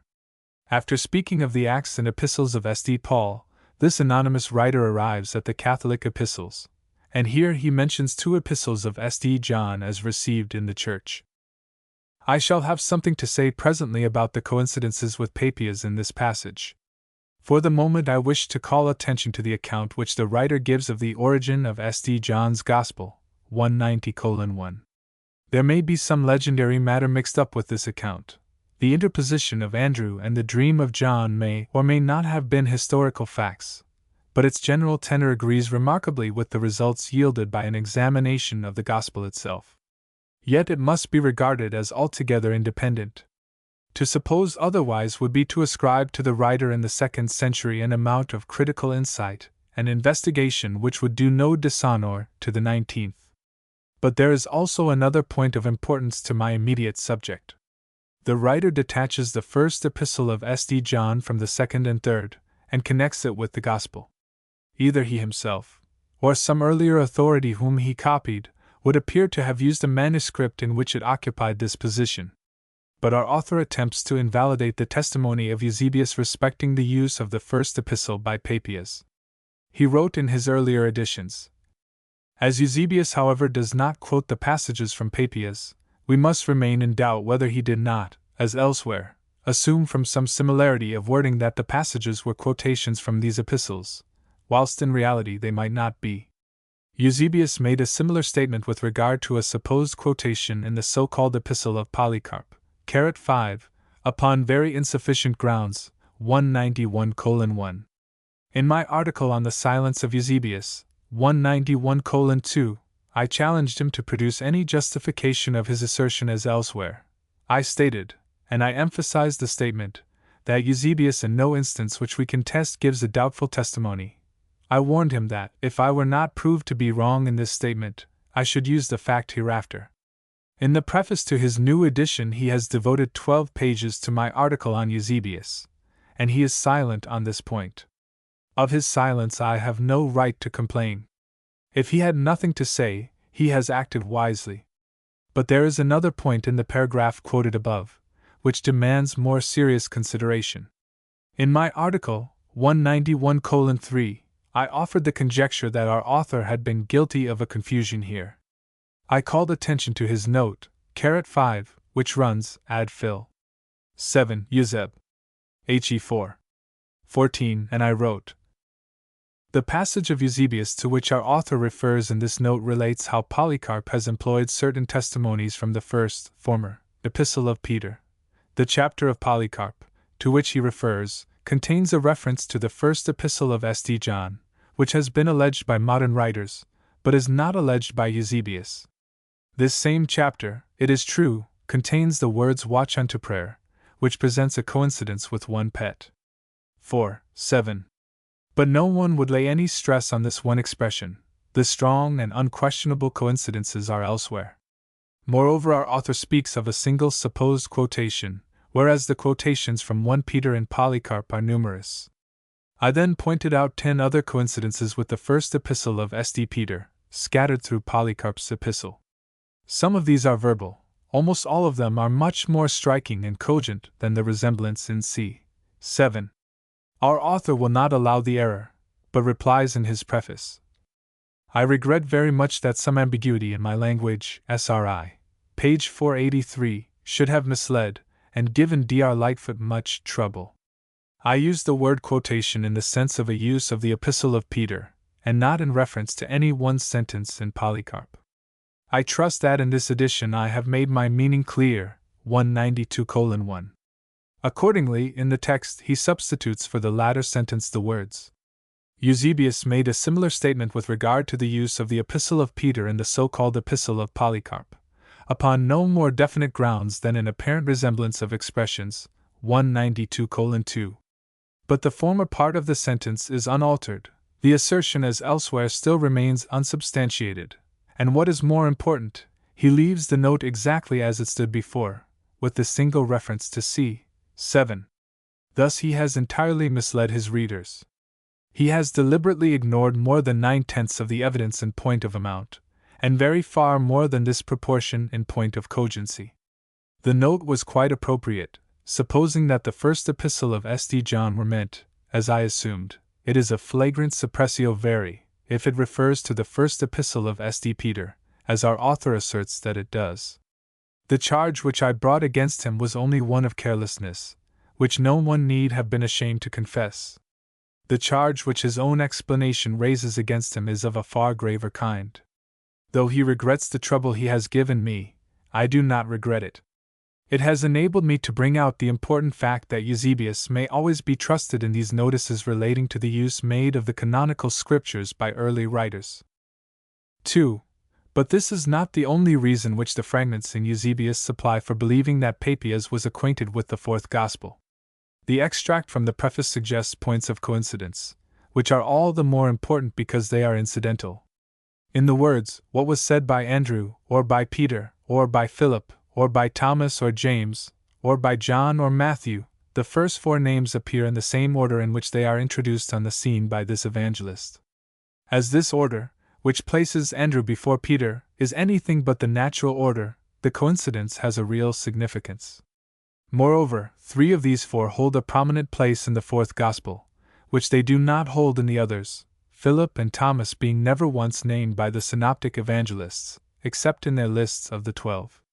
It has been said indeed that the position assigned to the name of John by Papias in his enumeration is inconsistent with the supposition that this apostle wrote a gospel, or even that he resided and taught in Asia Minor, because so important a personage must necessarily have been named earlier. But this argument proves nothing because it proves too much. No rational account can be given of the sequence, supposing that the names are arranged in order of merit. Peter, as the chief apostle, must have stood first, and John, as a pillar apostle, would have been named next, or, if the James here mentioned is the Lord's brother, at all events next but one. This would have been the obvious order in any case. But, if Papias had any Judaic sympathies, as he is supposed to have had, no other is imaginable. This objection therefore is untenable. On the other hand, it is a remarkable fact that the 2 names, which are kept to the last and associated together, are just those 2 members of the 12 to whom alone the Church attributes written Gospels. As evangelists, the name of John and Matthew would naturally be connected. On any other hypothesis, it is difficult to account for this juxtaposition. Again, it should be noticed that when Papias speaks of incidents in our Lord's life which are related by an eyewitness without any intermediation between Christ and the reporter, he describes them as coming from the true self. 193:1, Greek, ap otstes aletheas. This personification of Christ as the truth is confined to the fourth Gospel. 3. When we turn from Eusebius to Irenaeus, we meet with other evidence pointing to the same result. I refer to a passage with which the readers of these articles will be familiar, for I have had occasion to refer to it more than once, 194:1, but I have not yet investigated its connection with Papias. Irenaeus writes, 194:2. As the elders say, then also shall they which have been deemed worthy of the abode in heaven go thither, while others shall enjoy the delight of paradise, and others again shall possess the brightness of the city. For in every place the Saviour shall be seen, according as they shall be worthy who see him.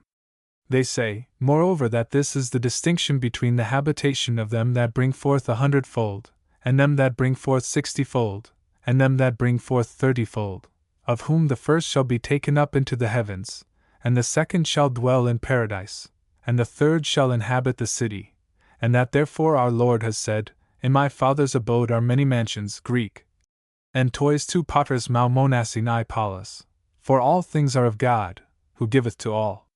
Their appropriate dwelling, according as his word saith, that allotment is made unto all by the Father, according as each man is, or shall be, worthy. And this is the banqueting table at which those shall recline who are called to the marriage and take part in the feast. The presbyters, the disciples of the apostles, say that this is the arrangement and disposal of them that are saved, and that they advance by such steps, and ascend through the Spirit to the Son, and through the Son to the Father, the Son at length yielding his work to the Father, as it is said also by the Apostle, for he must reign until he putteth all enemies under his feet, etc. 194:3. I am glad to be saved all further trouble about the grammar of this passage. Our author now allows that the sentence with which we are mainly concerned is oblique, and that the words containing a reference to our Lord's saying in St. John's Gospel are attributed to the elders who are mentioned before and after. He still maintains, however, that it is unreasonable to claim the reference as an allusion to the work of Papias. He urges in one place that there is a wide choice of presbyters, including even evangelists, to whom the reference of Irenaeus may with equal right be ascribed, 195:1. In another, that the source of the quotation is quite indefinite, and may simply be the exegesis of his own day. 195:2. To the one hypothesis it is sufficient to reply that no such explanation is found in the only 4 evangelists whom Irenaeus recognized.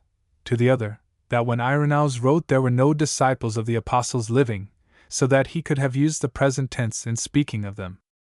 This reference to the tense leads to a distinction of real importance. Critics have remarked that these reports of the opinions of the presbyters in Irenaeus must be accepted with reserve, that the reporter may unconsciously have infused his own thoughts and illustrations into the account, and that therefore we cannot adduce with entire confidence the quotations from the canonical writings which they contain. This caution is not superfluous, but it must not be accepted without limitation. The reports in Irenaeus are of 2 kinds. In some cases he repeats the conversations of his predecessors, in others he derives his information from published records. The hesitation, which is prudent in the one case, would be quite misplaced in the other. We shall generally find no difficulty in drawing the line between the two. Though there may be 1 or 2 doubtful instances, the language of Irenaeus is most commonly decisive on this point. Thus, when he quotes the opinions of the elder on the 2 testaments, he is obviously repeating oral teaching, for he writes, the presbyter used to say, the presbyter would entertain us with his discourse, the old man, the disciple of the apostles, used to dispute, 196:1. On the other hand, when in the passage before us he employs the present tense, as the elders say, the presbyters, the disciples of the apostles, say, he is clearly referring to some document. No one would write, Coleridge maintains, or Pitt declares, unless he had in view some work, or speech, or biographical notice of the person thus quoted. We may therefore safely conclude that in the passage before us Irenaeus is citing from some book. So far as regards the main question at issue, the antiquity of the fourth Gospel, it matters little whether this book was the exegetically work of Papias or not. Indeed, the supposition that it was a different work is slightly more favorable to my position, because it yields additional and independent testimony of the same date and character as that of Papias. But the following reasons combined make out a very strong case for assigning the passage to Papias. 1. It entirely accords with the method of Papias, as he himself describes it in his preface, 197:1. Scriptural passages are interpreted, and the sayings of the elders are interwoven with the interpretations. It accords equally well with the subject of his expositions, for we know that he had a great fondness for eschatological topics, and that he viewed them in this light. 2. The possibilities are limited by the language, which confines our search to written documents. So far as we know, there was, prior to the time of Irenaeus, no Christian work which would treat the same subject in the same way, and would at the same time satisfy the conditions implied in the words, the elders, the disciples of the apostles, say. 3. The connection with the previous passage is highly important in its bearing on this question. In the 33rd chapter of his fifth and last book, Irenaeus gives the direct reference to Papias which has been considered already, 197:2. In the 36th and final chapter occurs the passage with which we are now concerned.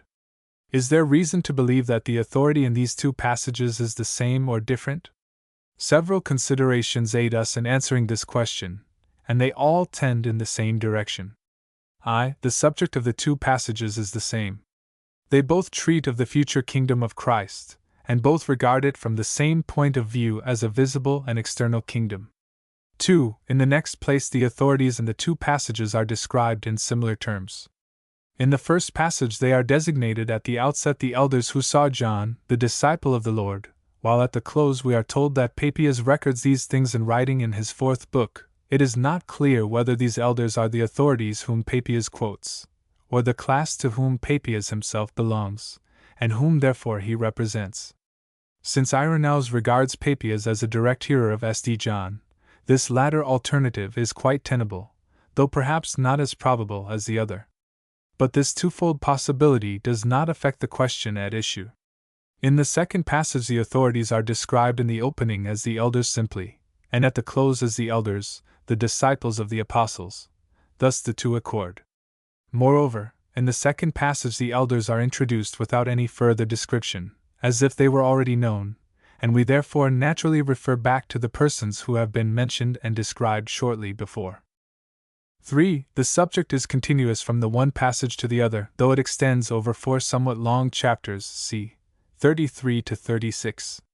The discussion starts, as we have seen, from Christ saying about drinking the fruit of the vine in his kingdom, 198:1. The authority of the elders, recorded in the work of Papias, is quoted to support a literal interpretation of these words, as implying a material recompense of the believers. Irenaeus then cites those prophecies of Isaiah which foretell the reign of peace on God's holy mountain, 11. 6 SQ LXV 25 SQ. This leads him to the predictions which announce the future triumphs of Israel and the glories of the New Jerusalem, all of which are interpreted literally as referring to a reign of Christ on earth. Creation thus renovated, he argues, will last forever, as may be inferred from the promise of the new heavens and the new earth, Isaiah 66:22. Then follows the passage in question, which contains the interpretation, given by the elders, of Christ saying concerning the many mansions in his Father's house. A few lines lower down, Irenaeus refers again to the words respecting the fruit of the vine from which he had started, and after 2 or 3 sentences more the book ends. These seem to be very substantial reasons for assigning the words to Papias. And probably the two passages which I have been considering do not stand alone. In an earlier part of this same fifth book, Irenaeus writes, 198:2. Where then was the first man placed? In paradise plainly, as it is written, and God planted a paradise, and he was cast out thence into this world, owing to his disobedience. Wherefore also the elders, disciples of the apostles, say that those who were translated thither, for paradise was prepared for righteous and inspired men, whither also the apostle Paul was carried, and that they who are translated remain there till the end of all things, Greek, Hios Sontelias, preluding immortality. On this passage our author remarks, "It seems highly probable that these presbyters, the disciples of the apostles who are quoted on paradise, are the same presbyters, the disciples of the apostles referred to on the same subject, v. 36, sections 1, 2, whom we are discussing, 199:1. With this opinion I entirely agree. But, he adds, there is nothing whatever to connect them with Papias. Here I am obliged to join issue. It seems to me that there are several things. In the first place, there is the description of the authorities, the elders, the disciples of the apostles, which exactly accords with the statement in Papia's own preface, 199:2. Next there is the subject and its treatment. This latter point, if I mistake not, presents some considerations which strongly confirm my view of the source of these references in Irenaeus. The elders here quoted maintain that the paradise of Genesis is not a terrestrial paradise. It is some region beyond the limits of this world, to which Enoch and Elijah were translated. It is the abode, as Irenaeus says, of the righteous and the spiritual, Greek, pneumatikoi, of whom these two respectively are types. Their translation preludes the immortality of the faithful in Christ. In the second passage where paradise is mentioned by these elders, it is declared to be one of the many mansions in the Father's house. But it is clear from this latter passage that the work from which these sayings of the elders are quoted must have contained much more about paradise. The intermediate position there assigned to it between the celestial and the terrestrial kingdom does not explain itself, and must have required some previous discussion. Is there any reason to think that Papias did directly occupy himself with this subject? The work of Papias was in the hands of Anastasius of Sinai, who, as we have seen, set a very high value on it, 200:1. He tells us in his Hexameron, 200:2, that the more ancient interpreters contemplated the sayings about paradise spiritually, and referred them to the Church of Christ. They said that there was a certain spiritual paradise, 200:3. Among these more ancient interpreters, of whom he gives a list, he names the great Papias of Hierapolis, the scholar of John the Evangelist, and Irenaeus of Lyons. Here the two are associated together as dealing with this same subject in the same way. How much of the exegesis which Anastasius gives in the context, and attributes to these ancient interpreters, may be due to Papias in particular, it is impossible to say. But it may be observed that the expression "the delight of the paradise," in the saying of the elders reported by Irenaeus, is taken from the Septuagint of Ezekiel 28:13, where the Prince of Tyre is addressed, "Thou wast in the delight of the paradise of God," and that Anastasius represents the interpreters, among whom he had previously mentioned Papias, as especially confirming their views of a spiritual paradise by appealing to this very passage, where God seems to reveal to us enigmatically the fall of the devil from heaven, the Prince of Tyre being interpreted as Satan, and the stones of fire the hosts of intelligent beings, and he immediately afterwards quotes in illustration our Lord's words in Luke x:18, "I beheld Satan as lightning fall from heaven," 2:01-1. See, he concludes, we have heard plainly that he was cast down to the earth from some paradise of delight high above, and from the cherubic coals of fire. Ezek 28:16. From the Hexameron of Anastasius I turn to the Catena on the Apocalypse, bearing the names of Ecumenius and Arethusa, which was published by Kramer, 201:2, and here I find fresh confirmation. On Rev 12:9, the compiler of this commentary quotes the same passage of St. Luke to which Anastasius refers. He then goes on to explain that there was a twofold fall of Satan, the one at the time of the creation of man, the other at the incarnation, and he proceeds. Seeing then that Michael, the chief captain of the heavenly hosts, could not tolerate the pride of the devil, and had long ago cast him out from his own abode by warlike might, according as Ezekiel says, that he was cast out by the cherubim from the midst of the stones of fire, that is to say, the angelic ranks, because iniquities were found in him. 28:15-16. Again at the coming of Christ, as has been said, he hath fallen more completely. This is confirmed by the tradition of the Fathers, especially of Papias, Greek, kai paterin paradosis kai papiu, a successor of the evangelist John, who wrote this very apocalypse with which we are concerned. Indeed, Papias speaks thus concerning the war in these express words: "It so befell that their array, that is, their warlike enterprise, came to naught, for the great dragon, the old serpent, who is also called Satan and the devil, was cast down, yea, and was cast down to the earth, he and his angels." 201:3. I turn again to Anastasius, and I read in him that the above-mentioned interpreters gave these explanations of paradise to counteract the teaching of divers heretics, among whom he especially mentions the Ophites, who offered the greatest thanksgivings to the serpent, on the ground that by his counsels, and by the transgression committed by the woman, the whole race of mankind had been born. 202:1. This notice again confirms the view which I adopted, that it was the design of Papias to supply an antidote to the false exegesis of the Gnostics. Thus everything hangs together, and we seem to have restored a lost piece of ancient exegesis. If this restoration is uncertain in its details, it has at least materially strengthened my position that the two sayings of the elders respecting paradise, quoted by Irenaeus, must be attributed to the same authority, Papias, whom Irenaeus cites by name in the intermediate passage relating to the millennial kingdom. I must add my belief also that very considerable parts of the fifth book of Irenaeus, which consists mainly of exegesis, are borrowed from the exegetically work of Papias. It is the unpardonable sin of Papias in the eyes of Eusebius, that he has misled subsequent writers, more especially Irenaeus, on these eschatological subjects. This is speaking testimony to the debt of Irenaeus. Literary property was not an idea recognized by early Christian writers. They were too much absorbed in their subject to concern themselves with their obligations to others, or with the obligations of others to them. Plagiarism was not a crime, where they had all literary things in common. Hippolytus, in his chief work, tacitly borrows whole paragraphs, and even chapters, almost word for word, from Irenaeus. He mentions his name only twice, and does not acknowledge his obligations more than once. 202:2.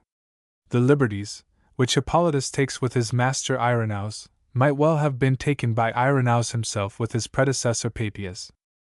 4. Eusebius tells us that Papias relates also another story concerning a woman accused of many sins before the Lord, and he adds that it is contained in the Gospel according to the Hebrews. The story in question is allowed to be the narrative of the woman taken in adultery, which appears in the common texts of the fourth Gospel, 7:53-8. 11. In the oldest Greek MS which contains this pericope, the Codex Bezae, the words taken in adultery are read taken in sin.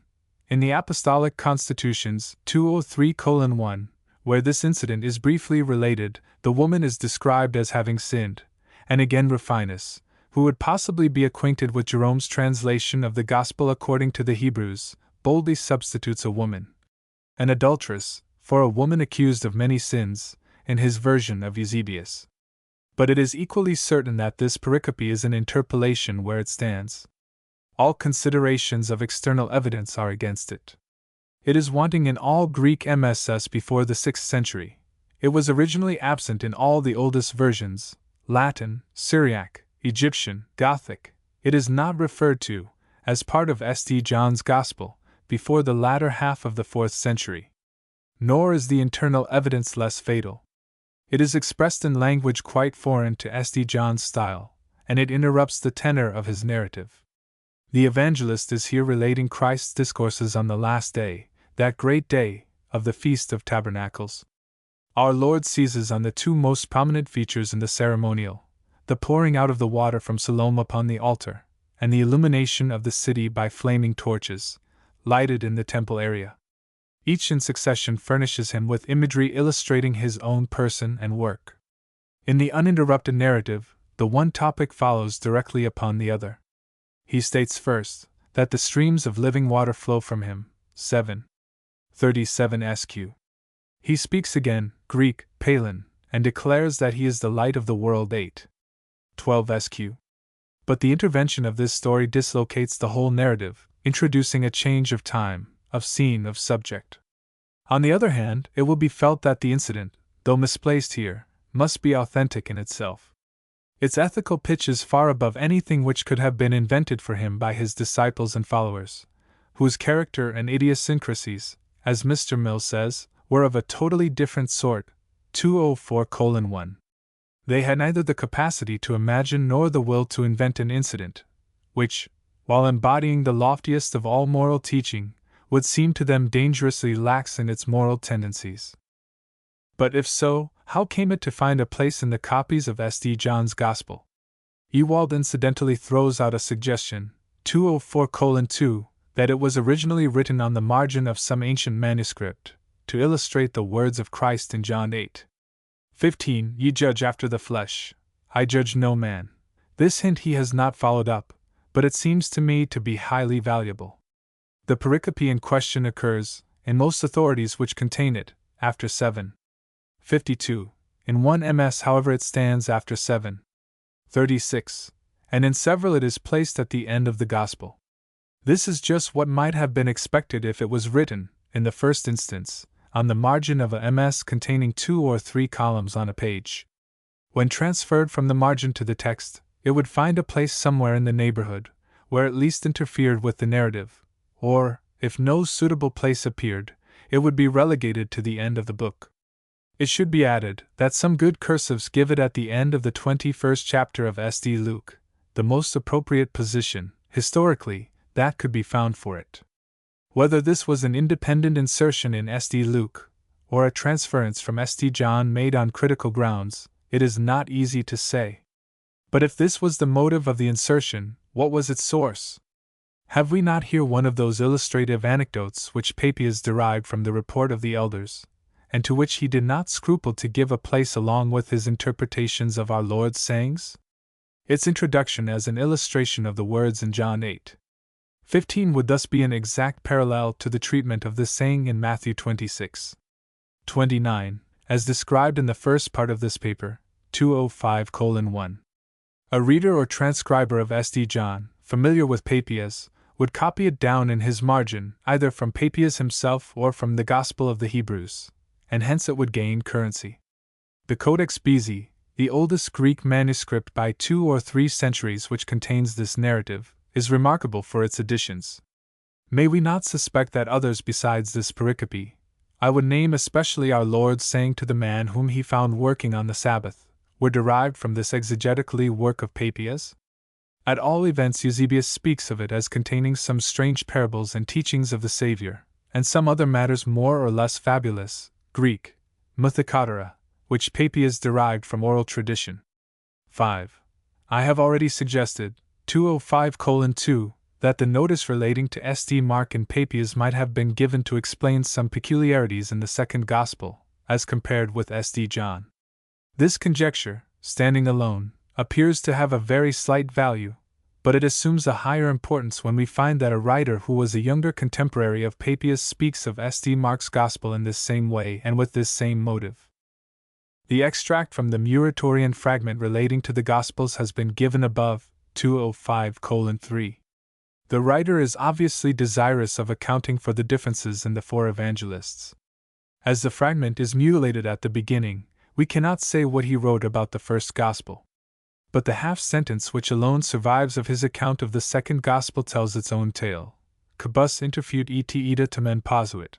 It is evident that he, like Papias, describes S.D. Mark as dependent on the oral preaching of S.D. Peter for his information respecting Christ's life. He set down such facts as he knew from having been present when the apostle related them to his hearers. If the words themselves had left any room for doubt, it would be cleared up by his account of the third Gospel, which follows immediately. S.D. Luke, he tells us, was a follower of S.D. Paul, and so wrote his Gospel, but neither did he, Greek, aulud autos, see the Lord in the flesh, and so he gave such information as came within his reach. On the other hand, he declares that the fourth Gospel was written by John, a personal disciple of Christ, at the instance and with the sanction of other personal disciples like himself. Hence, he argues, though there must necessarily be differences in detail, yet this does not affect the faith of believers, since there is perfect accordance on the main points, and all the Gospels alike are inspired by the same Spirit. At the same time, the authority of the fourth Gospel is paramount, as the record of an immediate eyewitness, and this claim John asserts for himself in the opening of his epistle, when he declares that he has written what he himself had seen and heard. Probably, if the notice of St. Mark had not been mutilated, the coincidence would have been found to be still greater. Even as it stands, this account throws great light on the notice of Papias. The Muratorian writer lays stress on the secondary character of St. Mark's account, so does Papias. The Muratorian writer quotes from the first epistle of St. John in evidence, so did Papias. We are not told with what object Papias adduced this testimony from the epistle, but it is at least a plausible hypothesis that he had the same end in view as the Muratorian writer. It should be observed also that Eusebius mentions Papias as quoting not only the first epistle of St. John, but also the first epistle of St. Peter. May not the two have been connected together in the context of Papias, as they are in the notice of Eusebius? It is quite clear that Papias had already said something of the relations existing between St. Peter and St. Mark previously to the extract which gives an account of the second Gospel, for he there refers back to a preceding notice, but afterwards, as I said, he followed Peter. Would he not naturally have quoted, as illustrating these relations, the reference to the evangelist in the Apostle's own letter? Marcus my son saluteth you, 1 Pet. v. 13? If the whole of the Muratorian writer's notice of the second Gospel had been preserved, we should not improbably have found a parallelism here also. But however this may be, the resemblance is enough to suggest that the Muratorian writer was acquainted with the work of Papias, and that he borrowed his contrast between the secondary evidence of St. Mark and the primary evidence of St. John from this earlier writer. And such a contrast offers a highly natural explanation of Papias' motive. The testimony of the elder respecting the composition of St. Mark's Gospel was introduced by him, as we saw, to explain its phenomena. Though strictly accurate in its relation of facts, as far as it went, this Gospel had, he tells us, two drawbacks, which it owed to its secondary character.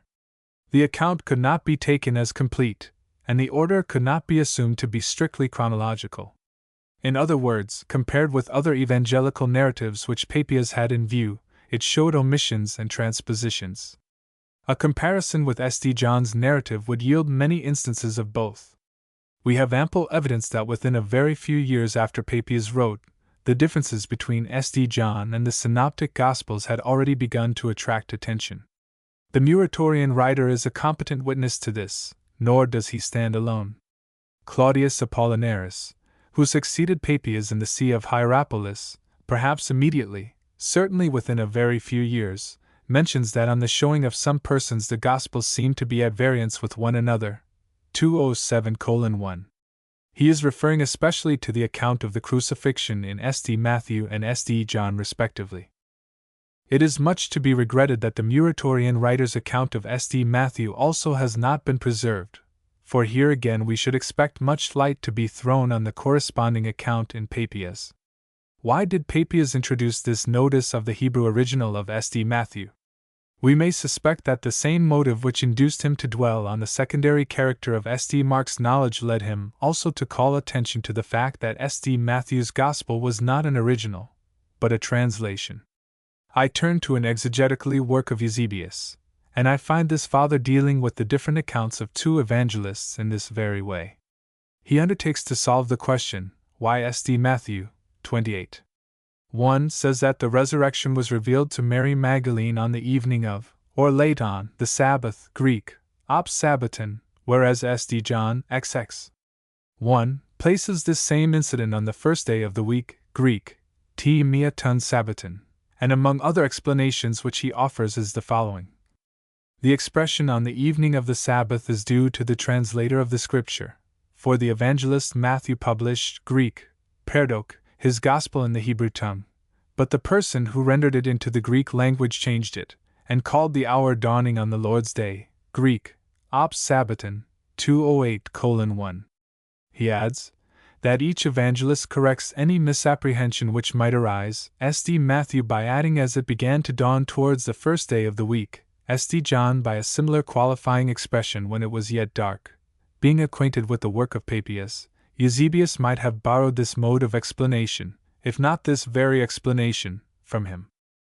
But it may be urged that on this hypothesis the motive of Papias must have appeared in the context, and that, if it had so appeared, Eusebius must have quoted it. The reply is simple. Papias must in any case have had some object or other in citing this testimony of the presbyter, and none is given. But I would answer further, that under the supposed circumstances Eusebius was not likely to quote the context. As a matter of fact, he has not done so in a very similar case, where he tears out a fragment from a passage in Irenaeus which intimately affects the relations of the evangelists to one another, 209:1. He commences in the middle of a sentence, and extracts just as much as serves his immediate purpose, leaving out everything else. On this point, I am glad that I can reckon beforehand on the assent of the author of Supernatural Religion himself. Speaking of this extract from Irenaeus, he says, "Nothing could be further from the desire or intention of Eusebius than to represent any discordance between the Gospels, 209:2. I do not indeed join in the vulgar outcry against the dishonesty of Eusebius. Wherever I have been able to investigate the charge, I have found it baseless. We have ample evidence that Eusebius was prepared to face the difficulties in harmonizing the Gospels, when the subject came properly before him. But here he might fairly excuse himself from entering upon a topic which had no bearing on his immediate purpose, and which once started would require a lengthy discussion to do justice to it. Moreover, it is obvious that he is very impatient with Papias. He tells us twice over that he has confined his extracts to the very narrowest limits which bare justice to his subject would allow, 209:3. He warns his readers that there are a great many traditions in Papias which he has passed over, and he refers them to the book itself for further information. Though exceptionally long in itself compared with his notices of other early Christian writers, his account of Papias is, we may infer, exceptionally brief in proportion to the amount of material which this father afforded for such extracts. 6. I have said nothing yet about the direct testimony of a late anonymous writer, which, if it could be accepted as trustworthy, would be decisive on the point at issue. In an argument prefixed to this Gospel in a Vatican MS, which is assigned to the 9th century, we read as follows: The Gospel of John was made known, manifestatum, and given to the churches by John while he yet remained in the body ad hoc in corpore constituto, as 1. Papias by name, of Hierapolis, a beloved disciple of John, has related in his Exeteric, that is, in his last 5 books, in Exetericis, id est, in extremis quinqua libris. But he wrote down the Gospel at the dictation of John, correctly. Descripsit vero evangelium dictant Johann rect. But Marcion the heretic, when he had been censured improbitus by him, because he held heretical opinions, eo quod contraria sentibat, was cast off by John. Now he had brought writings or letters to him from the brethren that were in Pontus, 210:1. No stress can be laid on testimony derived from a passage which contains such obvious anachronisms and other inaccuracies, but the mention of Papias here courts inquiry, and time will not be ill spent in the endeavor to account for it. It will be worth while, at all events, to dispose of an erroneous explanation which has found some favor. When attention was first called to this passage by Aberle and Tischendorf, Overbeck met them with the hypothesis that the notice was taken from a spurious work ascribed to Papias. He supposed that someone had forged 5 additional books in the name of this father, in which he had gathered together a mass of fabulous matter, and had entitled them Exeterica, attaching them to the genuine 5 books. To this work he assigned also the notice respecting the 4 Marys which bears the name of Papias, 210:2. This explanation might have been left to itself if it had remained as a mere hypothesis of Overbeck's, but it has been recently accepted by Hilgenfeld. He speaks of these 5 exoteric books, as attached to the 5 esoteric, or genuine books, and to this source he attributes not only the account of the 4 Marys, but also a notice relating to the death of St. John which is given by Georgius Hamartelos on the authority of Papias, 211:1. This, however, seems to be altogether a mistake. We find no notice or trace elsewhere of any such spurious work attributed to Papias. Moreover, these titles are quite unintelligible. There is no reason why the 5 genuine books should be called esoteric, or the 5 spurious books exoteric. About the notice of the 4 Marys again Hilgenfeld is in error. It is not taken from any forged book fathered upon the Bishop of Hierapolis, but from a genuine work of another Papias, a Latin lexicographer of the 11th century. This is not a mere hypothesis, as Hilgenfeld assumes, but an indisputable fact, as any one can test who will refer to the work itself, of which MSS exists in some libraries, and which was printed 4 times in the 15th century, 211:2. Nor again does the passage in Georgius Hamartolos give any countenance to this theory. This writer, after saying that St. John survived the rest of the 12 and then suffered as a martyr, Greek, martyria katexiotai, continues.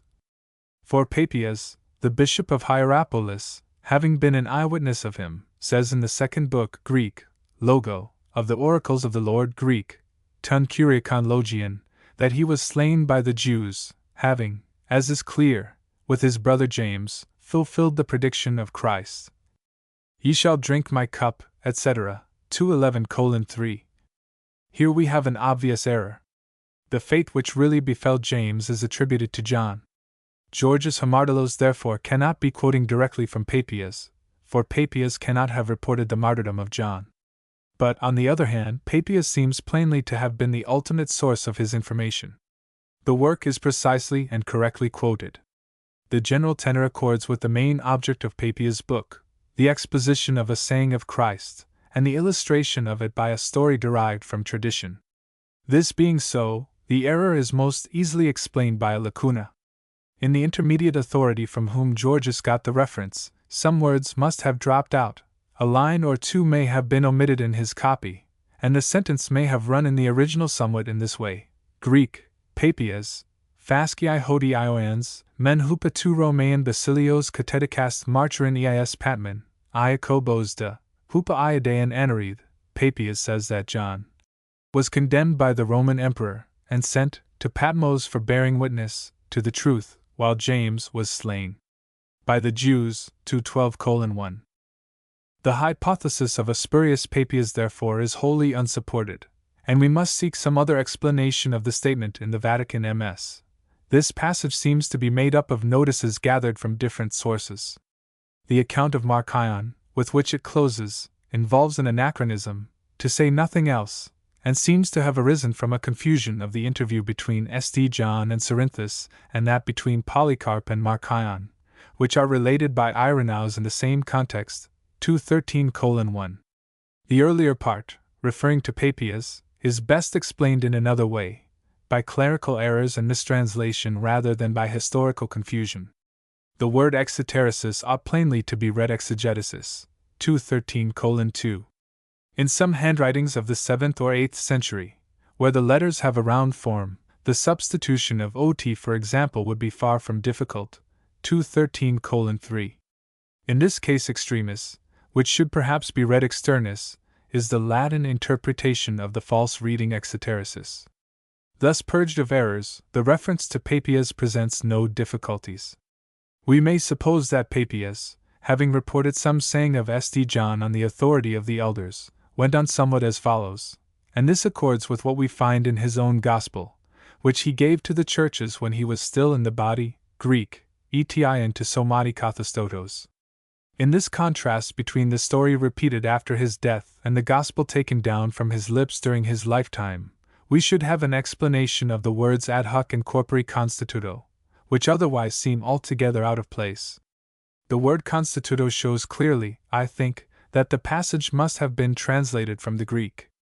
If St. John's authorship of the Gospel had been mentioned in this incidental way, Eusebius would not have repeated it, unless he departed from his usual practice.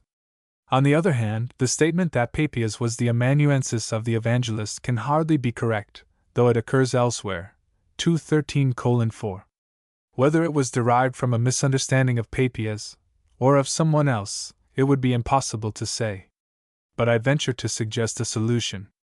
Papias may have quoted the Gospel delivered by John to the churches, which they wrote down from his lips, Greek, ho epigraphon apo tou stematos autou, and some later writer, mistaking the ambiguous, Greek, epigraphon, interpreted it, I wrote down, thus making Papias himself the amanuensis, 214:1.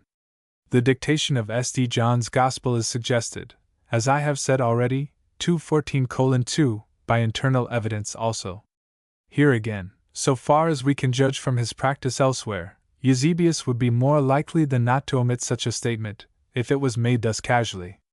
This seems to me the most probable explanation of the whole passage. But obviously no weight can be attached to such evidence. Like the statement of John Malala's respecting Ignatius, which I considered in a former paper, 214:3, it is discredited by its companionship with an anachronism, though the anachronism is not so flagrant as those of John Malala's, and the statement itself does not, like his, contradict the unanimous testimony of all the preceding centuries. But the author of Supernatural Religion closes with an argument, which he seems to think a formidable obstacle to the belief that Papias recognized the fourth Gospel as the work of S.D. John. Andrew of Caesarea, in the preface to his commentary on the Apocalypse, mentions that Papias maintained the credibility, Greek, to axiopiston, of that book, or in other words, its apostolic origin. Now, he must, therefore, have recognized the book as the work of the Apostle John, and we shall hereafter show that it is impossible that the author of the Apocalypse is the author of the Gospel. Therefore, in this way also, Papias is a witness against the apostolic origin of the fourth Gospel, 214:4. This argument, however, is an anachronism. Many very considerable critics of the 19th century, it is true, maintain that the two works cannot have come from the same author. I do not stop now to ask whether they are right or wrong, but the 19th century is not the second. In the 2nd century there is not the slightest evidence that a single writer felt any difficulty on this score, or attempted to separate the authorship of the two books. It is true that Eusebius mentions one or two authors, whose works unfortunately are lost, as using the Apocalypse, while he does not mention their using the Gospel, and this negative fact has obviously misled many.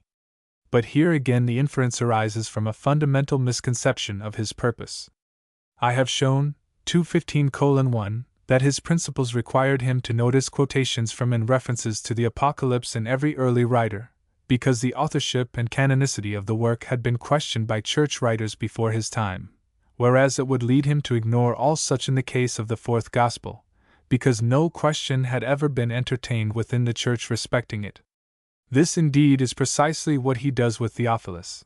He refers to this father's use of the Apocalypse, and he ignores his direct quotations from the Gospel. The inference therefore must be set aside as a fallacy.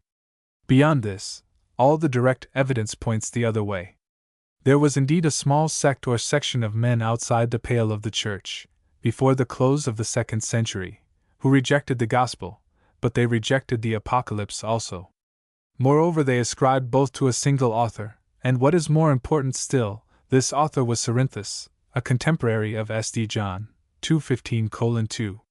Thus the very opponents of the Gospel in the 2nd century are witnesses not only to the very early date of the two writings, but also to the identity of authorship. On the other hand, every church writer without exception during this century, so far as our knowledge goes, who accepted the one accepted the other also. The most doubtful case is Justin Martyr, who refers by name to the Apocalypse, but even Hilgenfeld says that it is difficult to deny the use of the Gospel of S.D. John in his case, 216:1. Melito again commented on the Apocalypse, and there is ample evidence, as I trust to show hereafter, that he recognized the fourth Gospel also.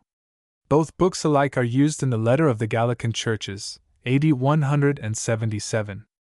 Both alike are accepted by Theophilus of Antioch, by the Muratorian writer, by Irenaeus, and by Clement. It is the same during the first half of the 3rd century. Tertullian and Cyprian, Hippolytus and Origen, place them on an equal footing, and attribute them to the same apostle. The first distinct trace of an attempt to separate the authorship of the two books appears in Dionysius of Alexandria, 216:2, who wrote about the middle or early in the second half of the 3rd century. Even he argues entirely upon considerations of internal criticism, and does not pretend to any traditional evidence. He accepts both works as canonical, and he questions the apostolic authorship, not of the Gospel, but of the Apocalypse. 7. The Later School of S.D. John. February 1876. It has been stated in a former paper that at the fall of Jerusalem a remnant of the Apostolic Company, together with other primitive disciples, sought a new home in Asia Minor, 217:1. Of this colony Ephesus was the headquarters, and St. John the leader. Here he is reported to have lived and labored for more than a quarter of a century, surviving the accession of Trajan, who ascended the imperial throne AD 98, 217:2. In this respect his position is unique among the earliest preachers of Christianity. While St. Peter and St. Paul converted disciples and organized congregations, St. John alone was the founder of a school. The prolongation of his life after the church was firmly rooted, and his fixed residence in the midst of a compact Christian society combined to give a certain definiteness to his personal influence, which would be wanting to the labors of these more strictly missionary preachers. Hence the traditions of St. John are more direct, more consistent, and more trustworthy than those which relate to the other apostles. Thus we may, without any great impropriety, speak of the school of St. John. The existence of such a body of disciples gathered about the veteran teacher is indicated by notices in various writers. The author of the Muratorian fragment, for instance, speaks of this apostle as writing his gospel at the request not only of his fellow disciples, but also of his bishops, 218:1. Clement of Alexandria again, among whose teachers was one from this very district, and probably of this very school, 218:2, represents him as going about from place to place in the neighborhood of Ephesus, appointing bishops and providing in other ways for the government of the churches, 218:3. More especially Irenaeus, who had received his earliest lessons in Christianity from an immediate disciple of St. John, appeals again and again to such a body as preserving and handing down the correct tradition of the apostolic doctrine and practice. He describes these persons in one place as the elders who in Asia associated with John the disciple of the Lord, 218:4, in another as all the churches which are in Asia, specifying more particularly the church in Ephesus, the true witness of the apostolic tradition, 218:5, in a third as those who saw John face to face, 218:6, or the elders who saw John the disciple of the Lord, 218:7, in a fourth as the elders who were before us, and who also were pupils of the apostles, 218:8, in a fifth as the elders who have their succession from the apostles, 218:9, in a sixth as the elders, disciples of the apostles, 218:10, with similar expressions elsewhere. The prominent members of this school in the first age were Polycarp of Smyrna and Papias of Hierapolis, of whom the former survived beyond the middle of the century, and the latter probably died not many years before. In the next generation the most famous names are Melito of Sardis and Apollinaris of Hierapolis, who flourished in the third quarter of the century. They again are succeeded by other writers, of whom the most celebrated was Polycrates of Ephesus, already an old man, when in the last decade of the century a controversial question obliged him to take up his pen in defense of the traditions of his church. Asia Minor appears to have been far in advance of the other churches of Christendom in literary activity during the 2nd century. This preeminence was due mainly, we may suppose, to the fact already mentioned, that it had become the second home of the apostles and primitive teachers of Christianity. But the productiveness of the Asiatic Christians in this respect was doubtless stimulated by the pressure of opposition. This region was the hotbed of heresies and the arena of controversy. Nor is it unimportant to observe that the main subjects of discussion were of such a kind as must necessarily have involved questions intimately connected with the canon. Montanism, with its doctrine of the Paraclete and its visions of the New Jerusalem, would challenge some expression of opinion respecting the Gospel and the Apocalypse of St. John, if these writings were disputed. The Paschal controversy courted investigation into the relations between the narratives of the Synoptists and the fourth evangelist. Marcionism, resting as it did on the paramount and sole authority of St. Paul's epistles and of the Pauline Gospel, would not suffer friend or foe to preserve silence on this fundamental question. And so again, though in a less degree, the disputes with Cerinthians, with Ophites, with Basilidians, with Valentinians, with all the various sects of Gnostics, could not have been conducted, as we see plainly from the treatises of Irenaeus and Hippolytus, without constant appeals to the testimony of written documents, thus indicating, at all events roughly, The amount of authority which the writers accorded to the more prominent books of our New Testament canon. To men like Irenaeus or Eusebius, who had this extensive literature in their hands, the teaching of this church generally, as well as of the more prominent individual writers belonging to it, could not have been open to question. Their approval of its orthodoxy, therefore, either by silent assent or by studied panegyric, is a fact of real moment. Over and above this relation to the books of the New Testament generally, the two points to which modern controversy directs attention, and which therefore deserve special consideration in any review of the writers belonging to the school of St. John, are, first, what indications the extant fragments and notices contain, that they recognized or rejected the fourth gospel, and secondly, what can be learned from these same sources as to the degree of authority which they accorded to the apostle of the Gentiles. Polycarp and Papias have been discussed in my earlier articles, 220:1. In the case of both these fathers, a recognition of the fourth gospel has been inferred from the use made of the first epistle, in the case of the latter, from other indications also. As regards St. Paul, the testimony of Polycarp is as full and explicit as it well could be, while, on the other hand, the meager fragments of Papias do not in themselves warrant any inference on this point.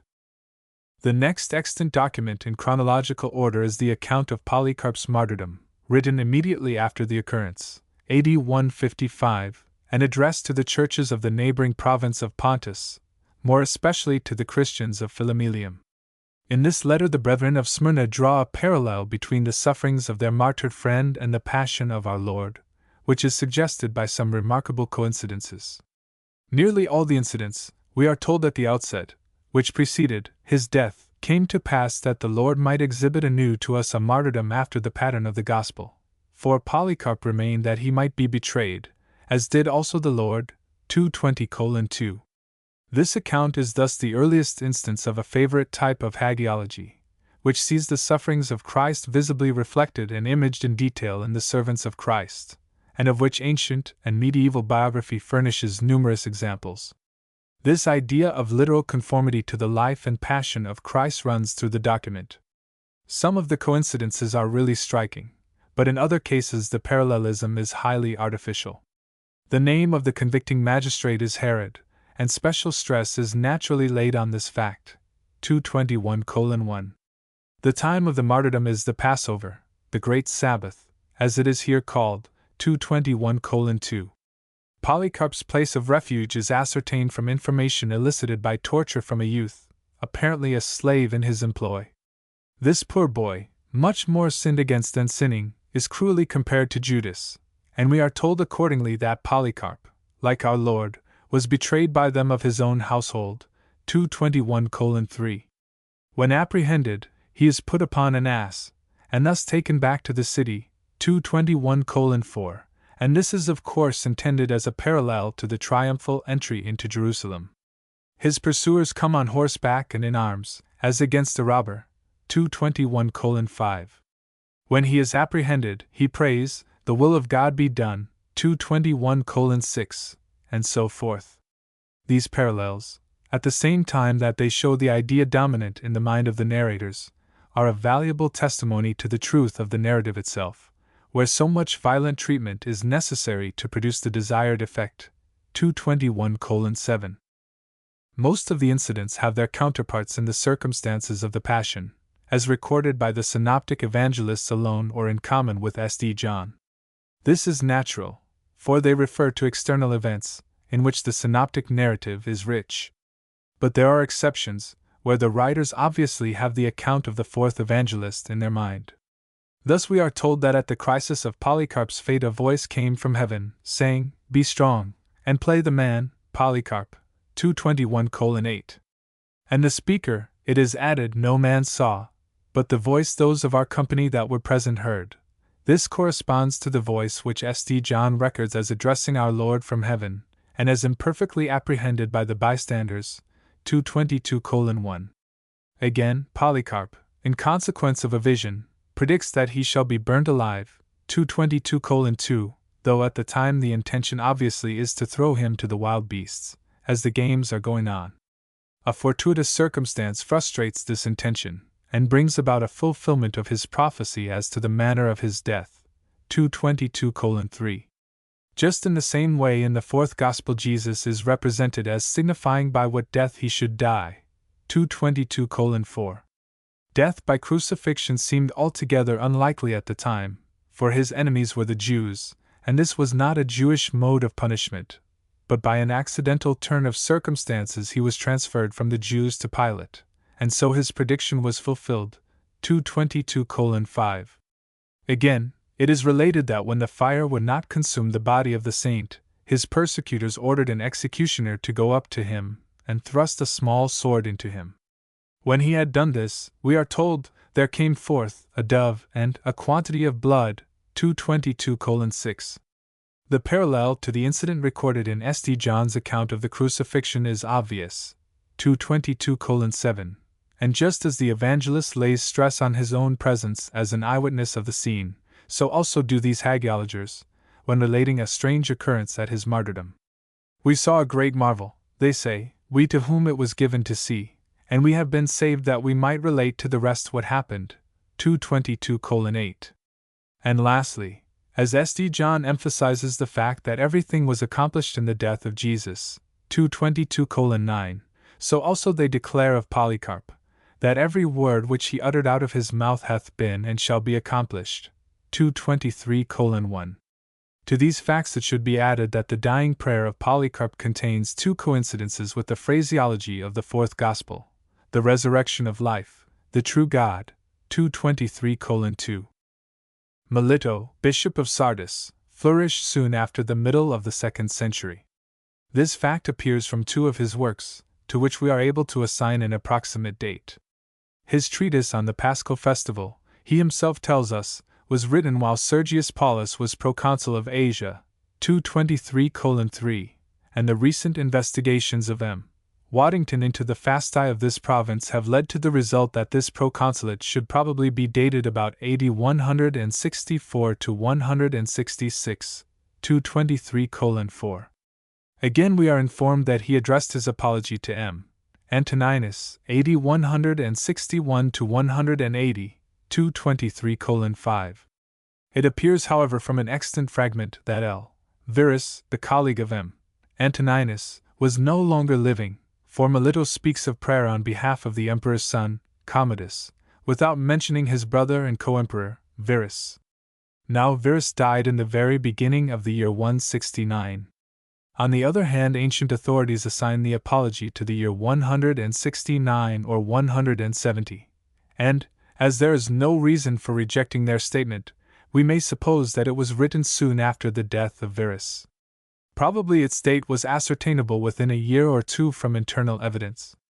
This apology, however, is regarded by Eusebius as the latest of Melito's writings, 2:23:6, and, as the catalogue of his works comprises some 20 treatises at least, his literary activity must have extended over a considerable period of time, so that we shall probably not be far wrong if we place the commencement of his career as an author about the middle of the century.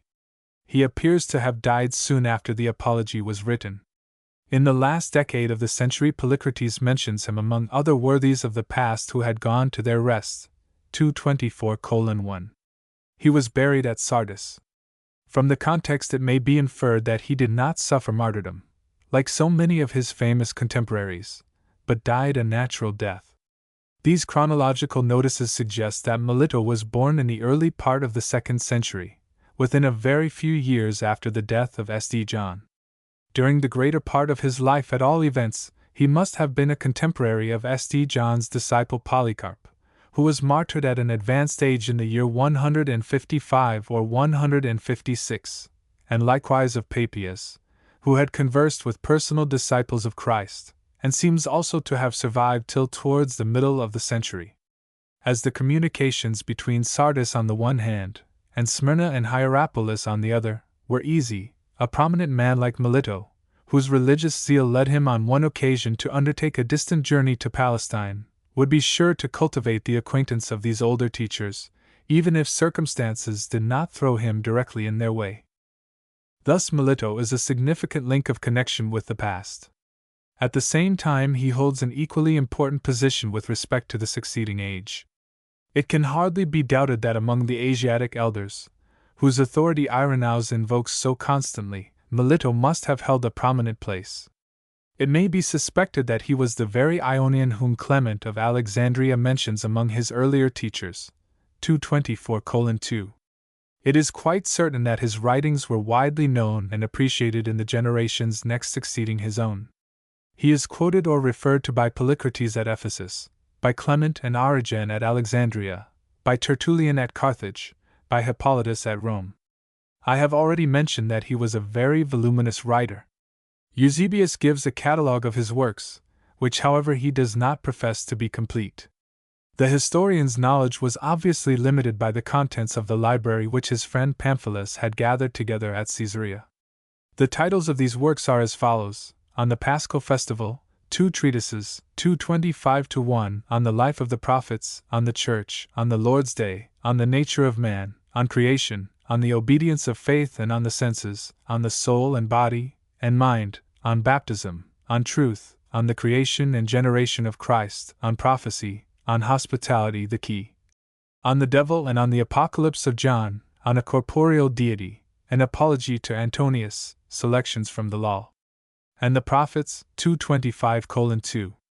Besides these works here enumerated, other writings of Melito Acts quoted elsewhere under the titles, On the Incarnation of Christ, on the Passion, on the Cross, on the Faith, 225:3, though some of these may perhaps represent the same works to which Eusebius refers under other names.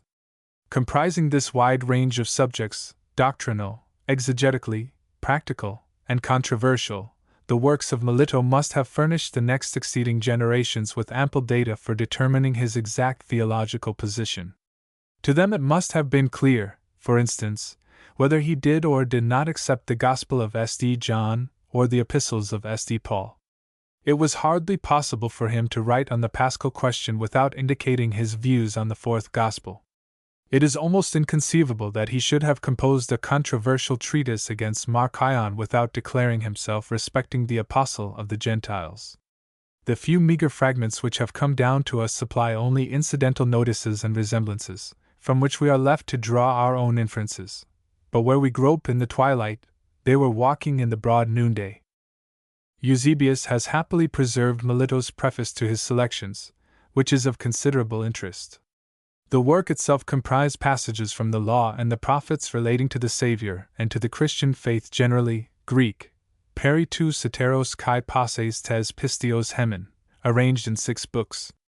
It seems to have been accompanied with explanatory comments bringing out the prophetical import of the several passages, as Melito understood them. In the preface, addressed to his friend Onesimus, at whose instance the work had been undertaken, he relates that having made a journey to the East and visited the actual scenes of the Gospel history, he informed himself respecting the books of the Old Testament, of which he appends a list. The language which he uses is significant from its emphasis. He writes that his friend had desired to be accurately informed about the old books, Greek, Matthean 10 ton Pelean Biblian Ebelis Acrabian. He adds that he himself during his Eastern tour had obtained accurate information respecting the books of the Old Testament, Greek, Akribos Mathan Tates Pelias Diathix Biblia. From these expressions Dr. Westcott argues that Melito must have been acquainted with a corresponding Christian literature, which he regarded as the books of the New Testament. To any such inference the author of Supernatural Religion demurs, 226:1, and he devotes several pages to proving, what nobody denies, that the expressions Old Testament, New Testament, did not originally refer to a written literature at all, and need not so refer here. All this is beside the purpose, and betrays an entire misunderstanding of the writer whom he ventures to criticize. The contention is not that the expression Old Testament here in itself signifies a collection of books, and therefore implies another collection called the New Testament, but that the emphatic and reiterated mention of an old biblical literature points naturally to the existence of a new. To any one who is accustomed to weigh the force of Greek sentences, as determined by the order of the words, this implied contrast must, I think, make itself felt. It is impossible to read the clauses, having regard to the genius of the language, without throwing a strong emphasis on the recurrent word old, which I have therefore italicized, as the only way of reproducing the same effect for the English reader. Dr. Westcott therefore is perfectly justified in maintaining that the expression naturally implies a recognized New Testament literature. And if this reference is suggested by strict principles of exegesis, it alone is consonant with historical probability. It is a fact that half a century, or even more, before Melito wrote, the author of the epistle bearing the name of Barnabas quotes as scripture a passage found in St. Matthew's Gospel, and not known to have existed elsewhere, 227:1. It is a fact that about that same time, or earlier, Polycarp wrote a letter which is saturated with the thoughts and language of the apostolic epistles, 227:2. It is a fact that some 20 or 30 years before Melito, Justin Martyr speaks of certain Gospels. Whether are canonical Gospels or not, it is unnecessary for my present purpose to inquire, as being read together with the writings of the prophets at the religious services of the Christians on Sundays, and taken afterwards as the subject of exhortation and comment by the preacher, 227:3. It is a fact that about the same time when Justin records this as the habitual practice of the Church, the heretic Marcion, himself a native of Asia Minor, constructed a canon for himself by selecting from and mutilating the apostolic and evangelical writings which he found in circulation. It is a fact that Dionysius of Corinth, a contemporary of Melito, speaks of certain writings as the Scriptures of the Lord, or the Dominical Scriptures, and denounces those who tamper with them, 228:1. It is a fact that Irenaeus, who had received his early education in Asia Minor, writing within some 10 or 20 years after the death of Melito, quotes the four Gospels, the Acts of the Apostles, the great majority of the apostolic epistles, and the Apocalypse, as Scripture, declaring more especially of the four Gospels, that they had been received by the churches from the beginning, and treating all these writings alike with the same deference which they have received from subsequent generations of Christians ever since. The inference from these facts, and they do not stand alone, is obvious. If Melito knew nothing about books of the New Testament, he must have been the only bishop of the Church from the banks of the Euphrates to the Pillars of Hercules, who remained in this state of dense ignorance. Melito, who could refer to the Hebrew and the Syriac while interpreting a passage of Genesis, and who made careful inquiries respecting the canon of the Old Testament Scriptures in the very land where those Scriptures had their birth. The extant fragments attributed to Melito are meager and scattered, 228:2, but supposing them to be genuine, they afford ample evidence of the theological views of this father, while indirectly they indicate his general relation to the canon in a way which can hardly be mistaken. The genuineness of many of these fragments, however, has been seriously questioned. In one or two instances the grounds of hesitation deserve every consideration, but in the majority of cases the objections must be set aside as groundless. Thus it is sought to throw discredit on all those writings which are not named by Eusebius. The author of Supernatural Religion, for instance, says that Eusebius gives what he evidently considers a complete list of the works of Melito, 228:3. On the contrary, Eusebius carefully guards himself against any such interpretation of his words. He merely professes to give a list of those works which have come to his own knowledge. Obviously, he either suspects or knows that there are other writings of Melito in circulation, of which he can give no account. Again, other fragments have been discredited, because they contain false sentiments or foolish interpretations, which are considered unworthy of a father in the 2nd century. I cannot think that this is any argument at all, and I may confidently assume that the author of Supernatural Religion will agree with me here. There is much that is foolish in Papias, in Justin Martyr, in Irenaeus, in Tertullian, even in Clement of Alexandria, and Origen. Only it is frequently mixed up with the highest wisdom, which more than redeems it.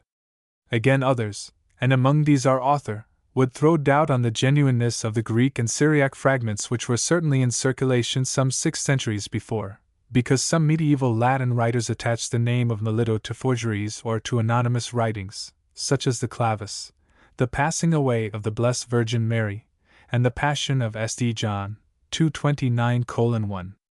A moment's reflection will show that the two classes of writings must be considered quite apart.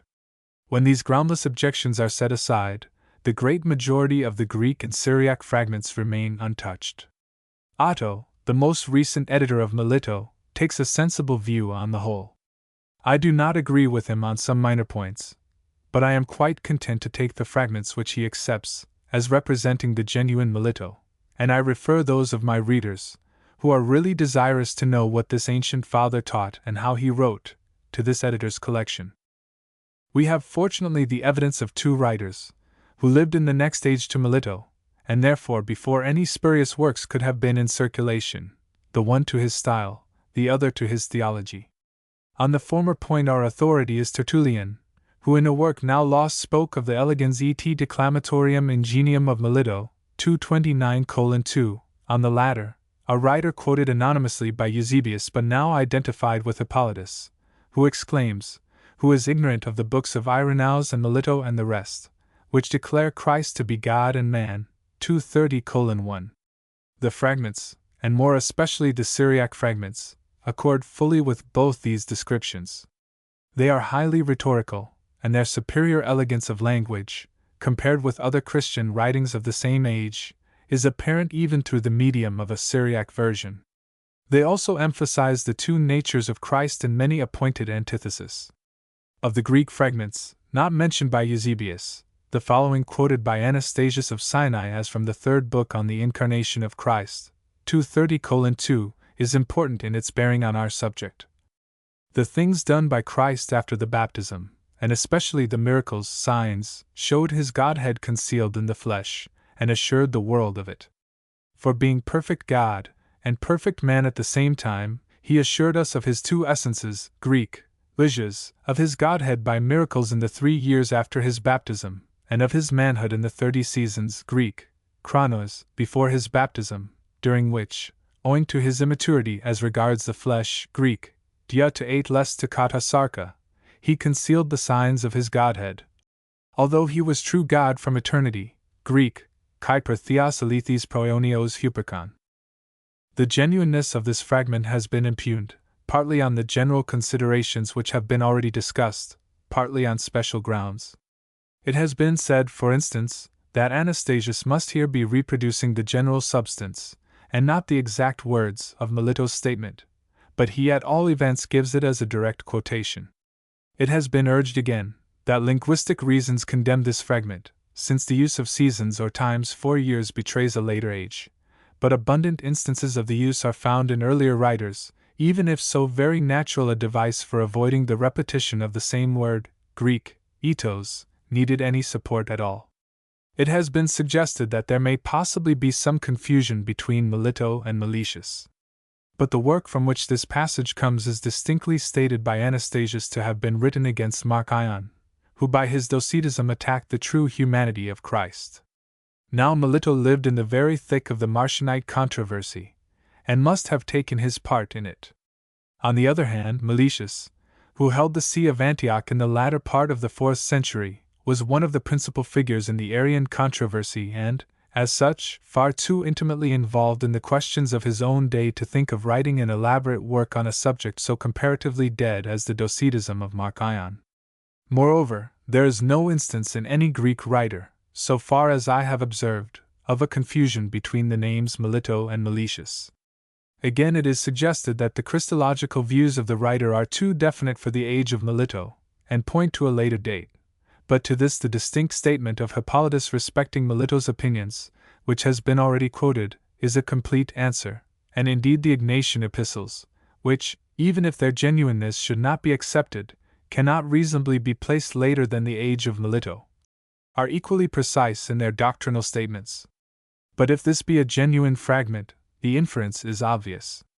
The author of supernatural religion will no doubt be ready here, as elsewhere, to postulate any number of unknown apocryphal gospels which shall supply the facts thus assumed by Melito. The convenience of drawing unlimited checks on the bank of the unknown is obvious. But most readers will find themselves unable to resist the inference that for the 30 years of our Lord's silence this Father is indebted to a familiar passage in St. Luke 2:31-1, while, in fixing 3 years as the duration of his ministry, he is thinking of the 3 Passovers mentioned by St. John.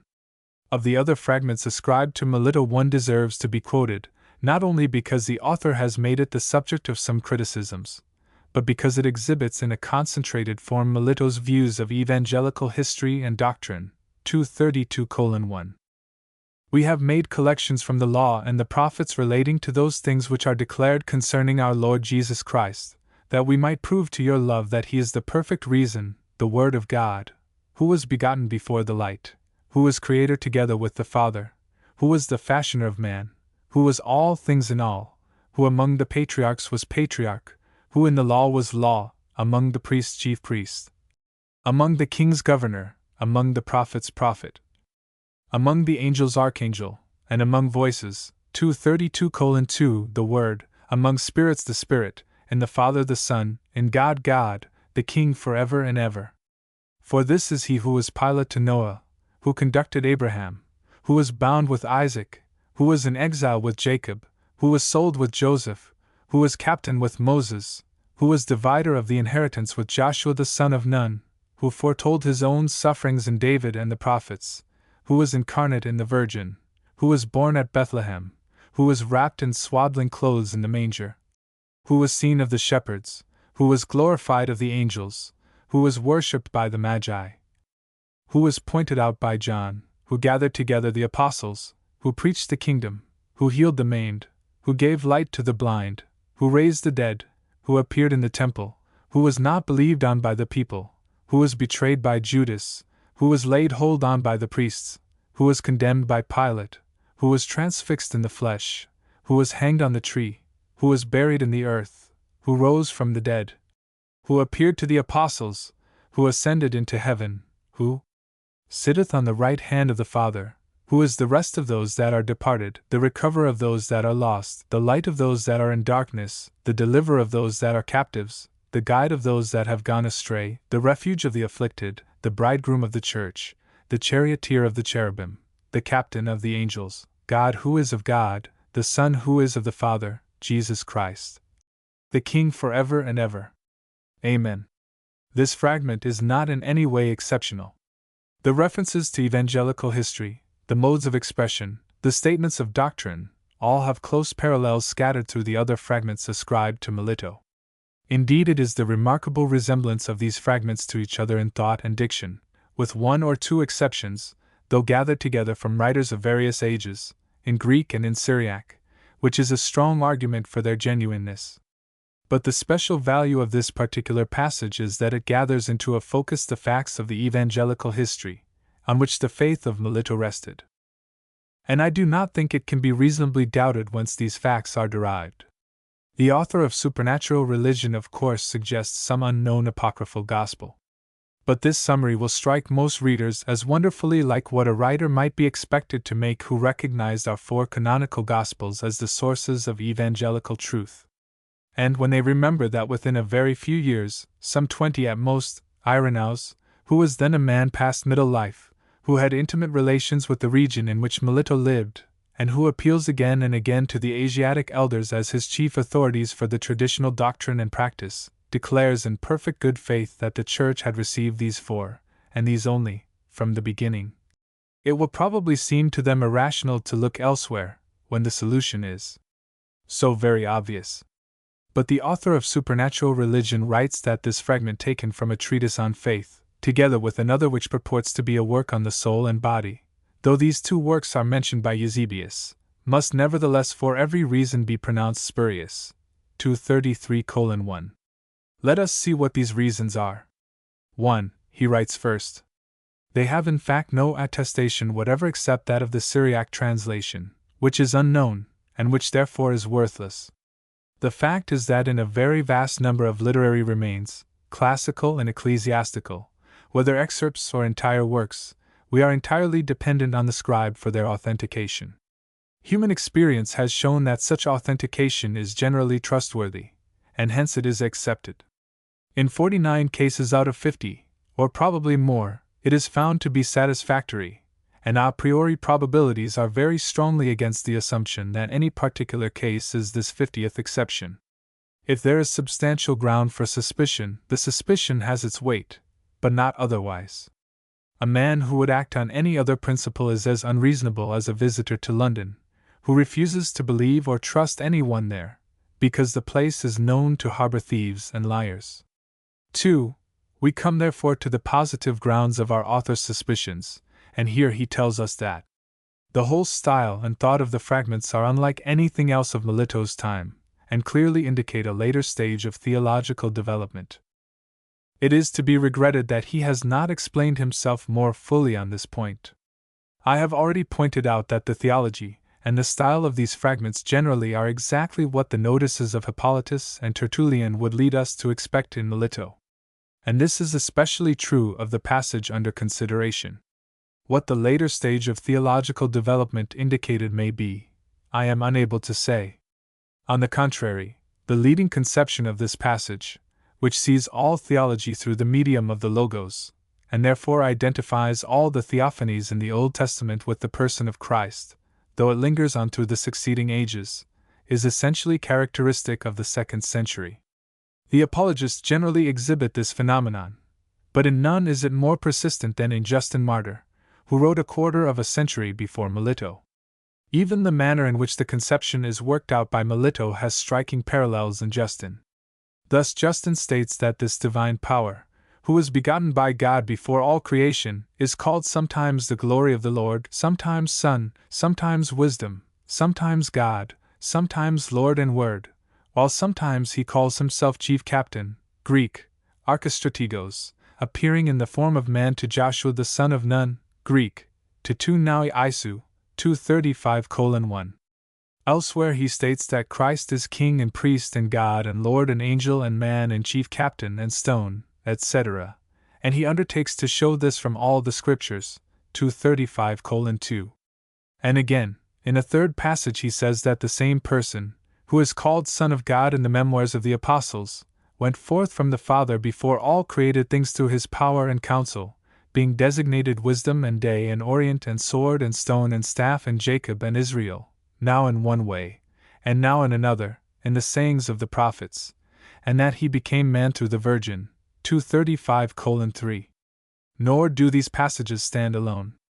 This same conception pervades the whole of Justin's dialogue, and through it all the phenomena of the Old Testament are explained. Only on one point has our author thought fit to make a definite statement.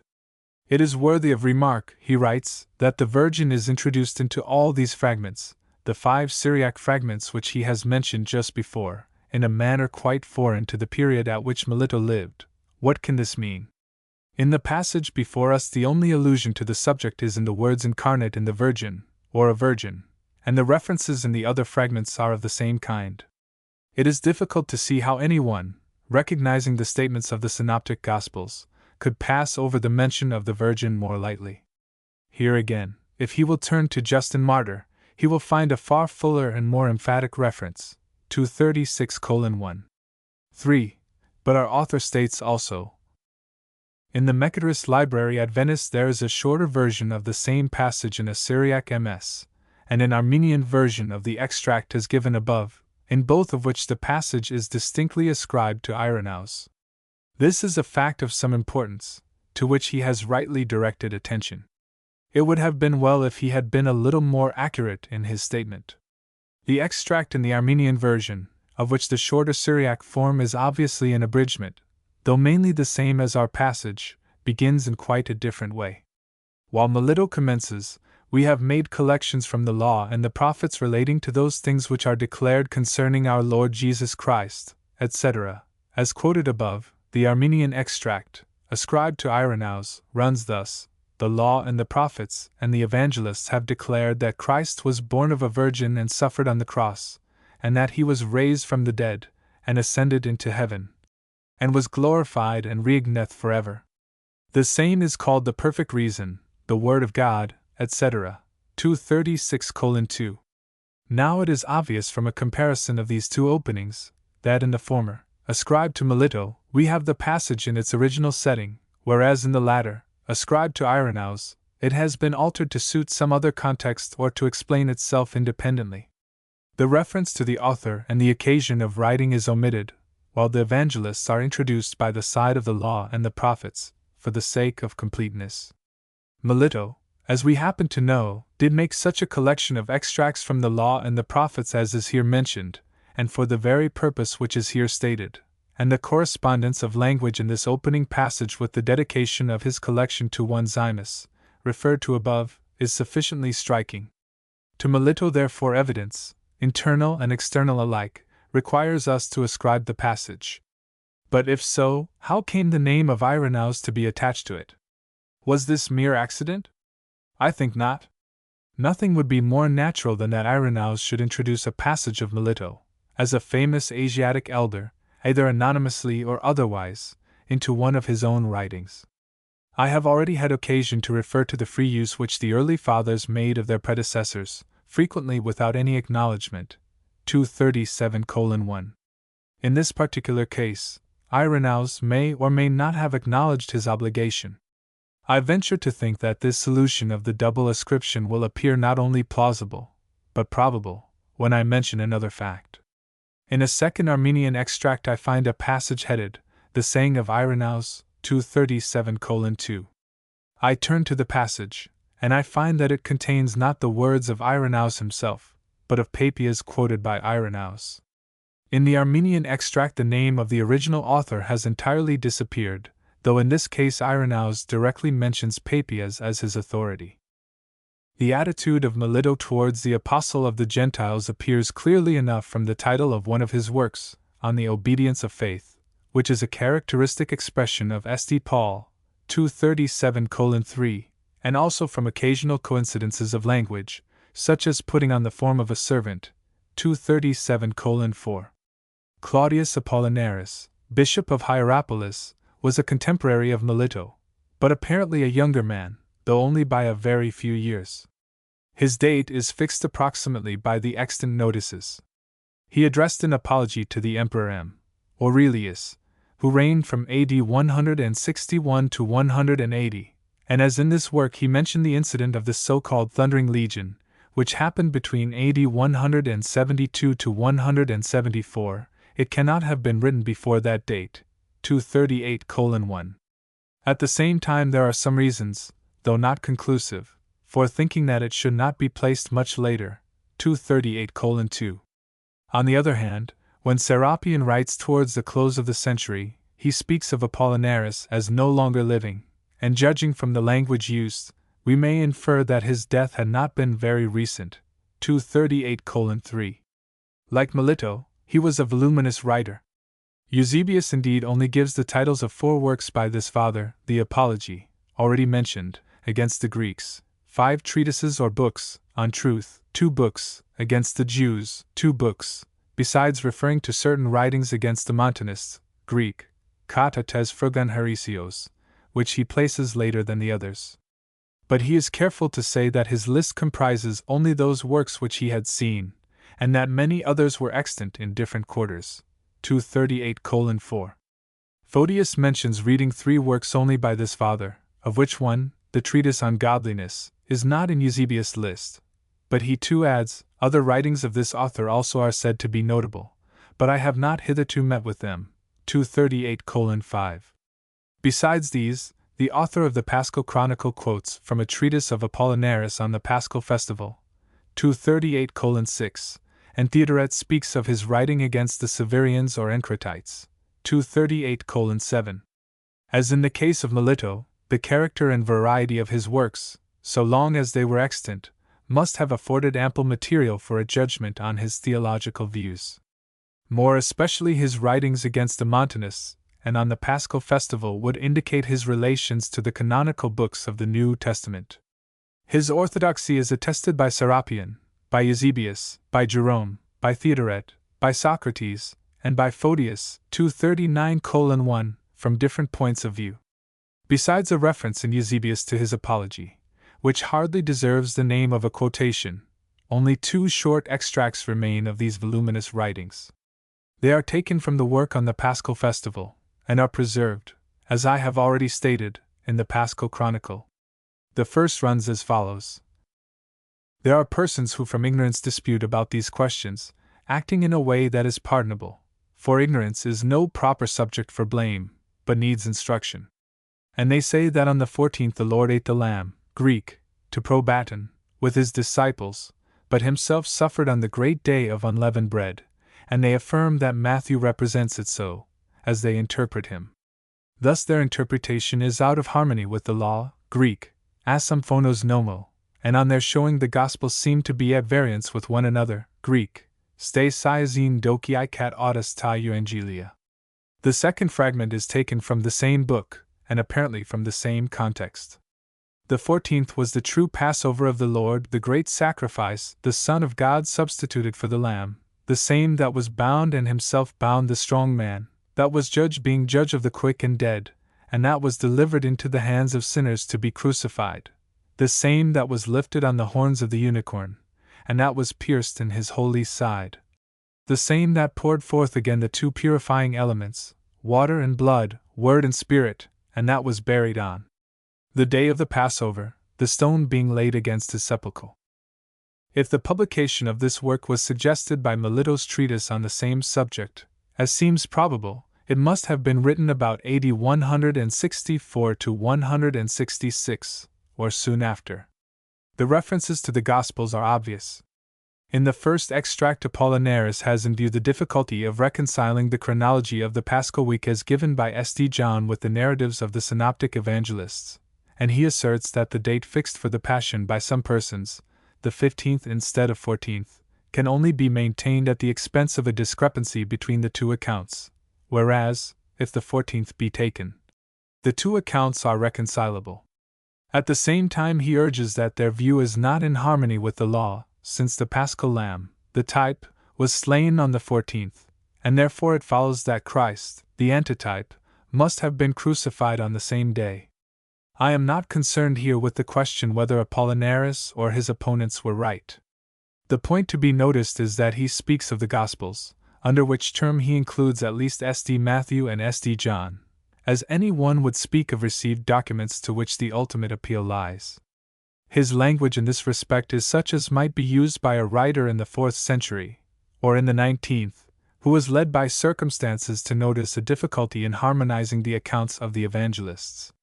The second extract bears out the impression left by the first. The incident of the water and the blood is taken from the 4th Gospel, but a theological interpretation is forced upon it which cannot have been intended by the evangelist.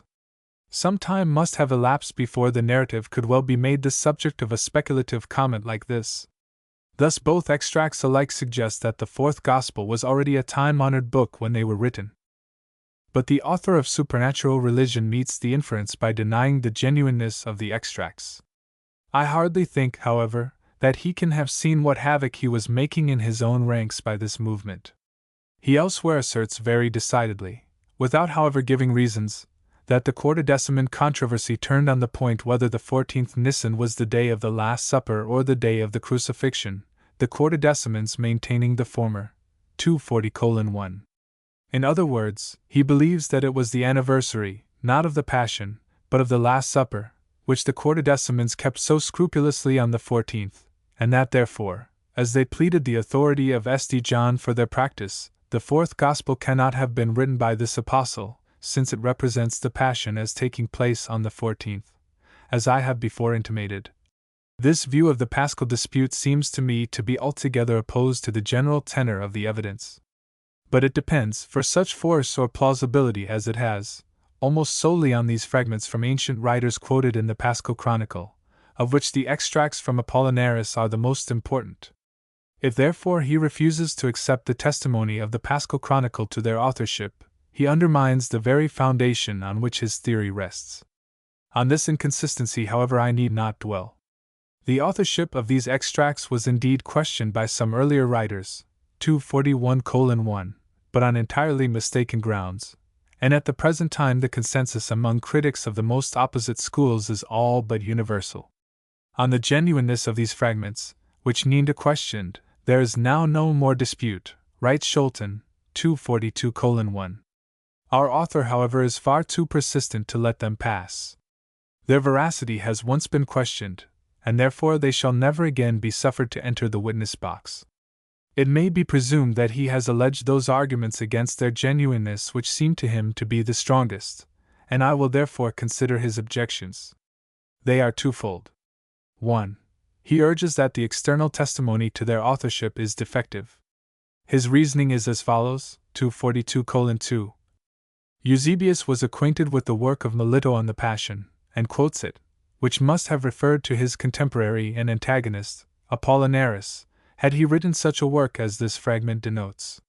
Not only, however, does Eusebius know nothing of his having composed such a work, but neither do Theodoret, Jerome, Photius, nor other writers, who enumerate other of his works, nor is he mentioned in any way by Clement of Alexandria, Irenaeus, nor by any of those who took part in the great controversy. Here is a tissue of fallacies and assumptions. In the first place, it is a petitio principii, as will be seen presently, that Apollinaris was an antagonist of Melito. Even if this were so, there is not the smallest evidence, nor any probability, that Apollinaris would have written before Melito, so that the latter could have quoted him. How, again, has our author learnt that Eusebius knows nothing of his having composed such a work? It is certain, indeed, that Eusebius had not seen the work when he composed his list of the writings of Apollinaris, but it nowhere appears that he was unaware of its existence. The very language in which he disclaims any pretension of giving a complete list seems to imply that he had observed other books quoted in other writers, which he had not read or seen himself. Theodoret does not enumerate other of his works, as the looseness of the English would suggest to the reader. He only mentions incidentally, when describing the sects of the Severians and Montanists respectively, that Apollinaris had written against them, 243:1. There is not the smallest reason why he should have gone out of his way in either passage to speak of the work on the Paschal festival, supposing him to have known of it. And if not, where else does our author find in Theodoret any notice which can be made to yield the inference that he was unacquainted with this treatise? Nor again does Jerome, in the passage to which our author refers in his note, 243:2, allude to a single work by this writer, but simply mentions him by name among those versed in profane as well as sacred literature. Elsewhere indeed he does give a catalogue of Apollinaris' writings, 243:3, but there he simply copies Eusebius. With regard to Photius again, the statement, though not so directly inaccurate, is altogether misleading. Photius simply mentions 3 works of Apollinaris, which he read during his embassy, but he does not profess to give a list, and he says distinctly that there were other famous works by the same author which he had not seen. Who the other writers may be, who enumerate other of his works, I am altogether at a loss to imagine. But the last sentence, nor is he mentioned in any way by Clement of Alexandria, Irenaeus, etc., is the most calculated to mislead the reader. Of the treatise of Clement on the Paschal festival only 2 short fragments are preserved. He does not mention any person in these, nor could he have done so without going out of his way. For the rest, Clement is reported by Eusebius to have stated in his work that he was prompted to write it by Melito's treatise on the same subject, 243:4. Eusebius is there discussing Melito, and any mention of Apollinaris would have been quite out of place. What ground is there then for the assumption that Clement did not mention Apollinaris, because Eusebius has not recorded the fact? When at a later point Eusebius comes to speak of Clement, he says of this father that in the treatise of which we are speaking he mentions Melito and Irenaeus and certain others, whose explanations also he has given, 244:1. Why may not Apollinaris have been included among these certain others whom Clement quoted? The same fallacy underlies our author's reference to Irenaeus. The work of Irenaeus is lost. Eusebius, it is true, preserves some very meager fragments, 244:2, but in these not a single writer on either side in the Quartodeciman controversy is mentioned, not even Melito.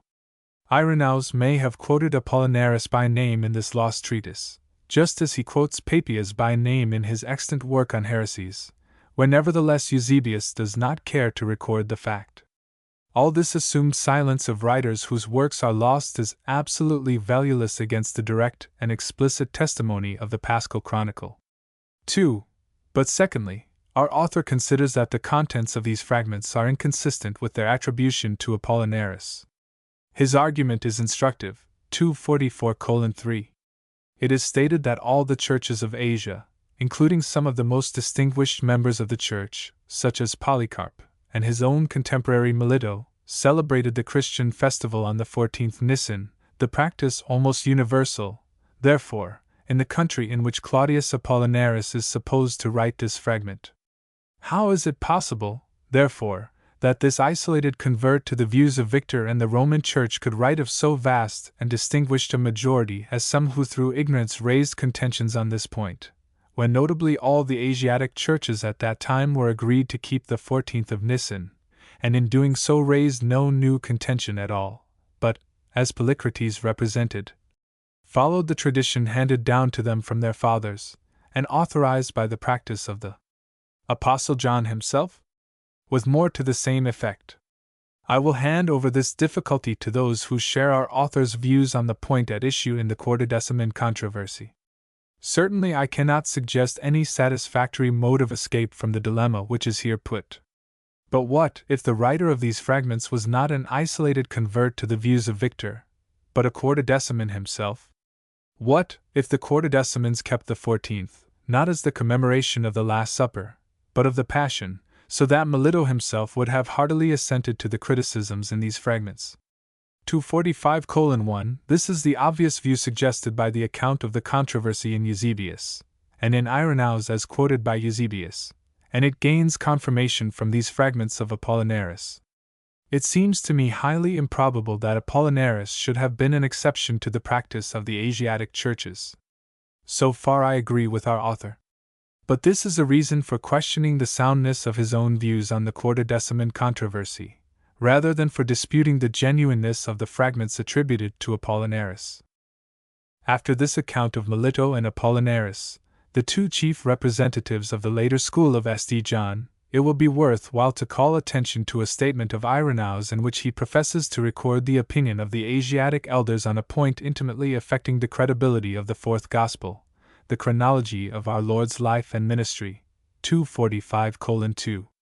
The Valentinians, against whom this father is arguing, sought for analogies to the 30 eons of their pleroma, or supersensual world, in the Gospel history. Among other examples, they alleged the 30 years' duration of our Lord's life. This computation of the Gospel chronology they derived from the notices in St. Luke as interpreted by themselves. At the commencement of his ministry, so they maintained, he had completed his 29th and was entering upon his 30th year, and his ministry itself did not extend beyond a 12-month, the acceptable year of the Lord foretold by the prophet. Irenaeus expresses his astonishment that persons professing to understand the deep things of God should have overlooked the commonest facts of the evangelical narrative, and points to the 3 Passovers recorded in St. John's Gospel during the term of our Lord's ministry. Independently of the chronology of the fourth Gospel, Irenaeus has an a priori reason of his own, why the Savior must have lived more than 30 years. He came to sanctify every period of life, infancy, childhood, youth, declining age. It was therefore necessary that he should have passed the turn of middle life. From 30 to 40, he argues, a man is still reckoned young juvenes. But from his 40th and 50th year he is already declining into older age, which was the case with our Lord when he taught, as the Gospel and all the elders who associated with John the disciple of the Lord in Asia testify that John delivered this account. For he remained with them till the times of Trajan. But some of them saw not only John, but other apostles also, and heard these same things from their lips, and bear testimony to such an account. Irenaeus then goes on to argue that the same may be inferred from the language of our Lord's Jewish opponents, who asked, "Thou art not yet 50 years old, and hast thou seen Abraham?" This, he maintains, could not properly be said of one who was only 30 years of age, and must imply that the person so addressed had passed his 40th year at least, and probably that he was not far off his 50th. On this passage it must be remarked that the Valentinian chronology was derived from a prima facie interpretation of the synoptic narrative, whereas the Asiatic reckoning, which Irenaeus maintains, was, or might well have been, founded on the fourth Gospel, but could not possibly have been elicited from the first 3 Gospels independently of the fourth. On this question generally I have spoken already in a former paper, 247:1. Though it seems probable that our Lord's ministry was confined to 3 years, yet there is not a single notice in any of the 4 Gospels inconsistent with the hypothesis that it extended over a much longer period, and that he was some 40 years old at all events at the time of the Passion. The synoptic narratives say absolutely nothing about the interval which elapsed between the baptism and the Passion. St. John mentions 3 Passovers, but he nowhere intimates that he has given an exhaustive list of these festivals. The account of Irenaeus, therefore, is not so unreasonable after all, and we need not have hesitated to accept it, if there had been any definite grounds for doing so. It will be seen, however, that Irenaeus, while maintaining that our Lord was 40 years old, grounds his opinion mainly on a false inference from John 8:57. At the same time he adduces the testimony of the Gospel and all the elders, not for this particular view of our Lord's age, but for the more general statement that he was past middle life, and this vagueness of language suggests that, though their testimony was distinctly on his side as against the Valentinians, it did not go beyond this. It is very far from improbable indeed, that he borrowed this very interpretation of John 8:57 from one of these Asiatic elders, just as we have seen him, 247:2, elsewhere borrowing an interpretation of another passage of this Gospel, 14:2, from the same source. But, as he has here forced the testimony of the fourth Gospel to say more than it really does say, so also he may have strained the testimony of all the elders in the same direction. Yet the broad fact remains that he confidently appeals to them in support of a chronology suggested by the fourth Gospel, but certainly not deducible from the synoptic narratives. And the extant remains of this school support the appeals so qualified. We have seen that its 2 most famous authors, Melito and Apollinaris, distinctly follow the chronology of the fourth evangelist, the one in the duration of the Lord's ministry, the other in the events of the Paschal week, 248:1. Of the special references to these fathers of the Asiatic Church, which appear elsewhere in Irenaeus, it is sufficient to say that in one instance an elder is represented as quoting a saying of our Lord contained only in the Gospel of St. John, 248:2, while the words ascribed to another are most probably suggested by the language of the same evangelist, 248:3. This latter elder, whose speculations are given at great length, also introduces 2 direct quotations from St. Paul's epistles, and treats the apostles' authority throughout as beyond dispute, 248:4. The last father of the Asiatic school, whom it will be necessary to mention, is Polycrates, bishop of Ephesus. When Victor of Rome in the closing years of the 2nd century attempted to force the Western usage with respect to Easter on the Asiatic Christians, Polycrates wrote to remonstrate. The letter is unhappily lost, but a valuable extract is preserved by Eusebius, 248:5. In this the writer claims to speak authoritatively on the subject of dispute, owing to the special opportunities which he had enjoyed. He states that he had received the observance of the 14th by tradition from his relations, of whom 7 had been bishops. He says that he had conferred with the brethren from all parts of the world, and he adds that he had gone through every holy scripture. When we remember the question at issue, and recall the language of Apollinaris respecting the Gospels, in writing on the same subject, we see what is implied in this last sentence. The extract, which is short, contains only 2 references to the writings of the New Testament. The one is to the fourth Gospel. St. John is described in the very words of this Gospel, as he that leaned on the bosom of the Lord, Greek, ho epi to stethos tu curia anapasin, 249:1. The other is to a book of the Pauline cycle, the Acts of the Apostles. They that are greater than I, writes Polycrates, have said, we must obey God rather than men, 249:2. We have now reached the close of the 2nd century, and it is not necessary to pursue the history of the school of St. John and their Asiatic home beyond this point. But in the meantime a large and flourishing colony had been established in the cities of southern Gaul, and no account of the traditions of the school would be adequate which failed to take notice of this colony. This part of the subject, however, must be left for a subsequent paper. Meanwhile, the inferences from the notices passed under review cannot, I think, be doubtful. Out of a very extensive literature by which this school was once represented, the extant remains are miserably few and fragmentary, but the evidence yielded by these meager relies is decidedly greater, in proportion to their extent, than we had any right to expect. As regards the fourth Gospel, this is especially the case. If the same amount of written matter, occupying a very few pages in all, were extracted accidentally from the current theological literature of our own day, the chances, unless I am mistaken, would be strongly against our finding so many indications of the use of this gospel. In every one of the writers, from Polycarp and Papias to Polycrates, we have observed phenomena which bear witness directly or indirectly, and with different degrees of distinctness, to its recognition. It is quite possible for critical ingenuity to find a reason for discrediting each instance in turn. An objector may urge in one case that the writing itself is a forgery, in a second, that the particular passage is an interpolation, in a third, that the supposed quotation is the original and the language of the evangelist the copy, in a fourth, that the incident or saying was not deduced from this gospel but from some apocryphal work, containing a parallel narrative. By a sufficient number of assumptions, which lie beyond the range of verification, the evidence may be set aside. But the early existence and recognition of the fourth gospel is the one simple postulate which explains all the facts. The law of gravitation accounts for the various phenomena of motion, the falling of a stone, the jet of a fountain, the orbits of the planets, and so forth. It is quite possible for anyone, who is so disposed, to reject this explanation of nature.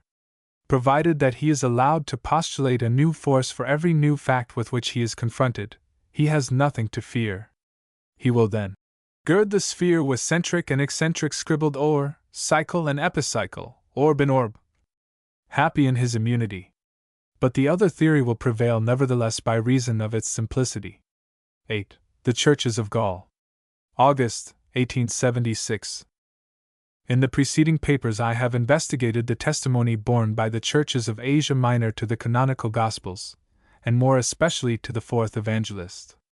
The peculiar value of this testimony is due to the close personal relations of these communities with the latest surviving apostles, more particularly with St. John. At the same time I took occasion incidentally to remark on their attitude towards St. Paul and his writings, because an assumed antagonism between the apostle of the Gentiles and the 12 has been adopted by a modern school of critics as the basis for a reconstruction of early Christian history. I purpose in the present paper extending this investigation to the churches of Gaul. The Christianity of Gaul was in some sense the daughter of the Christianity of Asia Minor. Of the history of the Gallican churches before the middle of the 2nd century we have no certain information. It seems fairly probable indeed that, when we read in the apostolic age of a mission of Crescens to Galatia or Gaul, 251:1, the western country is meant rather than the Asiatic settlement which bore the same name. And if so, this points to some relations with St. Paul himself. But even though this explanation should be accepted, the notice stands quite alone. Later tradition indeed supplements it with legendary matter, but it is impossible to say what substratum of fact, if any, underlies these comparatively recent stories. The connection between the southern parts of Gaul and the western districts of Asia Minor had been intimate from very remote times. Gaul was indebted for her earliest civilization to her Greek settlements like Marseilles, which had been colonized from Asia Minor some 6 centuries before the Christian era, and close relations appear to have been maintained even to the latest times. During the Roman period the people of Marseilles still spoke the Greek language familiarly along with the vernacular Celtic of the native population and the official Latin of the dominant power, 252:1. When therefore Christianity had established her headquarters in Asia Minor, it was not unnatural that the gospel should flow in the same channels which had already conducted the civilization and the commerce of the Asiatic Greeks westward. At all events, whatever we may think of the antecedent probabilities, the fact itself can hardly be disputed. In the year AD 177, under Marcus Aurelius, a severe persecution broke out on the banks of the Rhone in the cities of Vienne and Lyons, a persecution which by its extent and character bears a noble testimony to the vitality of the churches in these places. To this incident we owe the earliest extant historical notice of Christianity in Gaul. A contemporary record of the martyrdoms on this occasion is preserved in the form of a letter from the persecuted churches, addressed to the brethren that are in Asia and Phrygia, 252:2. The communities thus addressed, it will be observed, belonged to the district in which St. John's influence was predominant, and which produced all the writers of his school who have been discussed in the preceding papers: Polycarp, Papias, Melito, Apollinaris, Polycrates. Of the references to the canonical scriptures in this letter I shall speak presently. For the moment it is sufficient to say that the very fact of their addressing the communication to these distant churches shows the closeness of the ties which connected the Christians in Gaul with their Asiatic brethren. Moreover, in the body of the letter it is incidentally stated of two of the sufferers, that they came from Asia Minor, Attalus a Pergamene by birth, and Alexander a physician from Phrygia who had lived many years in the provinces of Gaul, while nearly all of them bear Greek names. Among these martyrs the most conspicuous was Pothinus, the aged bishop of Lyons, who was more than 90 years old when he suffered. A later tradition makes him a native of Asia Minor, 253:1, and this would be a highly probable supposition, even if unsupported by any sort of evidence. Indeed, it is far from unlikely that the fact was stated in the letter itself, for Eusebius has not preserved the whole of it. But whether an Asiatic Greek or not, he must have been a growing boy when St. John died, and through him the churches of southern Gaul, when they first appear in the full light of history, are linked directly with the apostolic age. Immediately after this persecution, the intimate alliance between these distant parts of Christendom was manifested in another way. The Montanist controversy was raging in the Church of Phrygia, and the brethren of Gaul communicated to them their views on the controverted points, 253:2. To this communication they appended various letters of the martyrs, which they penned, while yet in bonds, to the brethren in Asia and Phrygia. About the same time the martyrs sent Irenaeus, then a presbyter, as their delegate with letters of recommendation to Eleutherus, bishop of Rome, for the sake of conferring with him on this same subject, 253:3. Some 20 years later, as the century was drawing to a close, another controversy broke out, relating to the observance of Easter, in which again the Asiatic churches were mainly concerned, and here too we find the Christians of Gaul interposing with their counsels. When Victor of Rome issued his edict of excommunication against the churches of Asia Minor, Irenaeus wrote to remonstrate. The letter sent on this occasion, however, did not merely represent his own private views, for we are especially told that he wrote in the name of the brethren in Gaul over whom he presided. Nor did he appeal to the Roman bishop alone, but he exchanged letters also with very many divers rulers of the churches concerning the question which had been stirred, 254:1. Bearing these facts in mind, and inferring from them, as we have a right to infer, that the churches of Gaul for the most part inherited the traditions of the Asiatic school of St. John, we look with special interest to the documents emanating from these communities. The Epistle of the Brotherhoods in Vienne and Lyons, already mentioned, is the earliest of these. The main business of the letter is a narrative of contemporary facts, and any allusions therefore to the canonical writings are incidental. But though incidental, they are unequivocal. Of the references to St. Paul, for instance, there can be no doubt. Thus the martyrs and confessors are mentioned as showing in very truth that the sufferings of this present time are not worthy to be compared with the glory which shall be revealed in us, where a sentence containing 14 words in the Greek is given verbatim as it stands in Rom. 8:18. Thus again, they are described as imitators of Christ, who being in the form of God thought it not robbery to be equal with God, where in like manner a sentence of 12 words stands verbatim as we find it Phil. 2:6. No one, I venture to think, will question the source of these passages, though they are given anonymously and without any signs of quotation. Nor can there be any reasonable doubt that when Attalus the martyr is called the pillar and ground, Greek, stoulon kai hydreoma, of the Christians at Lyons, the expression is taken from 1 Tim. 3:15, or that when Alcibiades, who had hitherto lived on bread and water, received a revelation rebuking him for not using the creatures of God, in obedience to which he partook of all things freely and gave thanks to God, there is a reference to 1 Tim. 4:3-4. These passages show the attitude of the author or authors of this letter towards St. Paul, but I have cited them also as exhibiting the manner of quotation which prevails in this letter, and thus indicating what we are to expect in other cases. From the third and fourth Gospels then we find quotations analogous to these. Of Vettius Epagathus, one of the sufferers, we are told that though young he rivaled the testimony borne to the elder Zacharias, Greek, Sonaxisustai T2 Presbytera Zacharia Marturia, for verily, Greek, gown, he had walked in all the commandments and ordinances of the Lord blameless, here we have the same words and in the same order, which are used of Zacharias and Elizabeth in St. Luke, I. 6. Moreover, it is stated lower down of this same martyr, that he was called the Paraclete, or Advocate, of the Christians, having the Paraclete in himself, the Spirit more abundantly than Zacharias. This may be compared with Luke I. 67, and Zacharias his father was filled with the Holy Ghost. The meaning of the expression the testimony of Zacharias, Greek, T2 Zacharia Marturia, has been questioned.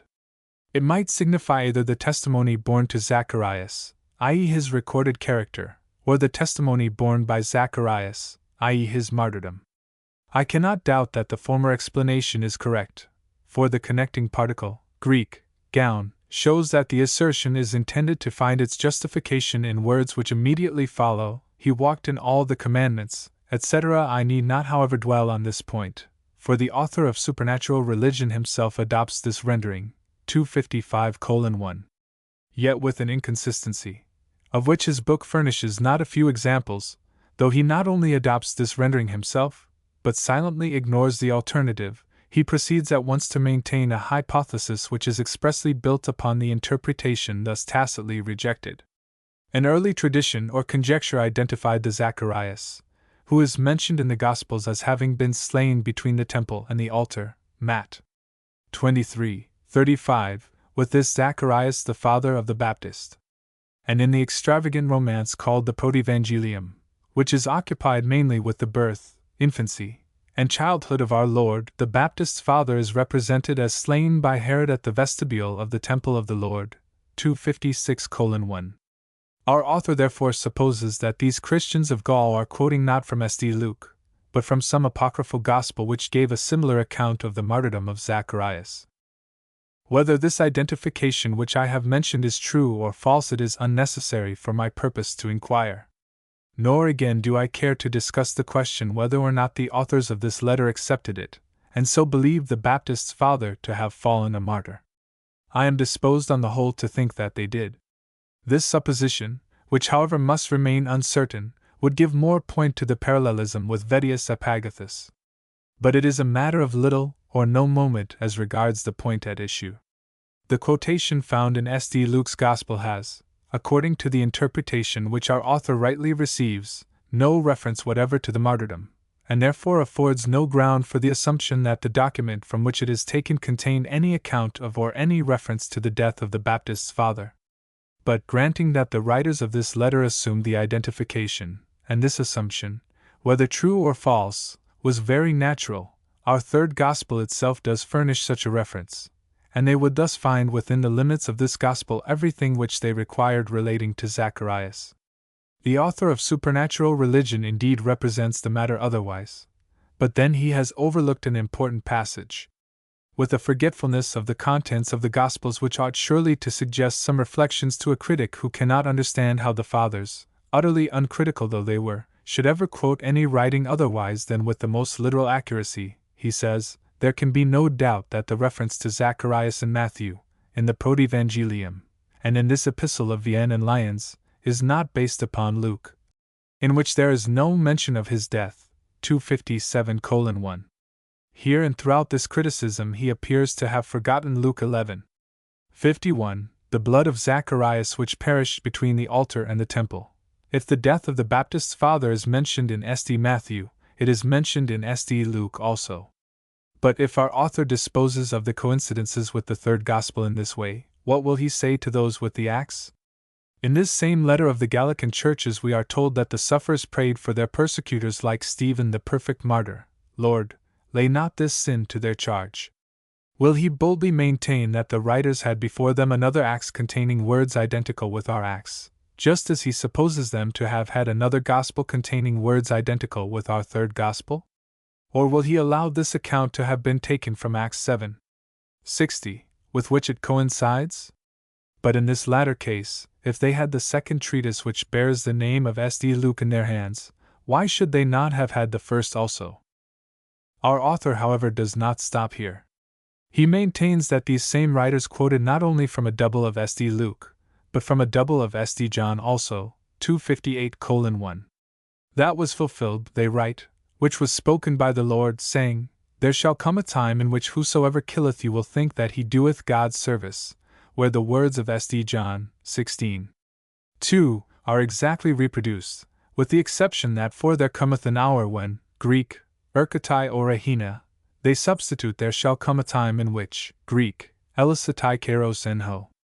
This substitution, which was highly natural in a quotation from memory, is magnified by our author into very decided variations from the fourth Gospel. He would therefore assign the quotation to some apocryphal Gospel which has perished. No such Gospel, however, is known to have existed. Moreover, this passage occurs in a characteristic discourse of the fourth Gospel, and the expression itself is remarkable, far more remarkable than it appears in the English version, Greek, latrian prospherian to Theo, not to do God's service, but to offer a religious service to God. I may add also that the mention of the Spirit as the Paraclete, already quoted, points to the use of this Gospel by the writers, and that the letter presents at least one other coincidence with St. John. Our author certainly deserves credit for courage. Here, as elsewhere, he imagines that, so long as he does not advance anything which is demonstrably impossible, he may pile one improbability upon another without endangering the stability of his edifice. But even if his account of these evangelical quotations could survive this accumulation of improbabilities, it will appear absolutely untenable in the light of contemporary fact. Irenaeus was the most prominent and learned member of the church from which this letter emanated, at the very time when it was written. According to some modern critics, he was the actual composer of the letter, but for this there is no evidence of any kind. According to our author himself, he was the bearer of it, 259:1, but this statement again is not borne out by facts. There can be no doubt, however, that Irenaeus was intimately mixed up with all the incidents, and he cannot have been ignorant of the contents of the letter.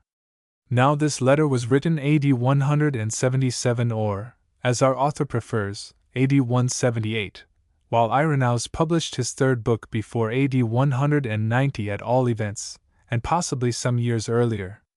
Irenaeus in this book assumes that the Church from the beginning has recognized our four canonical Gospels, and these only. The author of Supernatural Religion maintains, on the other hand, that only 12 years before, at the outside, the very church to which Irenaeus belonged, and a public document with which he was acquainted, betrays no knowledge of our canonical Gospels, but quotes from one or more apocryphal Gospels instead. He maintains this though the quotations in question are actually found in our canonical Gospels. Here then the inference cannot be doubtful. But what must be the fate of a writer who can thus ride roughshod over plain facts, when he comes to deal with questions which demand a nice critical insight and a careful weighing of probabilities? From this letter relating to the martyrdoms in Vienne and Lyons, we are led to speak directly of the illustrious Gallican Father, whose name has already been mentioned several times, and who is the most important of all witnesses to the canonical writings of the New Testament. The great work of Irenaeus is entitled Refutation and Overthrow of Knowledge Falsely So Called, and consists of 5 books. The third book was published during the episcopate of Eleutherus, who was Bishop of Rome from about AD 175 to AD 190, for he is mentioned in it as still living, 260:1. It must therefore have been written before AD 190.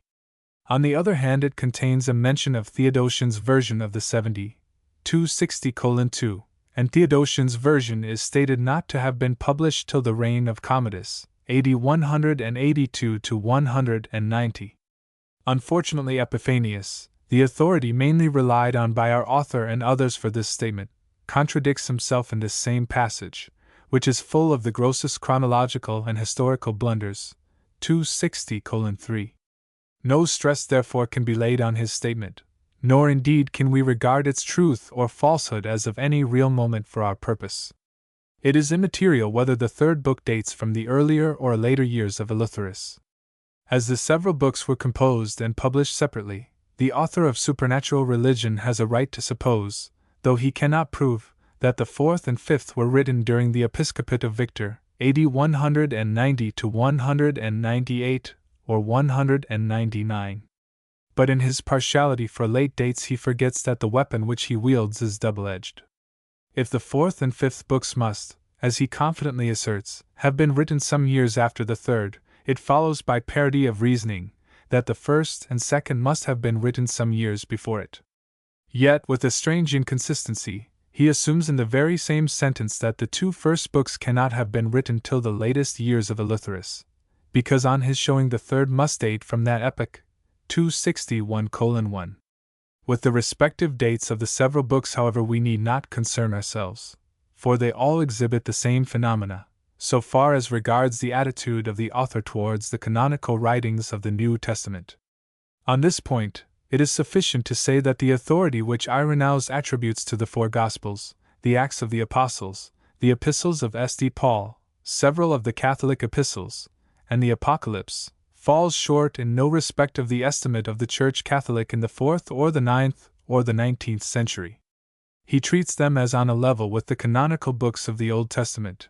He cites them as Scripture in the same way. He attributes them to the respective authors whose names they bear. He regards them as writings handed down in the several churches from the beginning. He fills his pages with quotations from them. He has not only a very thorough knowledge of their contents himself, but he assumes an acquaintance with and a recognition of them in his readers, 262:1.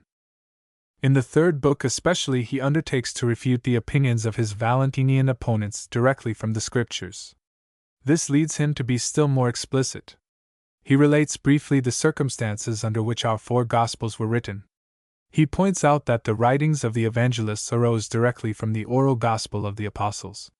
He shows that the traditional teaching of the Apostles has been preserved by a direct succession of elders which in the principal churches can be traced man by man, and he asserts that this teaching accords entirely with the evangelical and apostolic writings.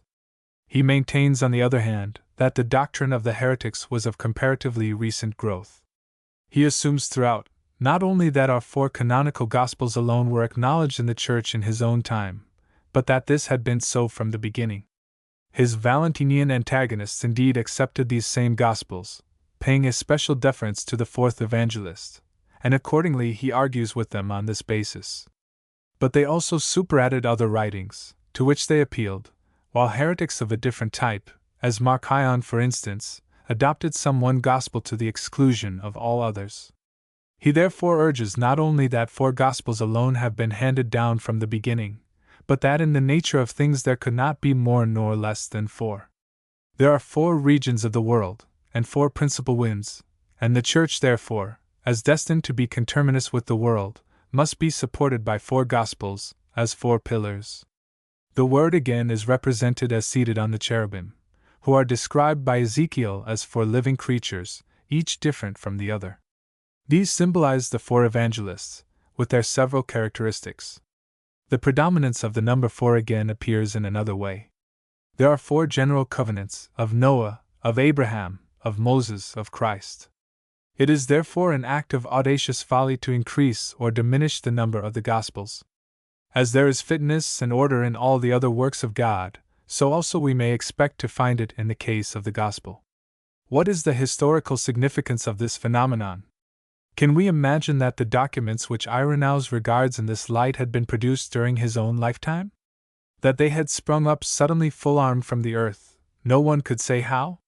And that they had taken their position at once by the side of the law and the psalmist and the prophets, as the very voice of God? The author of Supernatural Religion seems to think that no explanation is needed. The reasons, he writes, which he, Irenaeus, gives for the existence of precisely that number, four Gospels, in the canon of the Church illustrate the thoroughly uncritical character of the Fathers, and the slight dependence which can be placed upon their judgments. 263:1. Accordingly, he does not even discuss the testimony of Irenaeus, but treats it as if it were not. He does not see that there is all the difference in the world between the value of the same man's evidence as to matters of fact, and his opinions as to the causes and bearings of his facts. He does not observe that these fanciful arguments and shadowy analogies are pro tanto an evidence of the firm hold which this quadruple gospel, as a fact, had already obtained when he wrote. Above all, I must suppose from his silence that he regards this testimony of Irenaeus in the isolated opinion of an individual writer, and is unconscious of the historical background which it implies. It is this last consideration which led me to speak of Irenaeus as the most important witness to the early date and authorship of the Gospels, and to which I wish to direct attention. The birth of Irenaeus has been placed as early as AD 97 by Dodwell, and as late as AD 140 by our author and some others, while other writers again have adopted intermediate positions. I must frankly say that the very early date seems to me quite untenable. On the other hand, those who have placed it as late as AD 140 have chosen this date on the ground of the relation of Irenaeus to Polycarp in his old age, 264:1, and on the supposition that Polycarp was martyred about AD 167. Since, however, it has recently been shown that Polycarp suffered AD 155 or 156, 264:2, it may be presumed that these critics would now throw the date of his pupil's birth some 10 or 12 years farther back, i.e., to about AD 128 or 130. But there is no reason why it should not have been some few years earlier. If the suggestion which I have thrown out in a previous paper deserves attention, 265:1, he was probably born about AD 120. But the exact date of his birth is a matter of comparatively little moment. The really important fact is that he was connected directly with the apostles and the apostolic age by two distinct personal links, if not more. Of his connection with Polycarp I have already spoken, 265:2. Polycarp was the disciple of St. John, and, as he was at least 86 years old when he suffered martyrdom, AD 155, he must have been close upon 30 when the apostle died. Irenaeus was young when he received instruction from Polycarp. He speaks of himself in one passage as still a boy, in another as in early life. If we reckon his age as from 15 to 18, we shall probably not be far wrong, though the expressions themselves would admit some latitude on either side. At all events, he says that he had a vivid recollection of his master's conversations. He recalled not only the substance of his discourses, but his very expressions and manner. More especially, he states that he remembers distinctly his descriptions of his intercourse with John and other personal disciples of Christ together with their account of the Lord's life and teaching. And he adds that these were altogether in accordance with the Scriptures, 265:3. But Irenaeus was linked with the apostolic age by another companionship also. He was the leading presbyter in the Church of Lyons, of which Pothinus was bishop, and succeeded to this see on the martyrdom of the latter in AD 177 or 178. With Pothinus, therefore, he must have had almost daily intercourse. But Pothinus lived to be more than 90 years old, and must have been a boy of 10 at least, when the apostle St. John died. Moreover, there is every reason to believe, as we have already seen, 265:4, that like Irenaeus himself, Pothinus came originally from Asia Minor. Under any circumstances, his long life and influential position would give a special value to his testimony respecting the past history of the Church, and whether he was uncritical or not, of which we are ignorant, he must have known whether certain writings attributed to the evangelists and apostles had been in circulation as long as he could remember, or whether they came to his knowledge only the other day, when he was already advanced in life. In one passage in his extant work, Irenaeus gives an account of elaborate discourses which he had heard from an elder who had himself listened to those who had seen the apostles and to those who had been disciples, i.e., personal followers of Christ, 266:1.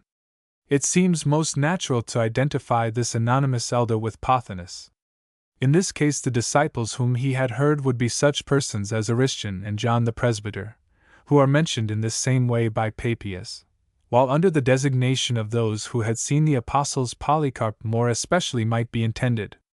But if he were not Pothinus, then he forms a third direct link of connection between Irenaeus and the apostolic age. Whoever he was, it is clear that the intercourse of Irenaeus with him was frequent and intimate. The elder, writes Irenaeus, used to say, the elder used to refresh us with such accounts of the ancient worthies, the elder used to discuss. Indeed, the elaborate character of these discourses suggests, as I have stated in a former paper, 266:2, that Irenaeus is here reproducing notes of lectures which he had heard from this person.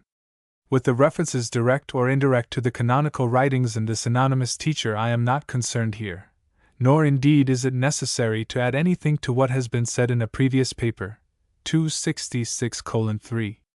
I wish now merely to call attention to these discourses as showing that through his intercourse with this elder Irenaeus could not fail to have ascertained the mind of the earlier Church with regard to the evangelical and apostolic writings.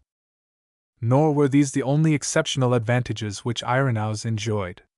When he speaks of the recognition of the canonical writings, his testimony must be regarded as directly representing 3 churches at least. In youth he was brought up, as we saw, in Asia Minor. In middle life he stayed for some time in Rome, having gone there on an important public mission, 267:1. Before and after this epoch he for many years held a prominent position in the Church of Gaul. He was moreover actively engaged from the beginning to the end of his public career in all the most important controversies of the day. He gave lectures, as we happen to know, for Hippolytus attended a course on all the heresies, delivered perhaps during one of his sojourns at Rome, 267:2. He was a diligent letter writer, interesting himself in the difficulties and dissensions of distant churches, and more than one notice of such letters is preserved. He composed several treatises more or less elaborate, whose general character may be estimated from his extant work. The subjects, moreover, with which he had to deal, must have forced him to an examination of the points with which we are immediately concerned. He took a chief part in the Montanist controversy, and the Montanist doctrine of the Paraclete, as I have before had occasion to remark, 267:3, directly suggested an investigation of the promise in the 4th Gospel. He was equally prominent in the Paschal dispute, and here again the relation between the narratives of St. John and the Synoptists must have entered largely into the discussion. He was contending all his life with Gnostics, or reactionists against Gnosticism, and how large a part the authority and contents of the Gospels and Epistles must have played in these controversies generally we see plainly from his surviving work against the Valentinians. Thus Irenaeus does not present himself before us as an isolated witness, but is backed by a whole phalanx of past and contemporaneous authority. All this our author ignores. He forecloses all investigation by denouncing, as usual, the uncritical character of the Fathers, and Irenaeus is not even allowed to enter the witness box. The truth is that, speaking generally, the Fathers are either more nor less uncritical on questions which involve the historical sense than other writers of their age. Now and then we meet with an exceptional blunderer, but for the most part Christian writers will compare not unfavorably with their heathen contemporaries. If Clement of Rome believes in the story of the Phoenix, so do several classical writers of repute. If Justin Martyr affirms that Simon Magus received divine honors at Rome, heathen historians and controversialists make statements equally false and quite as ridiculous with reference to the religion and history of the Jews. 268:1. Even the credulity of a Papias may be more than matched by the credulity of an Apian or an alien. The work of the skeptical Pliny himself abounds in impossible stories. On the other hand, individual writers may be singled out among the Christian Fathers, whom it would be difficult to match in their several excellences from their own or contiguous generations.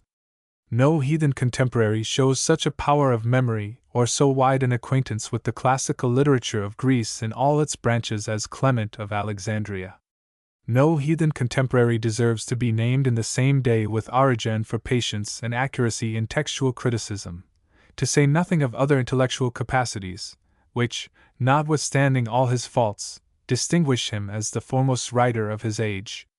And again, the investigations of Theophilus of Antioch, the contemporary of Irenaeus, in comparative chronology are far in advance of anything which emanates from heathen writers of his time, however inadequate they may appear in this 19th century, which has discovered so many monuments of primeval history. There are in fact as many gradations among the Christian Fathers as in any other order of men, and here, as elsewhere, each writer must be considered on his own merits. It is a gross injustice to class the authors whom I have named with such hopeless blunderers as Epiphanius and John Malalas, for whom nothing can be said, but in whom nevertheless our author places the most implicit confidence, when their statements serve his purpose. Now Irenaeus is not one whose testimony can be lightly set aside. He possessed, as we have seen, exceptional opportunities of forming an opinion on the point at issue. His honesty is, I think, beyond the reach of suspicion. He is a man of culture and intelligence. He possesses a considerable knowledge of classical literature, though he makes no parade of it. He argues against his opponents with much patience. His work is systematic, and occasionally shows great acuteness. His traditions, no doubt, require sifting, like other men's, and sometimes dissolve in the light of criticism. He has his weak points also, whether in his interpretations or in his views of things. But what then? Who refuses to listen to the heathen rhetorician Aristides or the apostate Emperor Julian on matters of fact because they are both highly superstitious, the one paying a childish deference to dreams, the other showing himself a profound believer in magic? In short, Irenaeus betrays no incapacity which affects his competency as a witness to a broad and comprehensive fact, such as that with which alone we are concerned. And his testimony is confirmed by evidence from all sides.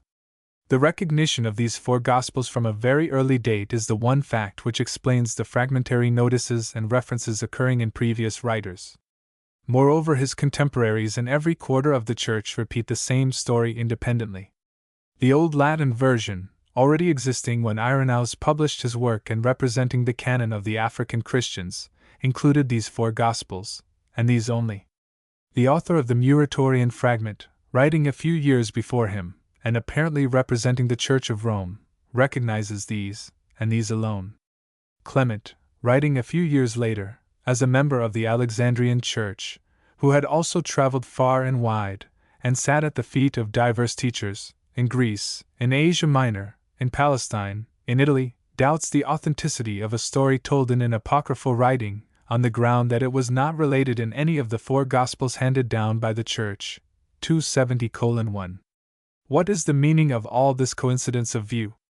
It must be borne in mind that the canon of the New Testament was not made the subject of any conciliar decree till the latter half of the 4th century. When therefore we find this agreement on all sides in the closing years of the 2nd, without any formal enactment, we can only explain it as the convergence of independent testimony showing that, though individual writers might allow themselves the use of other documents, yet the general sense of the Church had for some time past singled out these four Gospels by tacit consent, and placed them in a position of exceptional authority. One other remark on the testimony of Irenaeus suggests itself before closing. Irenaeus is the first extant writer in whom, from the nature of his work, we have a right to expect explicit information on the subject of the canon. Earlier writings, which have been preserved entire, are either epistolary, like the letters of the Apostolic Fathers, where any references to the canonical books must necessarily be precarious and incidental, to say nothing of the continuance of the oral tradition at this early date as a disturbing element, or devotional, like the Shepherd of Hermas, which is equally devoid of quotations from the Old Testament and from the New, or historical, like the account of the martyrdoms at Vienne and Lyons, where any such allusion is gratuitous, or apologetic, like the great mass of the extant Christian writings of the 2nd century, where the reserve of the writer naturally leads him to be silent about authorities which would carry no weight with the Jewish or heathen readers whom he addressed. But the work of Irenaeus is the first controversial treatise addressed to Christians on questions of Christian doctrine, where the appeal lies to Christian documents. And here the testimony to our four Gospels is full and clear and precise. If any reader is really in earnest on this matter, I will ask him to read Irenaeus and judge for himself. He will find many things for which perhaps he is not prepared, and which will jar with his preconceived ideas. But on the one point at issue I have no fear that I shall be accused of exaggeration. Indeed, it is impossible to convey in a few paragraphs the whole force of an impression which is deepened by each successive page of a long and elaborate work. 9. Tatian's Diatessaron, 272:1. May, 1877. All that is known of the life of Tatian can be soon told. He was an Assyrian by birth, as he himself distinctly states. If other writers call him Assyrian, the discrepancy may be explained by the common confusion between the two nationalities, or possibly it should be accounted for by his place of residence during the later years of his life. As a heathen he exercised the profession of a sophist, and in this capacity traveled far and wide. His mind was first turned towards Christianity by reading the Scriptures, which impressed him greatly. As a Christian he became the hearer, in some sense the disciple, of Justin Martyr, doubtless at Rome, and when Crescens, the Cynic, succeeded in bringing about his master's death, Tatian's life also was imperiled by the plots of this machinator. While he remained in the metropolis he had among his disciples Rhodon, who in later years undertook to refute one of his heretical works. Subsequently he left Rome, and seems to have spent the remainder of his life in the East, more especially in Syria and the neighboring countries. After the death of Justin Martyr, how soon after we do not know, his opinions underwent a change. Hitherto he had been regarded as strictly orthodox, but now he separated himself from the Church, and espoused views closely allied to those of the Encratites. A leading tenet of his new ascetic creed was the rejection of marriage as an abomination. But he is stated also to have adopted opinions from Gnostic teachers, more especially the doctrine of aeons, which he derived from the Valentinian school, 273:1. The author of Supernatural Religion further says that, although Tatian may have been acquainted with some of his, St. Paul's, epistles, it is certain that he did not hold the apostle in any honor, and permitted himself the liberty of altering his phraseology. 273:2. Where did he learn this certain piece of information that Tatian thought lightly of St. Paul? Assuredly not from any ancient writer. It is quite true that Tatian is stated to have mutilated some of St. Paul's epistles and rejected others. But so did Marcion, who held the apostle in extravagant honor. And the motive was the same in both cases. The apostles' actual language did not square with their favorite tenets in all respects, and therefore they assumed that his text must have been corrupted or interpolated. So far from its being at all doubtful, as our author seems to suggest, whether Tatian was acquainted with any of St. Paul's epistles, we have positive evidence that he did receive some, 273:3, and moreover one or two coincidences in his extant work point to an acquaintance with the apostles' writings. His leanings, like those of Marcion and Valentinus, were generally in the opposite direction to Judaism. His tendency would be not to underrate but to overrate St. Paul. At the same time such passages as 1 Tim 4:3, where the prohibition of marriage is denounced as a heresy, were a stumbling block. They must therefore be excised as interpolations, or the epistles containing them must be rejected as spurious. The date of Tatian is a matter of some uncertainty. He was a hearer, as we have seen, of Justin Martyr in Rome, and if the chronology of this father had been established beyond the reach of doubt, we should be treading on firm ground. On this point, however, there has been much variety of opinion. The prevailing view is, or was, in favor of placing Justin's death as late as AD 163 to 165, on the authority of Eusebius. But the most careful investigations of recent criticism have tended towards a much earlier date, 274:1. The literary activity of Tatian seems to have begun about the time of Justin Martyr's death, and after this we have to allow for his own career, first as an Orthodox Christian, and then as a heretic. When Irenaeus wrote his first book, Tatian was no longer living, as may be inferred from the language of this father, 274:2, and this book must have been written before AD 190, and may have been written as early as AD 178, 274:3. Again, if we may assume that the Syrian, whom the Alexandrian Clement mentions among his teachers, 274:4, was Tatian, as seems highly probable, we have another indication of date. The first book of the Stromatis, in which this fact is recorded, was itself written about AD 194 or 195, and Clement there speaks of the Assyrian as one of his earlier masters, whom he had met with in the East, before he settled down under the tuition of Pantaenus at Alexandria. In like manner, Tatian's connection with Rhodon would point roughly to the same conclusion. On the whole, we shall perhaps not be far wrong if we place the literary activity of Tatian at about AD 155 to 170. It may have begun some few years earlier, or it may have extended some few years later. Tatian was a voluminous writer, but of several writings mentioned by the ancients only one has come down to us, his Apology, or Address to the Greeks. It was written after the death of Justin, but apparently not very long after. At all events, it would seem to have been composed before he had separated from the Church and set himself up as a heretical teacher. Its date, therefore, is dependent on the uncertain chronology of Justin. The author of Supernatural Religion speaks of it as generally dated between AD 170 to 175, and seems himself to acquiesce in this view. Though I think this date probably several years too late, the point is not worth contending for. As a rule, the early apologies abstain from quotations, whether from the Old Testament or from the New. The writers are dealing with Gentiles, who have no acquaintance with and attribute no authority to their sacred books, and therefore they make little or no use of them. 275:1. Thus the Apologeticus of Tertullian does not contain a single passage from the New Testament, though his writings addressed to Christians teem with quotations from our canonical books. Hence it is not in this extant work that we should expect to obtain information as to Tatian's canon of the Scriptures. Any allusion to them will be purely incidental. As regards our synoptical Gospels, the indications in Tatian's apology are not such that we can lay much stress on them. But the evidence that he knew and accepted the fourth Gospel is beyond the reach of any reasonable doubt. The passages are here placed side by side. Tatian. St. John. God is a spirit, Greek, pneumaho. God is a spirit, Greek, pneumatheos, section 4. Hotheos 4.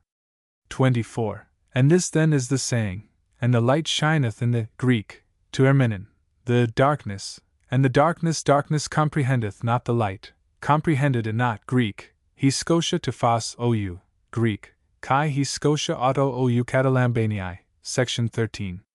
Kate Laban I, 5. Follow ye the only God. All things were made through have been made by him, and apart from him was from him hath been made no one thing, Greek, panta hup auto kai choris, de autogenito kai choris autogegonin aud hen, section 19. Autogenitio aud hen I, 3. In the last passage from St. John I have stopped at the words Greek, aud hen, because the earliest Christian writers universally punctuated in this way, taking Greek, hogegonin ktl, with the following sentence, that which hath been made was life in him. Besides these passages there are other coincidences of exposition, with which however I need not trouble the reader, as they may fairly be disputed.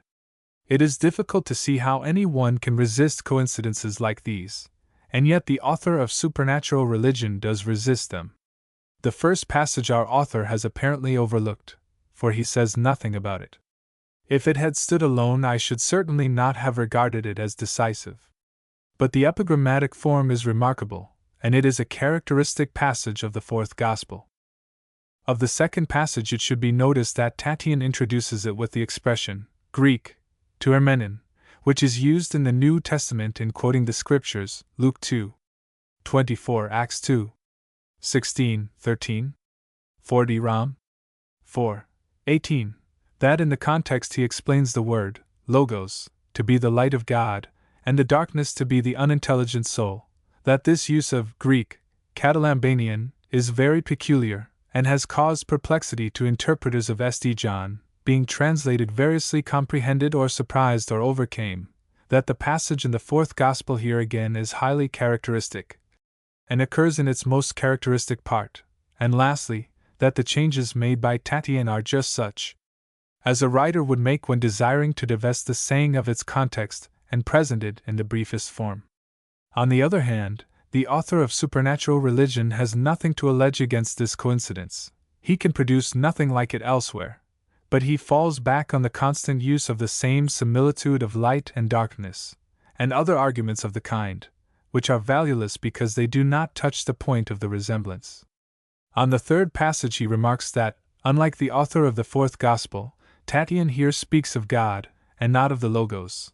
Just so, but then he varies the preposition accordingly, substituting Greek, hupa, for the evangelists, Greek, dia, to suit his adaptation. Our author also refers to the first chapters of Genesis. But where is there any language in the first chapters of Genesis which presents anything like the same degree of parallelism? Here again, he is unable to impugn the coincidence, which is all the more remarkable because the words are extremely simple in themselves, and it is their order and adaptation which gives a character of uniqueness to the expression. So much for the individual coincidences. But neither here nor elsewhere does our author betray any consciousness of the value of cumulative evidence.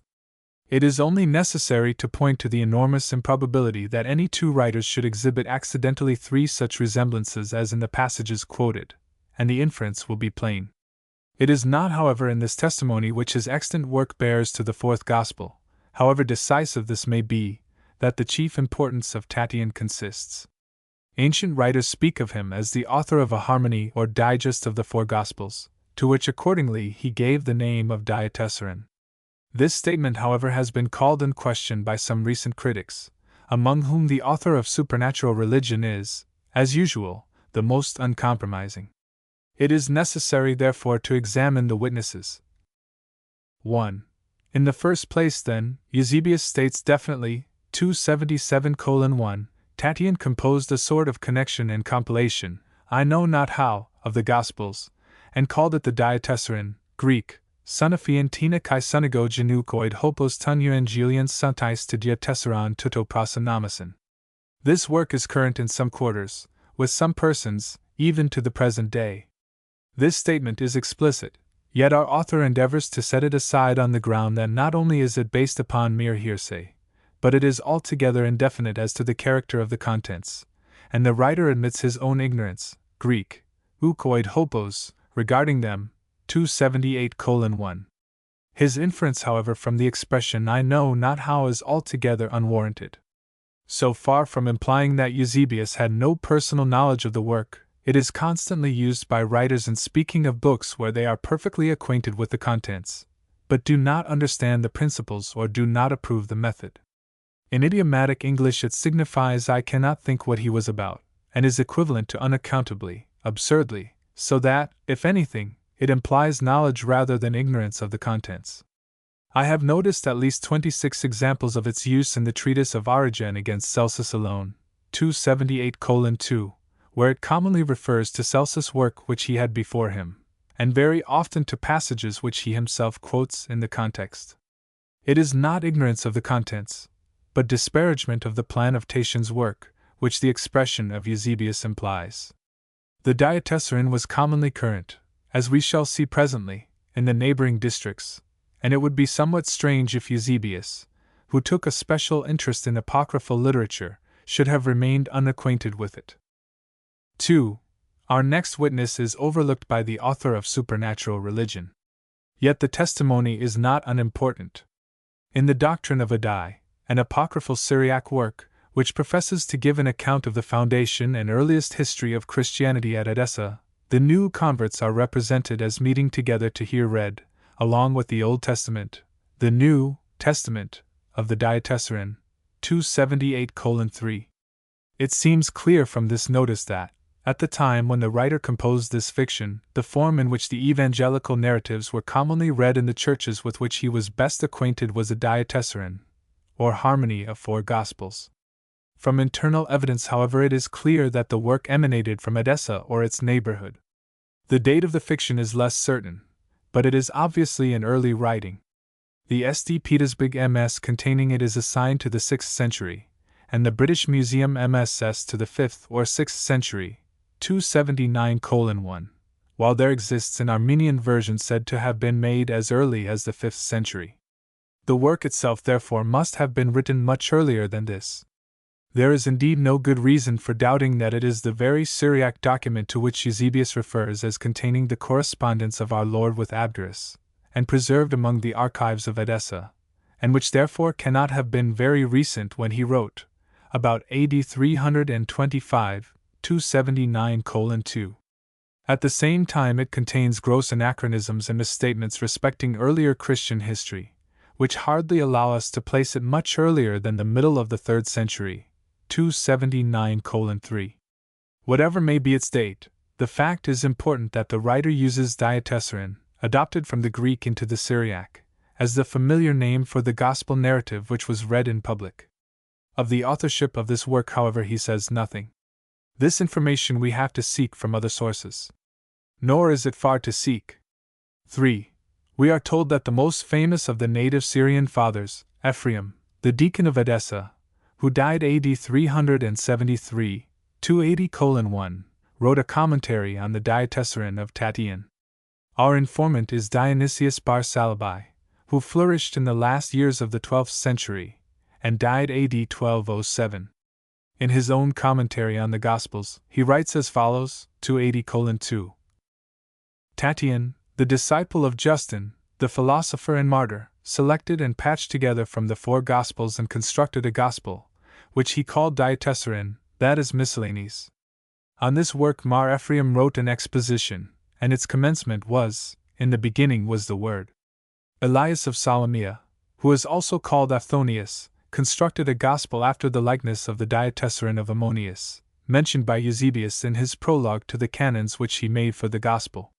Elias sought for that Diatessaron and could not find it, and in consequence constructed this after its likeness.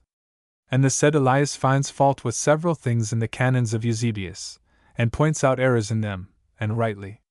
But this work, which Elias composed is not often met with. This statement is explicit and careful. The writer distinguishes 2 older works, bearing the name of Diatessaron, composed respectively by Tatian and Ammonius. In addition he mentions a third, composed at a later date by this Elias. Of the work of Ammonius of Alexandria, about AD 220, Eusebius, as Bar Salabai correctly states, gives an account in his letter to Carpianus, prefixed to his canons. It was quite different in its character from the Diatessaron of Tatian. The Diatessaron of Tatian was a patchwork of the 4 Gospels, commencing with the preface of St. John. The work of Ammonius took the Gospel of St. Matthew as its standard, preserving its continuity, and placed side by side with it the parallel passages from the other Gospels, 281:1. The principle of the one work was amalgamation, of the other, comparison. No one who had seen the 2 works could confuse them, though they bore the same name, Diatessaron.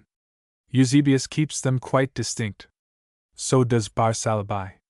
Later on in his commentary, we are told, he quotes both works in the same place, 281:2.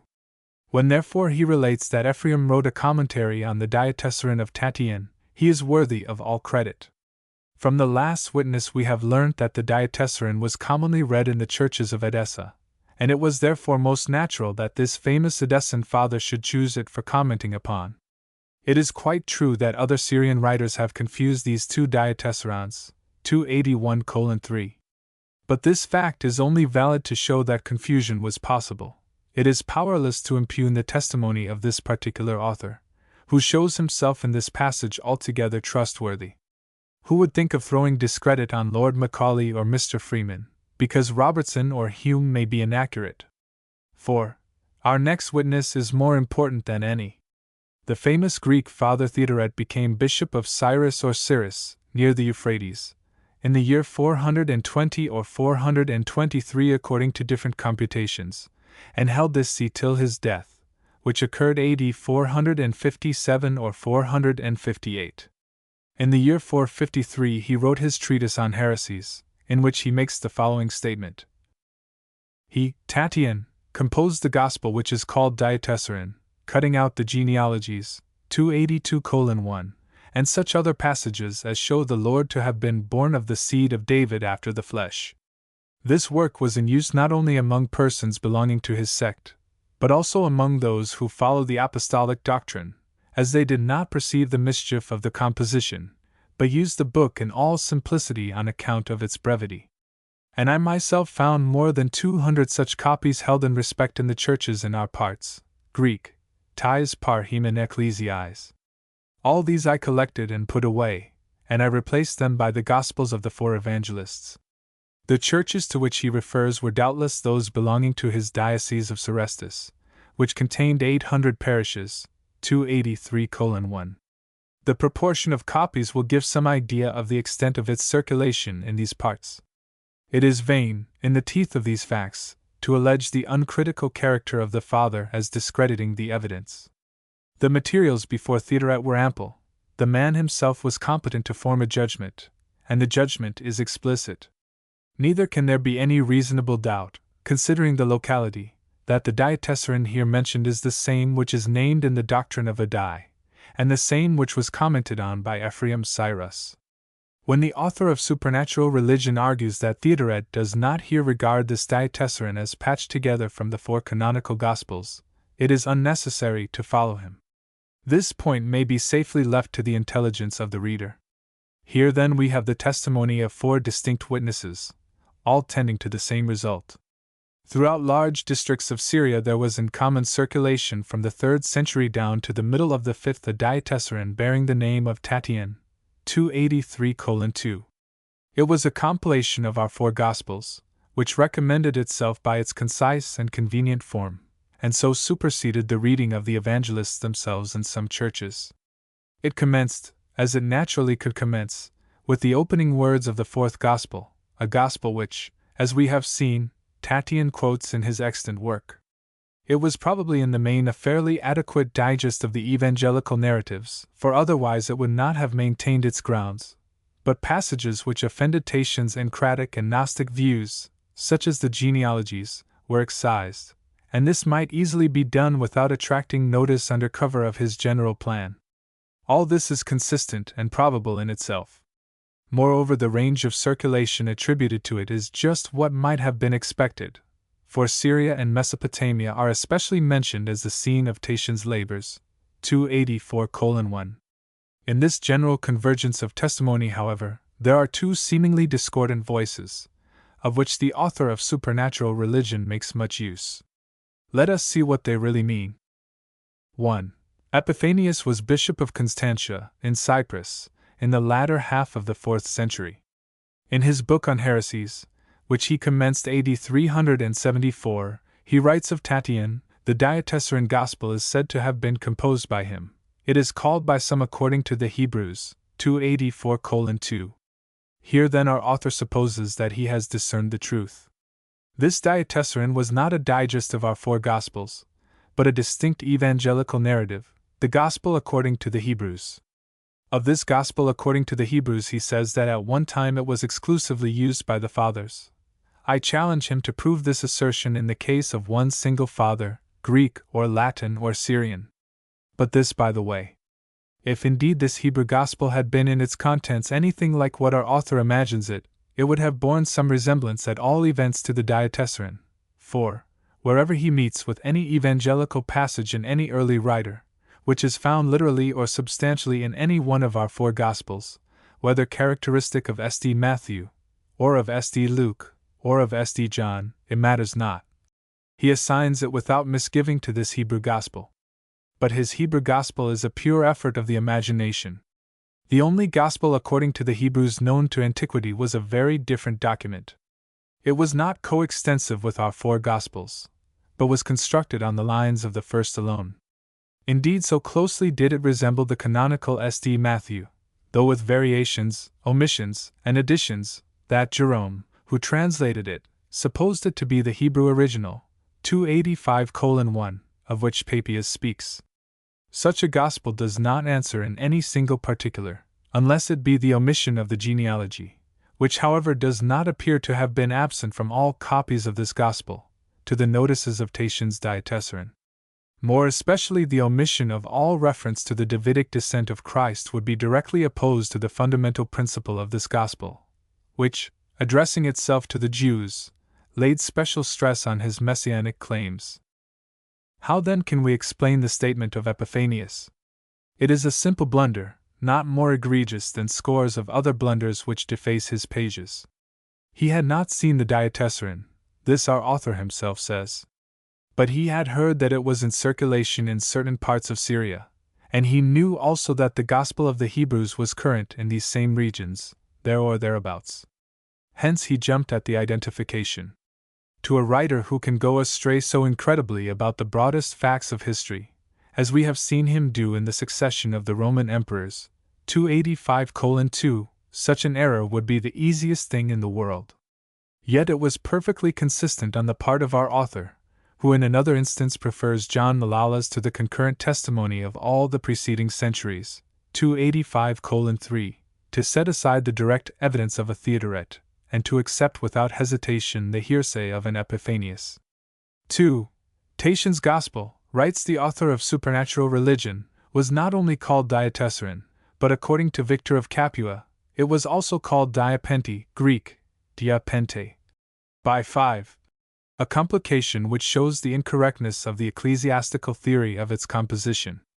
This is not a very accurate statement. If our author had referred to the actual passage in Victor of Capua, he would have found that Victor does not himself call it Diapente, but says that Eusebius called it Diapente. This makes all the difference. Victor, who flourished about AD 545, happened to stumble upon an anonymous harmony or digest of the Gospels, 286:1, and began in consequence to investigate the authorship. He found 2 notices in Eusebius of such harmonies, one in the epistle to Carpianus prefixed to the canons, relating to the work of Ammonius, another in the ecclesiastical history, relating to that of Tatian. Assuming that the work which he had discovered must be one or other, he decides in favor of the latter, because it does not give St. Matthew continuously and append the passages of the other evangelists, as Eusebius states Ammonius to have done. All this Victor tells us in the preface to this anonymous harmony, which he publishes in a Latin dress. There can be no doubt that Victor was mistaken about the authorship, for though the work is constructed on the same general plan as Tatian's, it does not begin with John I. 1, but with Luke I. 1, and it does contain the genealogies. It belongs therefore, at least in its present form, either to Tatian nor to Ammonius. But we are concerned only with the passage relating to Tatian, which commences as follows. Ex historia quoque aegis, i.e. Eusebii, compare quod Tatianus vir eruditissimus et order Ilius temporis claris unum ex quatuor compaginaverit evangelium cui titulum Diapente imposit.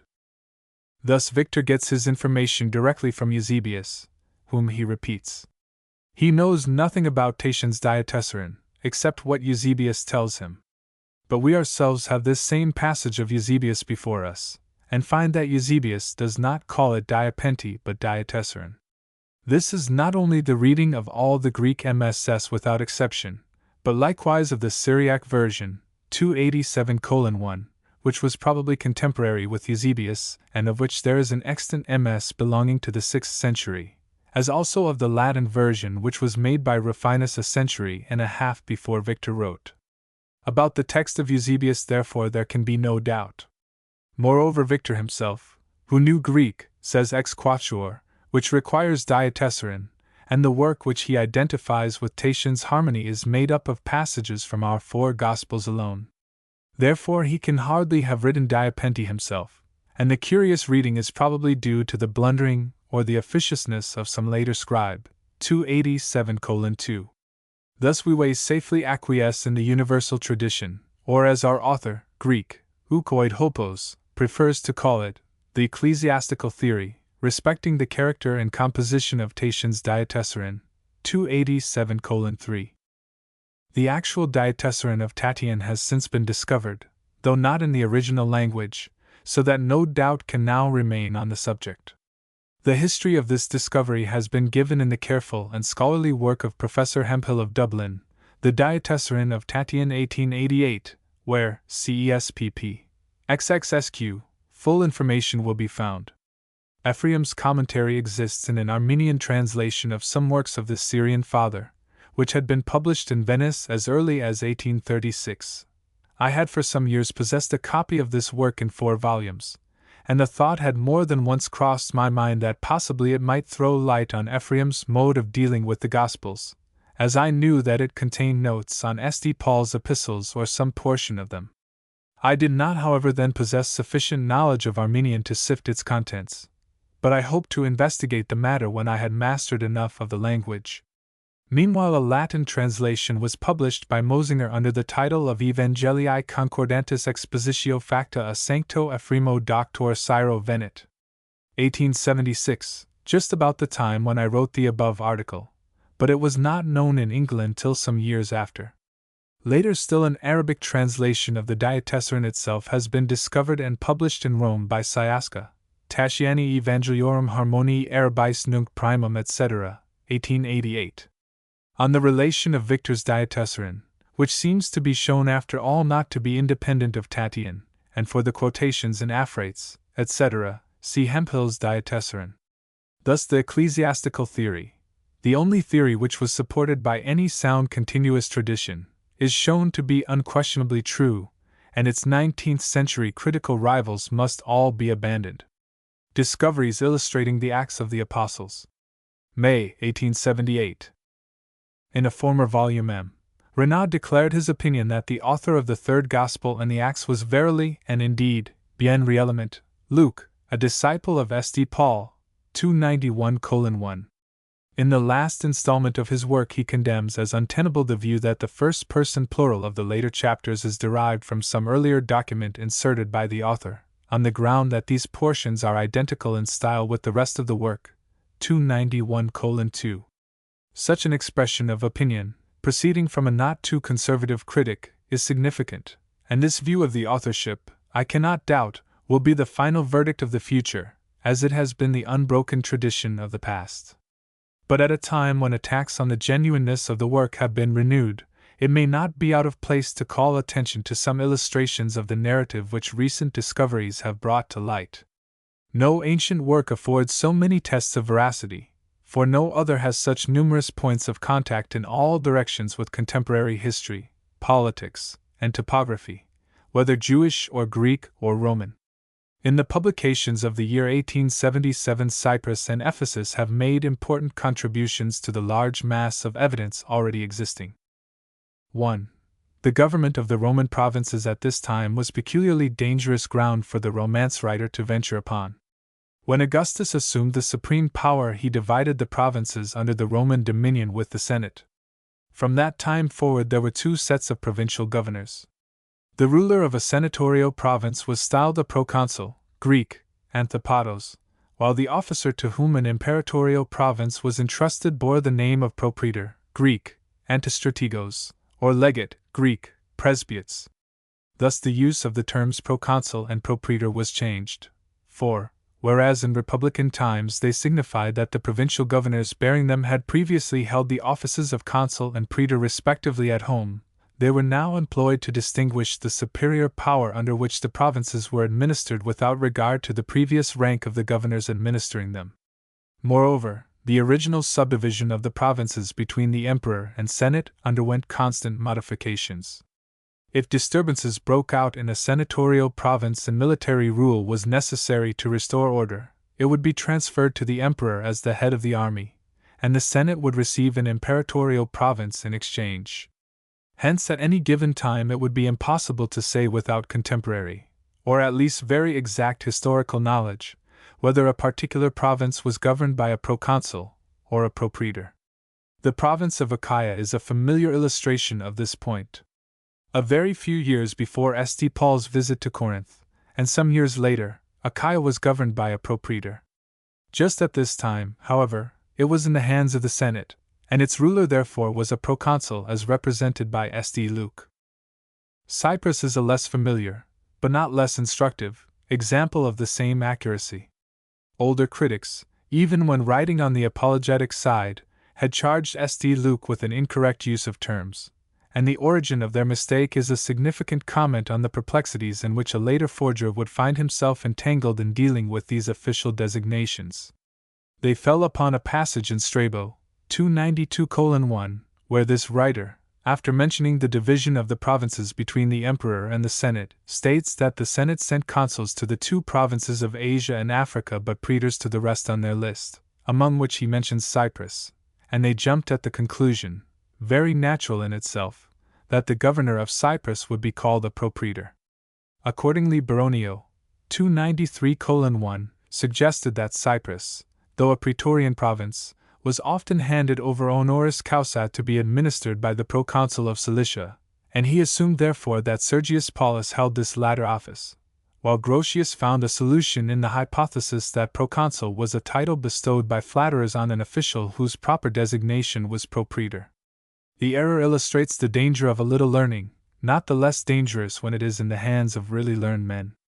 Asia and Africa, the two great prizes of the profession, exhausted the normal two consuls of the preceding year, and the Senate therefore were obliged to send ex-praetors and other magistrates to govern the remaining provinces under their jurisdiction.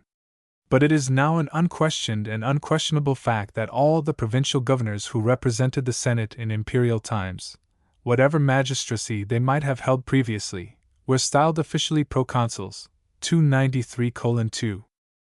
The circumstances, indeed, so far as regards Cyprus, are distinctly stated by Dion Cassius. At the original distribution of the provinces, BC 27, this island had fallen to the emperor's share, but the historian, while describing the assignment of the several countries in the first instance, adds that the emperor subsequently gave back Cyprus and Gallia Narbonensis to the Senate, himself taking Dalmatia in exchange, 293:3, and at a later point.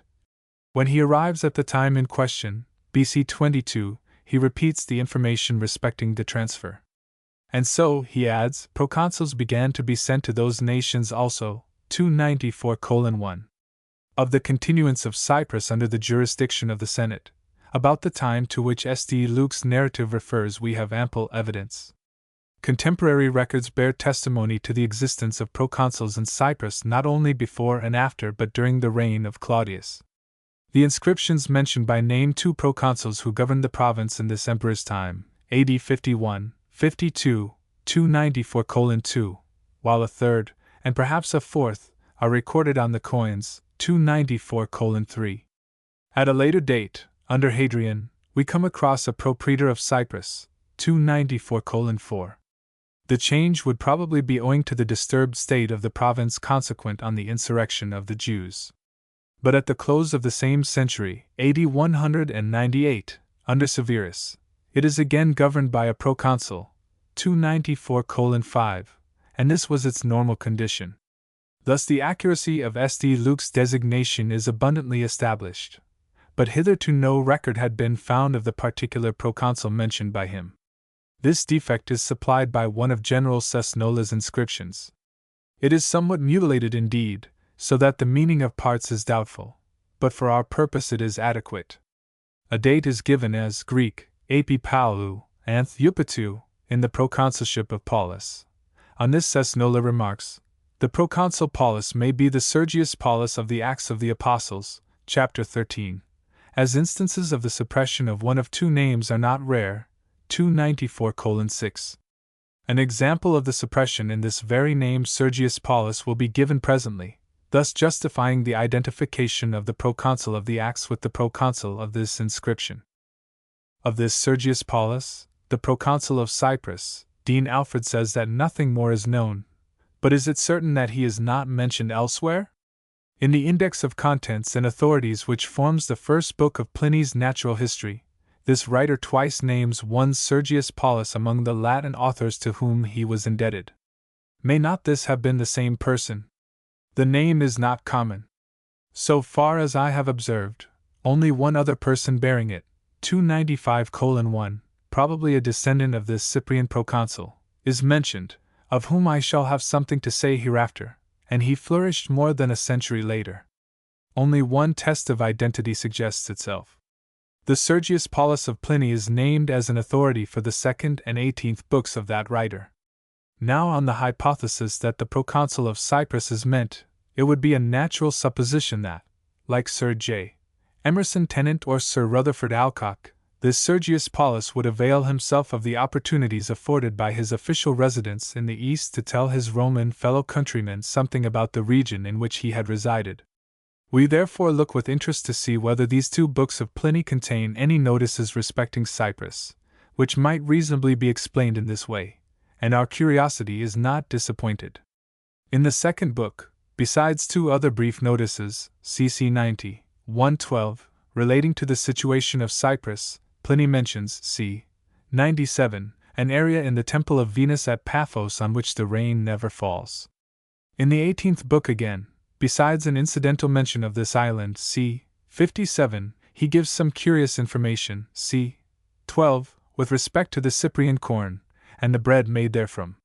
It should be added that for the second book, in which the references to Cyprus come late, Sergius Paulus is the last mentioned Latin authority, whereas for the 18th, where they are early, he occupies an earlier, though not very early, place in the list. These facts may be taken for what they are worth. In a work which contains such a multiplicity of details as Pliny's Natural History, we should not be justified in laying too much stress on coincidences of this kind. From the Sergius Paulus of Luke the physician we turn to the Sergius Paulus of Galen the physician. Soon after the accession of M.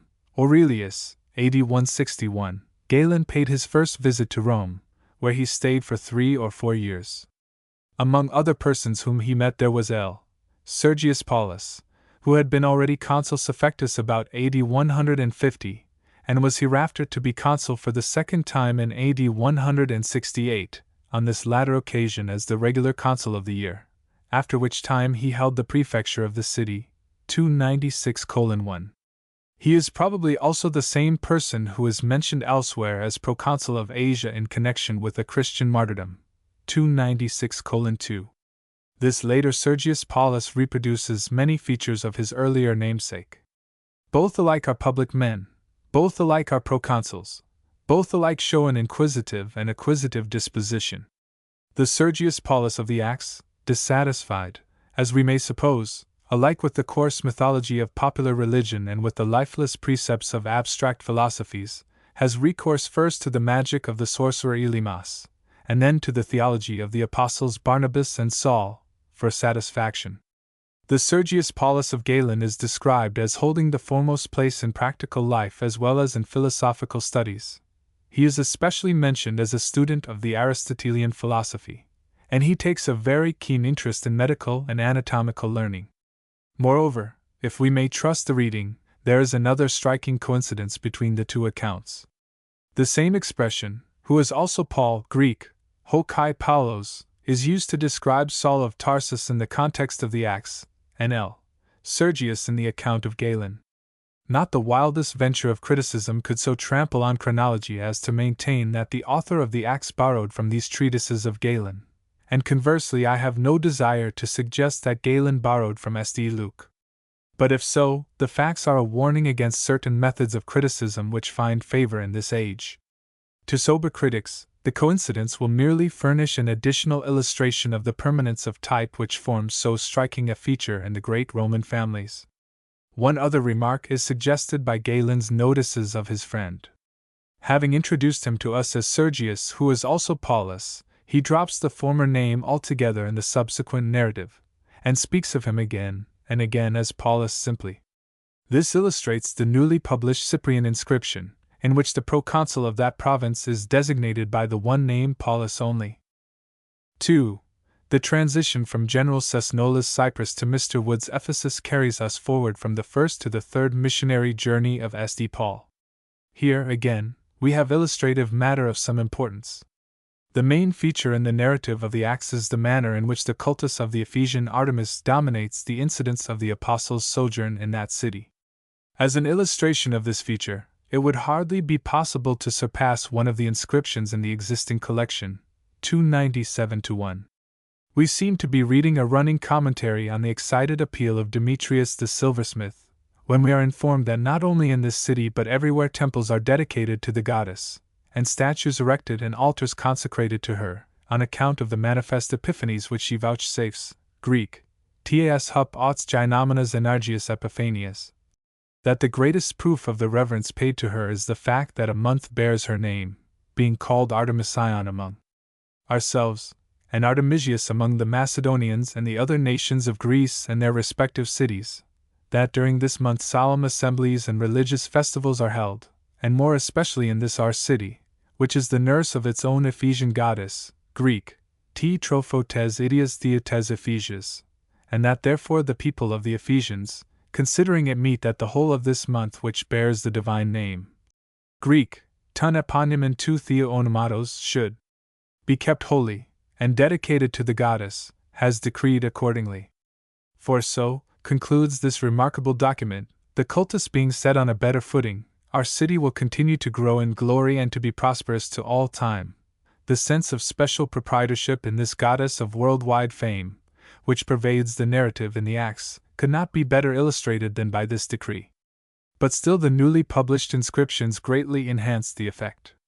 The patron deity not only appears in these as the great goddess Artemis, as in the Acts, but sometimes she is styled the supremely great goddess, Greek, Himegistheos, Artemis. To her favor all men are indebted for all their choicest possessions. She has not only her priestesses, but her temple curators, her Essenes, her divines, Greek, Theologoi, her choristers, Greek, Humnidae, her vergers, Greek, Skeptochoi, her tire women or dressers, Greek, Cosmetirai, and even her acrobats, whatever may be meant by some of these terms. Fines are allocated to provide adornments for her. Endowments are given for the cleaning and custody of her images. Decrees are issued for the public exhibition of her treasures. Her birthday is again and again mentioned. She is seen and heard everywhere. She is hardly more at home in her own sanctuary than in the great theatre. This last mentioned place, the scene of the tumult in the Acts, is brought vividly before our eyes in Mr. Wood's inscriptions. The theatre appears as the recognized place of public assembly.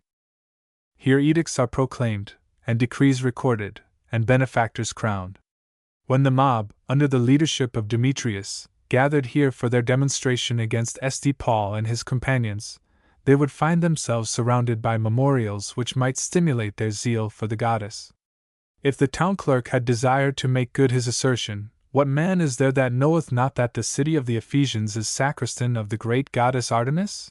He had only to point to the inscriptions which lined the theatre for confirmation. The very stones would have cried out from the walls in response to his appeal. Nor is the illustration of the magistracies which are named by St. Luke less complete. 3 distinct officers are mentioned in the narrative: the Roman proconsul, Greek, Antipatos, the governor of the province and supreme administrator of the law, translated deputy in our version, the recorder, Greek, Grammatius, or chief magistrate of the city itself, translated town clerk, and the Asiarchs, Greek, Asiarchi, or presidents of the games and of other religious ceremonials, translated the chief of Asia. All these appear again and again in the newly discovered inscriptions. Sometimes 2 of the 3 magistracies will be mentioned on the same stone. Sometimes the same person will unite in himself the 2 offices of recorder and Asiarch, either simultaneously or not. The mention of the recorder is especially frequent. His name is employed to authenticate every decree and to fix every date. But besides these more general illustrations of the account in the Acts, the newly discovered inscriptions throw light on some special points in the narrative. Thus, where the chief magistrate pronounces St. Paul and his companions to be either sacrilegious, Greek, hierosolis, nor blasphemers of our goddess, 299:1, we discover a special emphasis in the term on finding from these inscriptions that certain offenses, owing to the mutilation of the stone, we are unable to determine the special offenses, were treated as constructive sacrilege against the goddess. Let it be regarded as sacrilege and impiety. Greek, Esto hierosolia kai asabia, says an inscription found in this very theatre, 300:1, though not yet set up at the time when the town clerk spoke. So again, where the same speaker describes the city of Ephesus as the Neokoros, the temple sweeper, or sacristan of the great goddess Artemis, we find in these inscriptions for the first time a direct example of this term so applied. Though the term Neokoros in itself is capable of general application, yet as a matter of fact, when used of Ephesus on coins and inscriptions, as commonly in the case of other Asiatic cities, it has reference to the cultus not of the patron deity, but of the Roman emperors. In this sense Ephesus is described as twice or thrice sacristan, as the case may be, the term being used absolutely. There was indeed every probability that the same term would be employed also to describe the relation of the city to Artemis. By a plausible but highly precarious conjecture it had been introduced into the lacuna of a mutilated inscription, 300:2. By a highly probable but not certain interpretation it had been elicited from the legend on a coin, 300:3. There were analogies too which supported it. Thus the Magnesians are styled on the coins sacristans of Artemis, 300:4, and at Ephesus itself an individual priest is designated by the same term sacristan of Artemis, 300:5. Nor did it seem unlikely that a city which styled itself the nurse of Artemis should also claim the less audacious title of sacristan to this same goddess. Still, probability is not certainty, and so far as I am aware, no direct example was forthcoming. Mr. Wood's inscriptions supply this defect. On one of these, the city of the Ephesians is described as twice sacristan of the Augusti according to the decrees of the Senate and sacristan of Artemis, 301:1. One other special coincidence deserves notice. The recorder, desirous of pacifying the tumult, appeals to the recognized forms of law. If Demetrius and his fellow craftsmen, he says, have a matter against any one, assizes are held, and there are proconsuls, 301:2. Let them indict one another. But if you have any further question, i.e., one which does not fall within the province of the courts of justice, it shall be settled in the lawful, regular, assembly.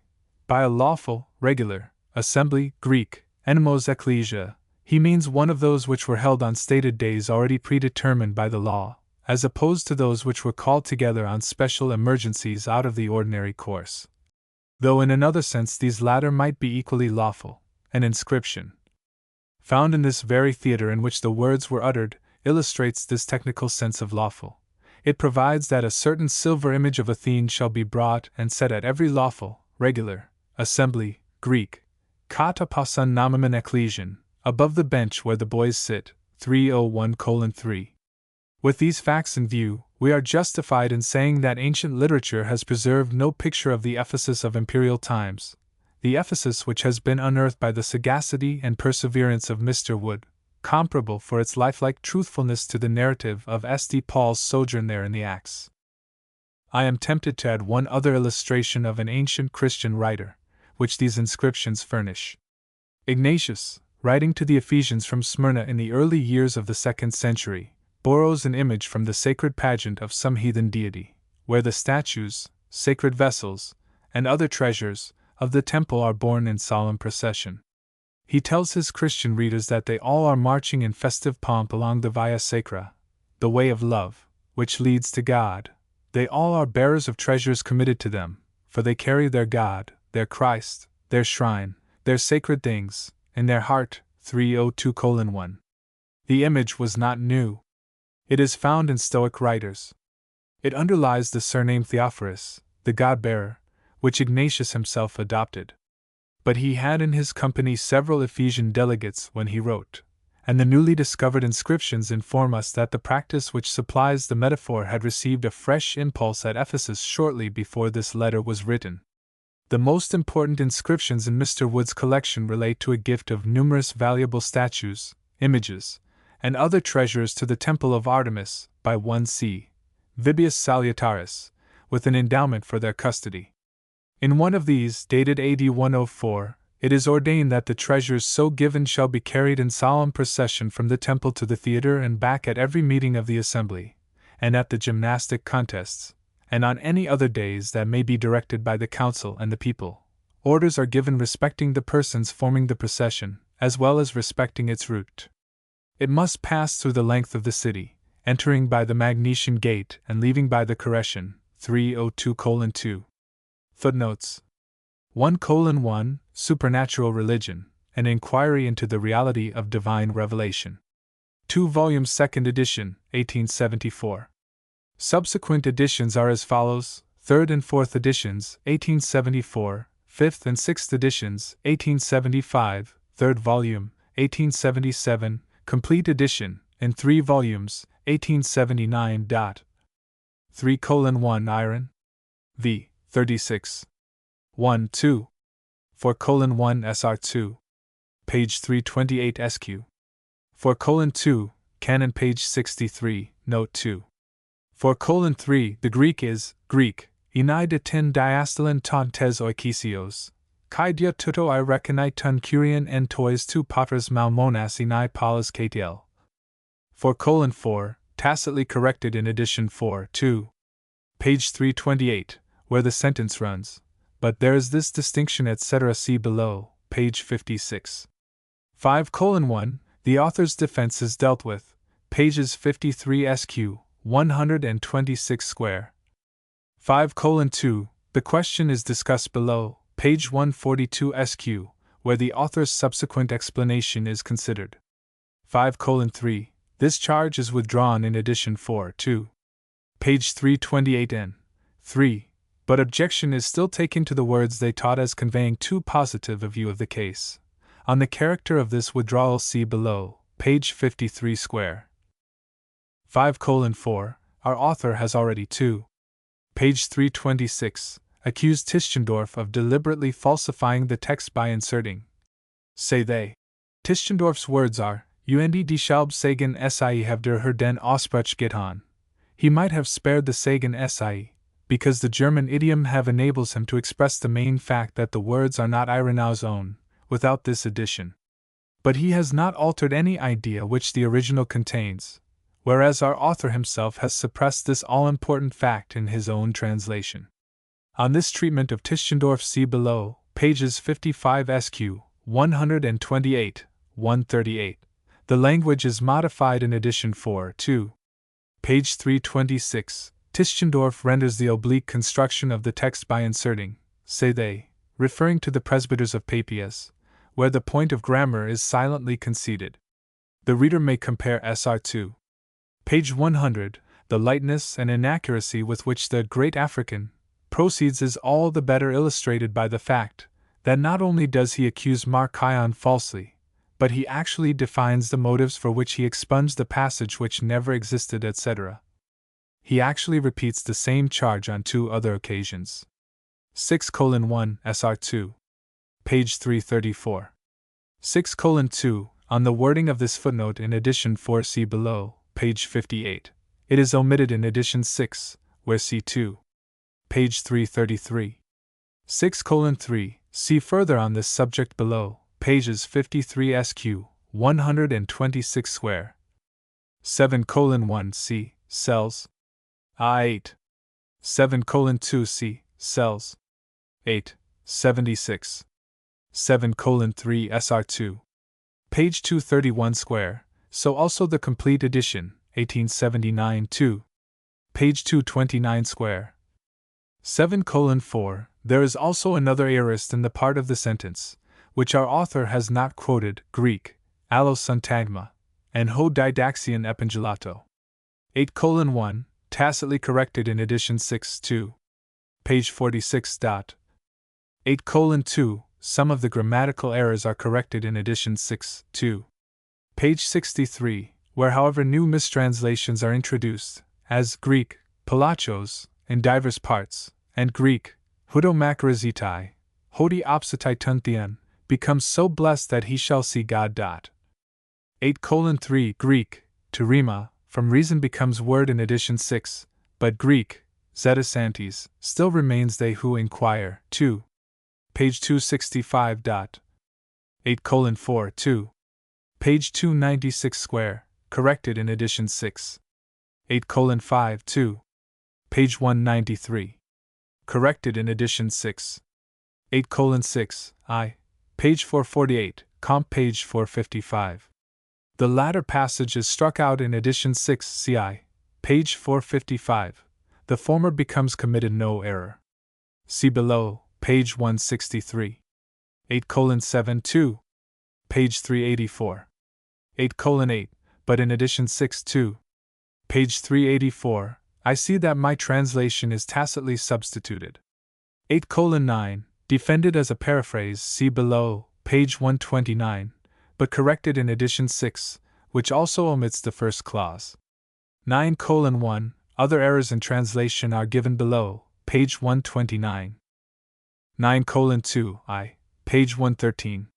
The last words ran certainly a late interpolation in the first edition, page 103. Thus the passage has undergone revision, and yet the author has not discovered the contradiction. The author's own explanation of this discrepancy is given below, page 124. In edition 6, page 113, the sentence ends, and it is argued that it was probably a later interpolation, while in the complete edition, page 113, it is further qualified argued by some. 10:1, page 421. The argument in favor of the genuineness is expanded in the complete edition, pages 419 to 423. 10:2, see below, page 163 square. 11:1 SRI, page 276. and so throughout all the editions. 11:2, see below, page 111. 11:3, I. Pages 444 to 485. 11:4, the subject is treated at length below, page 142 square. 12:1 I. Page 441. 12:2, on Hegesippus see below, pages 34 sq 42. 12:3, on Justin Martyr see below, page 43. 12:4, in I.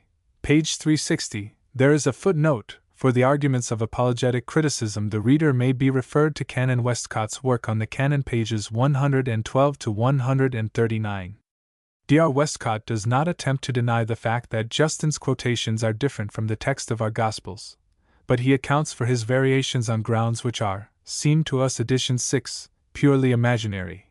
I can hardly suppose that our author had read the passage to which he refers. Otherwise the last sentence would doubtless have run thus, but he accounts for his variations by arguments which it would give me some trouble to answer. 13:1-2. Page 411. 13:2, our author himself refers to this saying for a wholly different purpose later on, 2. Page 416. 14:1-2. Page 408. Our author says it is clear that Paul is referred to in the address to the church of Ephesus. And thou didst try them which say that they are apostles and are not, and didst find them false.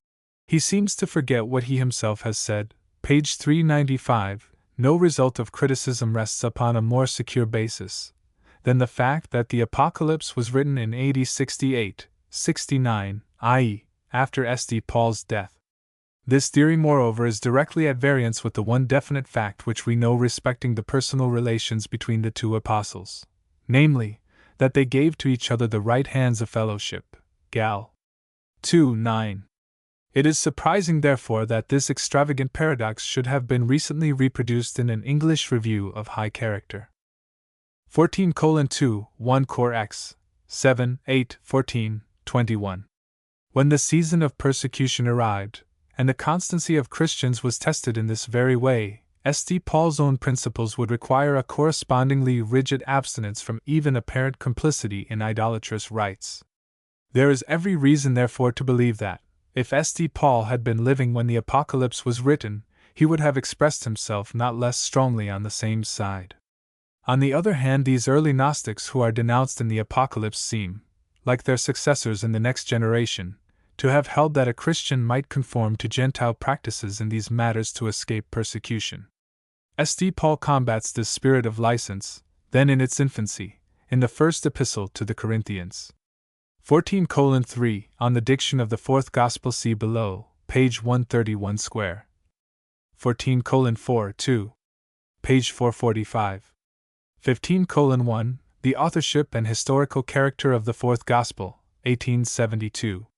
Macmillan's. 15:2, our author, 2.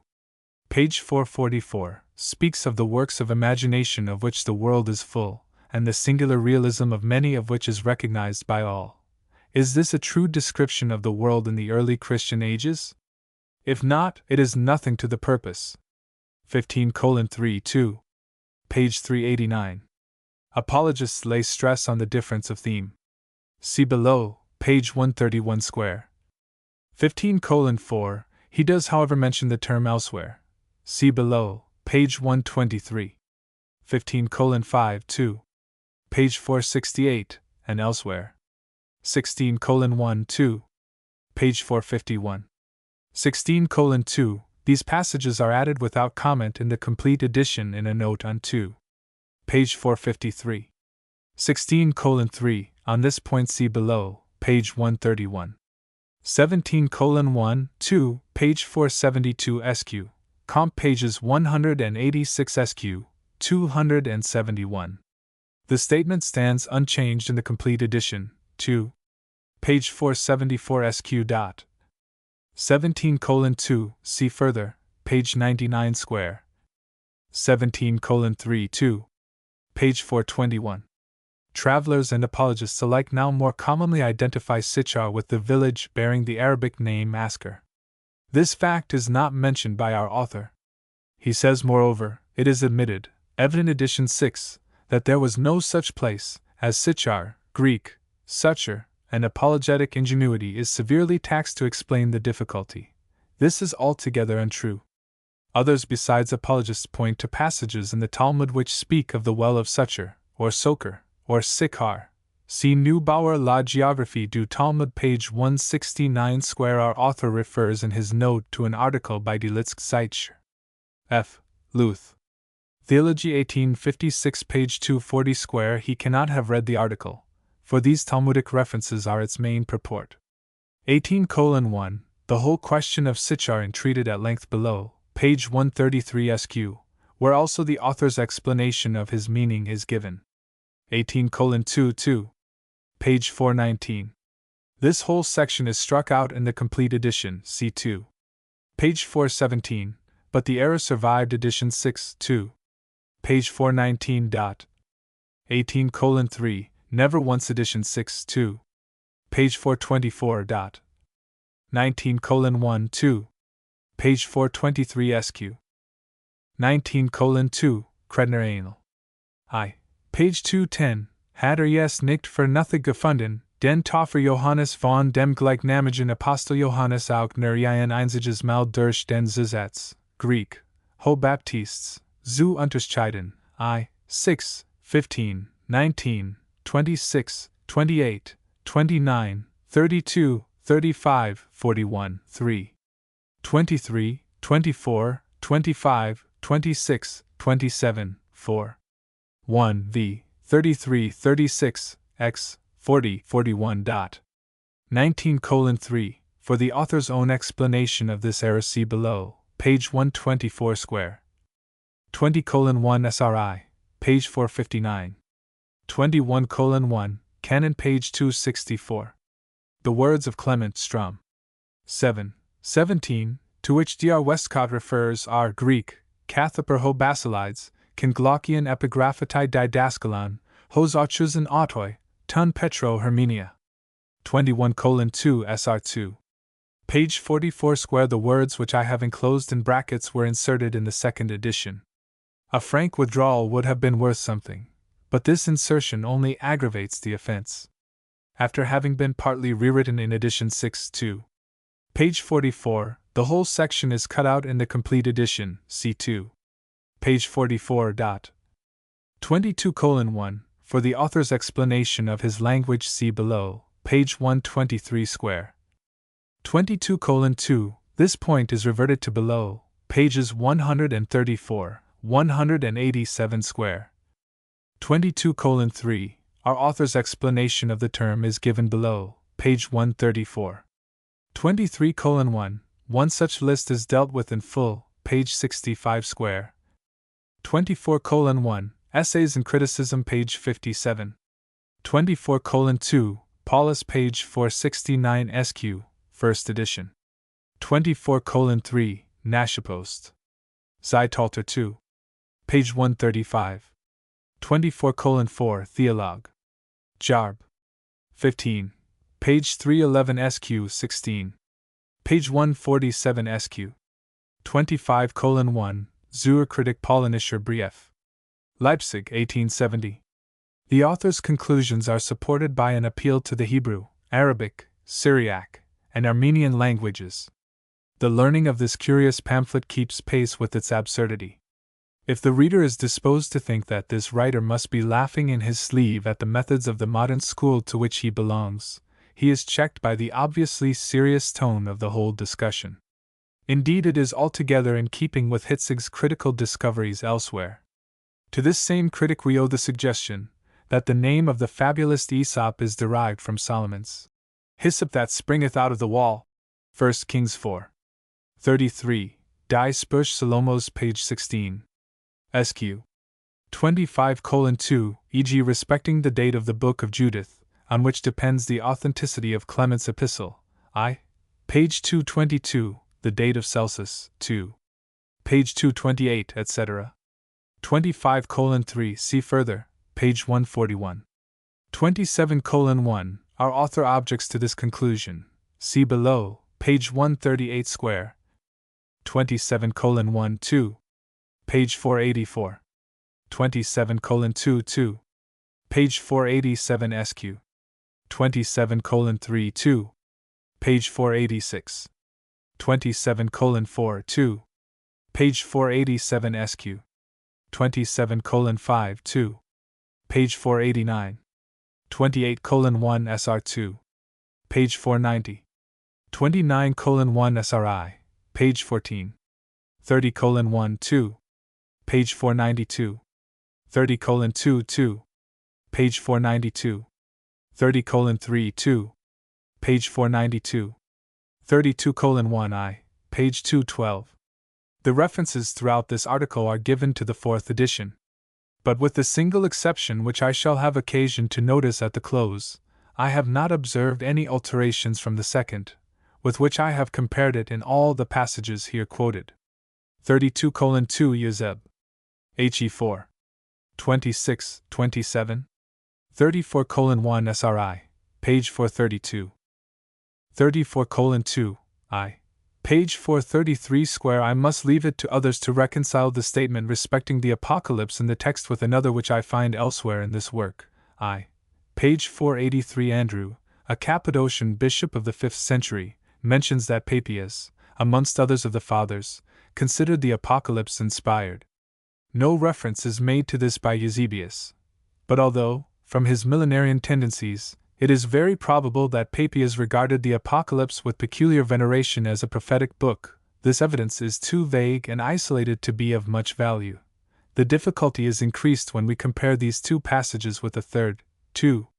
Page 335. Andrew of Caesarea, in the preface to his commentary on the Apocalypse, mentions that Papias maintained the credibility, Greek, to axiopiston, of that book, or in other words, its apostolic origin.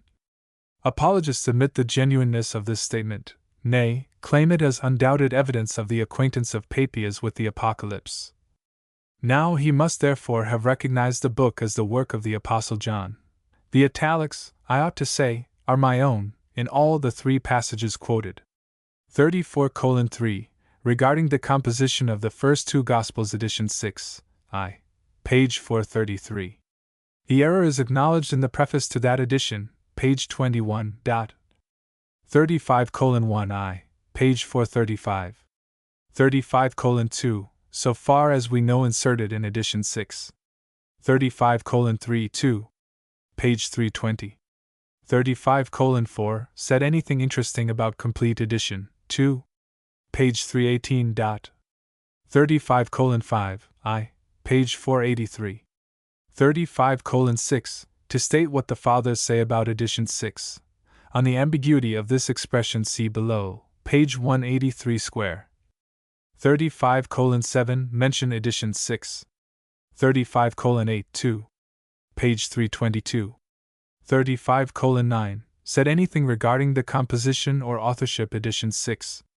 35:10 2, page 323. 35:11, so also edition 6. In the complete edition 2, page 321, the sentence ends did not find anything regarding the 4th Gospel in the work of Papias, and that Papias was not acquainted with it. 35:12 2, page 164. 35:13, in edition 6 the sentence ends here. 36:1 2, page 166.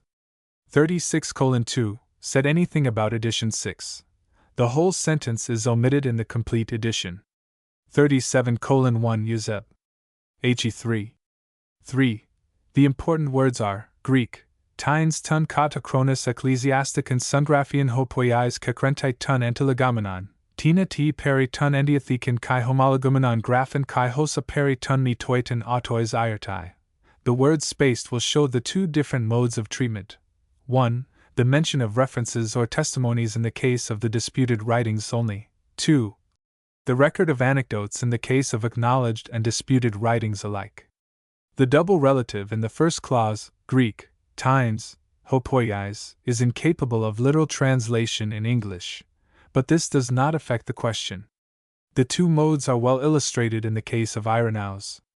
Eusebius gives from this Father testimonies to the Epistle to the Hebrews, etc., and anecdotes respecting the Gospel and Apocalypse alike.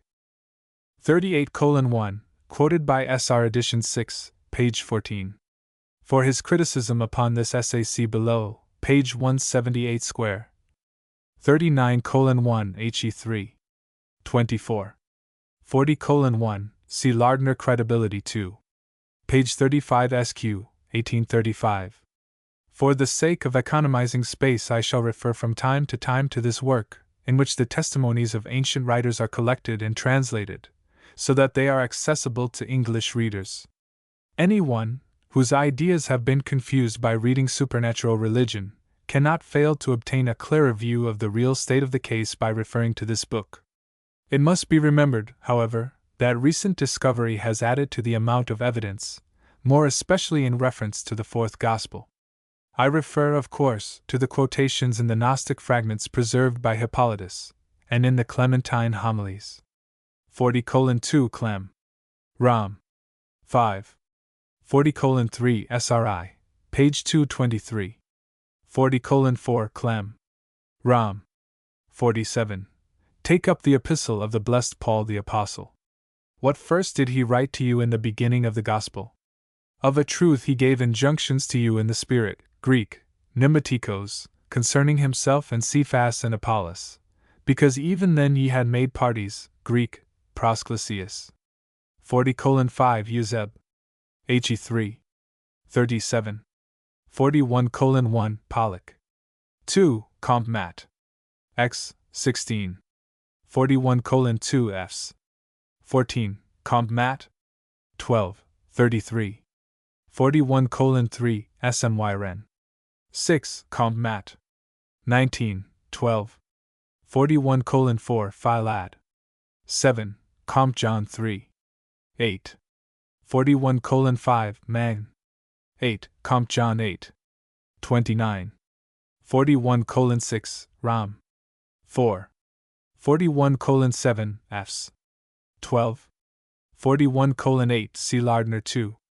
Page 78 SQ for the testimonies in Ignatius generally. 41:9 Euseb. He3. 36. 42:1 De Vere. Illustre. C. 16. 42:2 Fs. 12 Comp Ram. 4. 42:3 Fs. 7. Comp Fs. 1 Pollock. 3 Ram. 6 etc. 42:4 Magn. 8-10 Comp Philad. 6. 42:5 See Lardner 2.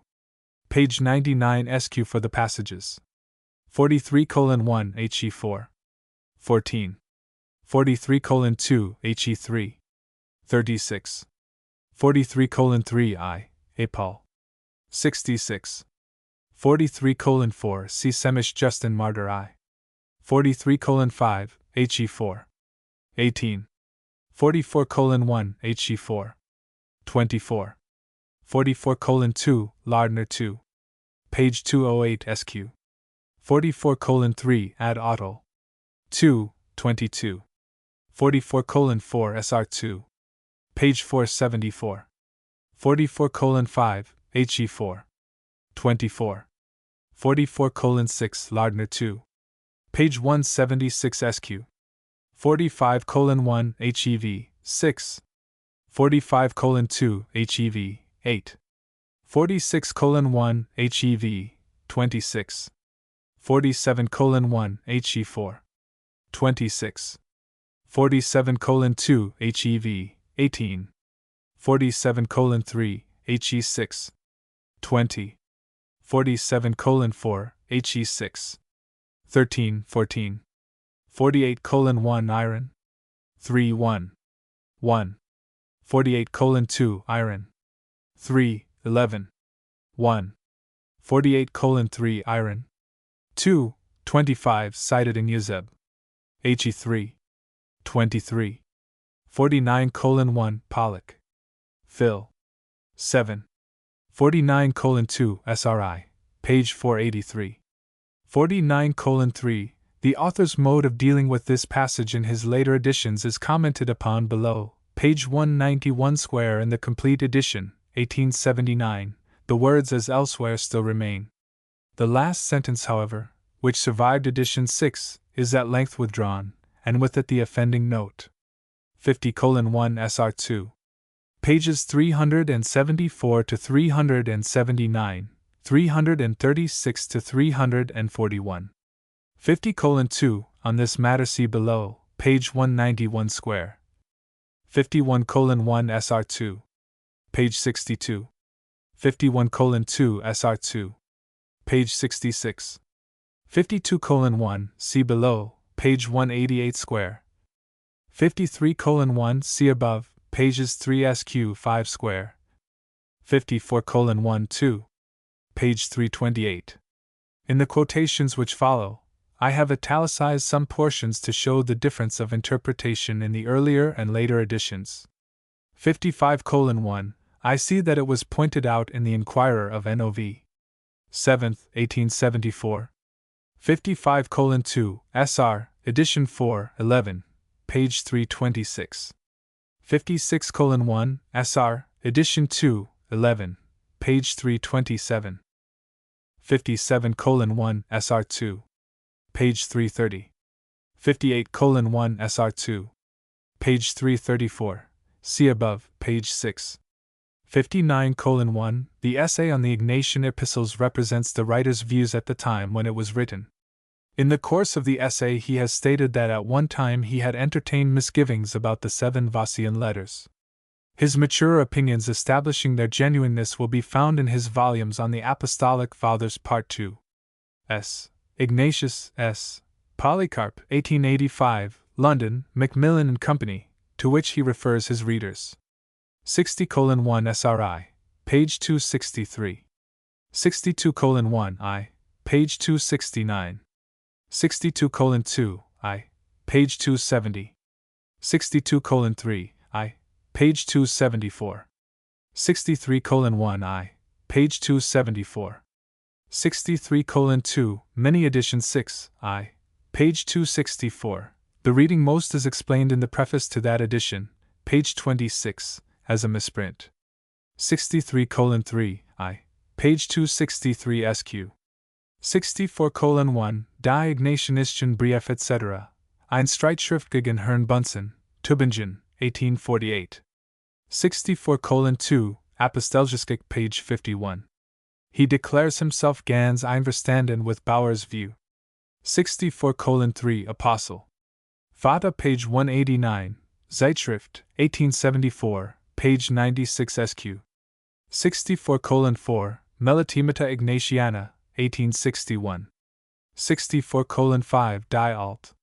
Zun. Page 50. 64:6, Evangelion, 1870, page 636. 64:7, Volkmar himself, in the passage to which the last note refers, supposes that the 7 epistles date about AD 170. 64:8, for the earlier opinion of Lipsius, see Ecthite D. Seer Recens. D. IGN Brief, page 159, for his later opinion, Hilgenfeld Zeitschrift, 1874, page 211 SQ. 66:1, page 142, edition 1862. 66:2, the references in the case of Lipsius are to his earlier works, where he still maintains the priority and genuineness of the Curetonian letters. 66:3, see Pearson's Vindici Ignatiani, page 28, edition Chiton. 67:1, the reader will find the opinions of these writers given in Jacobson's Patres Apostolicae, page 27, or more fully in Pearson's Vindici Ignatiani, page 27 SQ, from whom Russell's excerpts, reprinted by Jacobson, are taken. 67:2, in his preface to edition 6, page 33, our author admits his error in the case of Rivet, whose name is struck out from the note on I, page 260 in that edition. 69:1, see Jacobson Patres Apostolicae, page 46, where the passage is given. 69:2, our author, edition 6, page 35 SQ, falls foul of my criticism of his references. It is contrary to my purpose to reopen the question, but I confidently leave it to those who will examine the passages for themselves to say whether he is justified in his inferences. He however gives up Wotton and Weissman. 70:1, page 34, reprint of 1858. 70:2, Fortnightly Review, January 1875, page 9.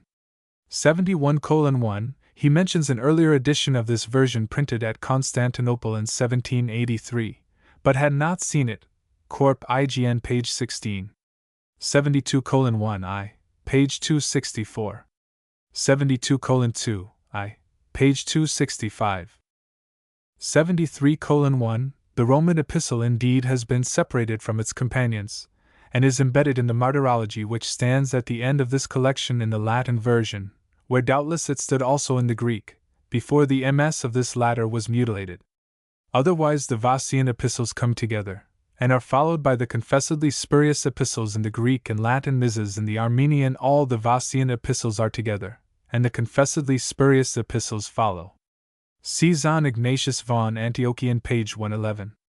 73:2 page 262. 73:3, page 164. 73:4 IGN Rom. 5, where the words Greek, ego genosko non archimai mathitsi nai, are found in Eusebius as in the Vossian epistles, but are wanting in the Curetonian. There are other smaller differences. 74:1 SRI, page 269. 74:2 SRI, page 267. 75:1, this objection is well discussed by Zahn Ignatius von Antiochian, page 278 SQ, 1873, where our author's arguments are answered by anticipation substantially as I have answered them in the text. I venture to call attention to this work, which does not appear yet to have attracted the notice of English writers, as the most important contribution to the Ignatian literature which has appeared since Cureton's publications introduced a new era in the controversy. Zahn defends the genuineness of the Vossian epistles. 76:1, Ruinart acta martyrum sincera, page 134 square, Ratisbon, 1859. 76:2, Ruinart, page 141. Prepositus carceris, canos magni facere copit, multos fratres ad nos admittabat, utet nos et illi in visum refrigeremus, page 144. Tribunus, jus et illos humanius haberi, ut fratribus aegis et ceteris facultas fieret in troiundi et refrigerandi cum eis. 76:3, de mort peregr. 12. 77:1, see Zahn Ignatius, page 527. Lucian says of Peregrinus, now no longer a Christian, but a cynic, c. 41, Greek, facide de pies sceden ties and doxois puls in epistolas dia pempsi auton, diathecas tenus kai paranesius kai nomus, kai tenus api tuto presbytas ton hitiern e chirodenes ni crangelus kai nerderodermus prosagariuses. This description exactly corresponds to the letters and delegates of Ignatius. See especially Pollock. 7. Greek, chirodenesai tina, hos denesitai theodermus kalaisthai. The Christian bystanders reported that a dove had been seen to issue from the body of Polycarp when he was martyred at the stake. Martyr. Pollock. C. 16. Similarly, Lucian represents himself as spreading a report, which was taken up and believed by the cynic's disciples, that a vulture was seen to rise from the pyre of Peregrinus when he consigned himself to a voluntary death by burning. It would seem that the satirist here is laughing at the credulity of these simple Christians, with whose history he appears to have had at least a superficial acquaintance. 77:2, as a corollary to this argument, our author says that the epistles themselves bear none of the marks of composition under such circumstances. It is sufficient to reply that even the Vossian epistles are more abrupt than the letters written by St. Paul, when chained to a soldier. The abruptness of the Curetonian epistles is still greater, indeed so great as to render them almost unintelligible in parts. I write this notwithstanding that our author, following Cureton, has expressed a different opinion respecting the style of the Curetonian letters. Our author speaks also of the length of the letters. The Curetonian letters occupy 5 large octavo pages in Cureton's translation, page 227. Even the 7 Vossian letters might have been dictated in almost as many hours, and it would be strange indeed if, by bribe or entreaty, Ignatius could not have secured this indulgence from one or other of his guards during a journey which must have occupied months rather than weeks. He also describes the epistles as purporting to be written at every stage of his journey. Every stage must be interpreted 2 stages, for all the 7 Vossian epistles profess to have been written either at Smyrna or at Troas. 78:1 This, as more than one writer has pointed out, seems to be the meaning of Greek, kai eurygeterminoi kairos genantai, IGN Rom. 5. 78:2, SRI, page 268. 79:1, A Few Words on Supernatural Religion p.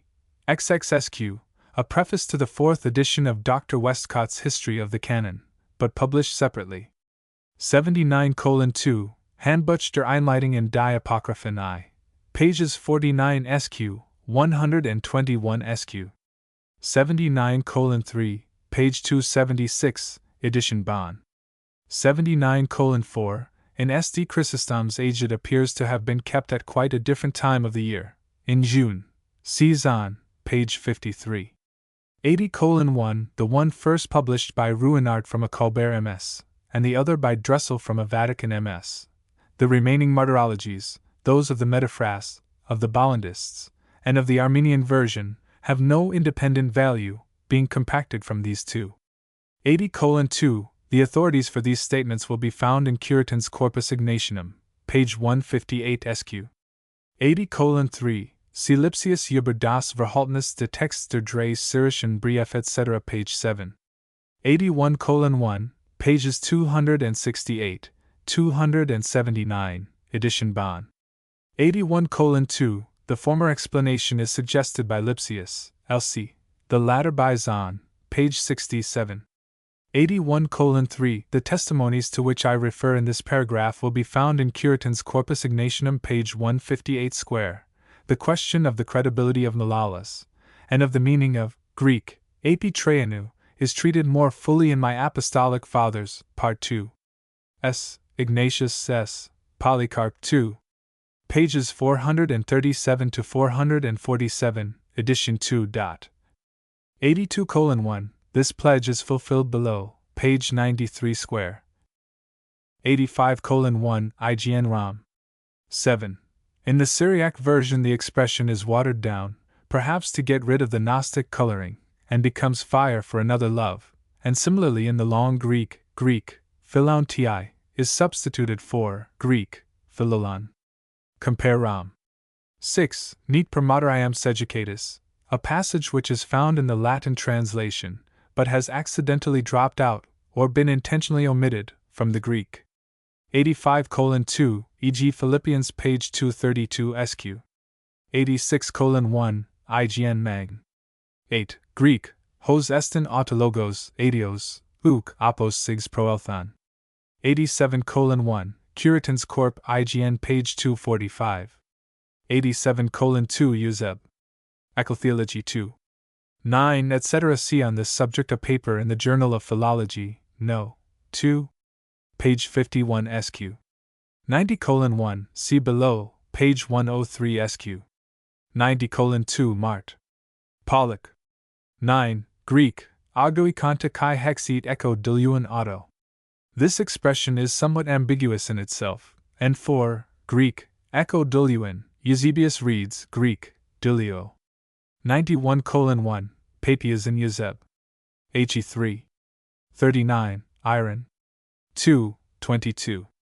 5, and elsewhere, Polycrates in Euseb. Hev. 24 Clem. Alex. Cos div salve.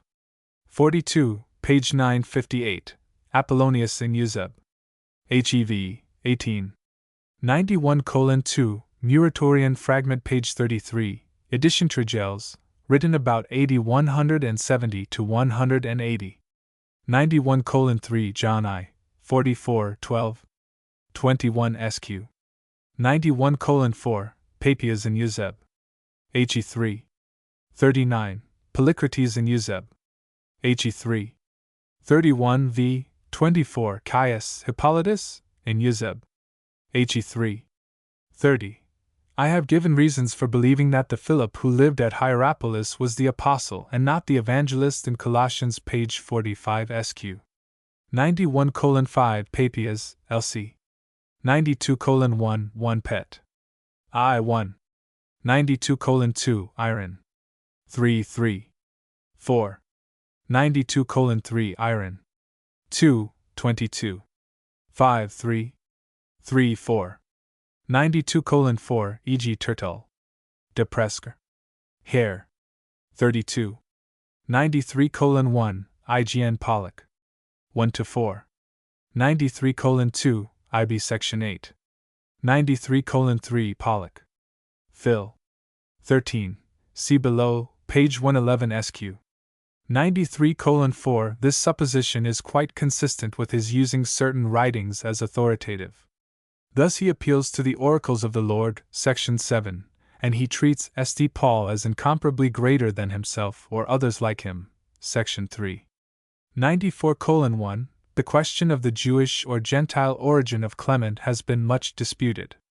My chief reason for the view adopted in the text is the fact that he shows not only an extensive knowledge of the Old Testament, but also an acquaintance with the traditional teaching of the Jews. I find the name borne by a Jew in a sepulchral inscription Orel. Inscr. 2899 Diem Clementi. Kesarvm. NN Servo. Castellario. Acvi. Clavdi. Facit. Clavdia. Sabbathus. E.T. Sibi. E.T. Svis. If a conjecture may be hazarded, I venture to think that our Clement was a freedman or the son of a freedman in the household of Flavius Clemens, the cousin of Domitian, whom the emperor put to death for his profession of Christianity. It is a curious fact that Clement of Alexandria bears the name T. Flavius Clemens. He also was probably descended from some dependent belonging to the household of one or other of the Flavian princes. 94:2 Lardner Credibility PT2. C. 6. 94:3 Phil. Section 10. Elemosina de Mort Liberat, from Tobit 4. 10-12. 9. 95:1 Phil.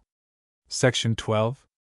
Ut his scripturis dictum est, Irasimini, et nolite pecare, et sol non occidat super iracundium vestram, evidently taken from F's. 4. 26. 95:2 IB Section 1. Greek, Hanagiron ho theos lucis tas odinas tu hadu, from Acts 2. 24.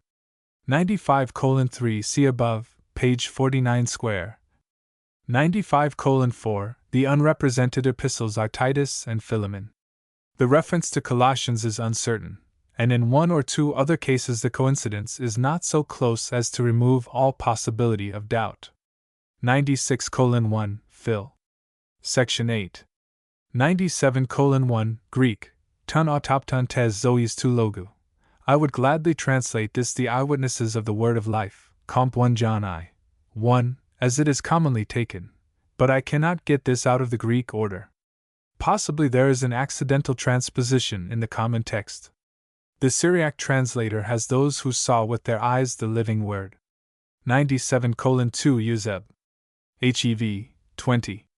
98:1 Dadwell and Grabe explain the reference by a visit of Hadrian to Asia, which the former places AD 122, and the latter AD 129, Grabe Proleg. Sect. 1. But both these dates seem too early, even if there were no other objections. Masuit dis. In Iron. 2. Sect. 2. Considers that the expression does not imply the presence of the imperial court in Asia, but signifies merely that Florinus was a courtier in high favor with the emperor. But Irenaeus could hardly have expressed himself so, if he had meant nothing more than this. The succeeding emperor, Antoninus Pius, AD 138–161, spent his time almost entirely in Italy. Capitolinus says of him, Nisi olos expeditions obiit, nisi quod ad agros sos prefectus et ad campanium, vit. Anton. 7.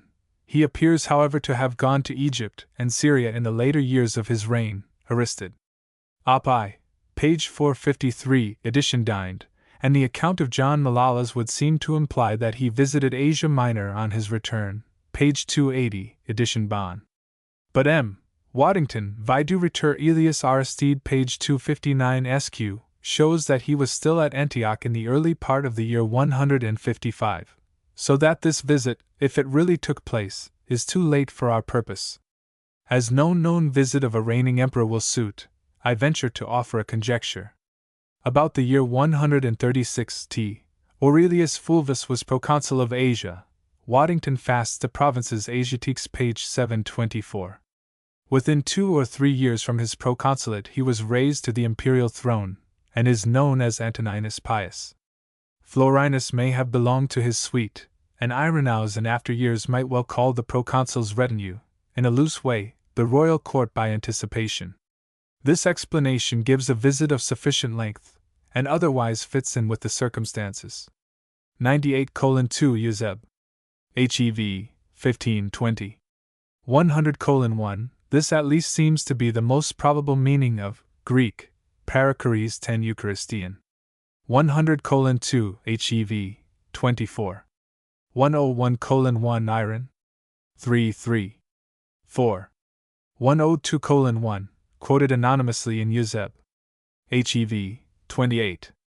103:1, Lipsius Chronologie der Römischen Bischof, page 263. 103:2, see Jacobson's Patras Apostolicae 2. Page 604. 103:3, see his Memoirs sur la chronologie de la vie du Rhéteur Elias Aristide in the Memoirs de l'Académie des Inscriptions 26. Page 202 SQ, and his Fasts de Provinces Asiatiques in the BAS, and Waddington's Voyage Archéologique en Grèce etn AC Minor. 104:1, Atlantichrist, page 566. 104:2, Lipsius in the Zeitsch. F. Wissensch. Theology 17. Page 188, 1874. Hilgenfeld IB, page 325 SQ. 105:1 SRI, page 276. 105:2, it should be mentioned also that we have another exceptional guarantee in the fact that Polycarp's epistle was read in the Church of Asia. Jerome Veer. Il. 17, Usque Hodi in Asia Conventa Legider. 108:1, Phil. Section 5. 108:2, I believe that the facts stated in the text are strictly correct, but I may have overlooked some passages. At all events, a careful reader will, if I mistake not, observe a marked difference in the ordinary theological language of the two writers. 109:1, see above, page 49 square. 109:2, IGN Mag. 13 is given by Lardner, page 88, as a coincidence with one pet. V. 5. But the expression in question, to be subject one to another, occurs also in F's. V. 21, even if any stress could be laid on the occurrence of these few obvious words. 110:1, Alt-Katholische Kirche, page 584 SQ, edition 2. 111:1, see above, page 63 square. 111:2, see above, page 11. 112:1, Ritschl, LC, page 586, though himself condemning the 13th chapter as an interpolation, treats this objection as worthless, and says very decidedly that the corresponding Greek must have been Greek, ton met autu. 112:1, Fortnightly Review, January 1875, page 14. 114:1, I have collected several instances in Philippians, page 138 square, see also below, page 189. 114:2, Pollock. Phil. Section 3. 115:1, see above, pages 98, 103 square. 115:2, the words of Irenaeus are Greek. Kai autos de ho Polycarpos Marcioni pot eis opsin auto elthanti ktl, Zahn. Ignatius, page 496, remarks on this that the Greek pot refers us to another point of time than the sojourn of Polycarp in Rome mentioned in the preceding sentence. I could not feel sure of this, but it separates this incident from the others, and leaves the time indeterminate. 116:1, in the letter to Florinus, quoted above, page 96 SQ. 116:2 Pollock. Phil. Section 7. 117:1, e.g. iron. I. 27. 233. 12. 118:1 iron. I. 26. 1. 118:2. This seems to be the form of heresy attacked in the Ignatian letters, Magn. 11. Troll. 9 smyrn. 1. 118:3, 1 John 4.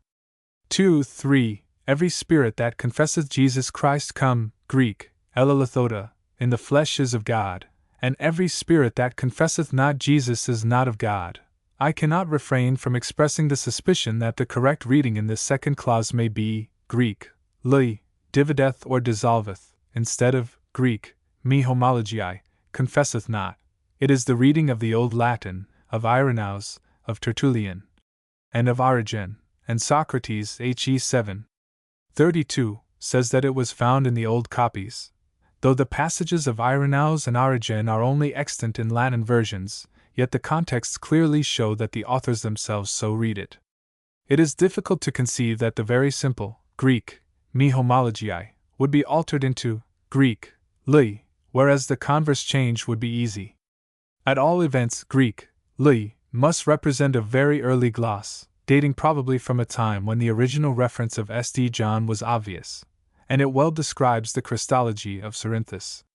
See the application in Irenaeus 3. 16. 8 Sententia eram homicidialis, comminuens et per multa dividends filium Dei, quos, Ioans and predicta epistola fuger eos precepit dicens etc. 119:1, Die Altessen Zibnis page 41. 119:2, e.g. 1 Cor 6. 12-18 8. 1 SQ etc. 119:3, Rev 2. 6 14, 15, 20, 24.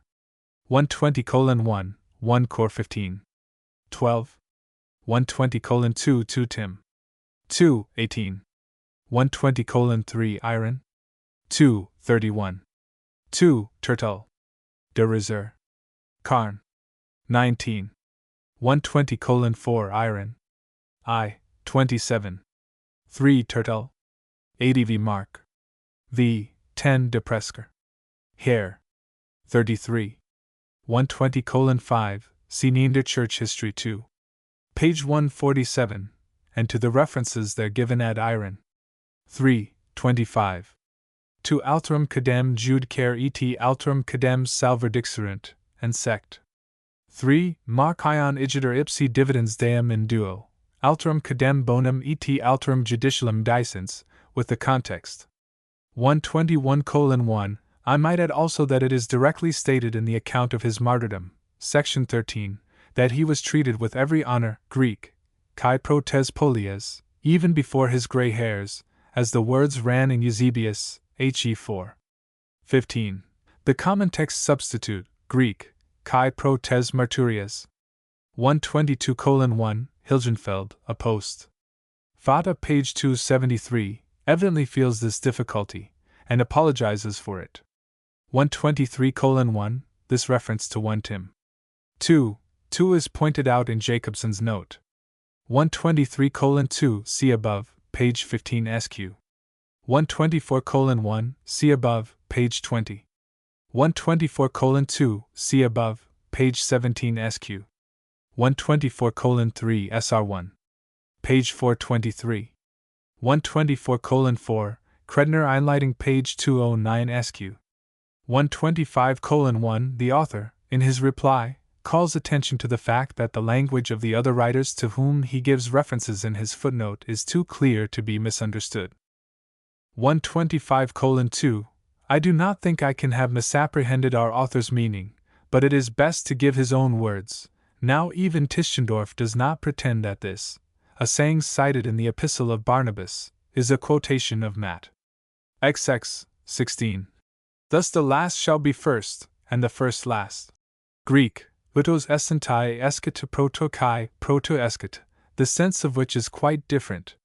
The application of the saying in this place in the first synoptic gospel is evidently quite false, and depends merely on the ring of words and not of ideas. Strange to say, it is not found in either of the other Gospels. But like the famous phrase which we have been considering, it nevertheless appears twice quite irrelevantly, in two places of the first Gospel. In 19:30 it is quoted again with slight variation. But many first shall be last, and last first, etc. SRI, page 247. The italics are my own. 125:3 SRI, page 200 SQ. 125:4 Rom. 15, 19, 2 Cor 12. 12.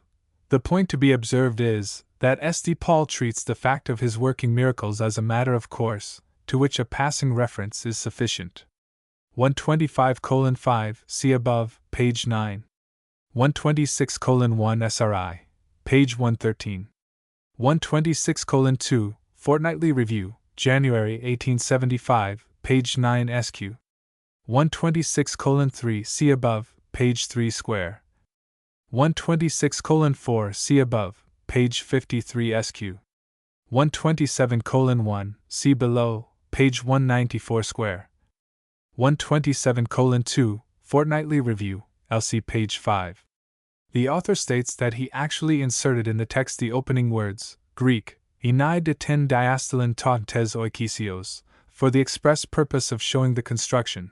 The impression, however, which his own language left on my mind was quite different.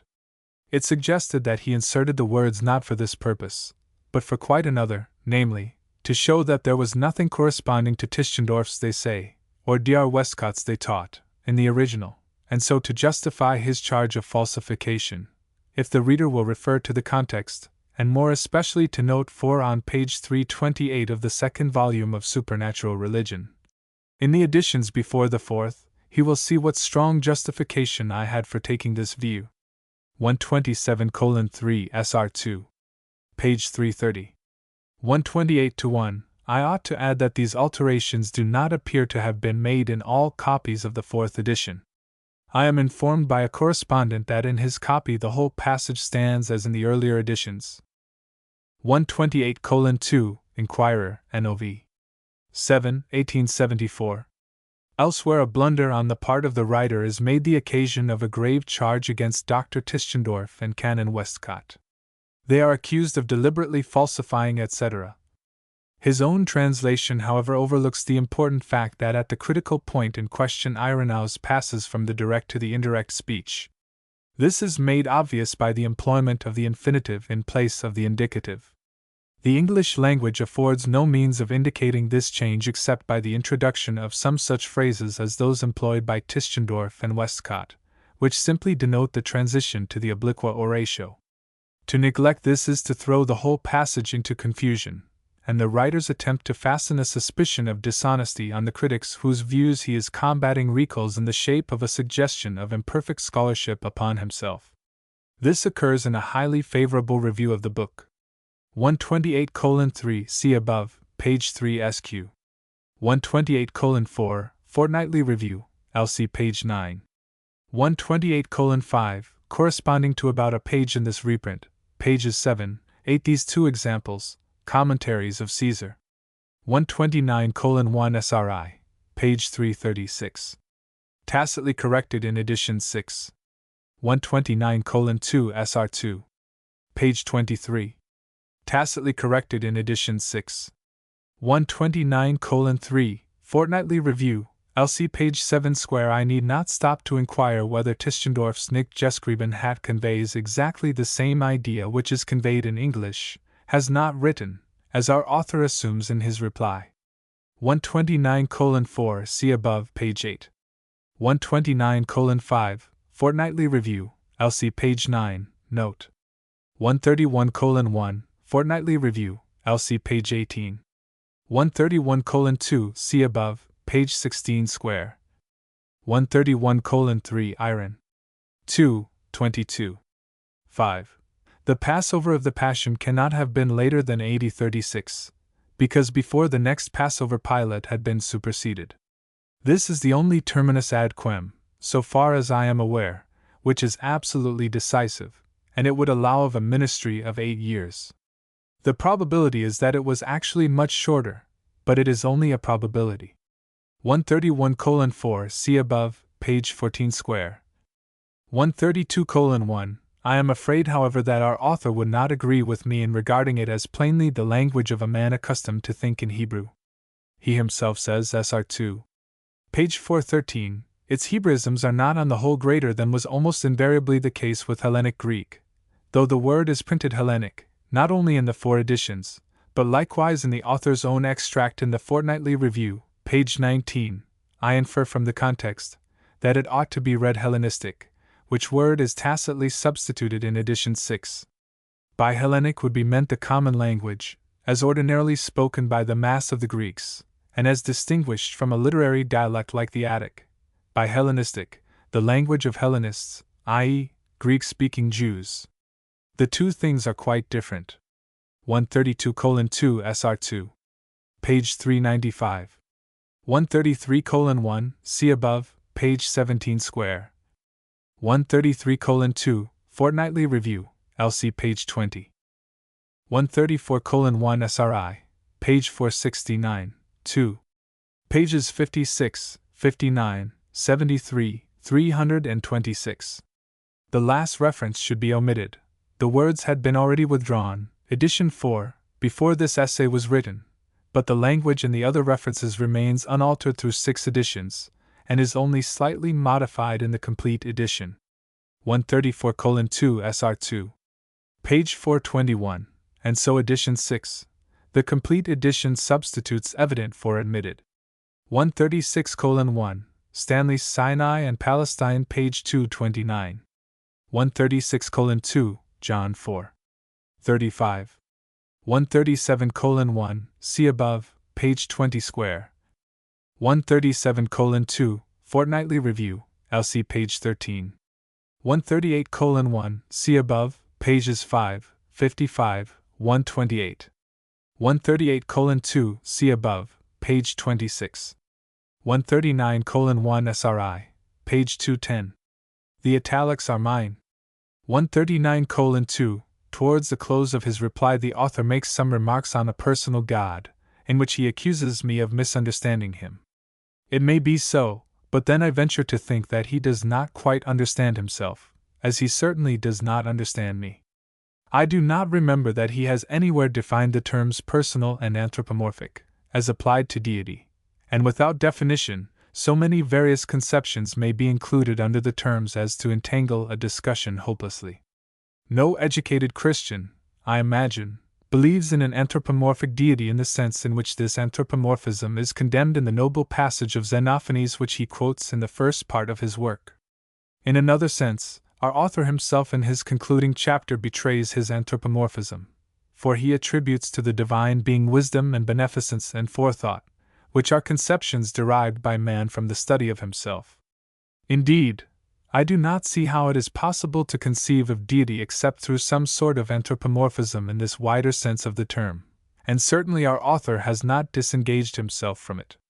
In spite of our author's repudiation in his reply, I boldly claim the writer of the concluding chapter of Supernatural Religion as a believer in a personal God, in the only sense in which I understand personality, as applied to the divine being.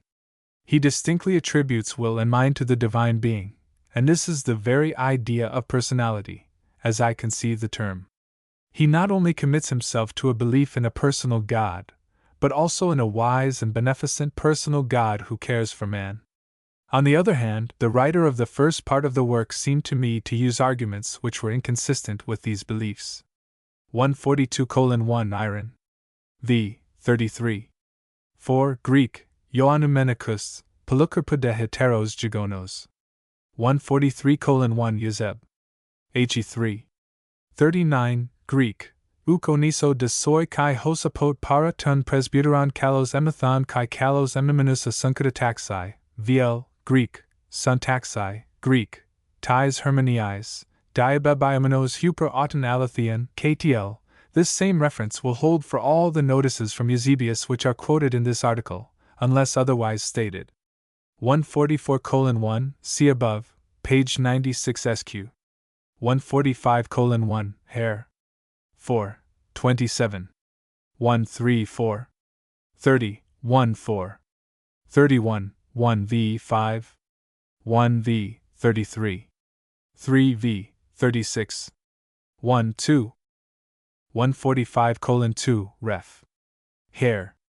6, 42, 55. The blessed elder Irenaeus, Clement of Alexandria, uses the same phrase of Pantaenus, Euseb. He 6. 14. 145:3, He 3. 3 v 8 6. 13. 145:4, Heb 11. 2.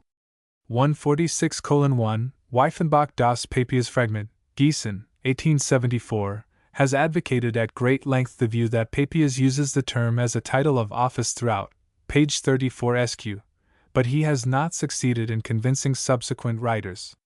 His conclusions are opposed by Hilgenfeld Papias von Hierapolis, page 245 sq, in his Zeitschrift, 1875, and by Leimbach das Papias Fragment, page 63 square. Wyffenbach supposes that the elders are distinguished from the apostles and personal disciples whose sayings Papias sets himself to collect. This view demands such a violent wresting of the grammatical connection in the passage of Papias that it is not likely to find much favor. 146:2. In illustration of this use, it may be mentioned that in the letter of the Gallican churches, Euseb. Hev. 1, the term is applied to the Zacharias of Luke I. 5 sq. 146:3, 1 Tim. v. 1 2 17 19. 147:1, see above, page 103 sq. 147:2, see Clinton, Fast. Rom. 2, page 385. 147:3, this difficulty, however, cannot be regarded as serious. At the last, the 60th, anniversary of the Battle of Waterloo, the Times gave the names of no fewer than 76 Waterloo officers as still living. 148:1 Kron. Pasch. Page 481 sq, edition Bonn, Euseb. He 4. 15.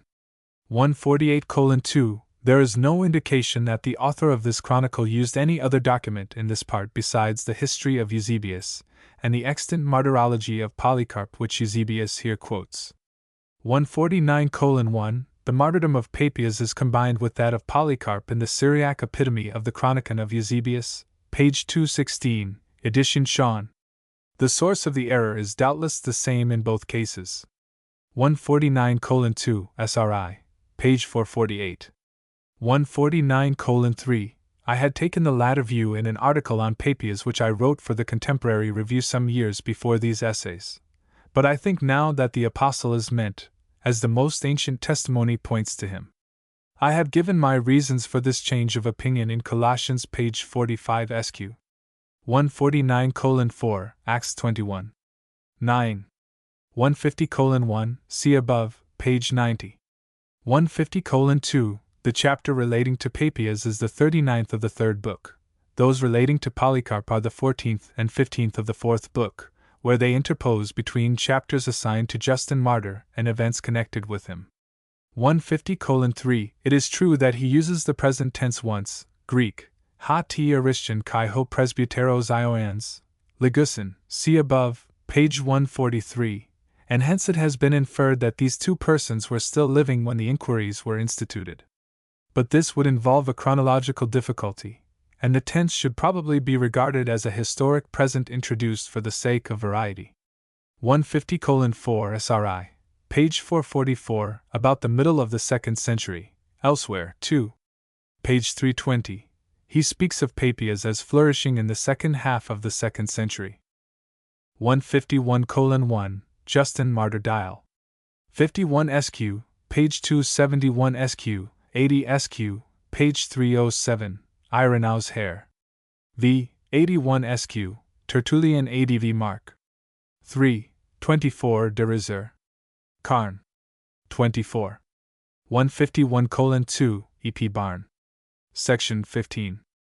151:3, see above, page 32 sq. 152:1, see above, page 41 sq. 152:2, these are the expressions employed elsewhere of this gospel. He 3. 25, 27, 4. 22. 152:3, HE3. 39, Greek, hen to cat Hebraeus Evangelion Periekii. 152:4, Clem. Strom. 2, 9, page 453. Our author says Clement of Alexandria quotes it, the Gospel according to the Hebrews, with quite the same respect as the other Gospels, SRI. Page 422. He cannot have remembered, when he wrote this, that Clement elsewhere refuses authority to a saying in an apocryphal Gospel because we do not find it in the four Gospels handed down to us. Strom. 3:13, page 553. Origen, writes our author again, frequently made use of the Gospel according to the Hebrews, LC. Yes, but Origen draws an absolute line of demarcation between our four Gospels and the rest. He even illustrates the relation of these canonical Gospels to the apocryphal by that of the true prophets to the false under the Jewish dispensation. In Luke 3, page 932. Any reader unacquainted with the facts would carry away a wholly false impression from our author's account of the use made of the Gospel according to the Hebrews. 152:5, SRI. Pages 272 SQ, 332 square. The fact that Eusebius did not know the source of this quotation, HE3. 36, though he was well acquainted with the Gospel according to the Hebrews, seems to me to render this very doubtful. 153:1, Beck Korpinsk. 38:17, Greek, Papia dei Soteri. 153:2, Beck 39:30, 39:12 Aap, Mayan at 4. Page 301. 153:3, Beck 38:17. 153:4, Galen Op 12. Page 799, edition Kuhn. 153:5, 1 Rabbi Papias is mentioned in the Mishnah Shekalim 4. 7, Edioth 7. 6. I owe these references to Zun's Namen der Juden, page 16. 153:6, see above, page 142. 153:7, see above, page 89 SQ. 154:1, Greek, Ho Panu, Ho Polis. The first passage will be found in the original Greek in Routh Rel. Sacre. Page 15, Comp Migni Pater. Greek. 89, page 860, where only the Latin Clarissimus is given, the second in Migni IB, page 961, Comp Routh LC, page 16, where again only the Latin Celebris is given.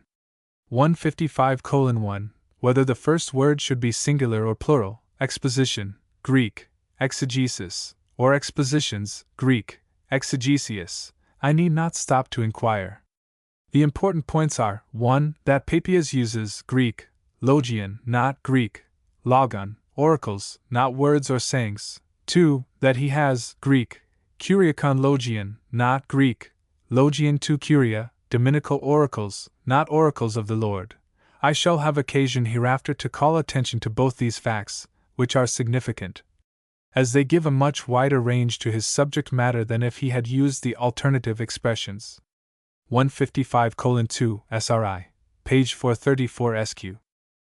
156:1, so again, page 484 SQ. Whatever books Papias knew, however, it is certain, from his own express declaration, that he ascribed little importance to them, and preferred tradition as a more reliable source of information regarding evangelical history, etc. See also 2.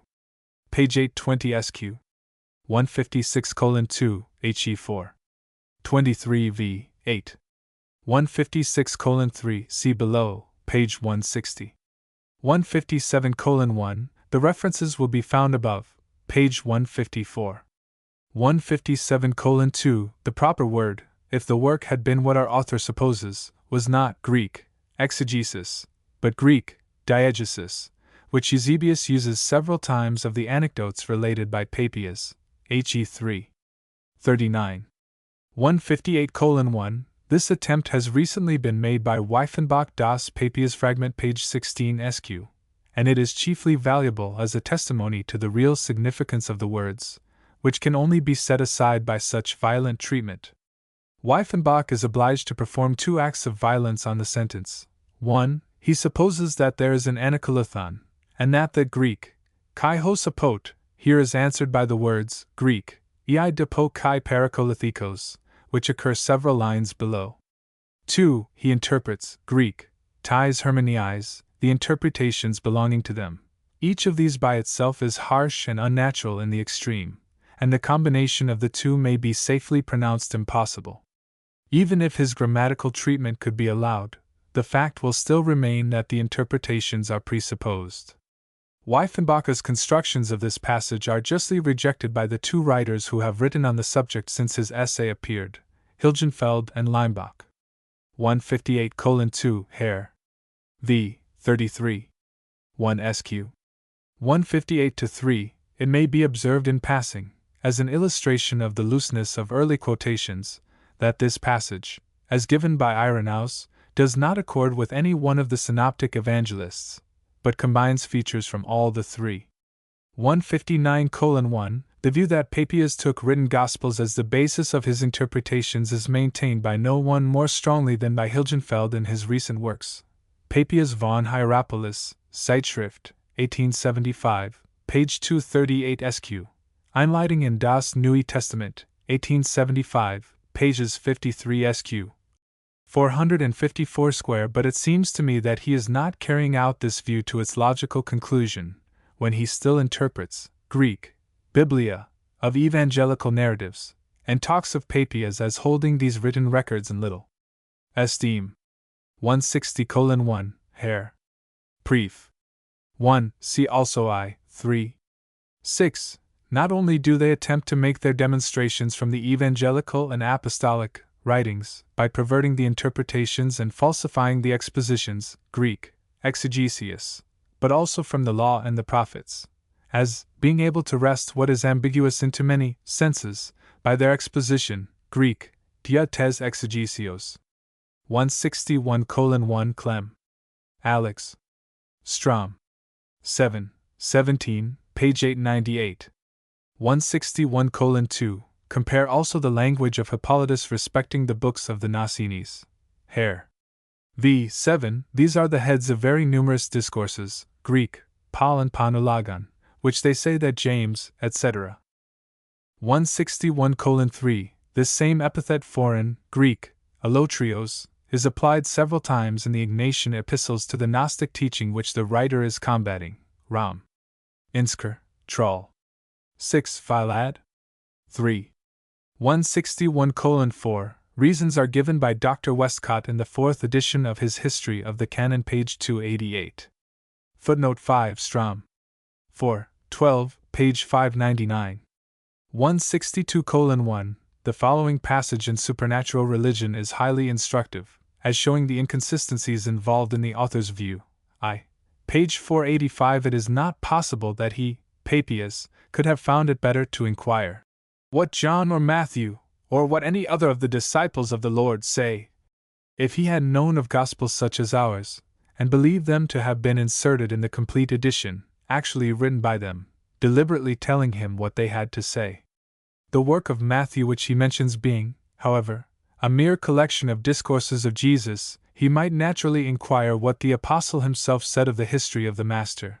Here the author practically concedes the point for which I am contending, and which elsewhere he resists, for he states that Papias as a sane man must, and as a matter of fact did, prefer a book to oral tradition. In other words, he allows that when Papias disparages books, meaning evangelical records, such as the St. Matthew of Papias was on any showing, he cannot intend all books of this class, but only such as our author himself arbitrarily determines that he shall mean. This point is not at all affected by the question whether the St. Matthew of Papias did or did not contain doings, as well as sayings, of Christ. The only escape from these perplexities lies in supposing that a wholly different class of books is intended, as I have explained in the text. 163:1 SRI, page 445. It is not likely that our author would appreciate the bearing of these references to St. Mark, because, as I pointed out in my first article, see above, page 8, he mistranslated Greek, out and Haymart, did no wrong, instead of made no mistake, thus obscuring the testimony of Papias to the perfect accuracy of the result of St. Mark's conscientious labors. The translation is altered in the last edition, but the new rendering, committed no error in thus writing, is ambiguous, though not incorrect. 165:1 page 456. 165:2 page 460. So too edition 6, but struck out in the complete edition. 166:1 page 459. 167:1 page 460. So also edition 6. The word ever disappears in the complete edition. 167:2 page 447. This criticism is given above, page 143 SQ.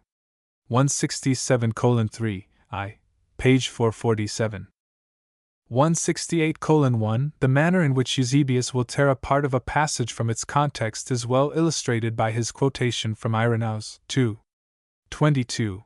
5. A quadragesimo autumn et quinquagesimo anno declinat jam in etatem seniorem, quam habens dominus noster dospat, sicit evangelium, et omnes seniors testanter, ca in Asia apud Jonam discipulum Domini convenerunt, id ipsum, tradidis eis Jonam. Permansit autumn cum eis usque ad Trajani tempora. Quidem autumn eram non solum Jonam, sed et alios apostolos viderunt, et haec idem ab ipsis audierunt et testanter de hujus modi relation. Eusebius gives only the part which I have enclosed in brackets, he 3. 23. 169:1 page 474. 169:2 page 475. So also edition 6, modified in the complete edition. 171:1 page 465. 171:2 Introduction to the New Testament, page 109 SQ and Translate, where there is more to the same effect. 171:3 Einleitung in das Neue Testament, page 456 square and ein bloß Aufzeichnung der Reden Jesu hat nicht einmal gedacht. Nicht ein bloß Reden Sammlung, sondern ein vollständiges Evangelium las schon Papias den Matthias Hebräisch geschrieben haben. See also pages 54 SQ, 454 SQ. 172:1 page 470 SQ, that Irenaeus did not derive his information solely from Papias may be inferred, etc. The evidence furnished by Pantaenus is certainly independent of Papias. 172:2 Einleitung pages 54 SQ, 456 SQ. 172:3 Photius Bibl 228. 173:1 page 464. And so all later editions. 174:1 De Conjunction Erud. Grat. 24, page 538, De Profug. 11, page 555. Elsewhere he says that all things which are written in the sacred books of Moses are oracles, Greek, Kresma, pronounced Greek, Crescents through him, and he proceeds to distinguish different kinds of Greek, logia vit. Mois. 3, 23, page 163. 174:2 Clem. Ram. 53, Greek, and Kekaphate eis Taulogia 2 Theou. Elsewhere, section 45, he uses the expression, Greek, in Cuptian eistas graphus. 174:3 Pollock. Phil. 7. 174:4 Iron. Hare. A8. 1. 174:5 Clem. Alex. Co. Adjent. Page 84, edition Potter Strom. Page 392. 175:1 De Prink. 4, 11 page 168 Delaru in Math. X. Section 6-3. Page 447. 175:2 Hom. 11, 5-2. Page 96, IB 12. 1, page 97. 175:3, see page 163. 176:1, page 466. 176:2, our author has not mentioned the various reading, Greek, logon, for Greek, logion, here, though Hilgenfeld speaks of it as the reading of the best editions. If it were correct, it would upset his argument, but the most recent critical editor, Lemmer, has adopted Greek, Logion. 177:1 Iron. Hare. V. 20. 2. Dion. Korin Uzeb. He4. 23. 177:2 E.P. Barn. 4. 5.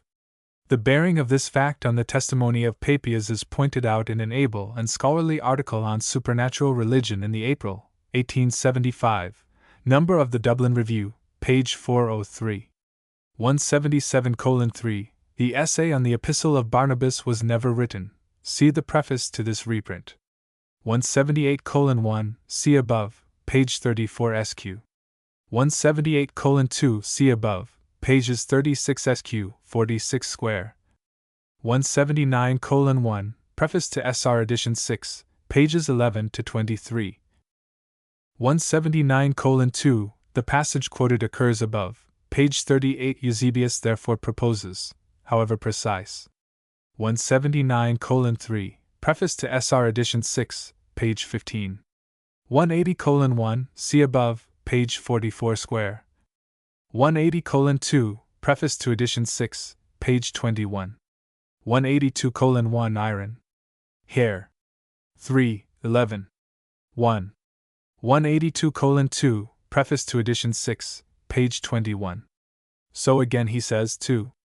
Page 323. It is scarcely probable that when Papias collected from the presbyter the facts concerning Matthew and Mark he would not also have inquired about the Gospel of John, if he had known it, and recorded what he had heard, etc. 182:3 Iron. Hare. 3 1. 1. 183:1, preface to edition 6, page 16.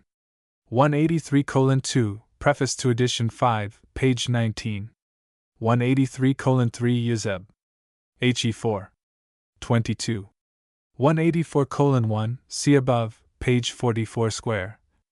184:2, attention has been drawn to these passages above, page 35 square. 184:3 2. Page 166. 184:4, the 6th edition. 184:5, I, page 483. 185:1 2. Page 323. See above, page 35. 185:2 2. Page 320. See above, page 35. 186:1, the passage is given below, page 200 SQ. 186:2, in justification of this statement, I must content myself for the present with referring to an able and, as it seems to me, unanswerable article on Martion's Gospel by Mr. Sandy, in the June, 1875, number of the Fortnightly Review, in reply to the author of Supernatural Religion. 187:1, John 19. 35, XX.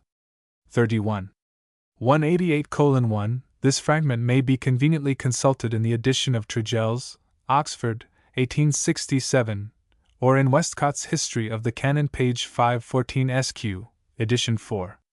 It must be remembered, first, that this document is an unskillful Latin translation from a lost Greek original, and secondly, that the extant copy of this translation has been written by an extremely careless scribe, and is full of clerical errors. These facts, however, do not affect the question with which I am concerned, since on all the points at issue the bearing of the document is clear. 189:1, I venture to offer a conjectural emendation of the text, which is obviously corrupt or defective. It runs, Et id prouda sequi potuit ida et ad nativitate Johannes incipit dicere. I propose to insert posuit ida after potuit ida, supposing that the words have dropped out owing to the homoiodoliton. The text will then stand, ida idem, prouda sequi potuit ida posuit. Ida et ab nativitate, etc., Greek, kai autos, kathos hegenato parakalauthein, utos athi, ktl, and he too, like Mark, set down events according as he had opportunity of following them. See Luke I. 3. But the general meaning of the passage is quite independent of any textual conjectures. 189:2, Johannes ex discipulis, i.e., Greek, tu ek ton matheton, where, Greek, mathetes, a disciple, is applied, as in Papias and Irenaeus, in conformity with the language of the Gospels, to those who had been taught directly by Christ. 189:3 The plural appears to be used here, as not uncommonly, of a single letter. See above, page 114. The sentence runs in the Latin, when some obvious errors of transcription are corrected, quid ergo mirum si Johannes singula idiom in epistulis sui proferat dicens in sumet ipsum, quae vidimus, etc., and so I have translated it. But I cannot help suspecting that the order in the original was Greek, hakasta proferii, kai entais epistolis auto legen eas huten ktl. Puts forward each statement, i.e. in the Gospel, as he says in his epistle also respecting himself, etc., and that the translator has wrongly attached the words Greek, kai entais epistolis k.t.l, to the former part of the sentence. 190:1 I am glad to find that Mr. Matthew Arnold recognizes the great importance of this tradition in the Muratorian fragment. Contemporary Review, May, 1875, page 977. Though I take a somewhat different view of its bearing, it has always seemed to me to contain in itself a substantially accurate account of the circumstances under which this Gospel was composed. 191:1 page 483. He uses similar language in another passage also, 2. Page 323. 191:2, see above, page 49. 191:3, see above, page 49 square. 192:1, preface to edition 6, page 15. 192:2, SRI, page 483, edition 6. The whole passage including the note is omitted in the complete edition. 193:1, the passage is quoted above, page 143. 194:1 Iron. Hair. V. 36, 1-2. 194:2, see above, pages 3 SQ, 52 SQ, 124 square. 194-3, after two successive alterations, our author has at length, in his last, 6th edition, translated the oblique infinitives correctly, though from his reluctance to insert the words they say, or they teach, which the English requires, his meaning is somewhat obscure. But he has still left two strange errors, within 4 lines of each other, in his translation of this passage, 2. Page 328. 1. He renders Greek, en tois tu patras mou, in the heavens of my Father, thus making Greek, tois masculine, and understanding Greek, uranos from Greek, uranis, which occurs a few lines before. He seems not to be aware that Greek, ta tu patras mou, means my father's house, see Lobeck Picharwayan. Page 100, Wettstein on Luke 2. 49. Thus he has made the elders contradict themselves. 4 of the many mansions which are mentioned only the first is in the heavens, the second being in paradise, and the third on earth. In the complete edition the passage runs in the plural of my Father. 2. He has translated omnia enim Dei sunt, ca omnibus aptum habitationem praestat, quam admitum verbum aegis 8, omnibus devisum esse a pater, etc. For all things are of God, who prepares for all the fitting habitation as his word says, to be allotted, that distribution is made compel. Edition. To all by the Father, etc. He can hardly plead that this is a paraphrase, for indeed it is too literal. A few pages before 2. Pages 325, 326, I find, Mag Sie Aberdaherstammen, translated whether they are derived from thence, whether this be its origin or not, compel. Edition 2. Page 323. A few pages after, page 332, I find the work of Irenaeus, de Ogdoade, cited instead of the epistle to Florinus, for the relations between Irenaeus and Polycarp. This error is likewise tacitly corrected in the compel. Edition 2. Page 330. It might have been supposed that any one who had looked into the subject at all must have been aware that this locus classicus was in the epistle to Florinus. But Eusebius happens to quote the treatise De Ogdoade in the same chapter, and hence the mistake. Such errors survive, though these pages have undergone at least 2 special revisions, and though this 6th edition is declared on the title page to be carefully revised. 195:1 SR2. page 333, 334. 195:2 SR2. Page 329, 330. 196:1 Iron. Hair. 4, 27. 1 SQ, 4. 30, 1 4. 31, 1 4. 32, 1. Even in this case, there remains the possibility that we have a report of lectures taken down at the time. The early work of Hippolytus on heresies was drawn up from a synopsis which he had made of the lectures of Irenaeus, Photius Bibl 12:1. Galen again speaks of his pupils taking down his lectures as he delivered them, Op. 19. Page 11, edition Kuhn.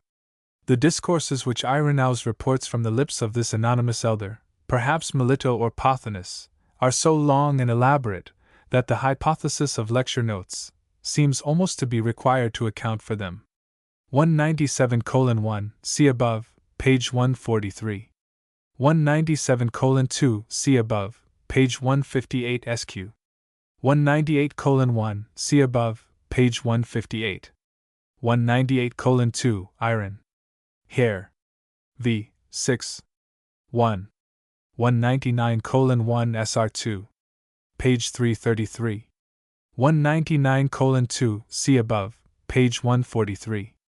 200:1, see above, page 154. 200:2 Patrol. Grake. 89, page 962, edition Migny. 200:3, under this spiritual interpretation, Anastasius includes views as wide apart as those of Philo, who interprets paradise as a philosophical allegory, and Irenaeus, who regards it as a supramundane abode, for both are named. But they have this in common, that they are both opposed to a terrestrial region, and this is obviously the main point which he has in view. 201:1 Patrol. Grake. 89, page 964 SQ. 201:2, Kramer Katina, page 358 SQ. 201:3 Routh Rel. Sacre. I. Page 41, would end the quotation from Papias that their array came to naught, but the concluding sentence seems to be required as part of the quotation, which otherwise would be very meaningless. Papias, adopting the words of the Apocalypse, emphasizes the fact that Satan was cast down to the earth, because this shows that paradise was a supramundane region. As I have said before, page 186, the only saying of our Lord to which we can conveniently assign this exposition is Luke x. 18. St. Luke is also the only evangelist who mentions paradise. 23. 43. 202:1, Anastasius Hex. Page 963. 202:2, Hippolytus Ref. Hair. 6, 42:55. 203:1, A Post. Constant 2. 24. 204:1, J.S. Mill 3 Essays, page 254. 204:2, Ewald die Johannischen Schriften, page 271. 205:1, see above, page 158 SQ. 205:2, see above, page 165. 205:3, see above, page 188 SQ. 207:1, Routh Rel. Sacre. I, page 160. 208:1 Uzeb. Quast. Ad Marin. 2-4. Page 941, edition Migny. Jerome, who seems to have had Eusebius before him, says more plainly, Epist. 120 ad Hedib. I. Page 826. Mihi videtur evangelista Matthias ca Evangelium Hebreos sermon conscripsit, non tam vespirdixis quam Syro, eteum ca interpretatus est, verbi ambiguitate deceptum, non Syro interpretatum esse sed vespir. 209:1 Iron. 2, 22, 5 Uzeb. He3. 23. 209:2, Preface to Edition 6, page 17. 209:3 Uzeb. He3. 39, Greek. F has two philomathais anapempsans anankeos nun prostasamin, KTL, and again, Greek. Tauta di heman anankeos pros tois ectathes in epiteter esto. 210:1, This argument to S.D. John's Gospel was published long ago by Cardinal Thomasius, Op. I. page 344, but it lay neglected until attention was called to it by Aberley Theologue. Quartoshire. 46, page 7 SQ, 1864, and by Tischendorf when Werden etc. 210:2, Overbeck's article is in Hilgenfeld's Zeitschrift. F. Wissensch. Theology page 68 SQ, 1867. The notice relating to the four Marys will be found in Routh Rel. Sacre. I. page 16. 211:1, Einleitung page 63 1875, Kompzeitscher. F. Wissensch. Theology 18. Page 269, 1875. 211:2, I'd verified this for myself 10 years ago, and published the result in the first edition of my Galatians, page 459 SQ, 1865. About the same time Dr. Westcott ascertained the fact from a friend, and announced it in the second edition of his History of the Canon. 211:3, this fragment was first published by Nolte Theologue. Quartoshire. 44, page 466, 1862. It will be found in the collection of fragments of papias given by Hilgenfeld Zeitschrift. F. Wissensch. Theology 1875, page 258. 212:1, this solution of the difficulty by means of a lacuna was suggested to me by a friend. In following up the suggestion, I have inserted the missing words from the parallel passage in Origen, to which Georgius Homartelos refers in this very context, in Math. Tom. 16, 6-3. Page 719 SQ, Deleru, Greek, Pepakasi de Paterian kai to baptisma e baptistasin hoi tu Zebediah vuioi, epiper Herods men apictinen iakaban tun Ioannu Makera, ho de Romaean Basilius, hos he paradosis didaski, katetikes tun Ionin marcharounta dia tun tes alatheas logan eis patman ten nessen. It must be noticed that Georgius refers to this passage of Origen as testimony that S.D. John suffered martyrdom, thus mistaking the sense of Greek, marcharounta. This is exactly the error which I suggested as an explanation of the blundering notice of John Malalas respecting the death of Ignatius, see above page 79. 213:1, See Lipsius die Quellen der Ältesten Ketzergeskik page 237, 1875. Though the notice in Clem. Alex. Strom. 7. 17, page 898, makes Marcion a contemporary of the Apostles, there is obviously some error in the text. All other evidence, which is trustworthy, assigns him to a later date. The subject is fully discussed by Lipsius in the context of the passage to which I have given a reference. See also Zahn and Zeitschrift. F. Hist. Theology 1875, page 62. 213:2, Aberley suggested exegesios, for which Hilgenfeld rightly substituted exegetesis. This was before he adopted Overbeck's suggestion of the spurious papias. 213:3, the photographs, numbers 3, 7, 10, 20, in the series published by the Paleographical Society, will show fairly what I mean. 213:4, in the Catena Pater. Grake. In S. Joanne. Prem. Edition Quarter, Greek, Heresian Anaphiaisen de non Hypagorius to Evangelion to Hutum Mathi Papia Ubioto, Sic, Greek, to Hierapolite KTL. 214:1, or the confusion may have been between Greek, apigrapsa, apigrapsin, and Greek, apigrapsa. 214:2, see above, page 187. 214:3, see above, page 79 square. 214:4, the passage of Andreas of Caesarea will be found in Routh Rel. Sacre. I, page 15. It is not thus said that Papias ascribed the Apocalypse to S.D. John the Apostle, or even that he quoted it by name. Our author's argument therefore breaks down from lack of evidence. It seems probable, however, that he would ascribe it to S.D. John, even though he may not have said so distinctly. Suspicion is thrown on the testimony of Andreas by the fact that Eusebius does not directly mention its use by Papias, as his practice elsewhere would demand. But I suppose that Eusebius omitted any express mention of this use, because he had meant his words to be understood of the Apocalypse, when, speaking of the chiliastic doctrine of Papias higher up, he said that this father had mistaken the apostolic statements, and had not comprehended what was said by them mystically and in figurative language, Greek, and hypodegmasi. 215:1, see above, pages 36 SQ 46. 215:2, these persons are discussed at great length by Epiphanius, Herr Lee, who calls them Alogi. They are mentioned also, with special reference to the Gospel, by Irenaeus 3:11-9. Hippolytus wrote a work in defense of the Gospel and Apocalypse of John, which was apparently directed against them. It may be suspected that Epiphanius is largely indebted to this work for his refutation of them. 216:1, Einleitung page 67, comp page 733 SQ. 216:2 Euseb. He 7. 25. Gaius the Roman presbyter, who wrote about AD 220, is often cited as an earlier instance.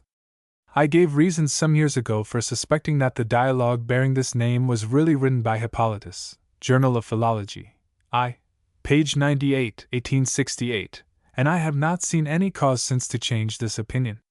But whether this be so or not, the words of Gaius reported by Eusebius, He 3:28, seem to be wrongly interpreted as referring to the Apocalypse. The important discovery of Professor Gwyn, Hermathena, Volume 6. Page 397 SQ, 1888, showing as it does, that there was a Gaius different from Hippolytus, does not allow me to speak now as I spoke in 1875 about the identity of Gaius the Roman presbyter and Hippolytus.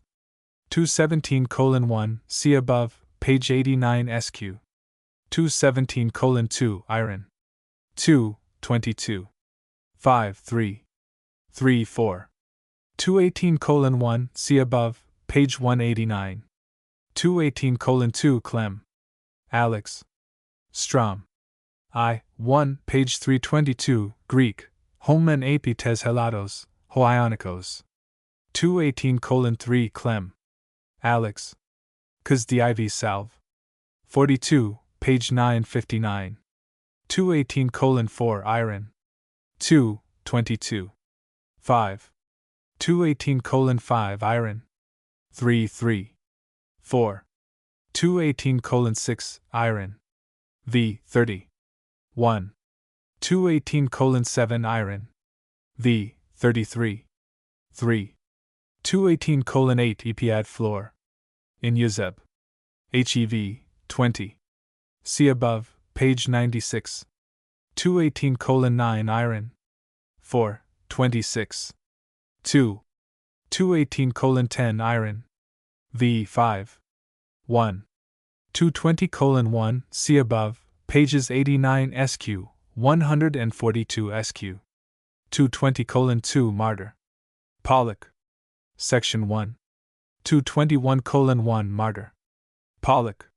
Section 6 Greek, Ho Kekloramenos to Autoonoma, Herod's Epilegomenos, where Greek, Kekloramenos, not Greek, Kai Kleronomos, is the right reading, who chance to have the same name, i.e., with the tyrant of the Gospels. 221:2, IB Section 8. It is right to add, however, that the meaning of the expression Great Sabbath here has been questioned.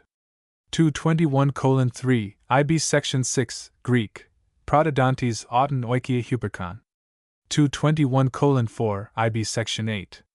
221:5, IB Section 7, Greek, Hos Api Lesson, Comp Mat. 26, 55, Mark 14. 48, Luke 22. 52. 221:6, IB Section 7, Comp Mat. 26, 42, Acts 21. 14. 221:7, the objections which have been urged against this narrative are not serious. See above, page 103. 221:8 Martyr. Pollock. Section 9. See Deuteronomy 31. 7, 23. 222:1, John 12. 28. 222:2 Martyr. Pollock. Section 5. 222:3, IB Section 12, Greek, edi gar to tes, optasias pluritheniot, ipen ktl. 222:4 John 12. 33. 222:5 John 18. 32, Greek, hina ho logos tu isopleroth, han ipen semanin ktl.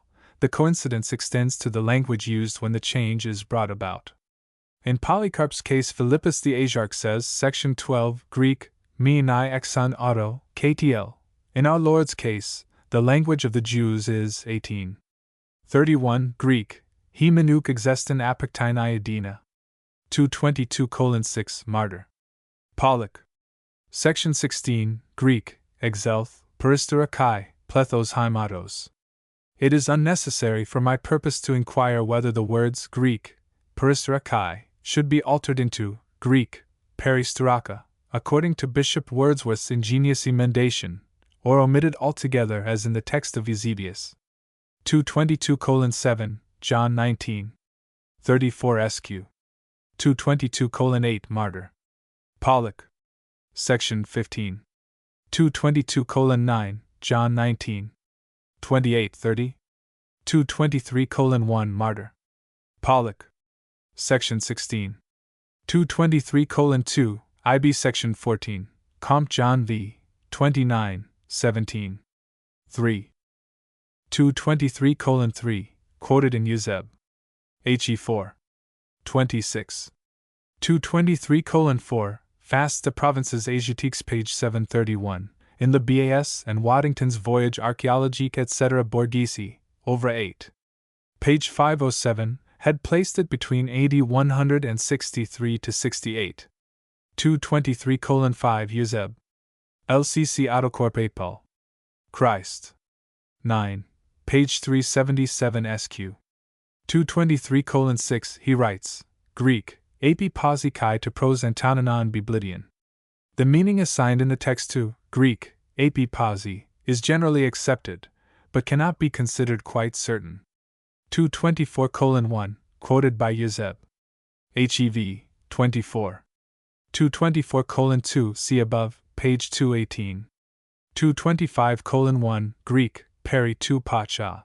The author of Supernatural Religion speaks of it as Melito's work on the Passion, 2. Page 180. This error survives to the 6th edition, but is tacitly corrected in the complete edition. 225:2 Euseb. HE 4. 26. This reference serves for all the facts relating to Melito, which are derived from Eusebius, unless otherwise stated. There is a little difficulty respecting the exact titles of the works in one or two cases owing to various readings, but the differences are not important enough to be considered here. 225:3, these titles are taken from Anastasius of Sinai, and from the Syriac fragments. 226:1 SR2. Page 174 SQ. 227:1, see above, page 177. 227:2, see above, page 104 SQ, where the arguments of our author against the genuineness of the epistle are refuted. 227:3, Justin Martyr Apol.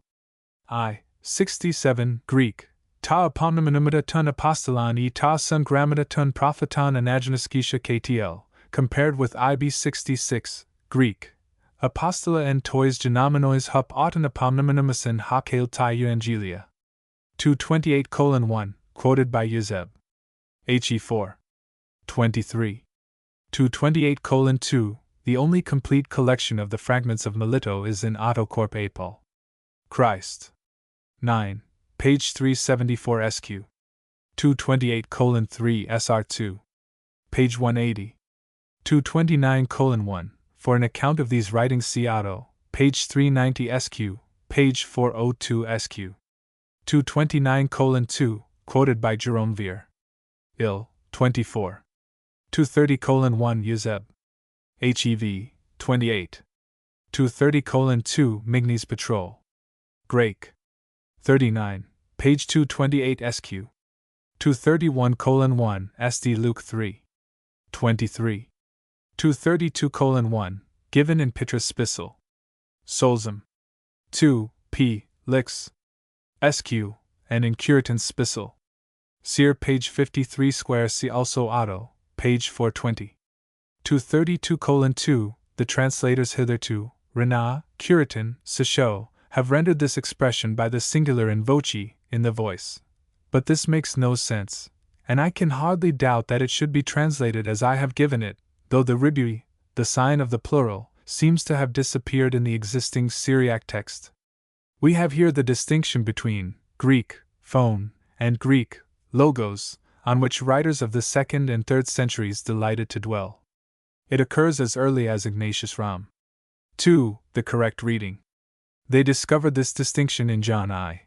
1:14-23, where the Baptist is called Greek, phone buntos, while Christ is Greek, whole logos. 234:1 SR2. Page 184.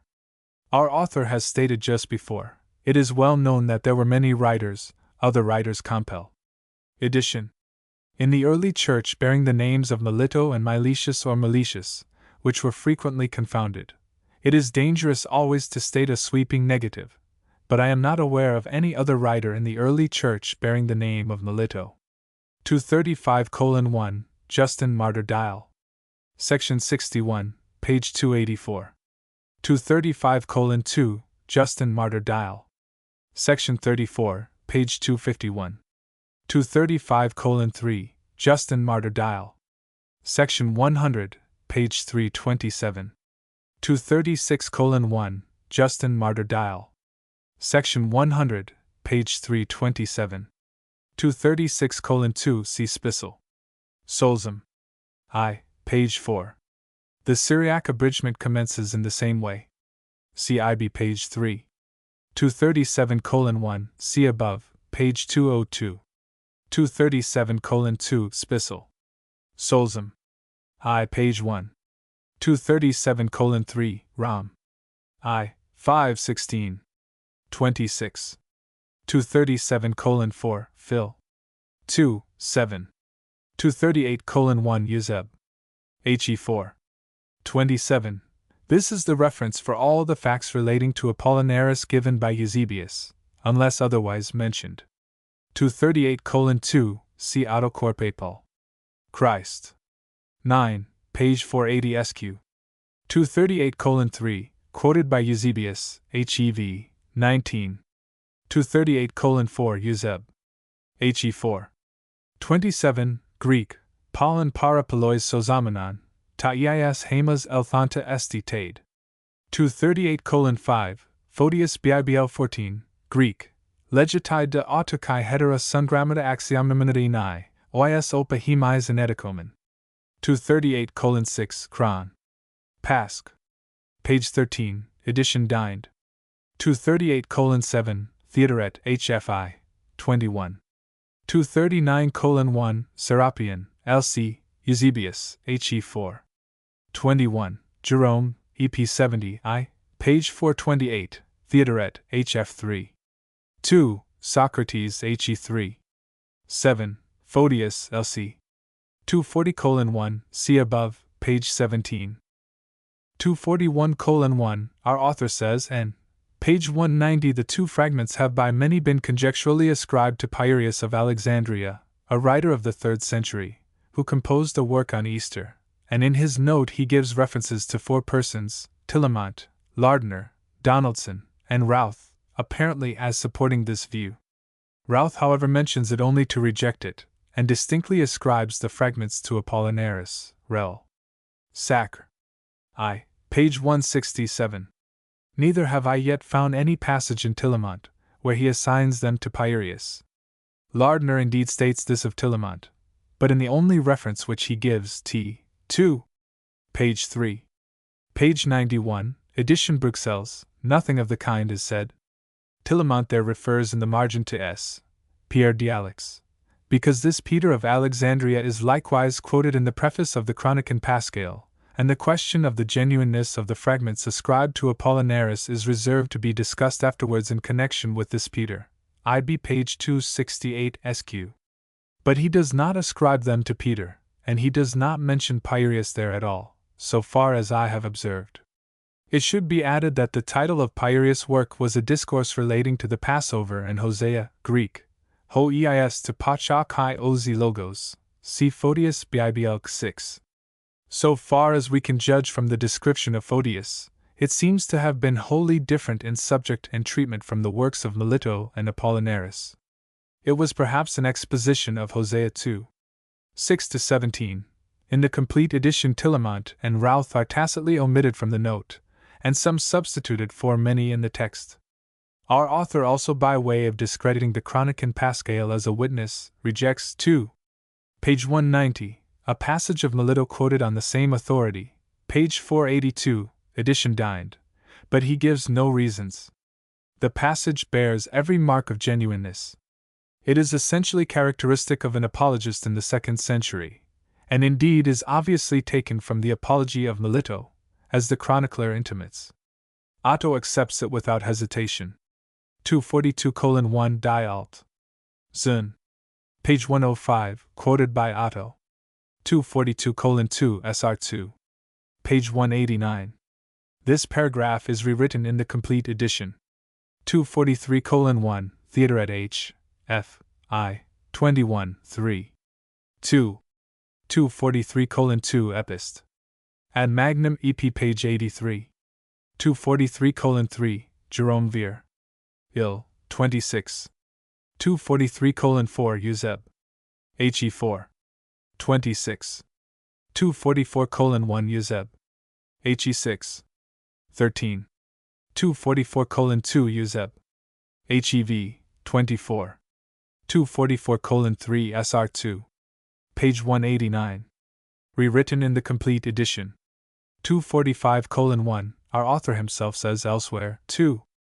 Page 472, a violent discussion arose as to the day upon which the true Passover of the Lord should be celebrated, the Church in Asia Minor maintaining that it should be observed on the 14th Nisan, etc. This is exactly what Apollinaris does.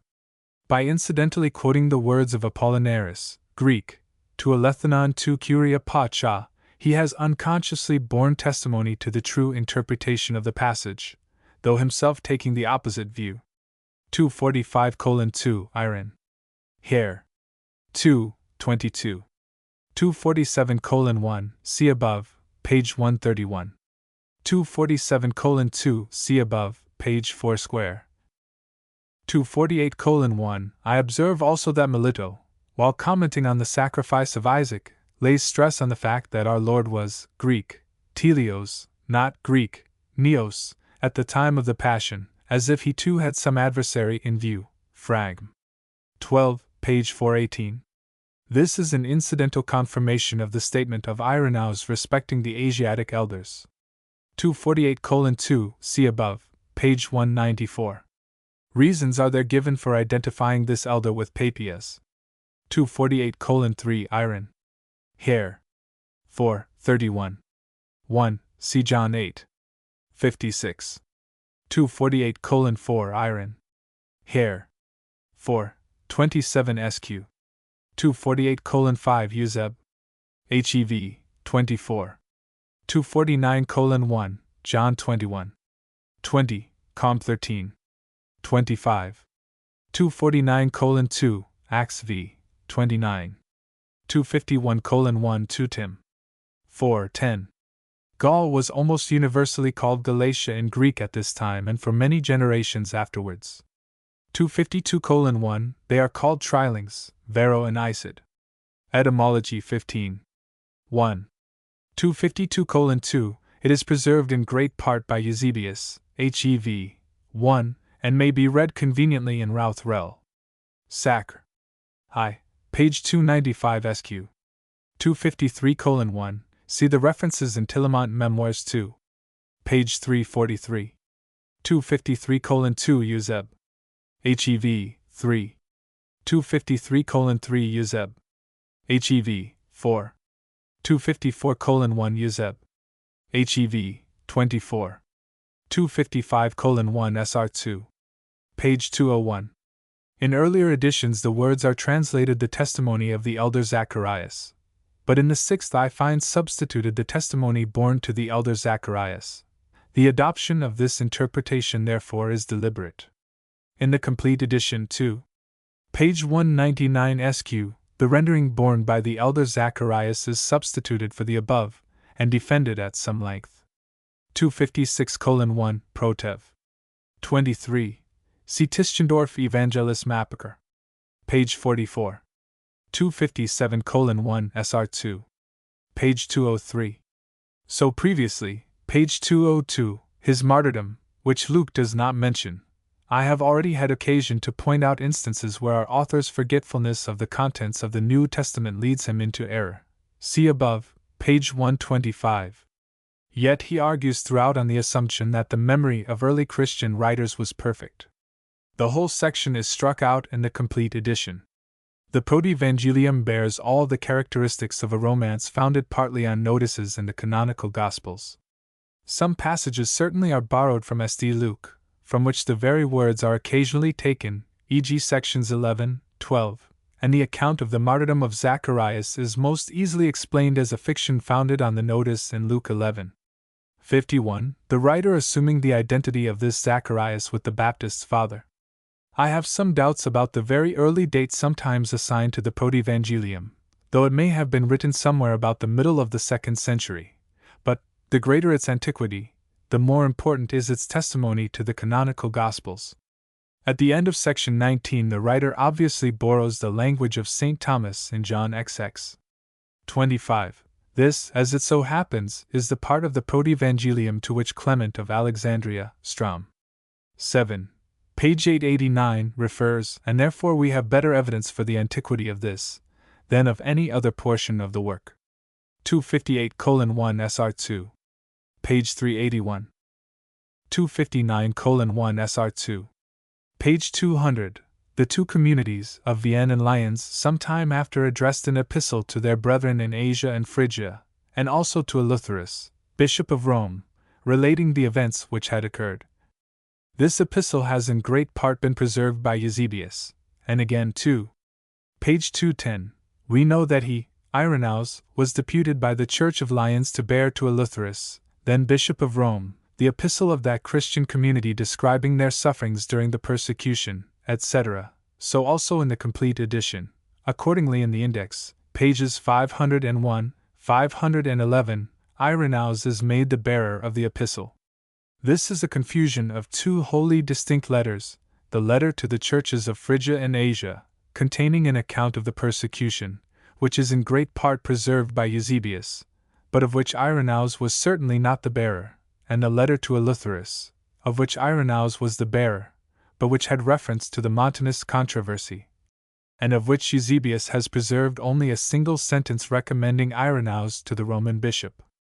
This latter contained references to the persecutions, but was